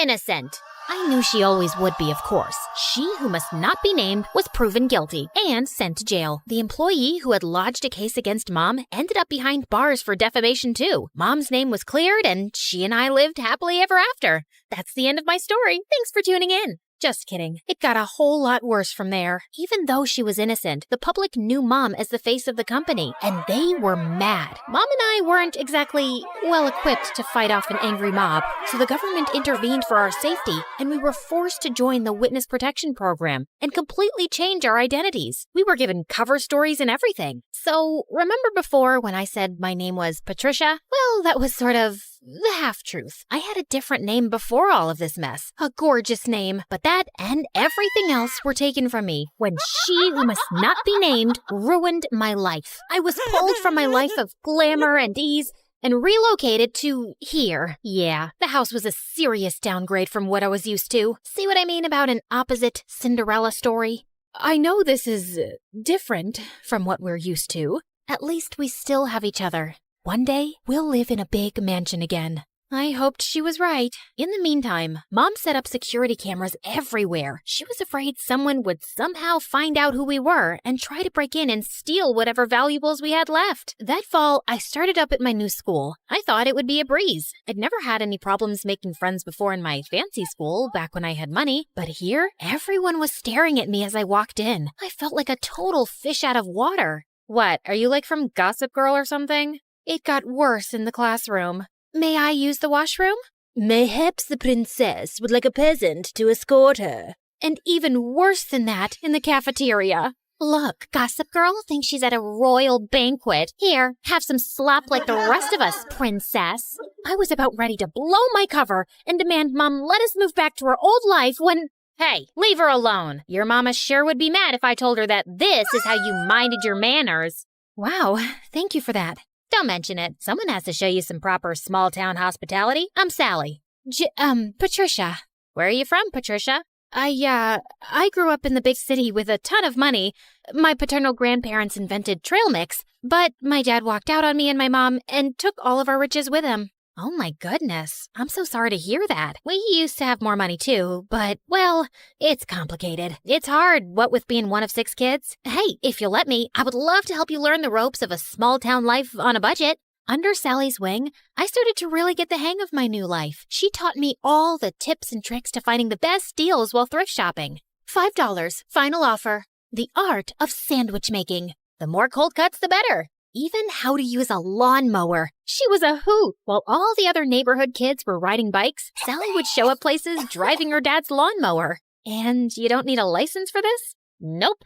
Weirdly, though, I never actually saw Sally's dad, but more on that later. Sally encouraged my painting, even if it meant using unconventional canvases. She was the most thoughtful friend I ever had. In turn, I taught Sally all about how to host a proper high tea, and even how to ballroom dance. Sally was a total girly girl at heart, and I could tell she appreciated feeling like a princess for once. Over time, Sally and I became inseparable, and we especially loved taking her lawnmower out for joyrides. Hey, instead of zooming around town, why don't you put that machine to good use and mow my lawn? I'll throw you $20. $30, final offer. The haggling skills Sally taught me were really coming in handy, and that's how Sally and I started earning some extra cash. In the beginning, we had a handful of customers, mostly our friends' parents, who paid us to mow their lawns and rake their leaves. But then, Sally had a fabulous idea. Trisha, you're such an excellent artist. We should offer painting services too. You can even do customized designs. Oh my gosh, Sally, you're a genius. We showed up to the hardware store, excited to get all the materials we'd need to expand our business, but were shocked when we saw the prices. We were in over our heads. I went home, defeated. But then, I thought of someone who just might have some good advice. Janessa, the apple certainly doesn't fall far from the tree. I'd be happy to jumpstart this business for you too. We'll finally have a new way to make money. But first, I want to see your business plan. With Mom's guidance and funding, S&T's Landscaping was born, and with her savvy advertising, our client base expanded quickly. Plus, I was having a blast customizing people's houses with my art. With Sally by my side, I was starting to finally feel at home in this small town. There was just one weird thing. Sally never invited me to her house. She always made excuses why we should meet at my place instead. Oh shoot, I totally forgot. My crazy Uncle Louie's at my house this week. He always brings all 17 of his pet chickens. We should probably just hang out at your house. I fell for it when she told me about Aunt Linda and her 6 boa constrictors, but 17 pet chickens? Yeah, right. One day, curiosity got the better of me. When Sally told me she was heading home after school, I pretended I was going to my place, but I followed her instead. What could she possibly be hiding? I followed Sally to the outskirts of town, the bad neighborhood. Whoa, Sally lives here? The trailer barely looked big enough to hold a twin bed. How could Sally and her 5 siblings and her parents even fit in there? Just then, I lost my balance and fell to the ground with a huge thud. Trisha? Sally, I can explain. I thought Sally was going to start screaming at me, but instead, she started crying. I'm sorry I never showed you my home. It's just, well, I was embarrassed of this ugly trailer. My dad used to have an excellent job, and we had a big house and a big yard, but Dad lost his job a few years ago and ended up in jail. Ugh! If it wasn't for BFF Enterprises, we would never be in this mess. He was just trying to stand up to their evil owners, and instead Cheryl hired her cronies to make it look like Dad was lying and put him away. It felt like my stomach had dropped out of my butt. Sally's dad was the angry former employee who'd made a case against Mom. Thank goodness Sally had no idea who Mom and I actually were, thanks to our aliases and dye jobs. But why was she blaming Mom when it was really her dad who put us in this mess? I knew I shouldn't say anything or risk Sally getting suspicious, so I ran home before I put my foot in my mouth. Trisha, wait! Was it something I said? I avoided Sally the rest of the week, which wasn't easy. I felt so conflicted. Sally was my best friend, but she hated my mom and blamed her for her dad being in jail. So, I decided to get Mom's advice. I need to talk to you. Sally's dad is your angry former employee who ended up in jail. Oh, come on now, Trisha. What a strange joke. Why was Mom calling me Trisha? At home, she always called me by my real name. Mom, this is serious. Sally has no idea who I really am, or that you're actually the co-founder of BFF Enterprises. Just then, Sally popped up from behind the couch, and suddenly, Mom's behavior made sense. Sally, it's not... I can't believe this. I thought we were best friends, and all along, your family is why my family is suffering? Sally, please, leave me alone. I don't want to talk to you ever again. I've heard of surprise birthday parties gone wrong, but never this badly. I probably lost my BFF forever. But Mom was more preoccupied that Sally would out us both. What are you doing? Follow her. Make sure she doesn't talk. Do whatever it takes. I hadn't seen Mom this stressed out since the trial. I tried texting, calling, even showing up at Sally's window, but she wouldn't even look at me. I returned home completely hopeless. Did it work? Will she keep quiet? She won't even talk to me. Just then, Mom turned into a fire-breathing dragon. Well, not literally, but I'd never seen her this angry. Then we need to move again, now. But this is her home. Sally is my friend. Some friend. As soon as she talks, I'm going to jail. Mom, what are you talking about? Why would you go to jail? The judge said you were innocent. Of course he did. I bribed him. My business partner and I were both stealing funds from the investors because we deserved more. But unlike me, she was dumb enough to get caught and unwilling to do whatever it took to stay out of jail. And Sally's dad figured it all out and tried to get me behind bars too. But I showed him I am not to be messed with.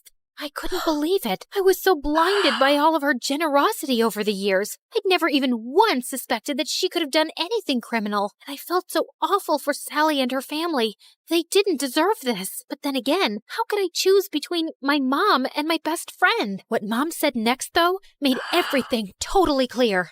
You got us into this mess. Now you have to get us out. Me? I'm just a kid. You're the one who was so greedy that you stole money and ruined your company and all of your employees' lives. You even let your own best friend take the fall. You cared so much about money, you forgot about what really matters, friendship. Trisha, come back here. My name isn't Trisha, Mom. It's Janissa. So, let me reintroduce myself. Hi, MSA Nation. My name is actually Janissa. Pretty, right? Okay, back to the action. I grabbed the security cameras on my way out and headed straight to the police station. It had our conversation and Mom's confession recorded. The police took my mom away, and because I had just turned 18 recently, they let me take care of myself. And that night, the story was all over the news. I knew I'd done the right thing, but I'd never felt lonelier. The next morning, I woke up to a knock at the door. Sally, you have to believe me. I didn't know about my mom. She told me everything for the first time yesterday. I can't believe you did that for me, Patricia. Well, I had to. It was the right thing. I mean, sure, I probably could have bounced from town to town with Mom for years, pretending to be someone I'm not, but I don't want to be like Mom, throwing my friends under the bus and not caring about hurting other people. I would choose friendship over luxury 1,000,000 times. And by the way, my real name is Janissa. It took months, but after campaigning tirelessly, we finally got Sally's dad out of jail and back home where he belonged. With Mom behind bars, I was finally free to come out of hiding. Even though I was totally free to move back to the city, I decided to stay put in this small town. After all, this had become my home. I even asked Sally's family to move in with me. Plus, Sally's dad was able to take over the landscaping business. With him in charge, business is booming. Everyone is just so thrilled that he's back home where he belongs. We did have a company name change, though. I'm just so happy to have my best friend by my side.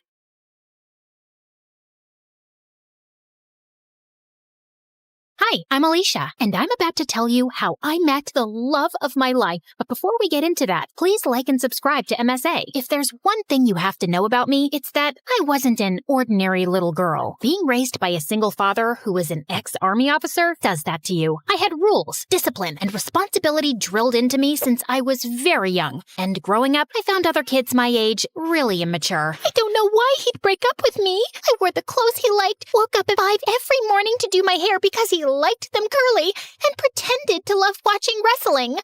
Excuse me, but I need to get that muffin. Can't you see that I'm crying? My boyfriend just broke up with me. Aw, I'm so sorry. You know, it reminds me of the time my dad took me for this obstacle course, and I twisted my ankle so badly, the doctors told me I'd never be able to walk again. But I didn't lose hope, and here I am. How is that the same thing? It's not, because that was an actual problem, but yours is just a bunch of high school nonsense. Now move your butt, please. Needless to say, I didn't have a lot of friends, and I didn't care either. My life was all sorted out. Graduate school, get into a good college, work, and retire. But then I turned 18 and met Arthur. He was a transfer student from Greece, and boy, was he dreamy. The first time I met him was in gym class. We were playing catch, and I was so lost in looking at him. I totally missed the ball, and it hit me right in the face. I fell on my butt, and Arthur came running. Are you okay? You're bleeding. It's nothing. I'm used to much worse. On second thoughts, I might need a doctor. Arthur smiled and carried me to the nurse's office. The entire time I was there, he sat next to me, and later he dropped me home. We became friends after that, and slowly I fell for him. He was smart, mature, and sweet. If there was one guy I wanted to date, it was him. So I decided to ask him out, except I didn't know how. So I turned to MSA for help, and it did not disappoint. Rule number 1, never let your crush know you're interested in him. Avoid eye contact and do not speak at all. The next day, when Arthur waved at me in the hallway, I wrinkled my nose and turned away. He sat next to me in class, but I didn't pay any attention. But then in the cafeteria, he caught up with me. Are you avoiding me? Me? Avoiding you?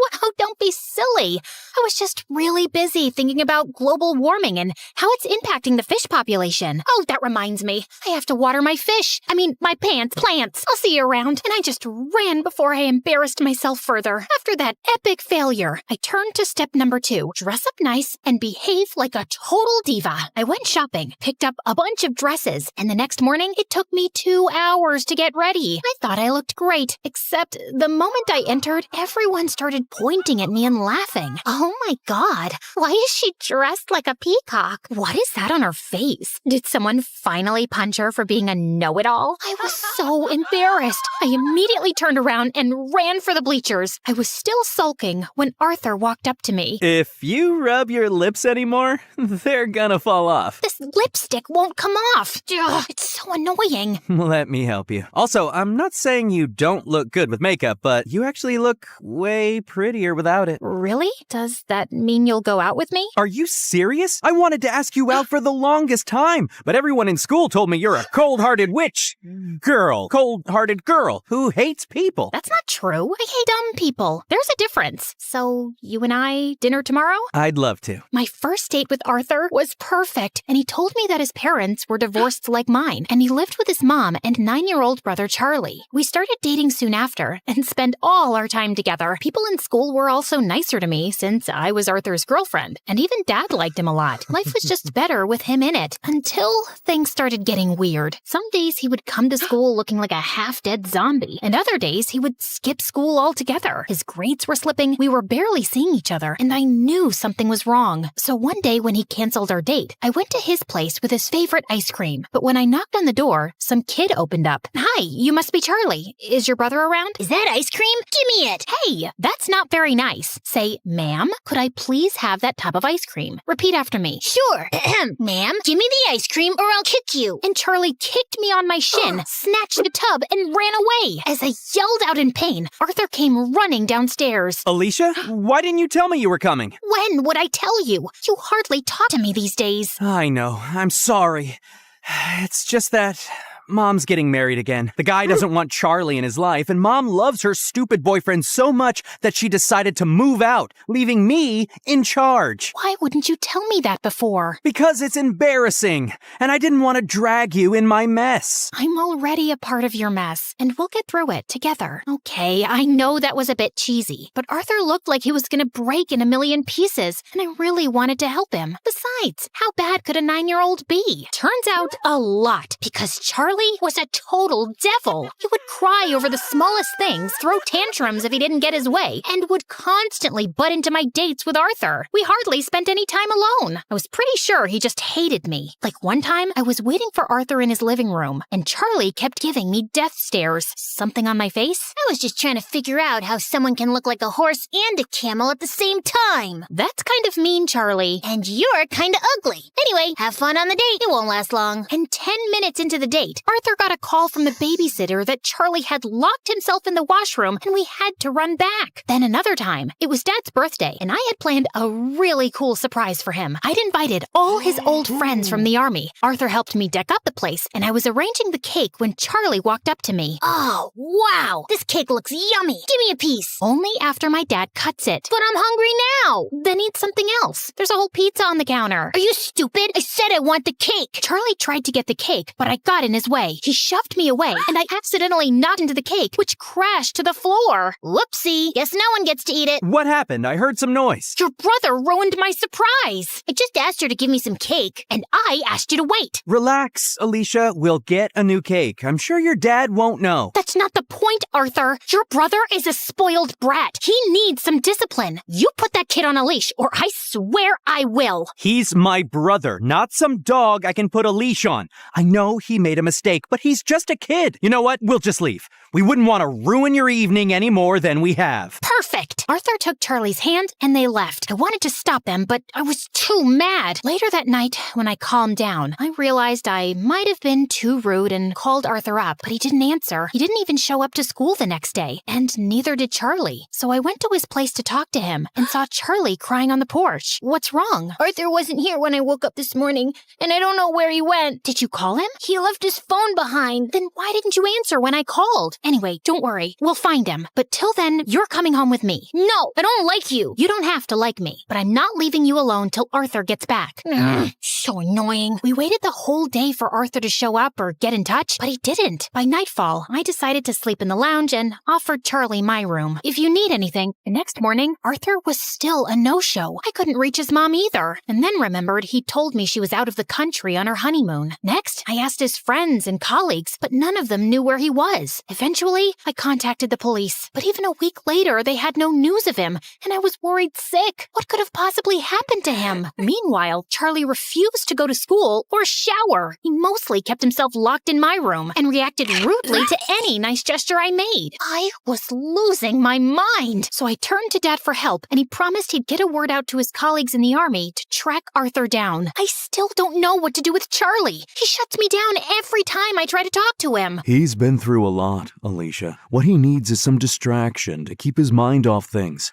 After your mom left, you were all over the place. That's why I built such a strict routine for you, so you wouldn't have time to think about her. Maybe you should do something similar. I decided to give Dad's advice a shot, and the next morning, I walked to Charlie's room and woke him up. Get up. We're going out. Is Arthur back? No. Then let me sleep and go away. Nope. You're getting up right now. Charlie resisted, but I dragged him out of bed, and somehow we made it to the bus stop. He kept cursing me the whole way, but I didn't care. And minutes later, we were at our destination, the paintball arena. I'm not going in there. Why? Too chicken to lose? As if you're on. Charlie and I had a great time at the paintball game, and it was the first time I actually heard him laugh. Afterwards, we went to a trampoline park and jumped our hearts out. By the end, he was so tired he could barely walk, so I called a cab and took him to my favorite burger joint. But he just stood at the entrance and stared. What, you don't like burgers? No, it's just that this was my favorite place to come with my mom. Every weekend, we'd come here and play our favorite songs on the jukebox machine. And now, she doesn't even call me, and Arthur's left me too. Arthur will be back in no time, I promise you. He loves you a lot, Charlie, and no matter what, we'll always be here for you. You too? Yes, me too. Charlie cried and hugged me tight. For the first time, I saw him as a heartbroken kid who just wanted his family back. Since then, Charlie warmed up to me. We'd have breakfast together,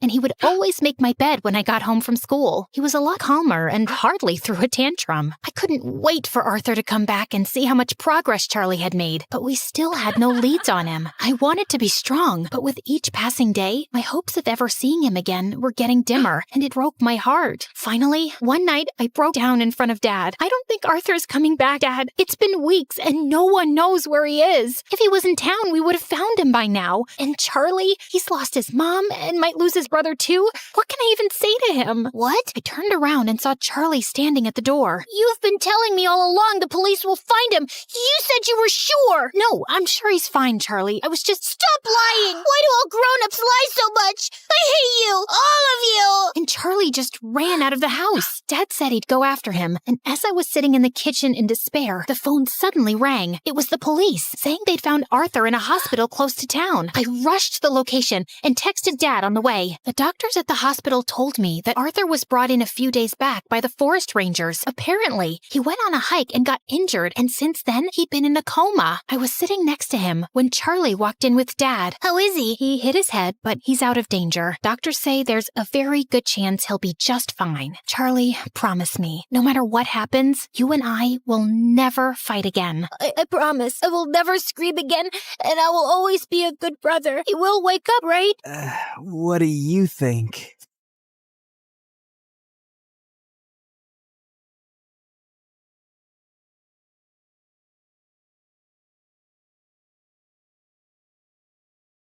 Your mom, she isn't okay. There will still be other hospital expenses, and you girls will have to figure out something soon.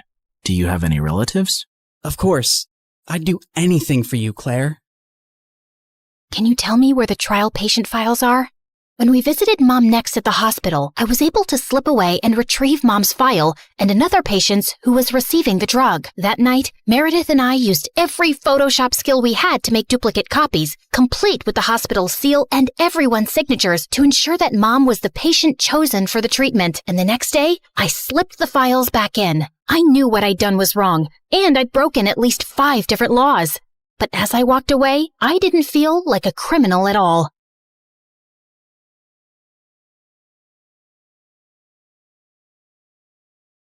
I was walking down the hospital corridor with Freddie when Meredith came running towards us. Where have you been? Mom's awake. She's finally awake. Oh my God, seriously? This better not be a joke, Meredith. I swear on my beautiful face, it's the truth. The doctors are just checking her vitals. Can you girls stop making so much noise? It's a hospital. Oh, shut it, nurse. We're in the coma ward. Who are we disturbing here? Don't you want these people to wake up? How dare you talk to me like that? This is preposterous. That's not even a real word. Remind me to buy you a dictionary. How did you become a nurse? Jeez. You ran down to Mom's room to find her fighting off the doctors. She jumped onto her bed like an animal and started screaming at them. Where am I? Are you doing a science experiment on me? You will not touch the daughter of Vladimir. I learned how to catch fish with my bare hands when I was 3 and tackled a bear when I was 5. You think you are any match for me? Ma'am, we mean no harm. We're your doctors. How are you old enough to be a doctor? You have a pimples like a teenager. I'm fully qualified. Shut up, little boy. Tell me where I am before I take your eyeballs out and play bubbles with them. Mom? Mom turned and stared at me with wild eyes. Let's get out of here before she attacks us. For once, I agree with Meredith. Who are you? And what did you just call me?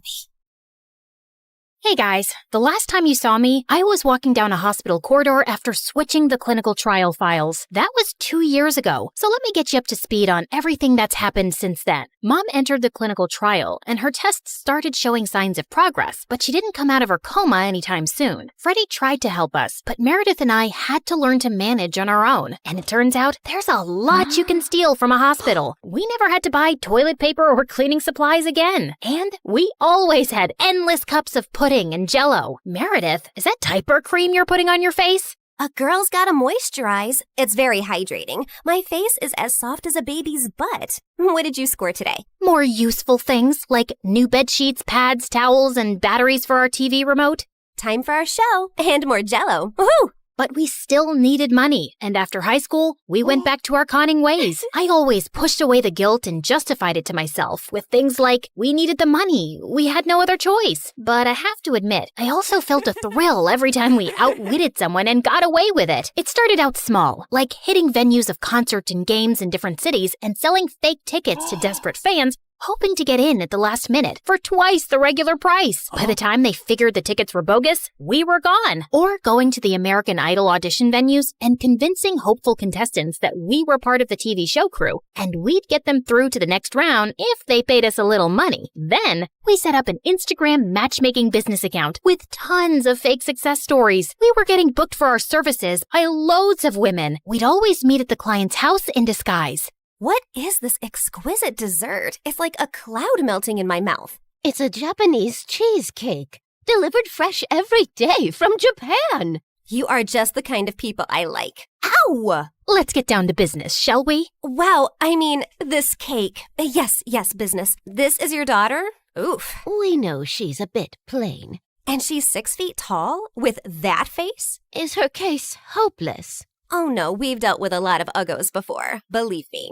Ow! What my partner means is there's someone for everyone out there, and we're experts at making those two people meet. We'll need a small advance, and we'll bring you a portfolio of suitable bachelors in a week. You'll be the mother of the bride soon, watching your little giraffe walk down the aisle. Sounds good, right? Make that check to cash, please. Can you also pack the rest of this cake? We'd take the advance, keep in touch for a few weeks saying we were gathering options, and then disappear. Of course, people soon started commenting on our page, calling us frauds and reporting our account, but we made a good amount while it lasted. We tried out a wedding planner service next. That's a gorgeous cake, but it's so expensive. But it goes so perfectly with your pink and white theme. Also, we're planning to order 2,000 pink and white roses. And an ice sculpture for the reception area. How much will all this cost? You can't put a price tag on happiness.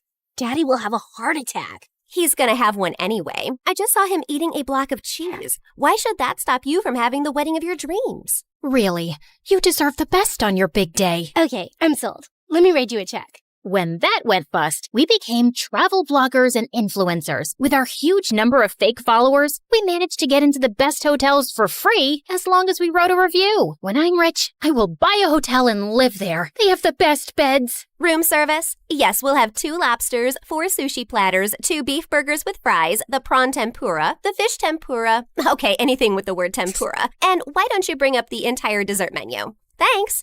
Of course, none of these businesses lasted too long, and we were always on our toes, traveling from place to place, changing disguises, trying not to get caught. The only person who had any idea of our activities was Freddie. But whenever we went back home, he was always happy to see us and never asked questions. 2 years had gone by like this, and Mom was finally awake, except she didn't remember being our mom. Now, we had no chance to ask her about the fake IDs and laptop we'd found, because all she seemed to remember was her childhood in frickin' Russia. We showed her pictures of us together, and the doctors explained that she'd lost most of her memory, and they were unsure if she'd regain it. Oh, my girls. I am so sorry I don't remember anything about you, but I feel a connection to you.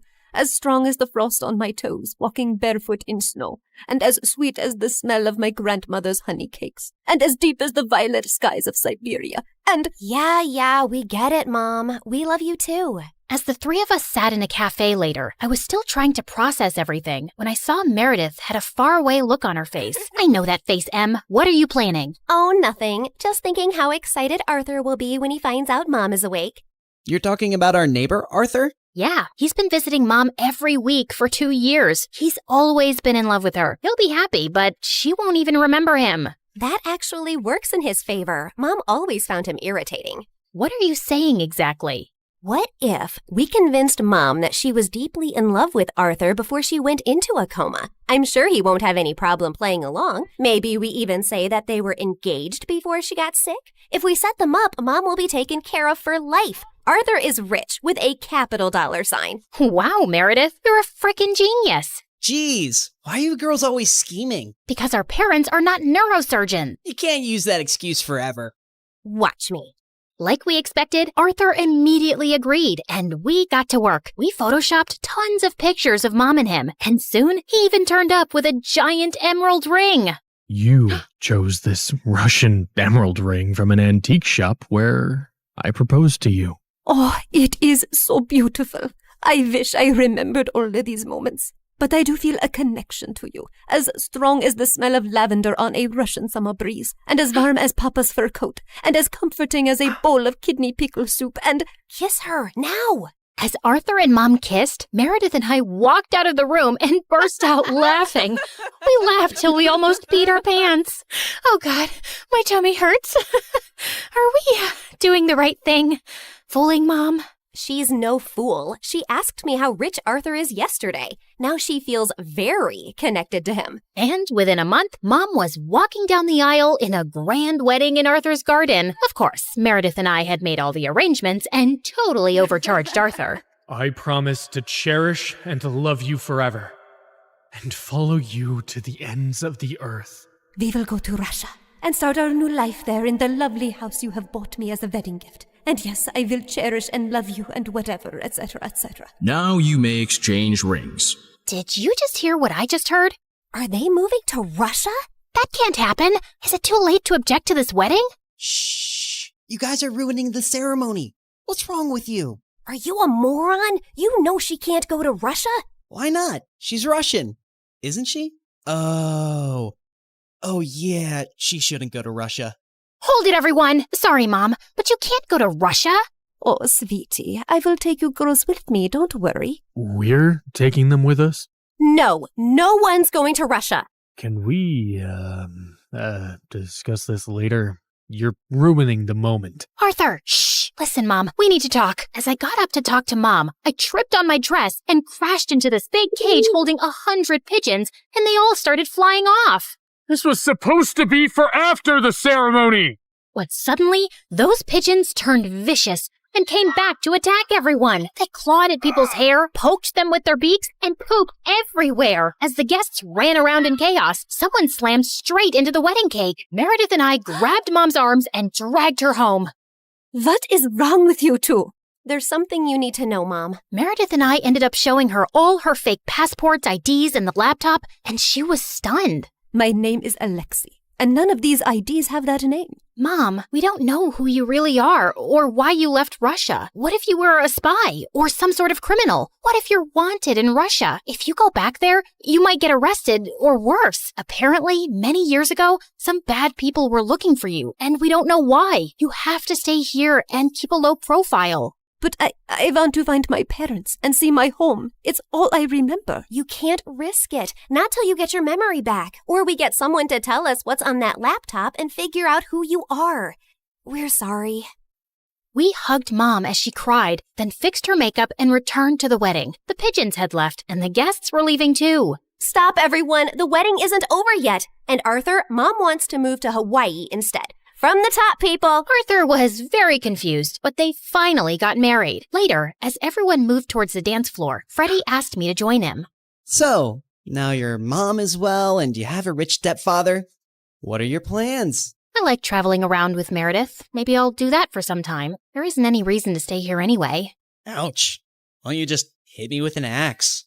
Of course, there's you. I can always come visit. That's not good enough, Claire.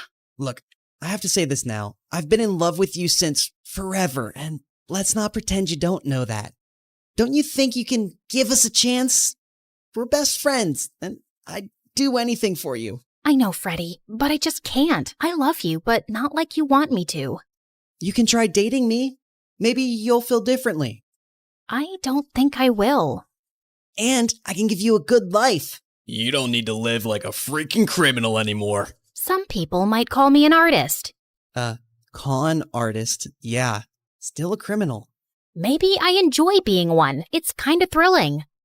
I don't really believe that. You don't want to believe that. We're too different, Freddie. You're going to be a neurosurgeon like your parents, and she'll find a nice girlfriend and then marry her and live in a nice neighborhood, and you'll be content. I'm not sure that's the life I want. It sounds boring. I wish I'd said something else when I saw Freddie's hurt face, but there was no easy way to let him down. He kissed me gently on the cheek and walked away, and I felt a lump in my throat. Mom moved to Hawaii with Arthur, and Meredith and I went down a crazy path over the next few years. There wasn't a scam, fraud, or con we didn't attempt. We never stuck to the same thing for too long, in case the police picked up a pattern, but word got around in underground circles about 2 female con artists, and we actually started getting hired for our services. People were always less likely to suspect 2 pretty, innocent-looking girls than someone who looks like a thug. And working with these thugs, we learned how to forge signatures, create counterfeit money, make fake checks, and steal credit card information. I'd always been bad with computers, but Meredith even showed a great knack for hacking. We made good money, partied with rich people, traveled first class, and stayed in amazing hotels. But for me, the glitz and glamour gradually started to fade. I was getting tired living out of suitcases, always wearing disguises and looking over my shoulder. I had no real friends, and even if I met someone I thought I could like, I knew I couldn't be in a real relationship. I was almost thinking of talking to Meredith about quitting the con artist life when one day she burst into our New York hotel room looking beyond excited. You won't believe the job we just got. It's gonna pay us $250,000. Who would pay that kind of money? And for what? Turns out, the kind of people who take you to their headquarters blindfolded. As Meredith and I walked into an underground room, a large chair swiveled around to reveal...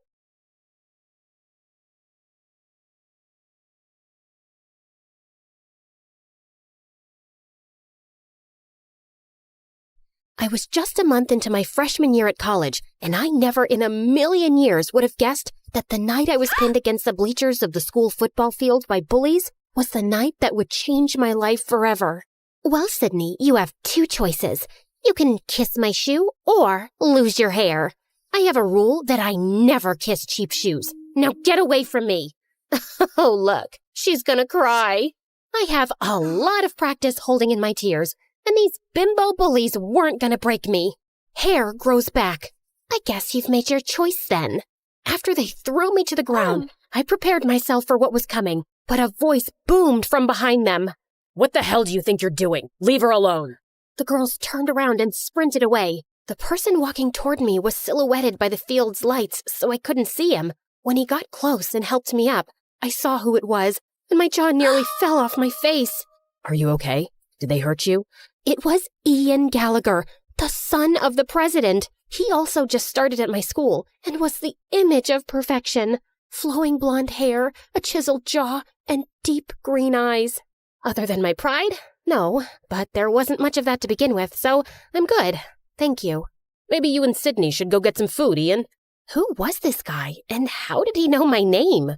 Yes, absolutely. Are you hungry? Joe Jr.'s Diner is just up the street. I'm Todd, Ian's assistant. Our driver will be happy to take you and then bring you back to your dorm room afterward. Right, Ian? Yeah, absolutely. Please stop saying absolutely. Absolutely. I mean, right. I wasn't sure what was happening here, but whatever it was really frickin' weird. Okay then, shall we go so you 2 can eat and get acquainted? Can you 2 hold on for just a minute? I need to pause this here. As you already guessed, my name is Sydney, and it would be awesome if you clicked like and subscribe. And while you do that, I'm going to fill you in on some quick backstory. I grew up in a huge house with everything a girl could want. Giant stuffed animals, so much chocolate that Willy Wonka would be envious, and an arcade packed with every video game that ever existed. There was only one thing missing. My parents. Sure. I had an amazing nanny who hated children and would lock me in my room when she wanted to be left alone. But all I wanted was to spend time with my mom and dad. They ran an international hotel business and traveled the world visiting their properties. Even when they were home, all they would do was criticize me and compare me to others, like my spoiled brat of a cousin who screamed whenever she didn't get what she wanted, or their friend's daughter who was forced to perform at the most ridiculous beauty pageants, or even the little girl on the cereal commercial who ate the cereal, acting like it was the best thing ever. That little girl appreciates her life. I've never seen you enjoy your cereal that much, Sydney. I felt so bad about myself that I developed this nervous facial tic where I would squeeze my eyes shut and then open them really wide. Yeah, weird facial tics are like catnip for bullies at school, and when you're the smartest kid in class, it just adds to their joy when they stuff you in the garbage can. So I kept to myself and didn't care about my appearance because there was no point. No makeup, big glasses, and my hair in a bun. I looked like a mini version of the school librarian. Okay, I did have one friend, Monty. We were friends since kindergarten because he was as awkward as me. He was also really smart and had asthma, so he was always walking around sucking on his inhaler. Also catnip for bullies. Okay, that's enough backstory. I think you get it. I thought college would be better, but clearly I was mistaken. Once an outcast, always an outcast, it seems. Now, back to the night I met Ian, because it just gets weirder from here.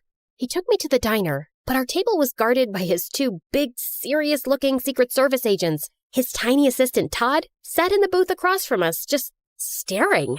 Sorry about all this. It must be really weird for you, Sydney. This? Weird? Nah, I'm used to it. Happens every time I meet a president's son. He laughed. Someone actually thought I was funny besides me. And then he leaned in. Just imagine that your whole life is like this.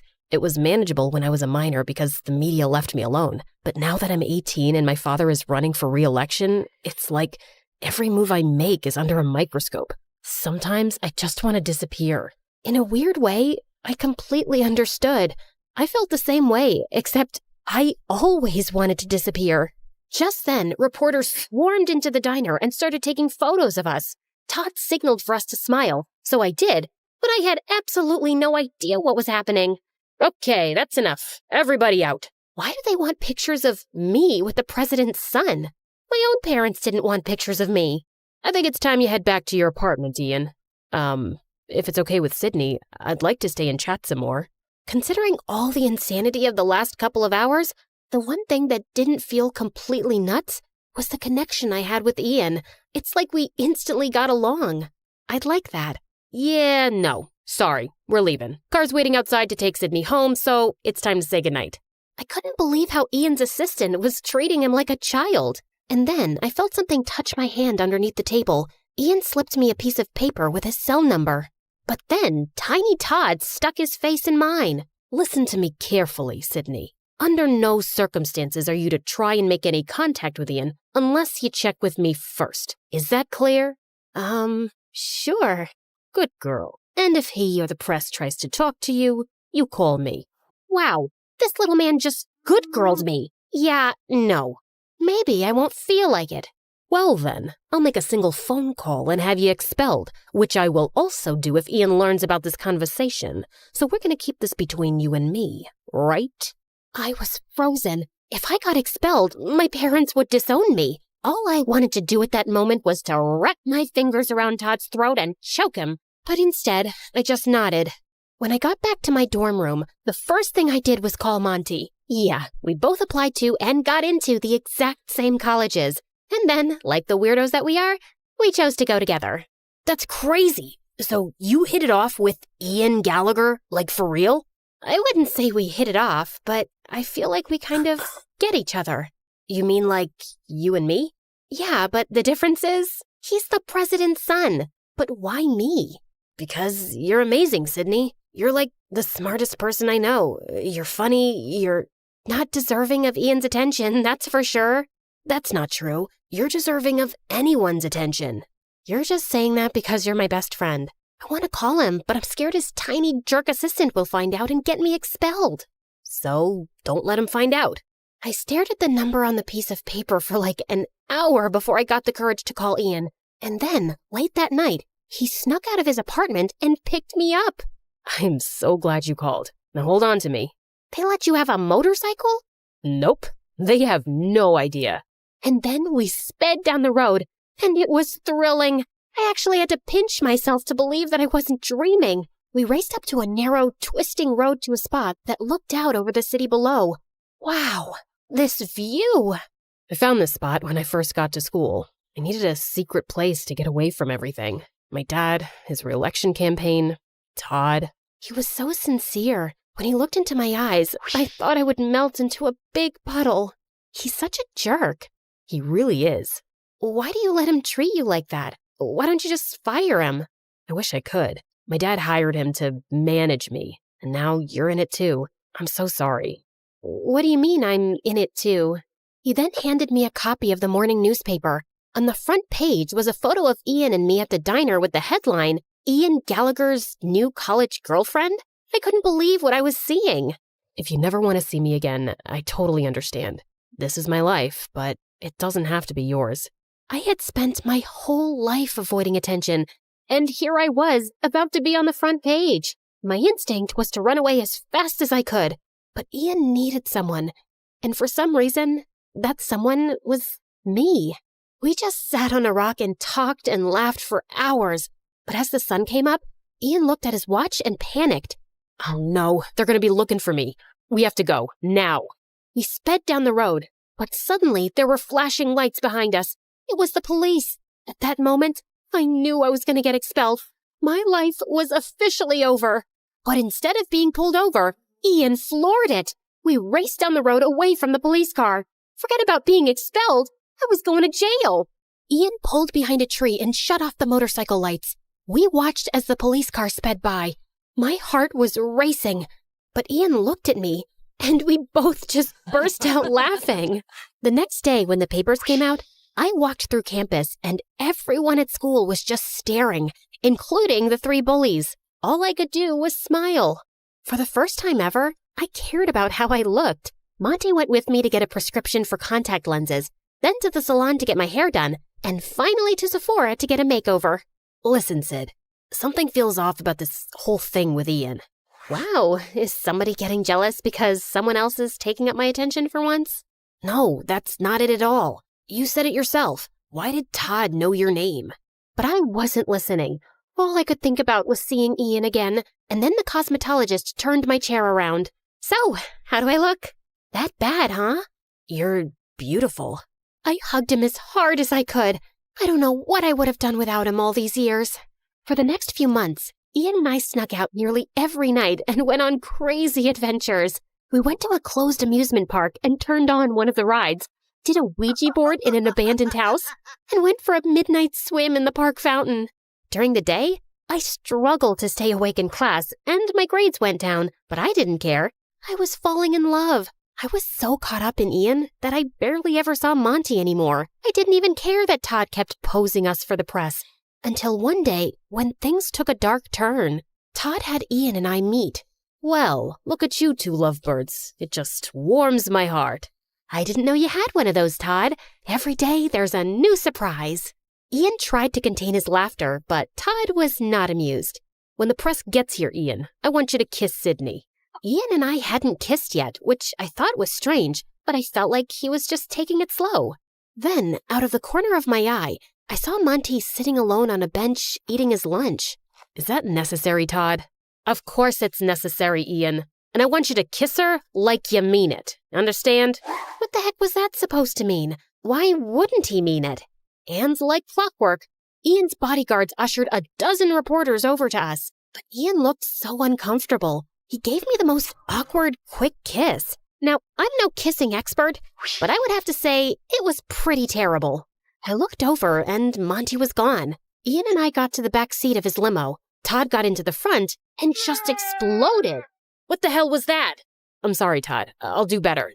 For your father's sake, you better. For your father's sake? What does that mean, Ian? What does it matter to you, Sydney? You're not bullied anymore. People admire you, which I'm guessing is a first. So be a good girl and keep your mouth shut. Hey, don't talk to her like that. Or what, Ian? You gonna fire me? I was waiting for Ian to defend me, but he just went quiet. When I opened the door to my dorm room, Monty was waiting. I had given him his own key at the start of the year. I was so happy to see him. Monty! But that happiness didn't last long. You're being played, Sid. Played? Oh, stop it, Monty. You and Ian? It's a setup because his father is running for re-election, and Todd was hired to craft his image for the public. You're just jealous because I fell in love and I'm spending my time with someone else. And then Monty held up a printed photo of Ian embracing another boy. I did some digging, and this was Ian's high school boyfriend. Boyfriend? You're saying that Ian is... Yes. I'm so sorry, Sid. And they're using you to give off the image that he's straight, so it doesn't affect his father's re-election campaign. Wow, Monty. You are pathetic. I was a loser until I met Ian, and you're just upset that you're still one. I can't believe I was ever friends with you. Now get out. Monty looked like I just slapped him as I slammed the door in his face. That night, when Ian picked me up, I told him I wanted to go to our spot on the cliff overlooking the city. I'm so sorry about today, Sydney. The pressure to perform in front of the camera just... Before he could finish, I held up the photo. Have you been lying to me, Ian? Where did you get that? Who cares where I got it? This is the reason why you've never kissed me, isn't it? Todd says if the world finds out about this, my father will lose. I was furious at myself. Monty tried to warn me, but I didn't listen. And now I've probably lost him forever. But it all suddenly made sense. Right. Choose a girl with low self-esteem who wouldn't question what was happening, who would be so thrilled with the attention that she would just go with it. And these adventures at night, were they part of it? Not at first. But the police officer that first night ID'd me, and Todd thought it was a great idea to keep them going. He threatened to tell my dad if I told you. I'm so sorry, Sydney. I never wanted to hurt you. Your dad doesn't know about you? No, that was the only photo ever taken of my boyfriend and me in high school, and Todd found it too. Goodbye, Ian. Sydney, you need to see this through until the election. My dad is coming to campus tomorrow, and if you're not there, Todd will have you expelled. Doesn't matter. I'm dropping out anyway. I'm done. Ian dropped me off in front of my dorm, and I turned to him one last time.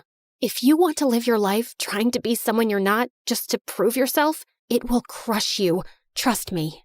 The next morning, my face was puffy from crying. I loaded up my car with all my stuff and was preparing to head home, back to a life where I wasn't worth anything, back to face the judgment of my parents who already thought so little of me. I got into the car and tried to close the door, but it didn't budge. Monty was standing there holding it. What are you doing here? Stopping you from making a huge mistake? Didn't you already try that? Yeah, well, that's what best friends do, right? And then I just lost it. I am so sorry. I was such a huge jerk. Why do you even want to talk to me after those horrible things I said? I don't deserve you. Because I love you, Sid. I always have. Why do you think I chose this school? It was to be with you. And then he kissed me with a passion that I had never experienced before. My body felt like it was plugged into an electrical outlet. The president's about to speak. Shall we go watch? Why would I want to watch? And so we went to the football stadium, where Ian was standing on the stage next to his father. Todd was standing behind them. And as I stand on the cusp of the next presidential election, I want to hand the mic over to my son, Ian, who means more to me than anything in the world. During my dad's first election, nobody paid attention to me because I was only 14 years old. But now that the world is paying attention, I want them to meet my true love. And suddenly, the boy from the photo walked onto the stage. The whole stadium burst out into applause. It was incredible. And then Ian turned and hugged his father. Todd looked horrified. After the speech ended, the Secret Service let Monty and me backstage, just in time for Todd to walk out. I hope you enjoyed your time here, Sydney, because you're as good as expelled. Nah, but you're as good as fired, Todd. Ian walked over, and for the first time, Todd looked terrified. You can't fire me, but I can. Mr. President, I was only doing this for you. Who told you to do that? You harassed my son for years and misused the power I gave you. Get him out of here. And the Secret Service dragged him away, kicking and screaming. It was glorious. I forgave Ian, and 4 years later, he and his boyfriend became the best men at Monty's and my wedding, at the White House. My parents were there, glowing with pride, but winning their approval didn't matter to me anymore. I was happy that at least they were there. And finally, I was just happy being me.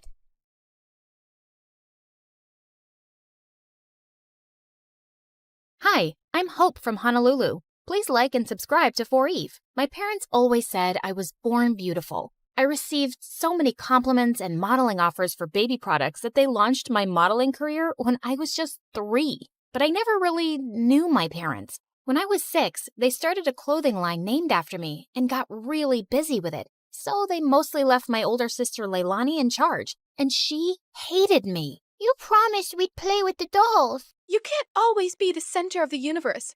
I have to take this call. Fashion Kids magazine wants you again. She'd always lie and say we'd do one thing, but we'd do another thing instead, and I'd suffer. You said after my fashion show, we'd go home. I'm tired. Just sign a few more autographs and don't be so ungrateful. Sometimes I wondered if she was so mean to me because she was jealous of my fame. Once when I was 12, I was at a signing event and I escaped from the crowd. I stumbled into an alley where a girl my age was looking through the trash with her mom. I offered them some snacks from my bag, and their reaction was so wonderful. Just then, Leilani found me and dragged me away. And later, when we were on a video call with our parents, she told them what had happened. Hope, it's not okay to sneak off like that. And that poor family could have robbed you.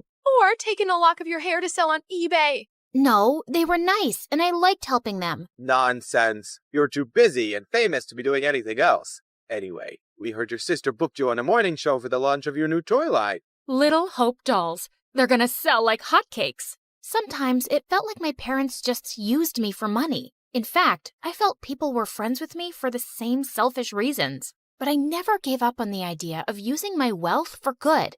When I turned 14, I held my first fundraising event for homeless people, and it was a big success. But my second fundraiser turned into a complete nightmare, because the day after it, my face was all over the news with the words, "Teen Thief." Hope, they're saying you kept all the funds for your business. What? Why would they think I took all that money? The news is saying they got an anonymous tip. This can't be good for your career. It's all over social media. They're calling it the biggest scandal of the year. You need to stop all this charity nonsense. We need to work on saving your reputation so you won't lose out on any modeling contracts.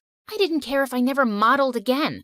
I didn't understand how anyone could think I'd steal charity money. I was too embarrassed to even leave the mansion. Soon after, I was about to join a new high school, and I went to Leilani with an odd request. Help me make a disguise for high school. You're my makeup artist. If anyone can do it, it's you. Look, it's hard for me to trust people. They'll probably use me for my money and fame or spread more lies. I'd rather just go as a regular kid so I can be active in the school's charity clubs. You don't think you could just go as yourself? Doubtful. I always become the center of attention without meaning to. And because of that scandal, the charity clubs might not trust me. I just want to fade into the background and do the things I care about. Please. To my shock, she agreed to the makeover. She gave me cute short hair as part of my disguise.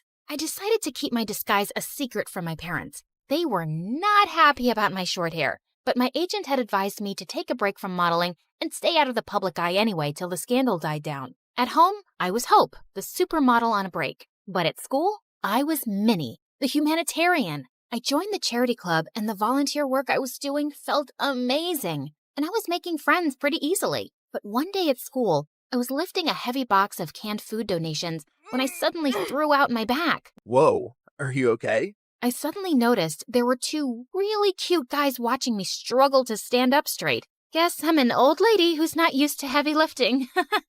Ouch. Let's take you to the school nurse, Granny. I'm Kai. And I'm Crane. Here, let me take your bag. What was in that box? Canned stuff for a food drive. Crane immediately dropped my bag to the floor. You're part of a food drive? Not gonna help you. What? Come on, Nan. Let's just take her to the nurse. She's hurt. Whatever. Not my problem. And then he just left. What was that about? Are you seriously doing a stupid food drive, Granny? My name is Minnie, and what's wrong with food drives? Minnie? Minnie. Everything about them is wrong, Minnie. If the poor just got off their butts and worked, they wouldn't be poor. Why should we treat them like babies and take money from people who do work? Wow. Sometimes it's hard for people to find work or earn enough, and they need help. Maybe lame losers do. Well, Minnie, here you are. Kai winked at me as he left. What a jerk. But I wasn't going to let his arrogant opinion stop me. I organized a school dance to raise funds for the food drive, and it was a hit. But just as I was dancing with some friends, Kai and Crane busted through the gym doors with crowns on their heads. To the rich, stand with the rich. What are you doing, Kai? We're here to tell everyone the poor are pathetic and charities are scams. Don't be fooled. Just then, Crane started kicking down the display of food donations like a maniac. Luckily, the teachers there kicked both out before they could do more damage. What planet were these jerks from? But I forgot all about them when I got home that afternoon and saw Dad running out to me. Didn't you check your phone, Hope? I think the battery died. What's wrong? Your mom and sister got into a car accident, but the doctor said they'll be okay. They both had some broken bones and will need bed rest. I started to cry, and Dad hugged me. I couldn't remember the last time he'd done that, and I decided I'd stay home for the next few weeks to take care of Mom and Leilani. The next evening, my bodyguard drove me down to the food bank to drop off the school's donations. To my shock, I saw Kai step out of his car in front of us, and he was dropping off bags of donations. What the hot fudge? I snapped a picture of him, and I confronted Kai in the school hallway the next day. Saw you at the shelter last night. What are you talking about? This? How did you... Okay, please, listen. Crane is against charity work, not me. He convinced me to think that way a long time ago, but I don't agree with him anymore. Years ago, Crane's family fell into a big scam by some fake charity, and they lost a huge fortune. Oh no. Yeah, his dad had to work so hard just to get them back on their feet. Now, he talks trash about all charities, and he doesn't trust the poor. He actually enjoys shutting charity work down in public. He bullied me into crashing that dance. And well, I'm sorry I did, really. He looked really sincere. If that's the truth, I understand. But you gotta stand up to Crane sometime. You can't keep pretending to be someone you're not. Kai offered to walk me to class, but I explained I was just there to collect my books as I was homeschooling for a while. He asked for my number, and I kinda left with butterflies in my stomach. Kai and I texted every day for weeks, and he even started coming over. I kept saying it was best to give my mom and sister space to recover, so we'd always hang out in my backyard. Keeping Minnie away from my parents and Hope away from Kai was getting exhausting. I was also developing the biggest crush on the real Kai. He was nothing like the jerk I'd first met. Once I found him waiting for me in my backyard with the most amazing picnic laid out. Hey, what's all this? Just a little surprise for your big day. Happy birthday, Minnie. Kai, my birthday isn't for another 5 months. What? Really? I looked for you over social media, but I couldn't find you because you're apparently the world's most private person. Then I went to go check the school records, and I guess I got the wrong Minnie. I guess so. But thanks anyway. It's the nicest thing anyone's ever done for me. Just as I sat down, Kai opened a bottle of soda, and the cork went flying straight into my eye. Oh my god. I am so sorry, Minnie. Wait, stop rubbing your eye and let me see. He lifted my chin gently as he looked deep into my eyes. Your eyes. They're... Yes? They're what? They're not the same color. What? Suddenly I realized that my contact lens had fallen out. Oh, my lens must have popped out when I rubbed my eye. I wear them for my eyesight because I'm as blind as a bat.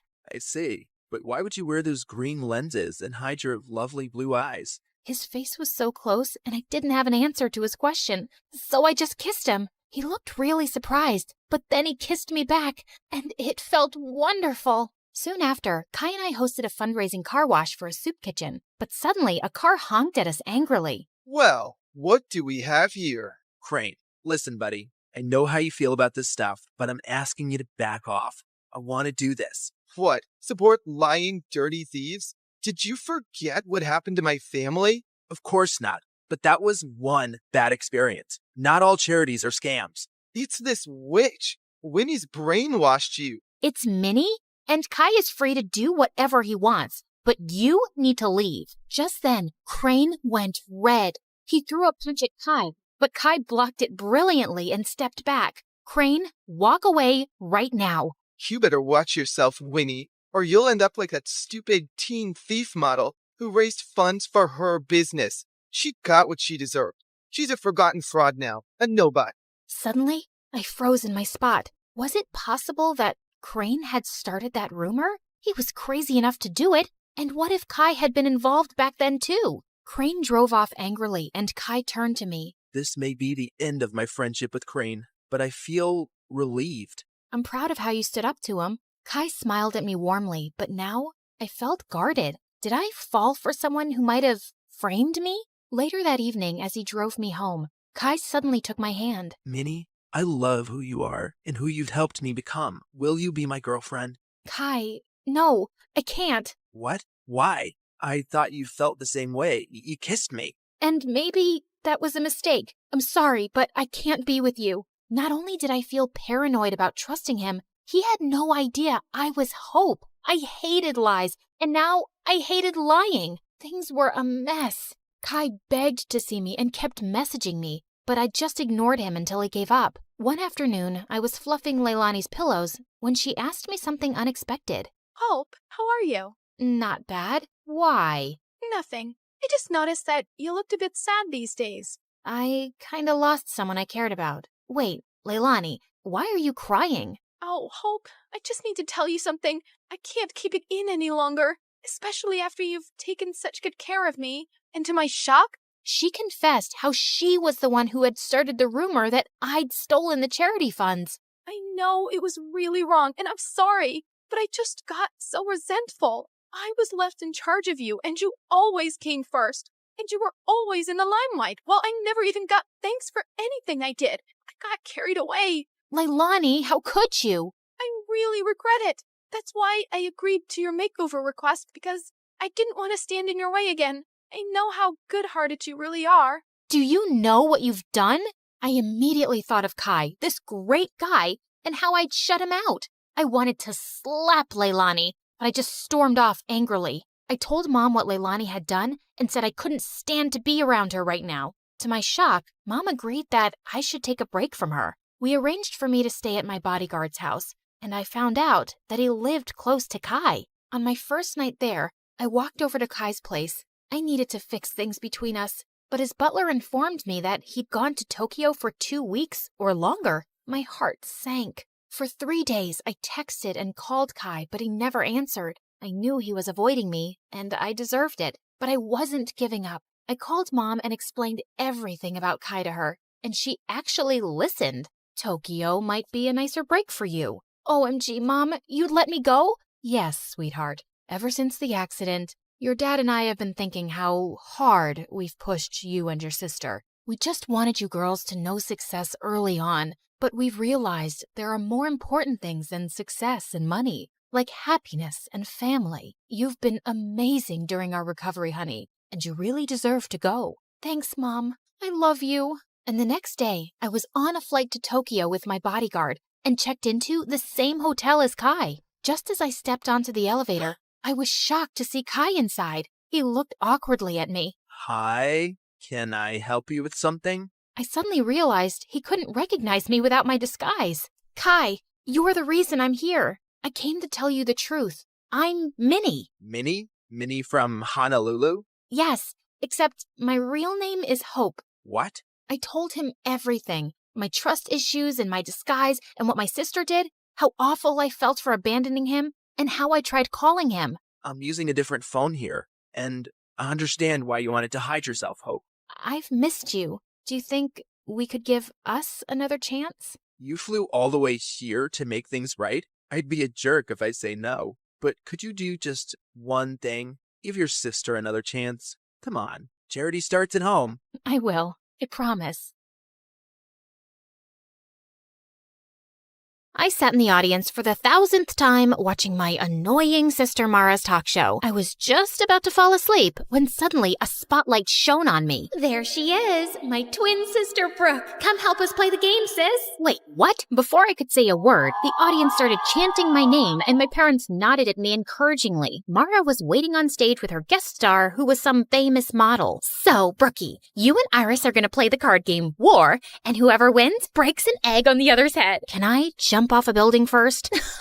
Always such a little party pooper. I played the dumb card game until I won, so I cracked an egg on Iris's head before turning to go off stage. Ow! You just hit me in the head with an egg. That was the goal of the game, genius. Well, you did it way too hard. Ow! The next day, my accidental egg assault was all over YouTube and social media. Sister of talk show host Mara gets violent with popular model Iris.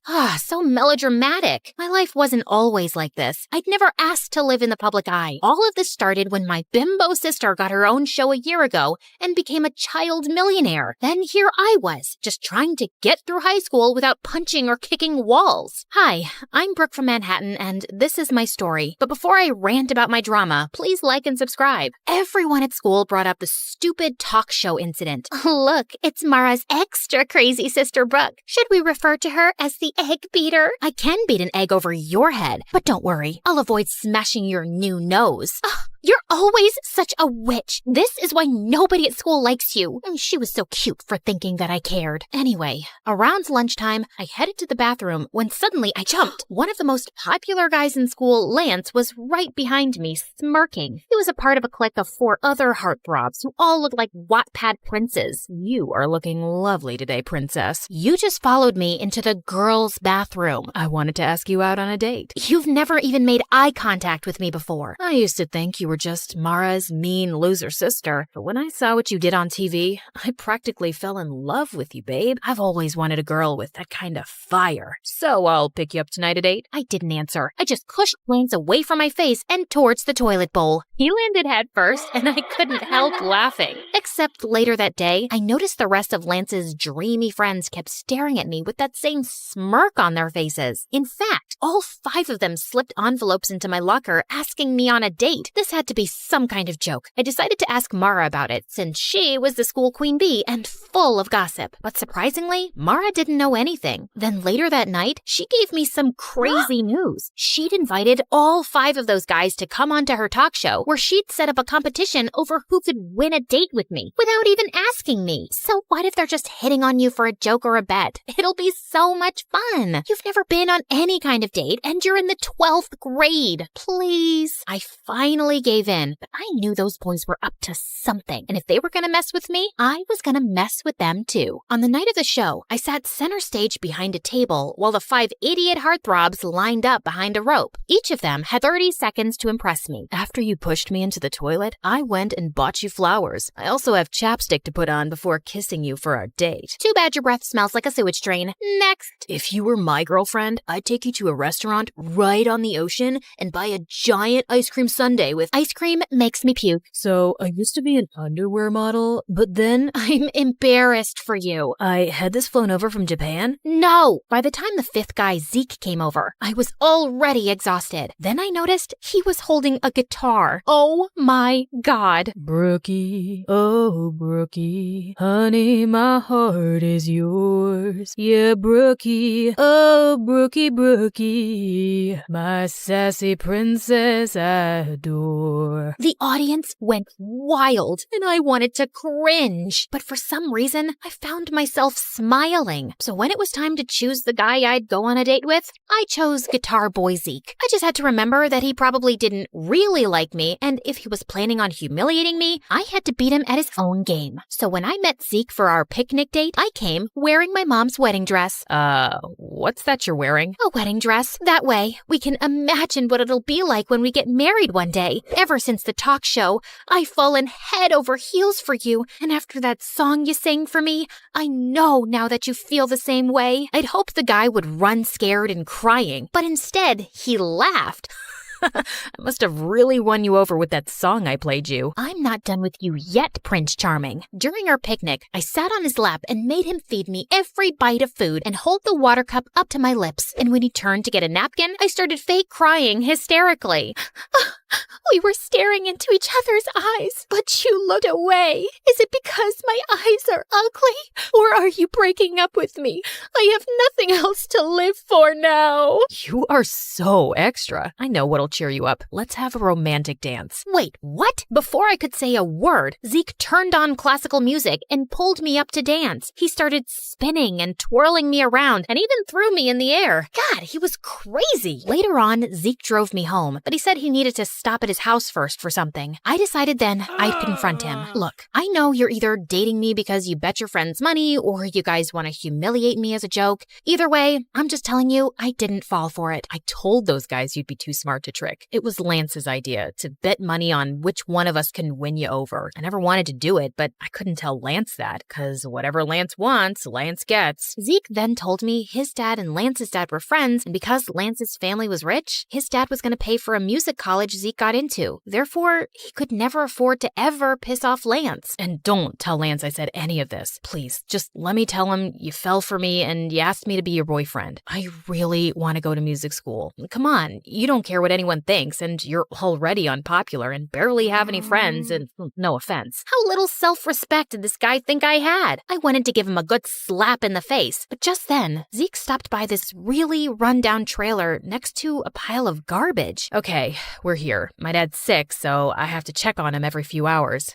Holy crud, this is where he lived? This place was a single room, and Zeke's dad was in a bed with an oxygen tank. I guessed with his dad's medical bills, he'd never have enough money to even think about music school. So I decided to let Zeke tell Lance he was gonna keep dating me for a bet. The next day at school, I saw Lance and the other 3 heartthrobs looking at me and snickering to themselves. Even other kids seemed to be onto the bet, but I could live through it. I was doing a good deed by humiliating myself. Plus, Zeke was fun to be around, and I didn't mind having him as my fake boyfriend. One night, I decided to invite him to a celebrity party Mara and I were attending. I even bought him a suit and tie, and secretly, I thought he looked super handsome. At one point, I was walking by the entrance when suddenly I saw Zeke standing with Lance and his friends, and Zeke was saying he had to go. What do you mean? This is a huge exclusive party that I invited you to. Listen, cranky face, I came to pick up your boyfriend for some last-minute plans. Surely you two can reschedule. With that, Zeke took off with the boys, and for some reason, I felt really angry about it. Just then, Mara came over to ask if I was okay, and I ended up telling her everything. Look, I know you feel bad for Zeke because of his home situation, but you don't have to sell your dignity for charity. If you think he doesn't genuinely care about you, just dump his sorry butt in front of everyone tomorrow. Or I can talk tomorrow in school, like an actual mature person. But I know maturity is kind of a foreign concept to you and the other kids at school. Okay, listen, sis. You've never had any real friend or boyfriend before, and I'm at the top of our school's social ladder. I know how to deal with these things. I can handle this myself, thanks. Just because I don't date a different guy each week doesn't mean I need boy advice from you. So on Monday at school, I headed to the bleachers at lunch where I knew Zeke practiced guitar, except he spotted me first and immediately came over to hug me. I am so sorry about what happened at the party. Lance decided at the last minute that he wanted to have a betting party. Kids at school are betting on how I'm gonna break your heart and everything. I realize this may be going too far. It's going way too far. I tried to do a nice thing for you, but you're totally taking advantage of me. Also, how long are you going to be Lance's slave for? Can't you get a scholarship to the school or something? No, I'm not talented enough. It's cool. I'll tell Lance the truth and stand up to him. I'll just find something other than music that makes me happy. Zeke turned to walk away, but I just couldn't let him give up his friends, his reputation, and his dreams. So I told Zeke I'd help him apply for a scholarship because even though he didn't believe in himself, I knew he was talented enough to get one. And 2 weeks later, he got accepted. You just made my dreams come true. Brooke, no one has ever believed in me like that before. You're amazing. Zeke suddenly picked me up and spun me around, which made me feel butterflies. After that,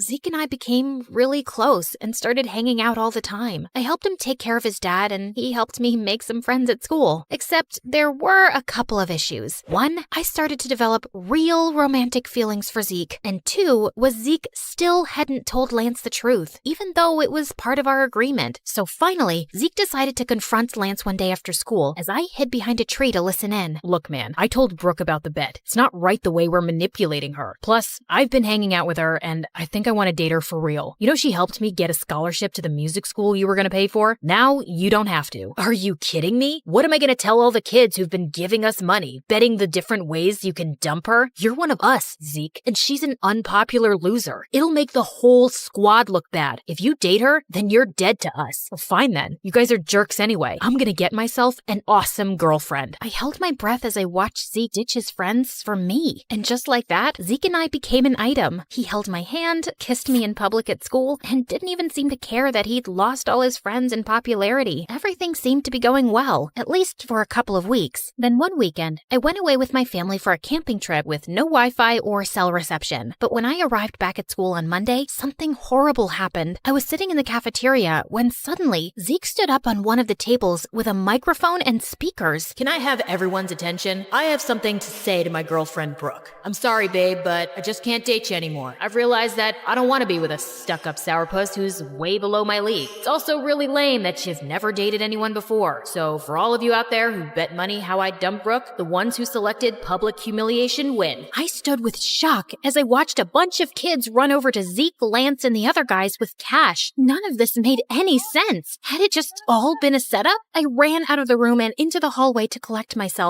when I saw Zeke behind me. Brooke, I am so sorry I had to do that, but I had a good reason. What good reason could you possibly have for humiliating me like that? Please, just listen to me. My dad had to have an emergency medical procedure over the weekend that I couldn't pay for, and since there was no way to reach you, I had to ask Lance for help. He said he'd only pay for it on the condition that I publicly dump you. I'm so sorry. I still want to be with you, though. It just might have to be in secret. You know what? No, I don't care what your reasons are. I am so freaking sick of all of your excuses to manipulate and humiliate me. We're done, Zeke. That night, I refused to let myself cry. Zeke didn't deserve my tears. I didn't need any cowardly idiots in my life anyway. The next afternoon, I was studying in the library when I decided to take a break for some coffee and MSA videos. But while I was relaxing, Lance suddenly sat down next to me. Ooh, MSA. I watch them on TikTok all the time. Let me help you pick an episode. If you come anywhere near me or my computer, I'll squeeze your head until your brain pops out. Oh wait, I forgot. You don't have a brain. Probably why you watch MSA on TikTok instead of YouTube. You know, YouTube, the site for smart people.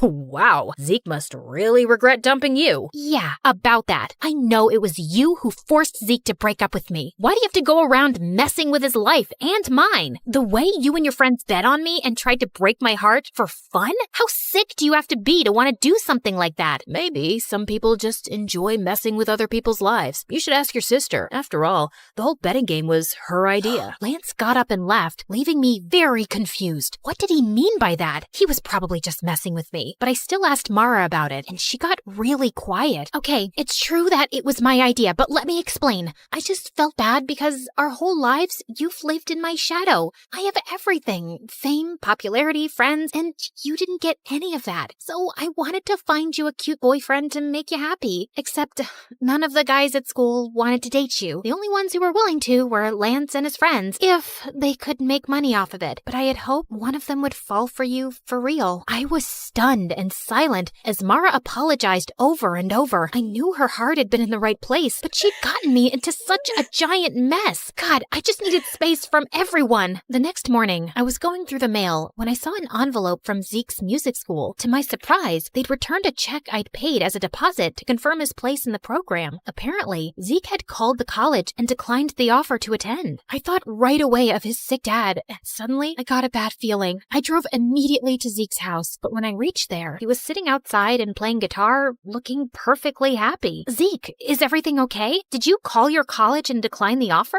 Yeah, I just didn't feel right taking your money to attend there, not after the way I treated you. So I'm just gonna save up and reapply next year. In the meantime, I got a job and my dad's doing better. Thank you for believing in me, Brooke. You have no idea how much it means to me. Zeke came over to hug me and I felt those stupid, happy butterflies again. Hey, listen, are you still friends with Lance?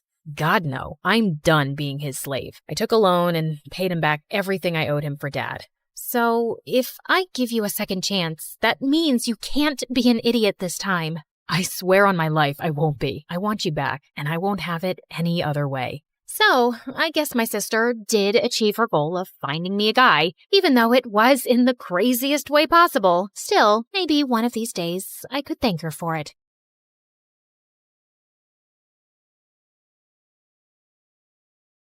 Hi, I'm Allison from a small village in France. Please like and subscribe. I lived in a small cottage with my single mother who worked as an artist. Life was tough since we had little money, so when I turned 5, Mom decided to move back to her home city. And it had a freaking palace. Whoa, is that a real palace, Mommy?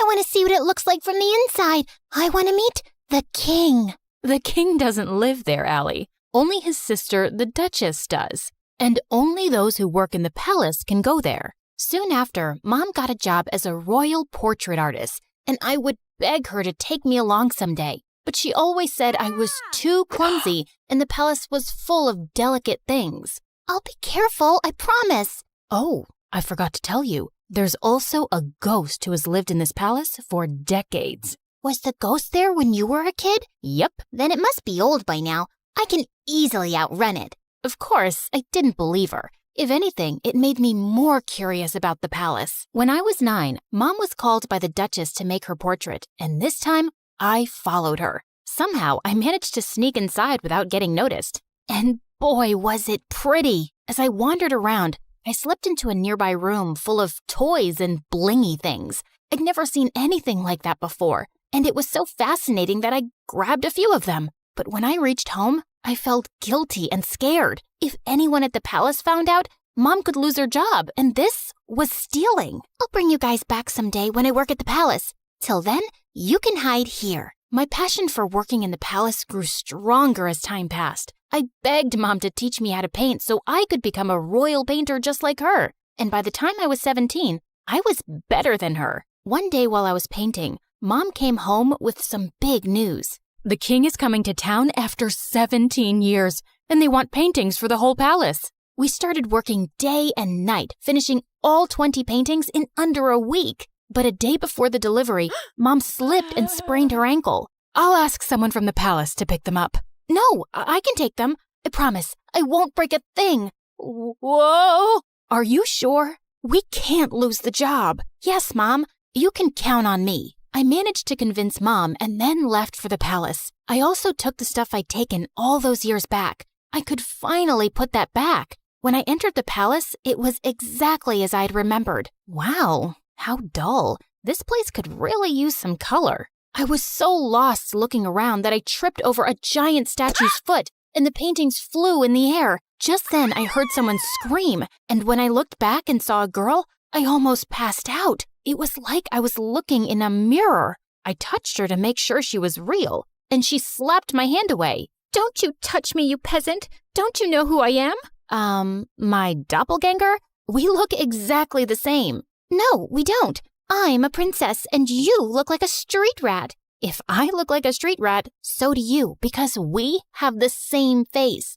Wait a minute. Is that gold? Oh my God, you're a thief! The girls started screaming again, and I was surrounded by palace security within seconds. Just as they held me, I bit one of the guards and ran till I reached home. When I told Mom what had happened, she looked at me in shock, and minutes later, the king arrived with the Duchess. Oh, my sweet daughter, it is you. You're what? Mom, what's happening? My mind went blank when the king told me how years ago the nanny had taken me out for a walk, but we both never returned. Your mother and I searched everywhere for you, but we failed. She was heartbroken and no longer wanted to be here, so we left the palace. But today, when the security guards told me of an intruder who looks just like the princess, I just had to come and see for myself. Mom, is that true? I'm not your daughter? It's true, Allie. I found you on my doorstep with a note and some money, but I had no idea you were a princess. Why didn't you ever tell me I'm not yours? Because I fell in love with you the moment I saw you. Now you were my daughter. I am so sorry, Allie. It was just all too much to process, and I ran off. I was a princess, and I had a twin sister. I was living a lie for 17 years? I was walking along the road trying to clear my head when a big sports car pulled up next to me, and a handsome guy got out. Cherry, what are you doing here? It's not safe. Cherry? Do I look like a stupid fruit? Leave me alone. I called you pumpkin before, but you hated that too. What the heck's your problem, dude? This is not a good time. I was saving this as a surprise. But here, will this make you come with me? Holy moly! That diamond was bigger than my fist! Calm down, Allie. Okay, you've got the wrong girl. Whoa! Sorry, I'll have to carry you back home if you don't listen. I punched him in the nose as the guy screamed like a little boy and then ran for my life. This was officially the worst day ever. The next day, the royal staff packed all my stuff and I was moved to the castle. My royal chambers were bigger than my whole house, and everything was beautiful, except it didn't feel like home. Mom wasn't there, and even though I was mad at her, I missed her. I was unpacking when my sister walked in. I know you think you're suddenly a princess now too, but don't let this get to your head. Remember, I rule. Charlotte, dear, don't be so rude to your sister. You should be happy she's back. Okay, Amber. Allison! Allison, darling, we're starting with your royal lessons from tomorrow. Be ready at 4 a.m. sharp. Good luck with that. It's not easy being a princess. She wasn't kidding.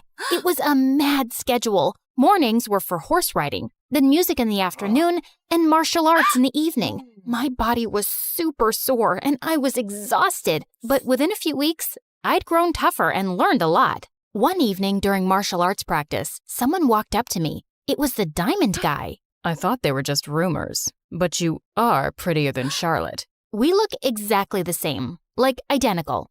Can't you see that, or did the punch make you blind? Feisty. I'm Prince Arnold, by the way, Charlotte's fiancé. Isn't she too young to get married? Are you jealous? What?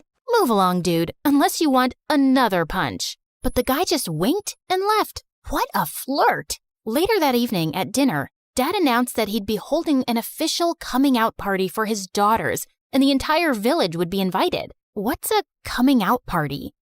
Lame question. It's your official introduction. So why are you having one? Don't people know you already? That's when Dad told me that Charlotte had always been sick all her life. She had a rare genetic heart condition that didn't allow her to roam around too much. It was only recently that she'd gotten better. But I'm still better than you. What's your problem? My problem is that you're here to take my crown away from me, and I won't let that happen. Enough. That's for me to decide. Now eat your dinner. I'd root for you. I kicked that butt face under the table, and he turned red. Much deserved. The coming out party had sent the whole town into a frenzy, and Mom was called to make our official portraits. Seeing her made me feel so much better. So, how do I look? Like a princess. Have you forgiven me? Maybe. I mean, you're still my mom. Of course I am. The party was a huge success, and I could see the king's pride in introducing his daughters.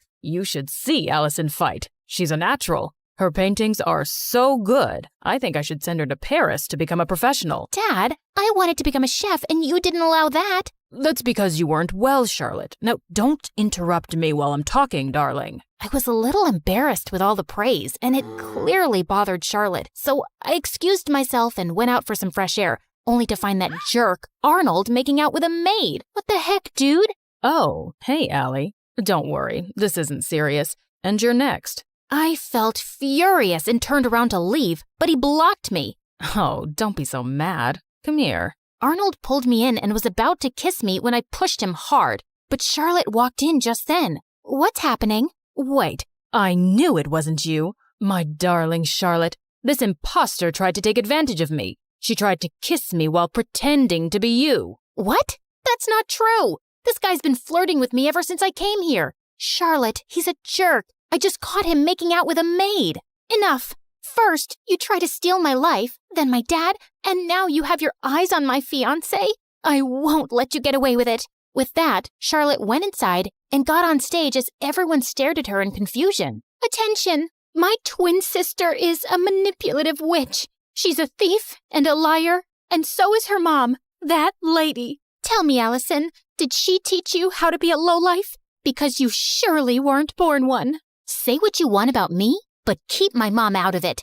I feel sorry for you, Charlotte. How could you be so bitter? It's so... Before I could finish, Charlotte jumped on me and we got into a crazy fight. As the king pulled us apart, Charlotte started shaking and fell to the ground. We rushed her to the hospital, and the doctors informed us that she had fainted because of stress and needed rest. I wanted to visit her, but the Duchess stopped me. I think it's best that you stay away. You've done enough damage. Brother, she's not good for Charlotte's health. We might not get along, but she's my sister. She's right, Allison. I think it's best if you give each other some space. Maybe you can stay with your mom for some time. It will only be temporary, love, and I'll have you back as soon as possible. I think we dumped too much on Charlotte, and she needs to get better. Of course, I understood, but I was actually happy to get away from everything for a while, especially since Charlotte and I were on the front page of every newspaper the next day. People called us the Crazy Royals. We were a joke. I was packing my stuff when the Duchess walked in. You're finally going back to where you belong. I knew you'd never fit in here, and it was a mistake to bring filth into the palace. I know I didn't grow up here, but I'm still a princess by birth. So please, mind your manners and never talk to me this way again. Don't forget your place. That's exactly what I'm doing. I pushed her aside and left for my old home. Mom was ecstatic to see me, and to be honest, I felt happier than I'd been in weeks. A few days later, once Charlotte was better, the king announced her engagement to Arnold to give people something else to talk about. Dad invited me, but I decided not to go to the ceremony. I just wanted to stay away and avoid any more drama. On the engagement day, Mom had gone out for something when Charlotte came over. What are you doing here? Don't you have an engagement to get to? I can't marry him, Allison. He's a snake. I should have trusted you. Good time to say I told you so. But what do you want from me? After our fight, we can't have another media blowout. Dad will never allow me to call off the engagement at the last minute. Please, come with me.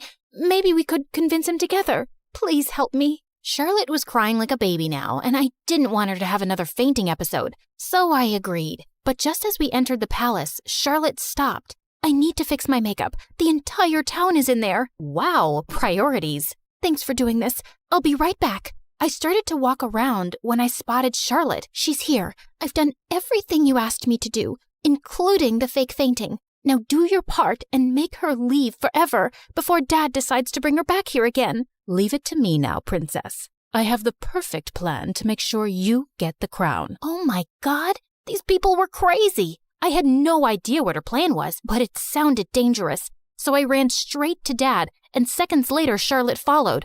Allison, I thought you weren't coming, but I'm so glad you did. Of course she had to come. She had to ruin my engagement. She just can't see me happy. Oh my God, Arnold, hold me, please. Oh, shut up already. Don't you guys get tired of manipulating? King, Dad, whatever, you should see this. I played the video for the entire hall to see, and Charlotte turned pale. Charlotte? Dad, I'm sorry, but you seem to like her more because she's tougher than me. And when Auntie told me that she was after Arnold and my crown, I couldn't take it anymore. But this was all Aunt's idea. Sister, what were you planning to do and why? Suddenly, the Duchess turned into a mad person and started screaming. I'm tired of being your servant. I'm the older sister and the crown was mine, but these girls took that away from me, and I would have gotten away with everything if this one hadn't shown up. What do you mean? You knew she was alive? Whoopsie, you did a boo-boo. The Duchess confessed how she'd paid the nanny to take me away and drop me in the jungle, but the nanny had dropped me at Mom's doorstep instead. Charlotte was so sick as a kid, I didn't think she'd survive for so long. With both of you gone, I'd be a queen, but Karma's a witch. The king gave orders to take the Duchess away to the dungeons for treason, and Charlotte turned to me. I was horrible to you, and I probably don't deserve your forgiveness. But could you try? It might take some time, but I'll get there. What about me? You can chew your shoes and get lost. Yeah, I always knew you were a jerk. I was called back to the palace, and I took Mom along this time. Charlotte and I changed history by taking over the crown together. We were both queens in our own way, and I learned that those who love you will always stick by your side.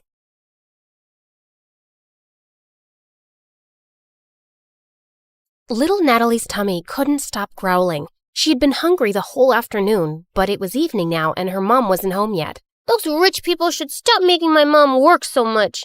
I wish we'd never moved from France. Mom didn't have to work so hard there like she does here. As she walked outside, she heard loud music coming from the biggest mansion in the whole countryside from afar. Her tummy told her to go there, and she found out there was a large party happening in the garden. Natalie started drooling when she saw the huge feast. She tried to sneak in, but a group of women blocked her. Where do you think you're going, little girl? I'm hungry. Can I have some meat, please? And a glass of juice, too?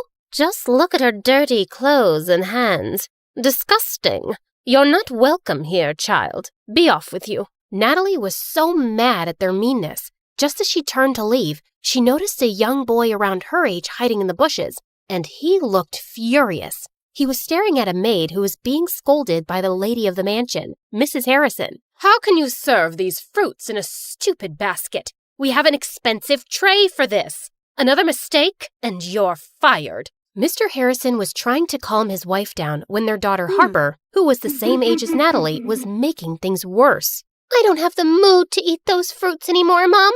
That woman ruined my night. Natalie felt so bad for the humiliated maid. She joined the boy in the bushes. I hate these people. Me too. And that's my mom they're yelling at. They don't deserve all this delicious food. I have to teach them a lesson. Wait, are you gonna do something bad? Mom said you shouldn't do bad things no matter what. But he just ignored her and dragged a bag of manure lying close by. Then he started climbing a tree that overlooked the garden. But moments later, the branch under him cracked, and he went tumbling down straight onto the food table, spreading cow poop everywhere. Everyone screamed, and Mrs. Harrison looked ready to explode. She yelled for security, and Natalie thought she had to do something to save her friend. And with that, she ran towards the nearest barn, rode on a young horse, and made it run around the garden, completely ruining the party. You little rascals! Natalie grabbed the boy's hand, and they fled the scene. I can't believe you just did that! You're so cool! Natalie's tummy suddenly let out another growl.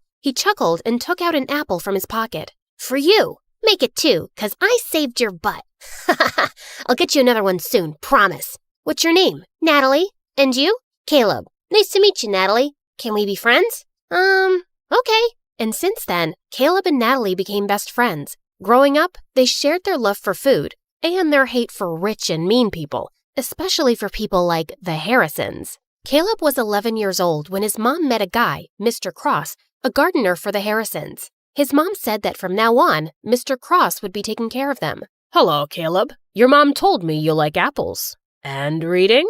Not long after, Mr. Cross and Caleb's mom got married, and he became the hero in Caleb's eyes. He was so amazed by his stepdad, how smart and strong he was, and how good he was to both him and his mom. When I grow up, I want to be just like you, Dad. I'm sure you'll be better than me and every wealthy man in this land, my child. He would help Caleb understand his math homework, give him tips on how to build a dove house, and he also gave him really good life lessons. My dad told me something. I want to share it with you too, 'cause you're my best friend. Really? Tell me. He said, sometimes we need to stand up for ourselves and fight back, whatever it takes. Yes, we fight back the right way. Mom said we shouldn't do bad things no matter what. I know, you told me. But is it bad to defend ourselves? Do we just let other people do bad things to us and say nothing? You always speak about how unfair the system is in this town for poor people. Yeah, I do think that. Like, if someone hurts you, I'll hurt them too. Natalie was surprised by how firmly Caleb said it. Suddenly, as she changed her position, she lost her balance and fell. Caleb laughed and helped her up. Now, I don't know how to hurt the fence or the ground, but... Caleb then kicked the fence and stomped his foot on the ground. Natalie found it funny. She liked the thought of Caleb as her protector and felt really lucky to have a best friend like him. And over the years, she grew to like him as much more, but she was too scared to admit it, too scared to ruin their friendship. One day in high school, she decided to cook his favorite food and surprise him at lunch, but her heart ached with jealousy when she saw him laughing with some girls in the canteen. She was leaving when Caleb called her name and walked up to her. Is that for me? Before she could reply, the girls jumped in and glared at Natalie. Why are you friends with that dumbhead, Caleb? Same question. Handsome boys like you should hang out with pretty girls like us. Suddenly, Caleb wrapped his arm around Natalie's shoulder. My girlfriend is not a dumbhead. She's the smartest, coolest, and most beautiful girl I've ever known. So please, stop talking rubbish about her. Girlfriend? As the humiliated girls left, Natalie turned to him. Why did you tell them that nonsense? Those girls are going to hate me forever. Are you mad? Yes, I'm mad because you lied. We're not dating. We're just friends. Fine, I'm sorry. But what if I wanted to be more than that? What do you mean? Can I hold your hand? No. I love you, Natalie. I've loved you since we were kids. Do you love me too? Caleb's sincere gaze made her melt. Yes, I think I feel the same way. Caleb started to lean in closer, and when their lips finally touched, she felt like she was on cloud 9. After that, the best friends became lovers, and Natalie was really happy with Caleb as his girlfriend. But over time, things started to get complicated. His mom fell really sick, and his stepdad's earnings weren't enough for her medicines. So Caleb was forced to take more part-time jobs around the farm. He hardly had any time to spend with Natalie anymore. Meanwhile, that night at the Harrisons, the family was having their usual dinner. Mr. Harrison was talking about the progress of their business, while Mrs. Harrison was being pushy towards their son to date someone. I don't understand the rush. I'm so young, I'll have plenty of time later on. You have plenty of time now. I don't, Mom. I'd rather focus on school than date. Love is nothing but a stupid distraction. All work and no play makes people really dull, darling. Remember Sheila? Benjamin's daughter. I think she's a nice girl. Mom, I don't like her. She's weirdly obsessed with me. Duke, she cares about you. Let him be for now. Don't push him so hard. He'll eventually find someone. But Sheila might not be around till he decides he's ready. And I think she would be so good for him. She's a smart young woman. They're perfect for each other. I have no interest in wasting my time on girls right now. Oh, brother, how about boys? Do you want to share something? Shut up, Harper. Well, Sheila and her parents are visiting us soon, and you will spend time with her so you can get to know each other. Who knows? Maybe it will end in a wedding. Hearing that, Duke suddenly felt the urge to lie. I'm sorry, Mom, but I already have a girlfriend. What? I said, I'm not dating Sheila because I already have a girlfriend. Since when do you have a girlfriend? Since 6 months ago, but we kept it a secret. I don't want people in my business. Duke left the table and decided to take a walk in the gardens to cool off. Suddenly, he heard someone behind him and turned around to see it was just Mr. Cross. Oh, sorry, Master Duke. I didn't mean to disturb your walk. You look a little upset. I'm not. It's really nothing. Just sometimes parents can be too much. Do you have kids, Mr. Cross? A son, the same age as you. Maybe I'll introduce you sometime. Duke was feeling too preoccupied, so he just smiled at their gardener and walked off. That weekend, Natalie's mom caught a serious flu, so later that day she went to town with Caleb to buy some medicine. While they were in the pharmacy, his stepdad called him. I need to stop by a dad's friend's place to pick up a package. Wait for me in the town square. I'll be right back. Natalie bought the medicines and sat on a bench in the town square. Her favorite thing in that old place was the old horse statue in the center. They're such gorgeous and magical creatures. Just then, she noticed that its red eye patch was lying on the ground. She picked it up, and as she placed it back on, the statue suddenly wobbled. She tried to make it steady, but it just suddenly toppled to one side and broke into pieces. Holy mighty, horsey! Natalie stared at the sight in complete shock. The townspeople quickly gathered around, and they went berserk. How could you be so reckless and ruin the pride of our town? Isn't it bad enough that we have to live with a foreigner who badmouths our town and its systems? And now you've ruined our cultural legacy! Some of them even started crying, and Natalie felt panic. She tried to contact Caleb, but her phone's battery was actually dead. I swear, I didn't do anything. It was already unsteady. Please, forgive me. But the townspeople were blazing mad. Soon the police came, and as they were questioning her, everyone suddenly became silent as they made the way for someone. Natalie lifted her head and met someone's eyes. Duke, the oldest child of the Harrisons. What's going on here? This girl just caused serious damage to a public property, and we need her to come with us to the station. Duke just nodded at them, and soon, Natalie found herself sitting in a police station. Please, officer, just let me go home first. My mom is sick, and she must be really worried. But the officer just ignored her. A few minutes later, Duke came out of the main office. You're free to go. I've taken care of everything. Huh? What do you mean? I paid $50,000 for the fine and damages, so you won't go to prison. What? Why are you doing this? You don't even know me. Because I need you. What? What do you mean? Duke then dragged her outside the station to talk. Listen, I need you to work for me as my fake girlfriend for a month, and I'm going to pay you for it. I'm sorry, but can you repeat what you just said? I'm not sure if I heard it right. I think you did. You don't look like you have any hearing problems. Is that how you joke? Because it's super lame. Even hyenas won't laugh at it. Do I look like a clown to you? How can you offer me a ridiculous job when you don't even know if I have a boyfriend or not? Look, I don't care whether you're single or whatever. I'm not interested. I just need you to pretend to be my girlfriend and convince everyone that we're in love, especially my family. But why would you need a fake girlfriend anyway? You can just have a real one. Just choose any girl but me. You rich people are used to getting whatever you want anyway. I asked you to be my fake girlfriend, not to become an interviewer. In private, we'll be practically strangers minding each other's business. I can prepare a contract tomorrow. What makes you think I'll accept your offer? I don't want this weird job. Don't worry, I'll think about another way of repaying you. There is no other way. Accept my job, or return my money immediately. It should be the exact amount that I spent to save your sorry little butt. Natalie wanted to yell at him for blackmailing her, but she knew she couldn't pay him back.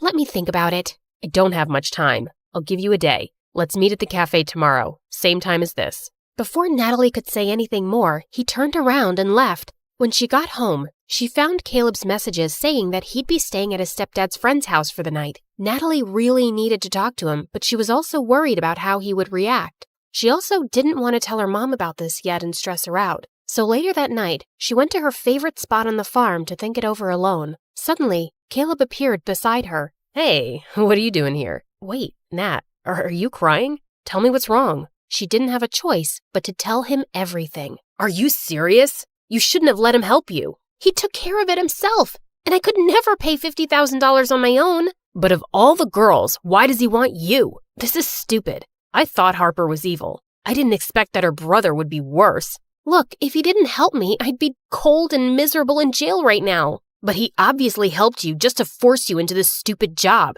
What am I gonna do? He left me with no choice. Seeing my girlfriend dating another guy is torture, Nat. It doesn't matter if it's fake or not. Caleb got up and furiously kicked some rocks. Okay, fine. I won't do it. I'll have to think of another solution then. As Natalie's tears poured, Caleb sighed and sat down. Okay, I'm sorry. Don't cry, please. Let's talk this over. You'll just be acting, and it's only for a month, right? And are you sure he's paying you a huge amount for it? Yes, I'll just be a fake girlfriend. I'll never fall in love with that jerk, ever. Okay, I'll agree to it, but on one condition. What is it?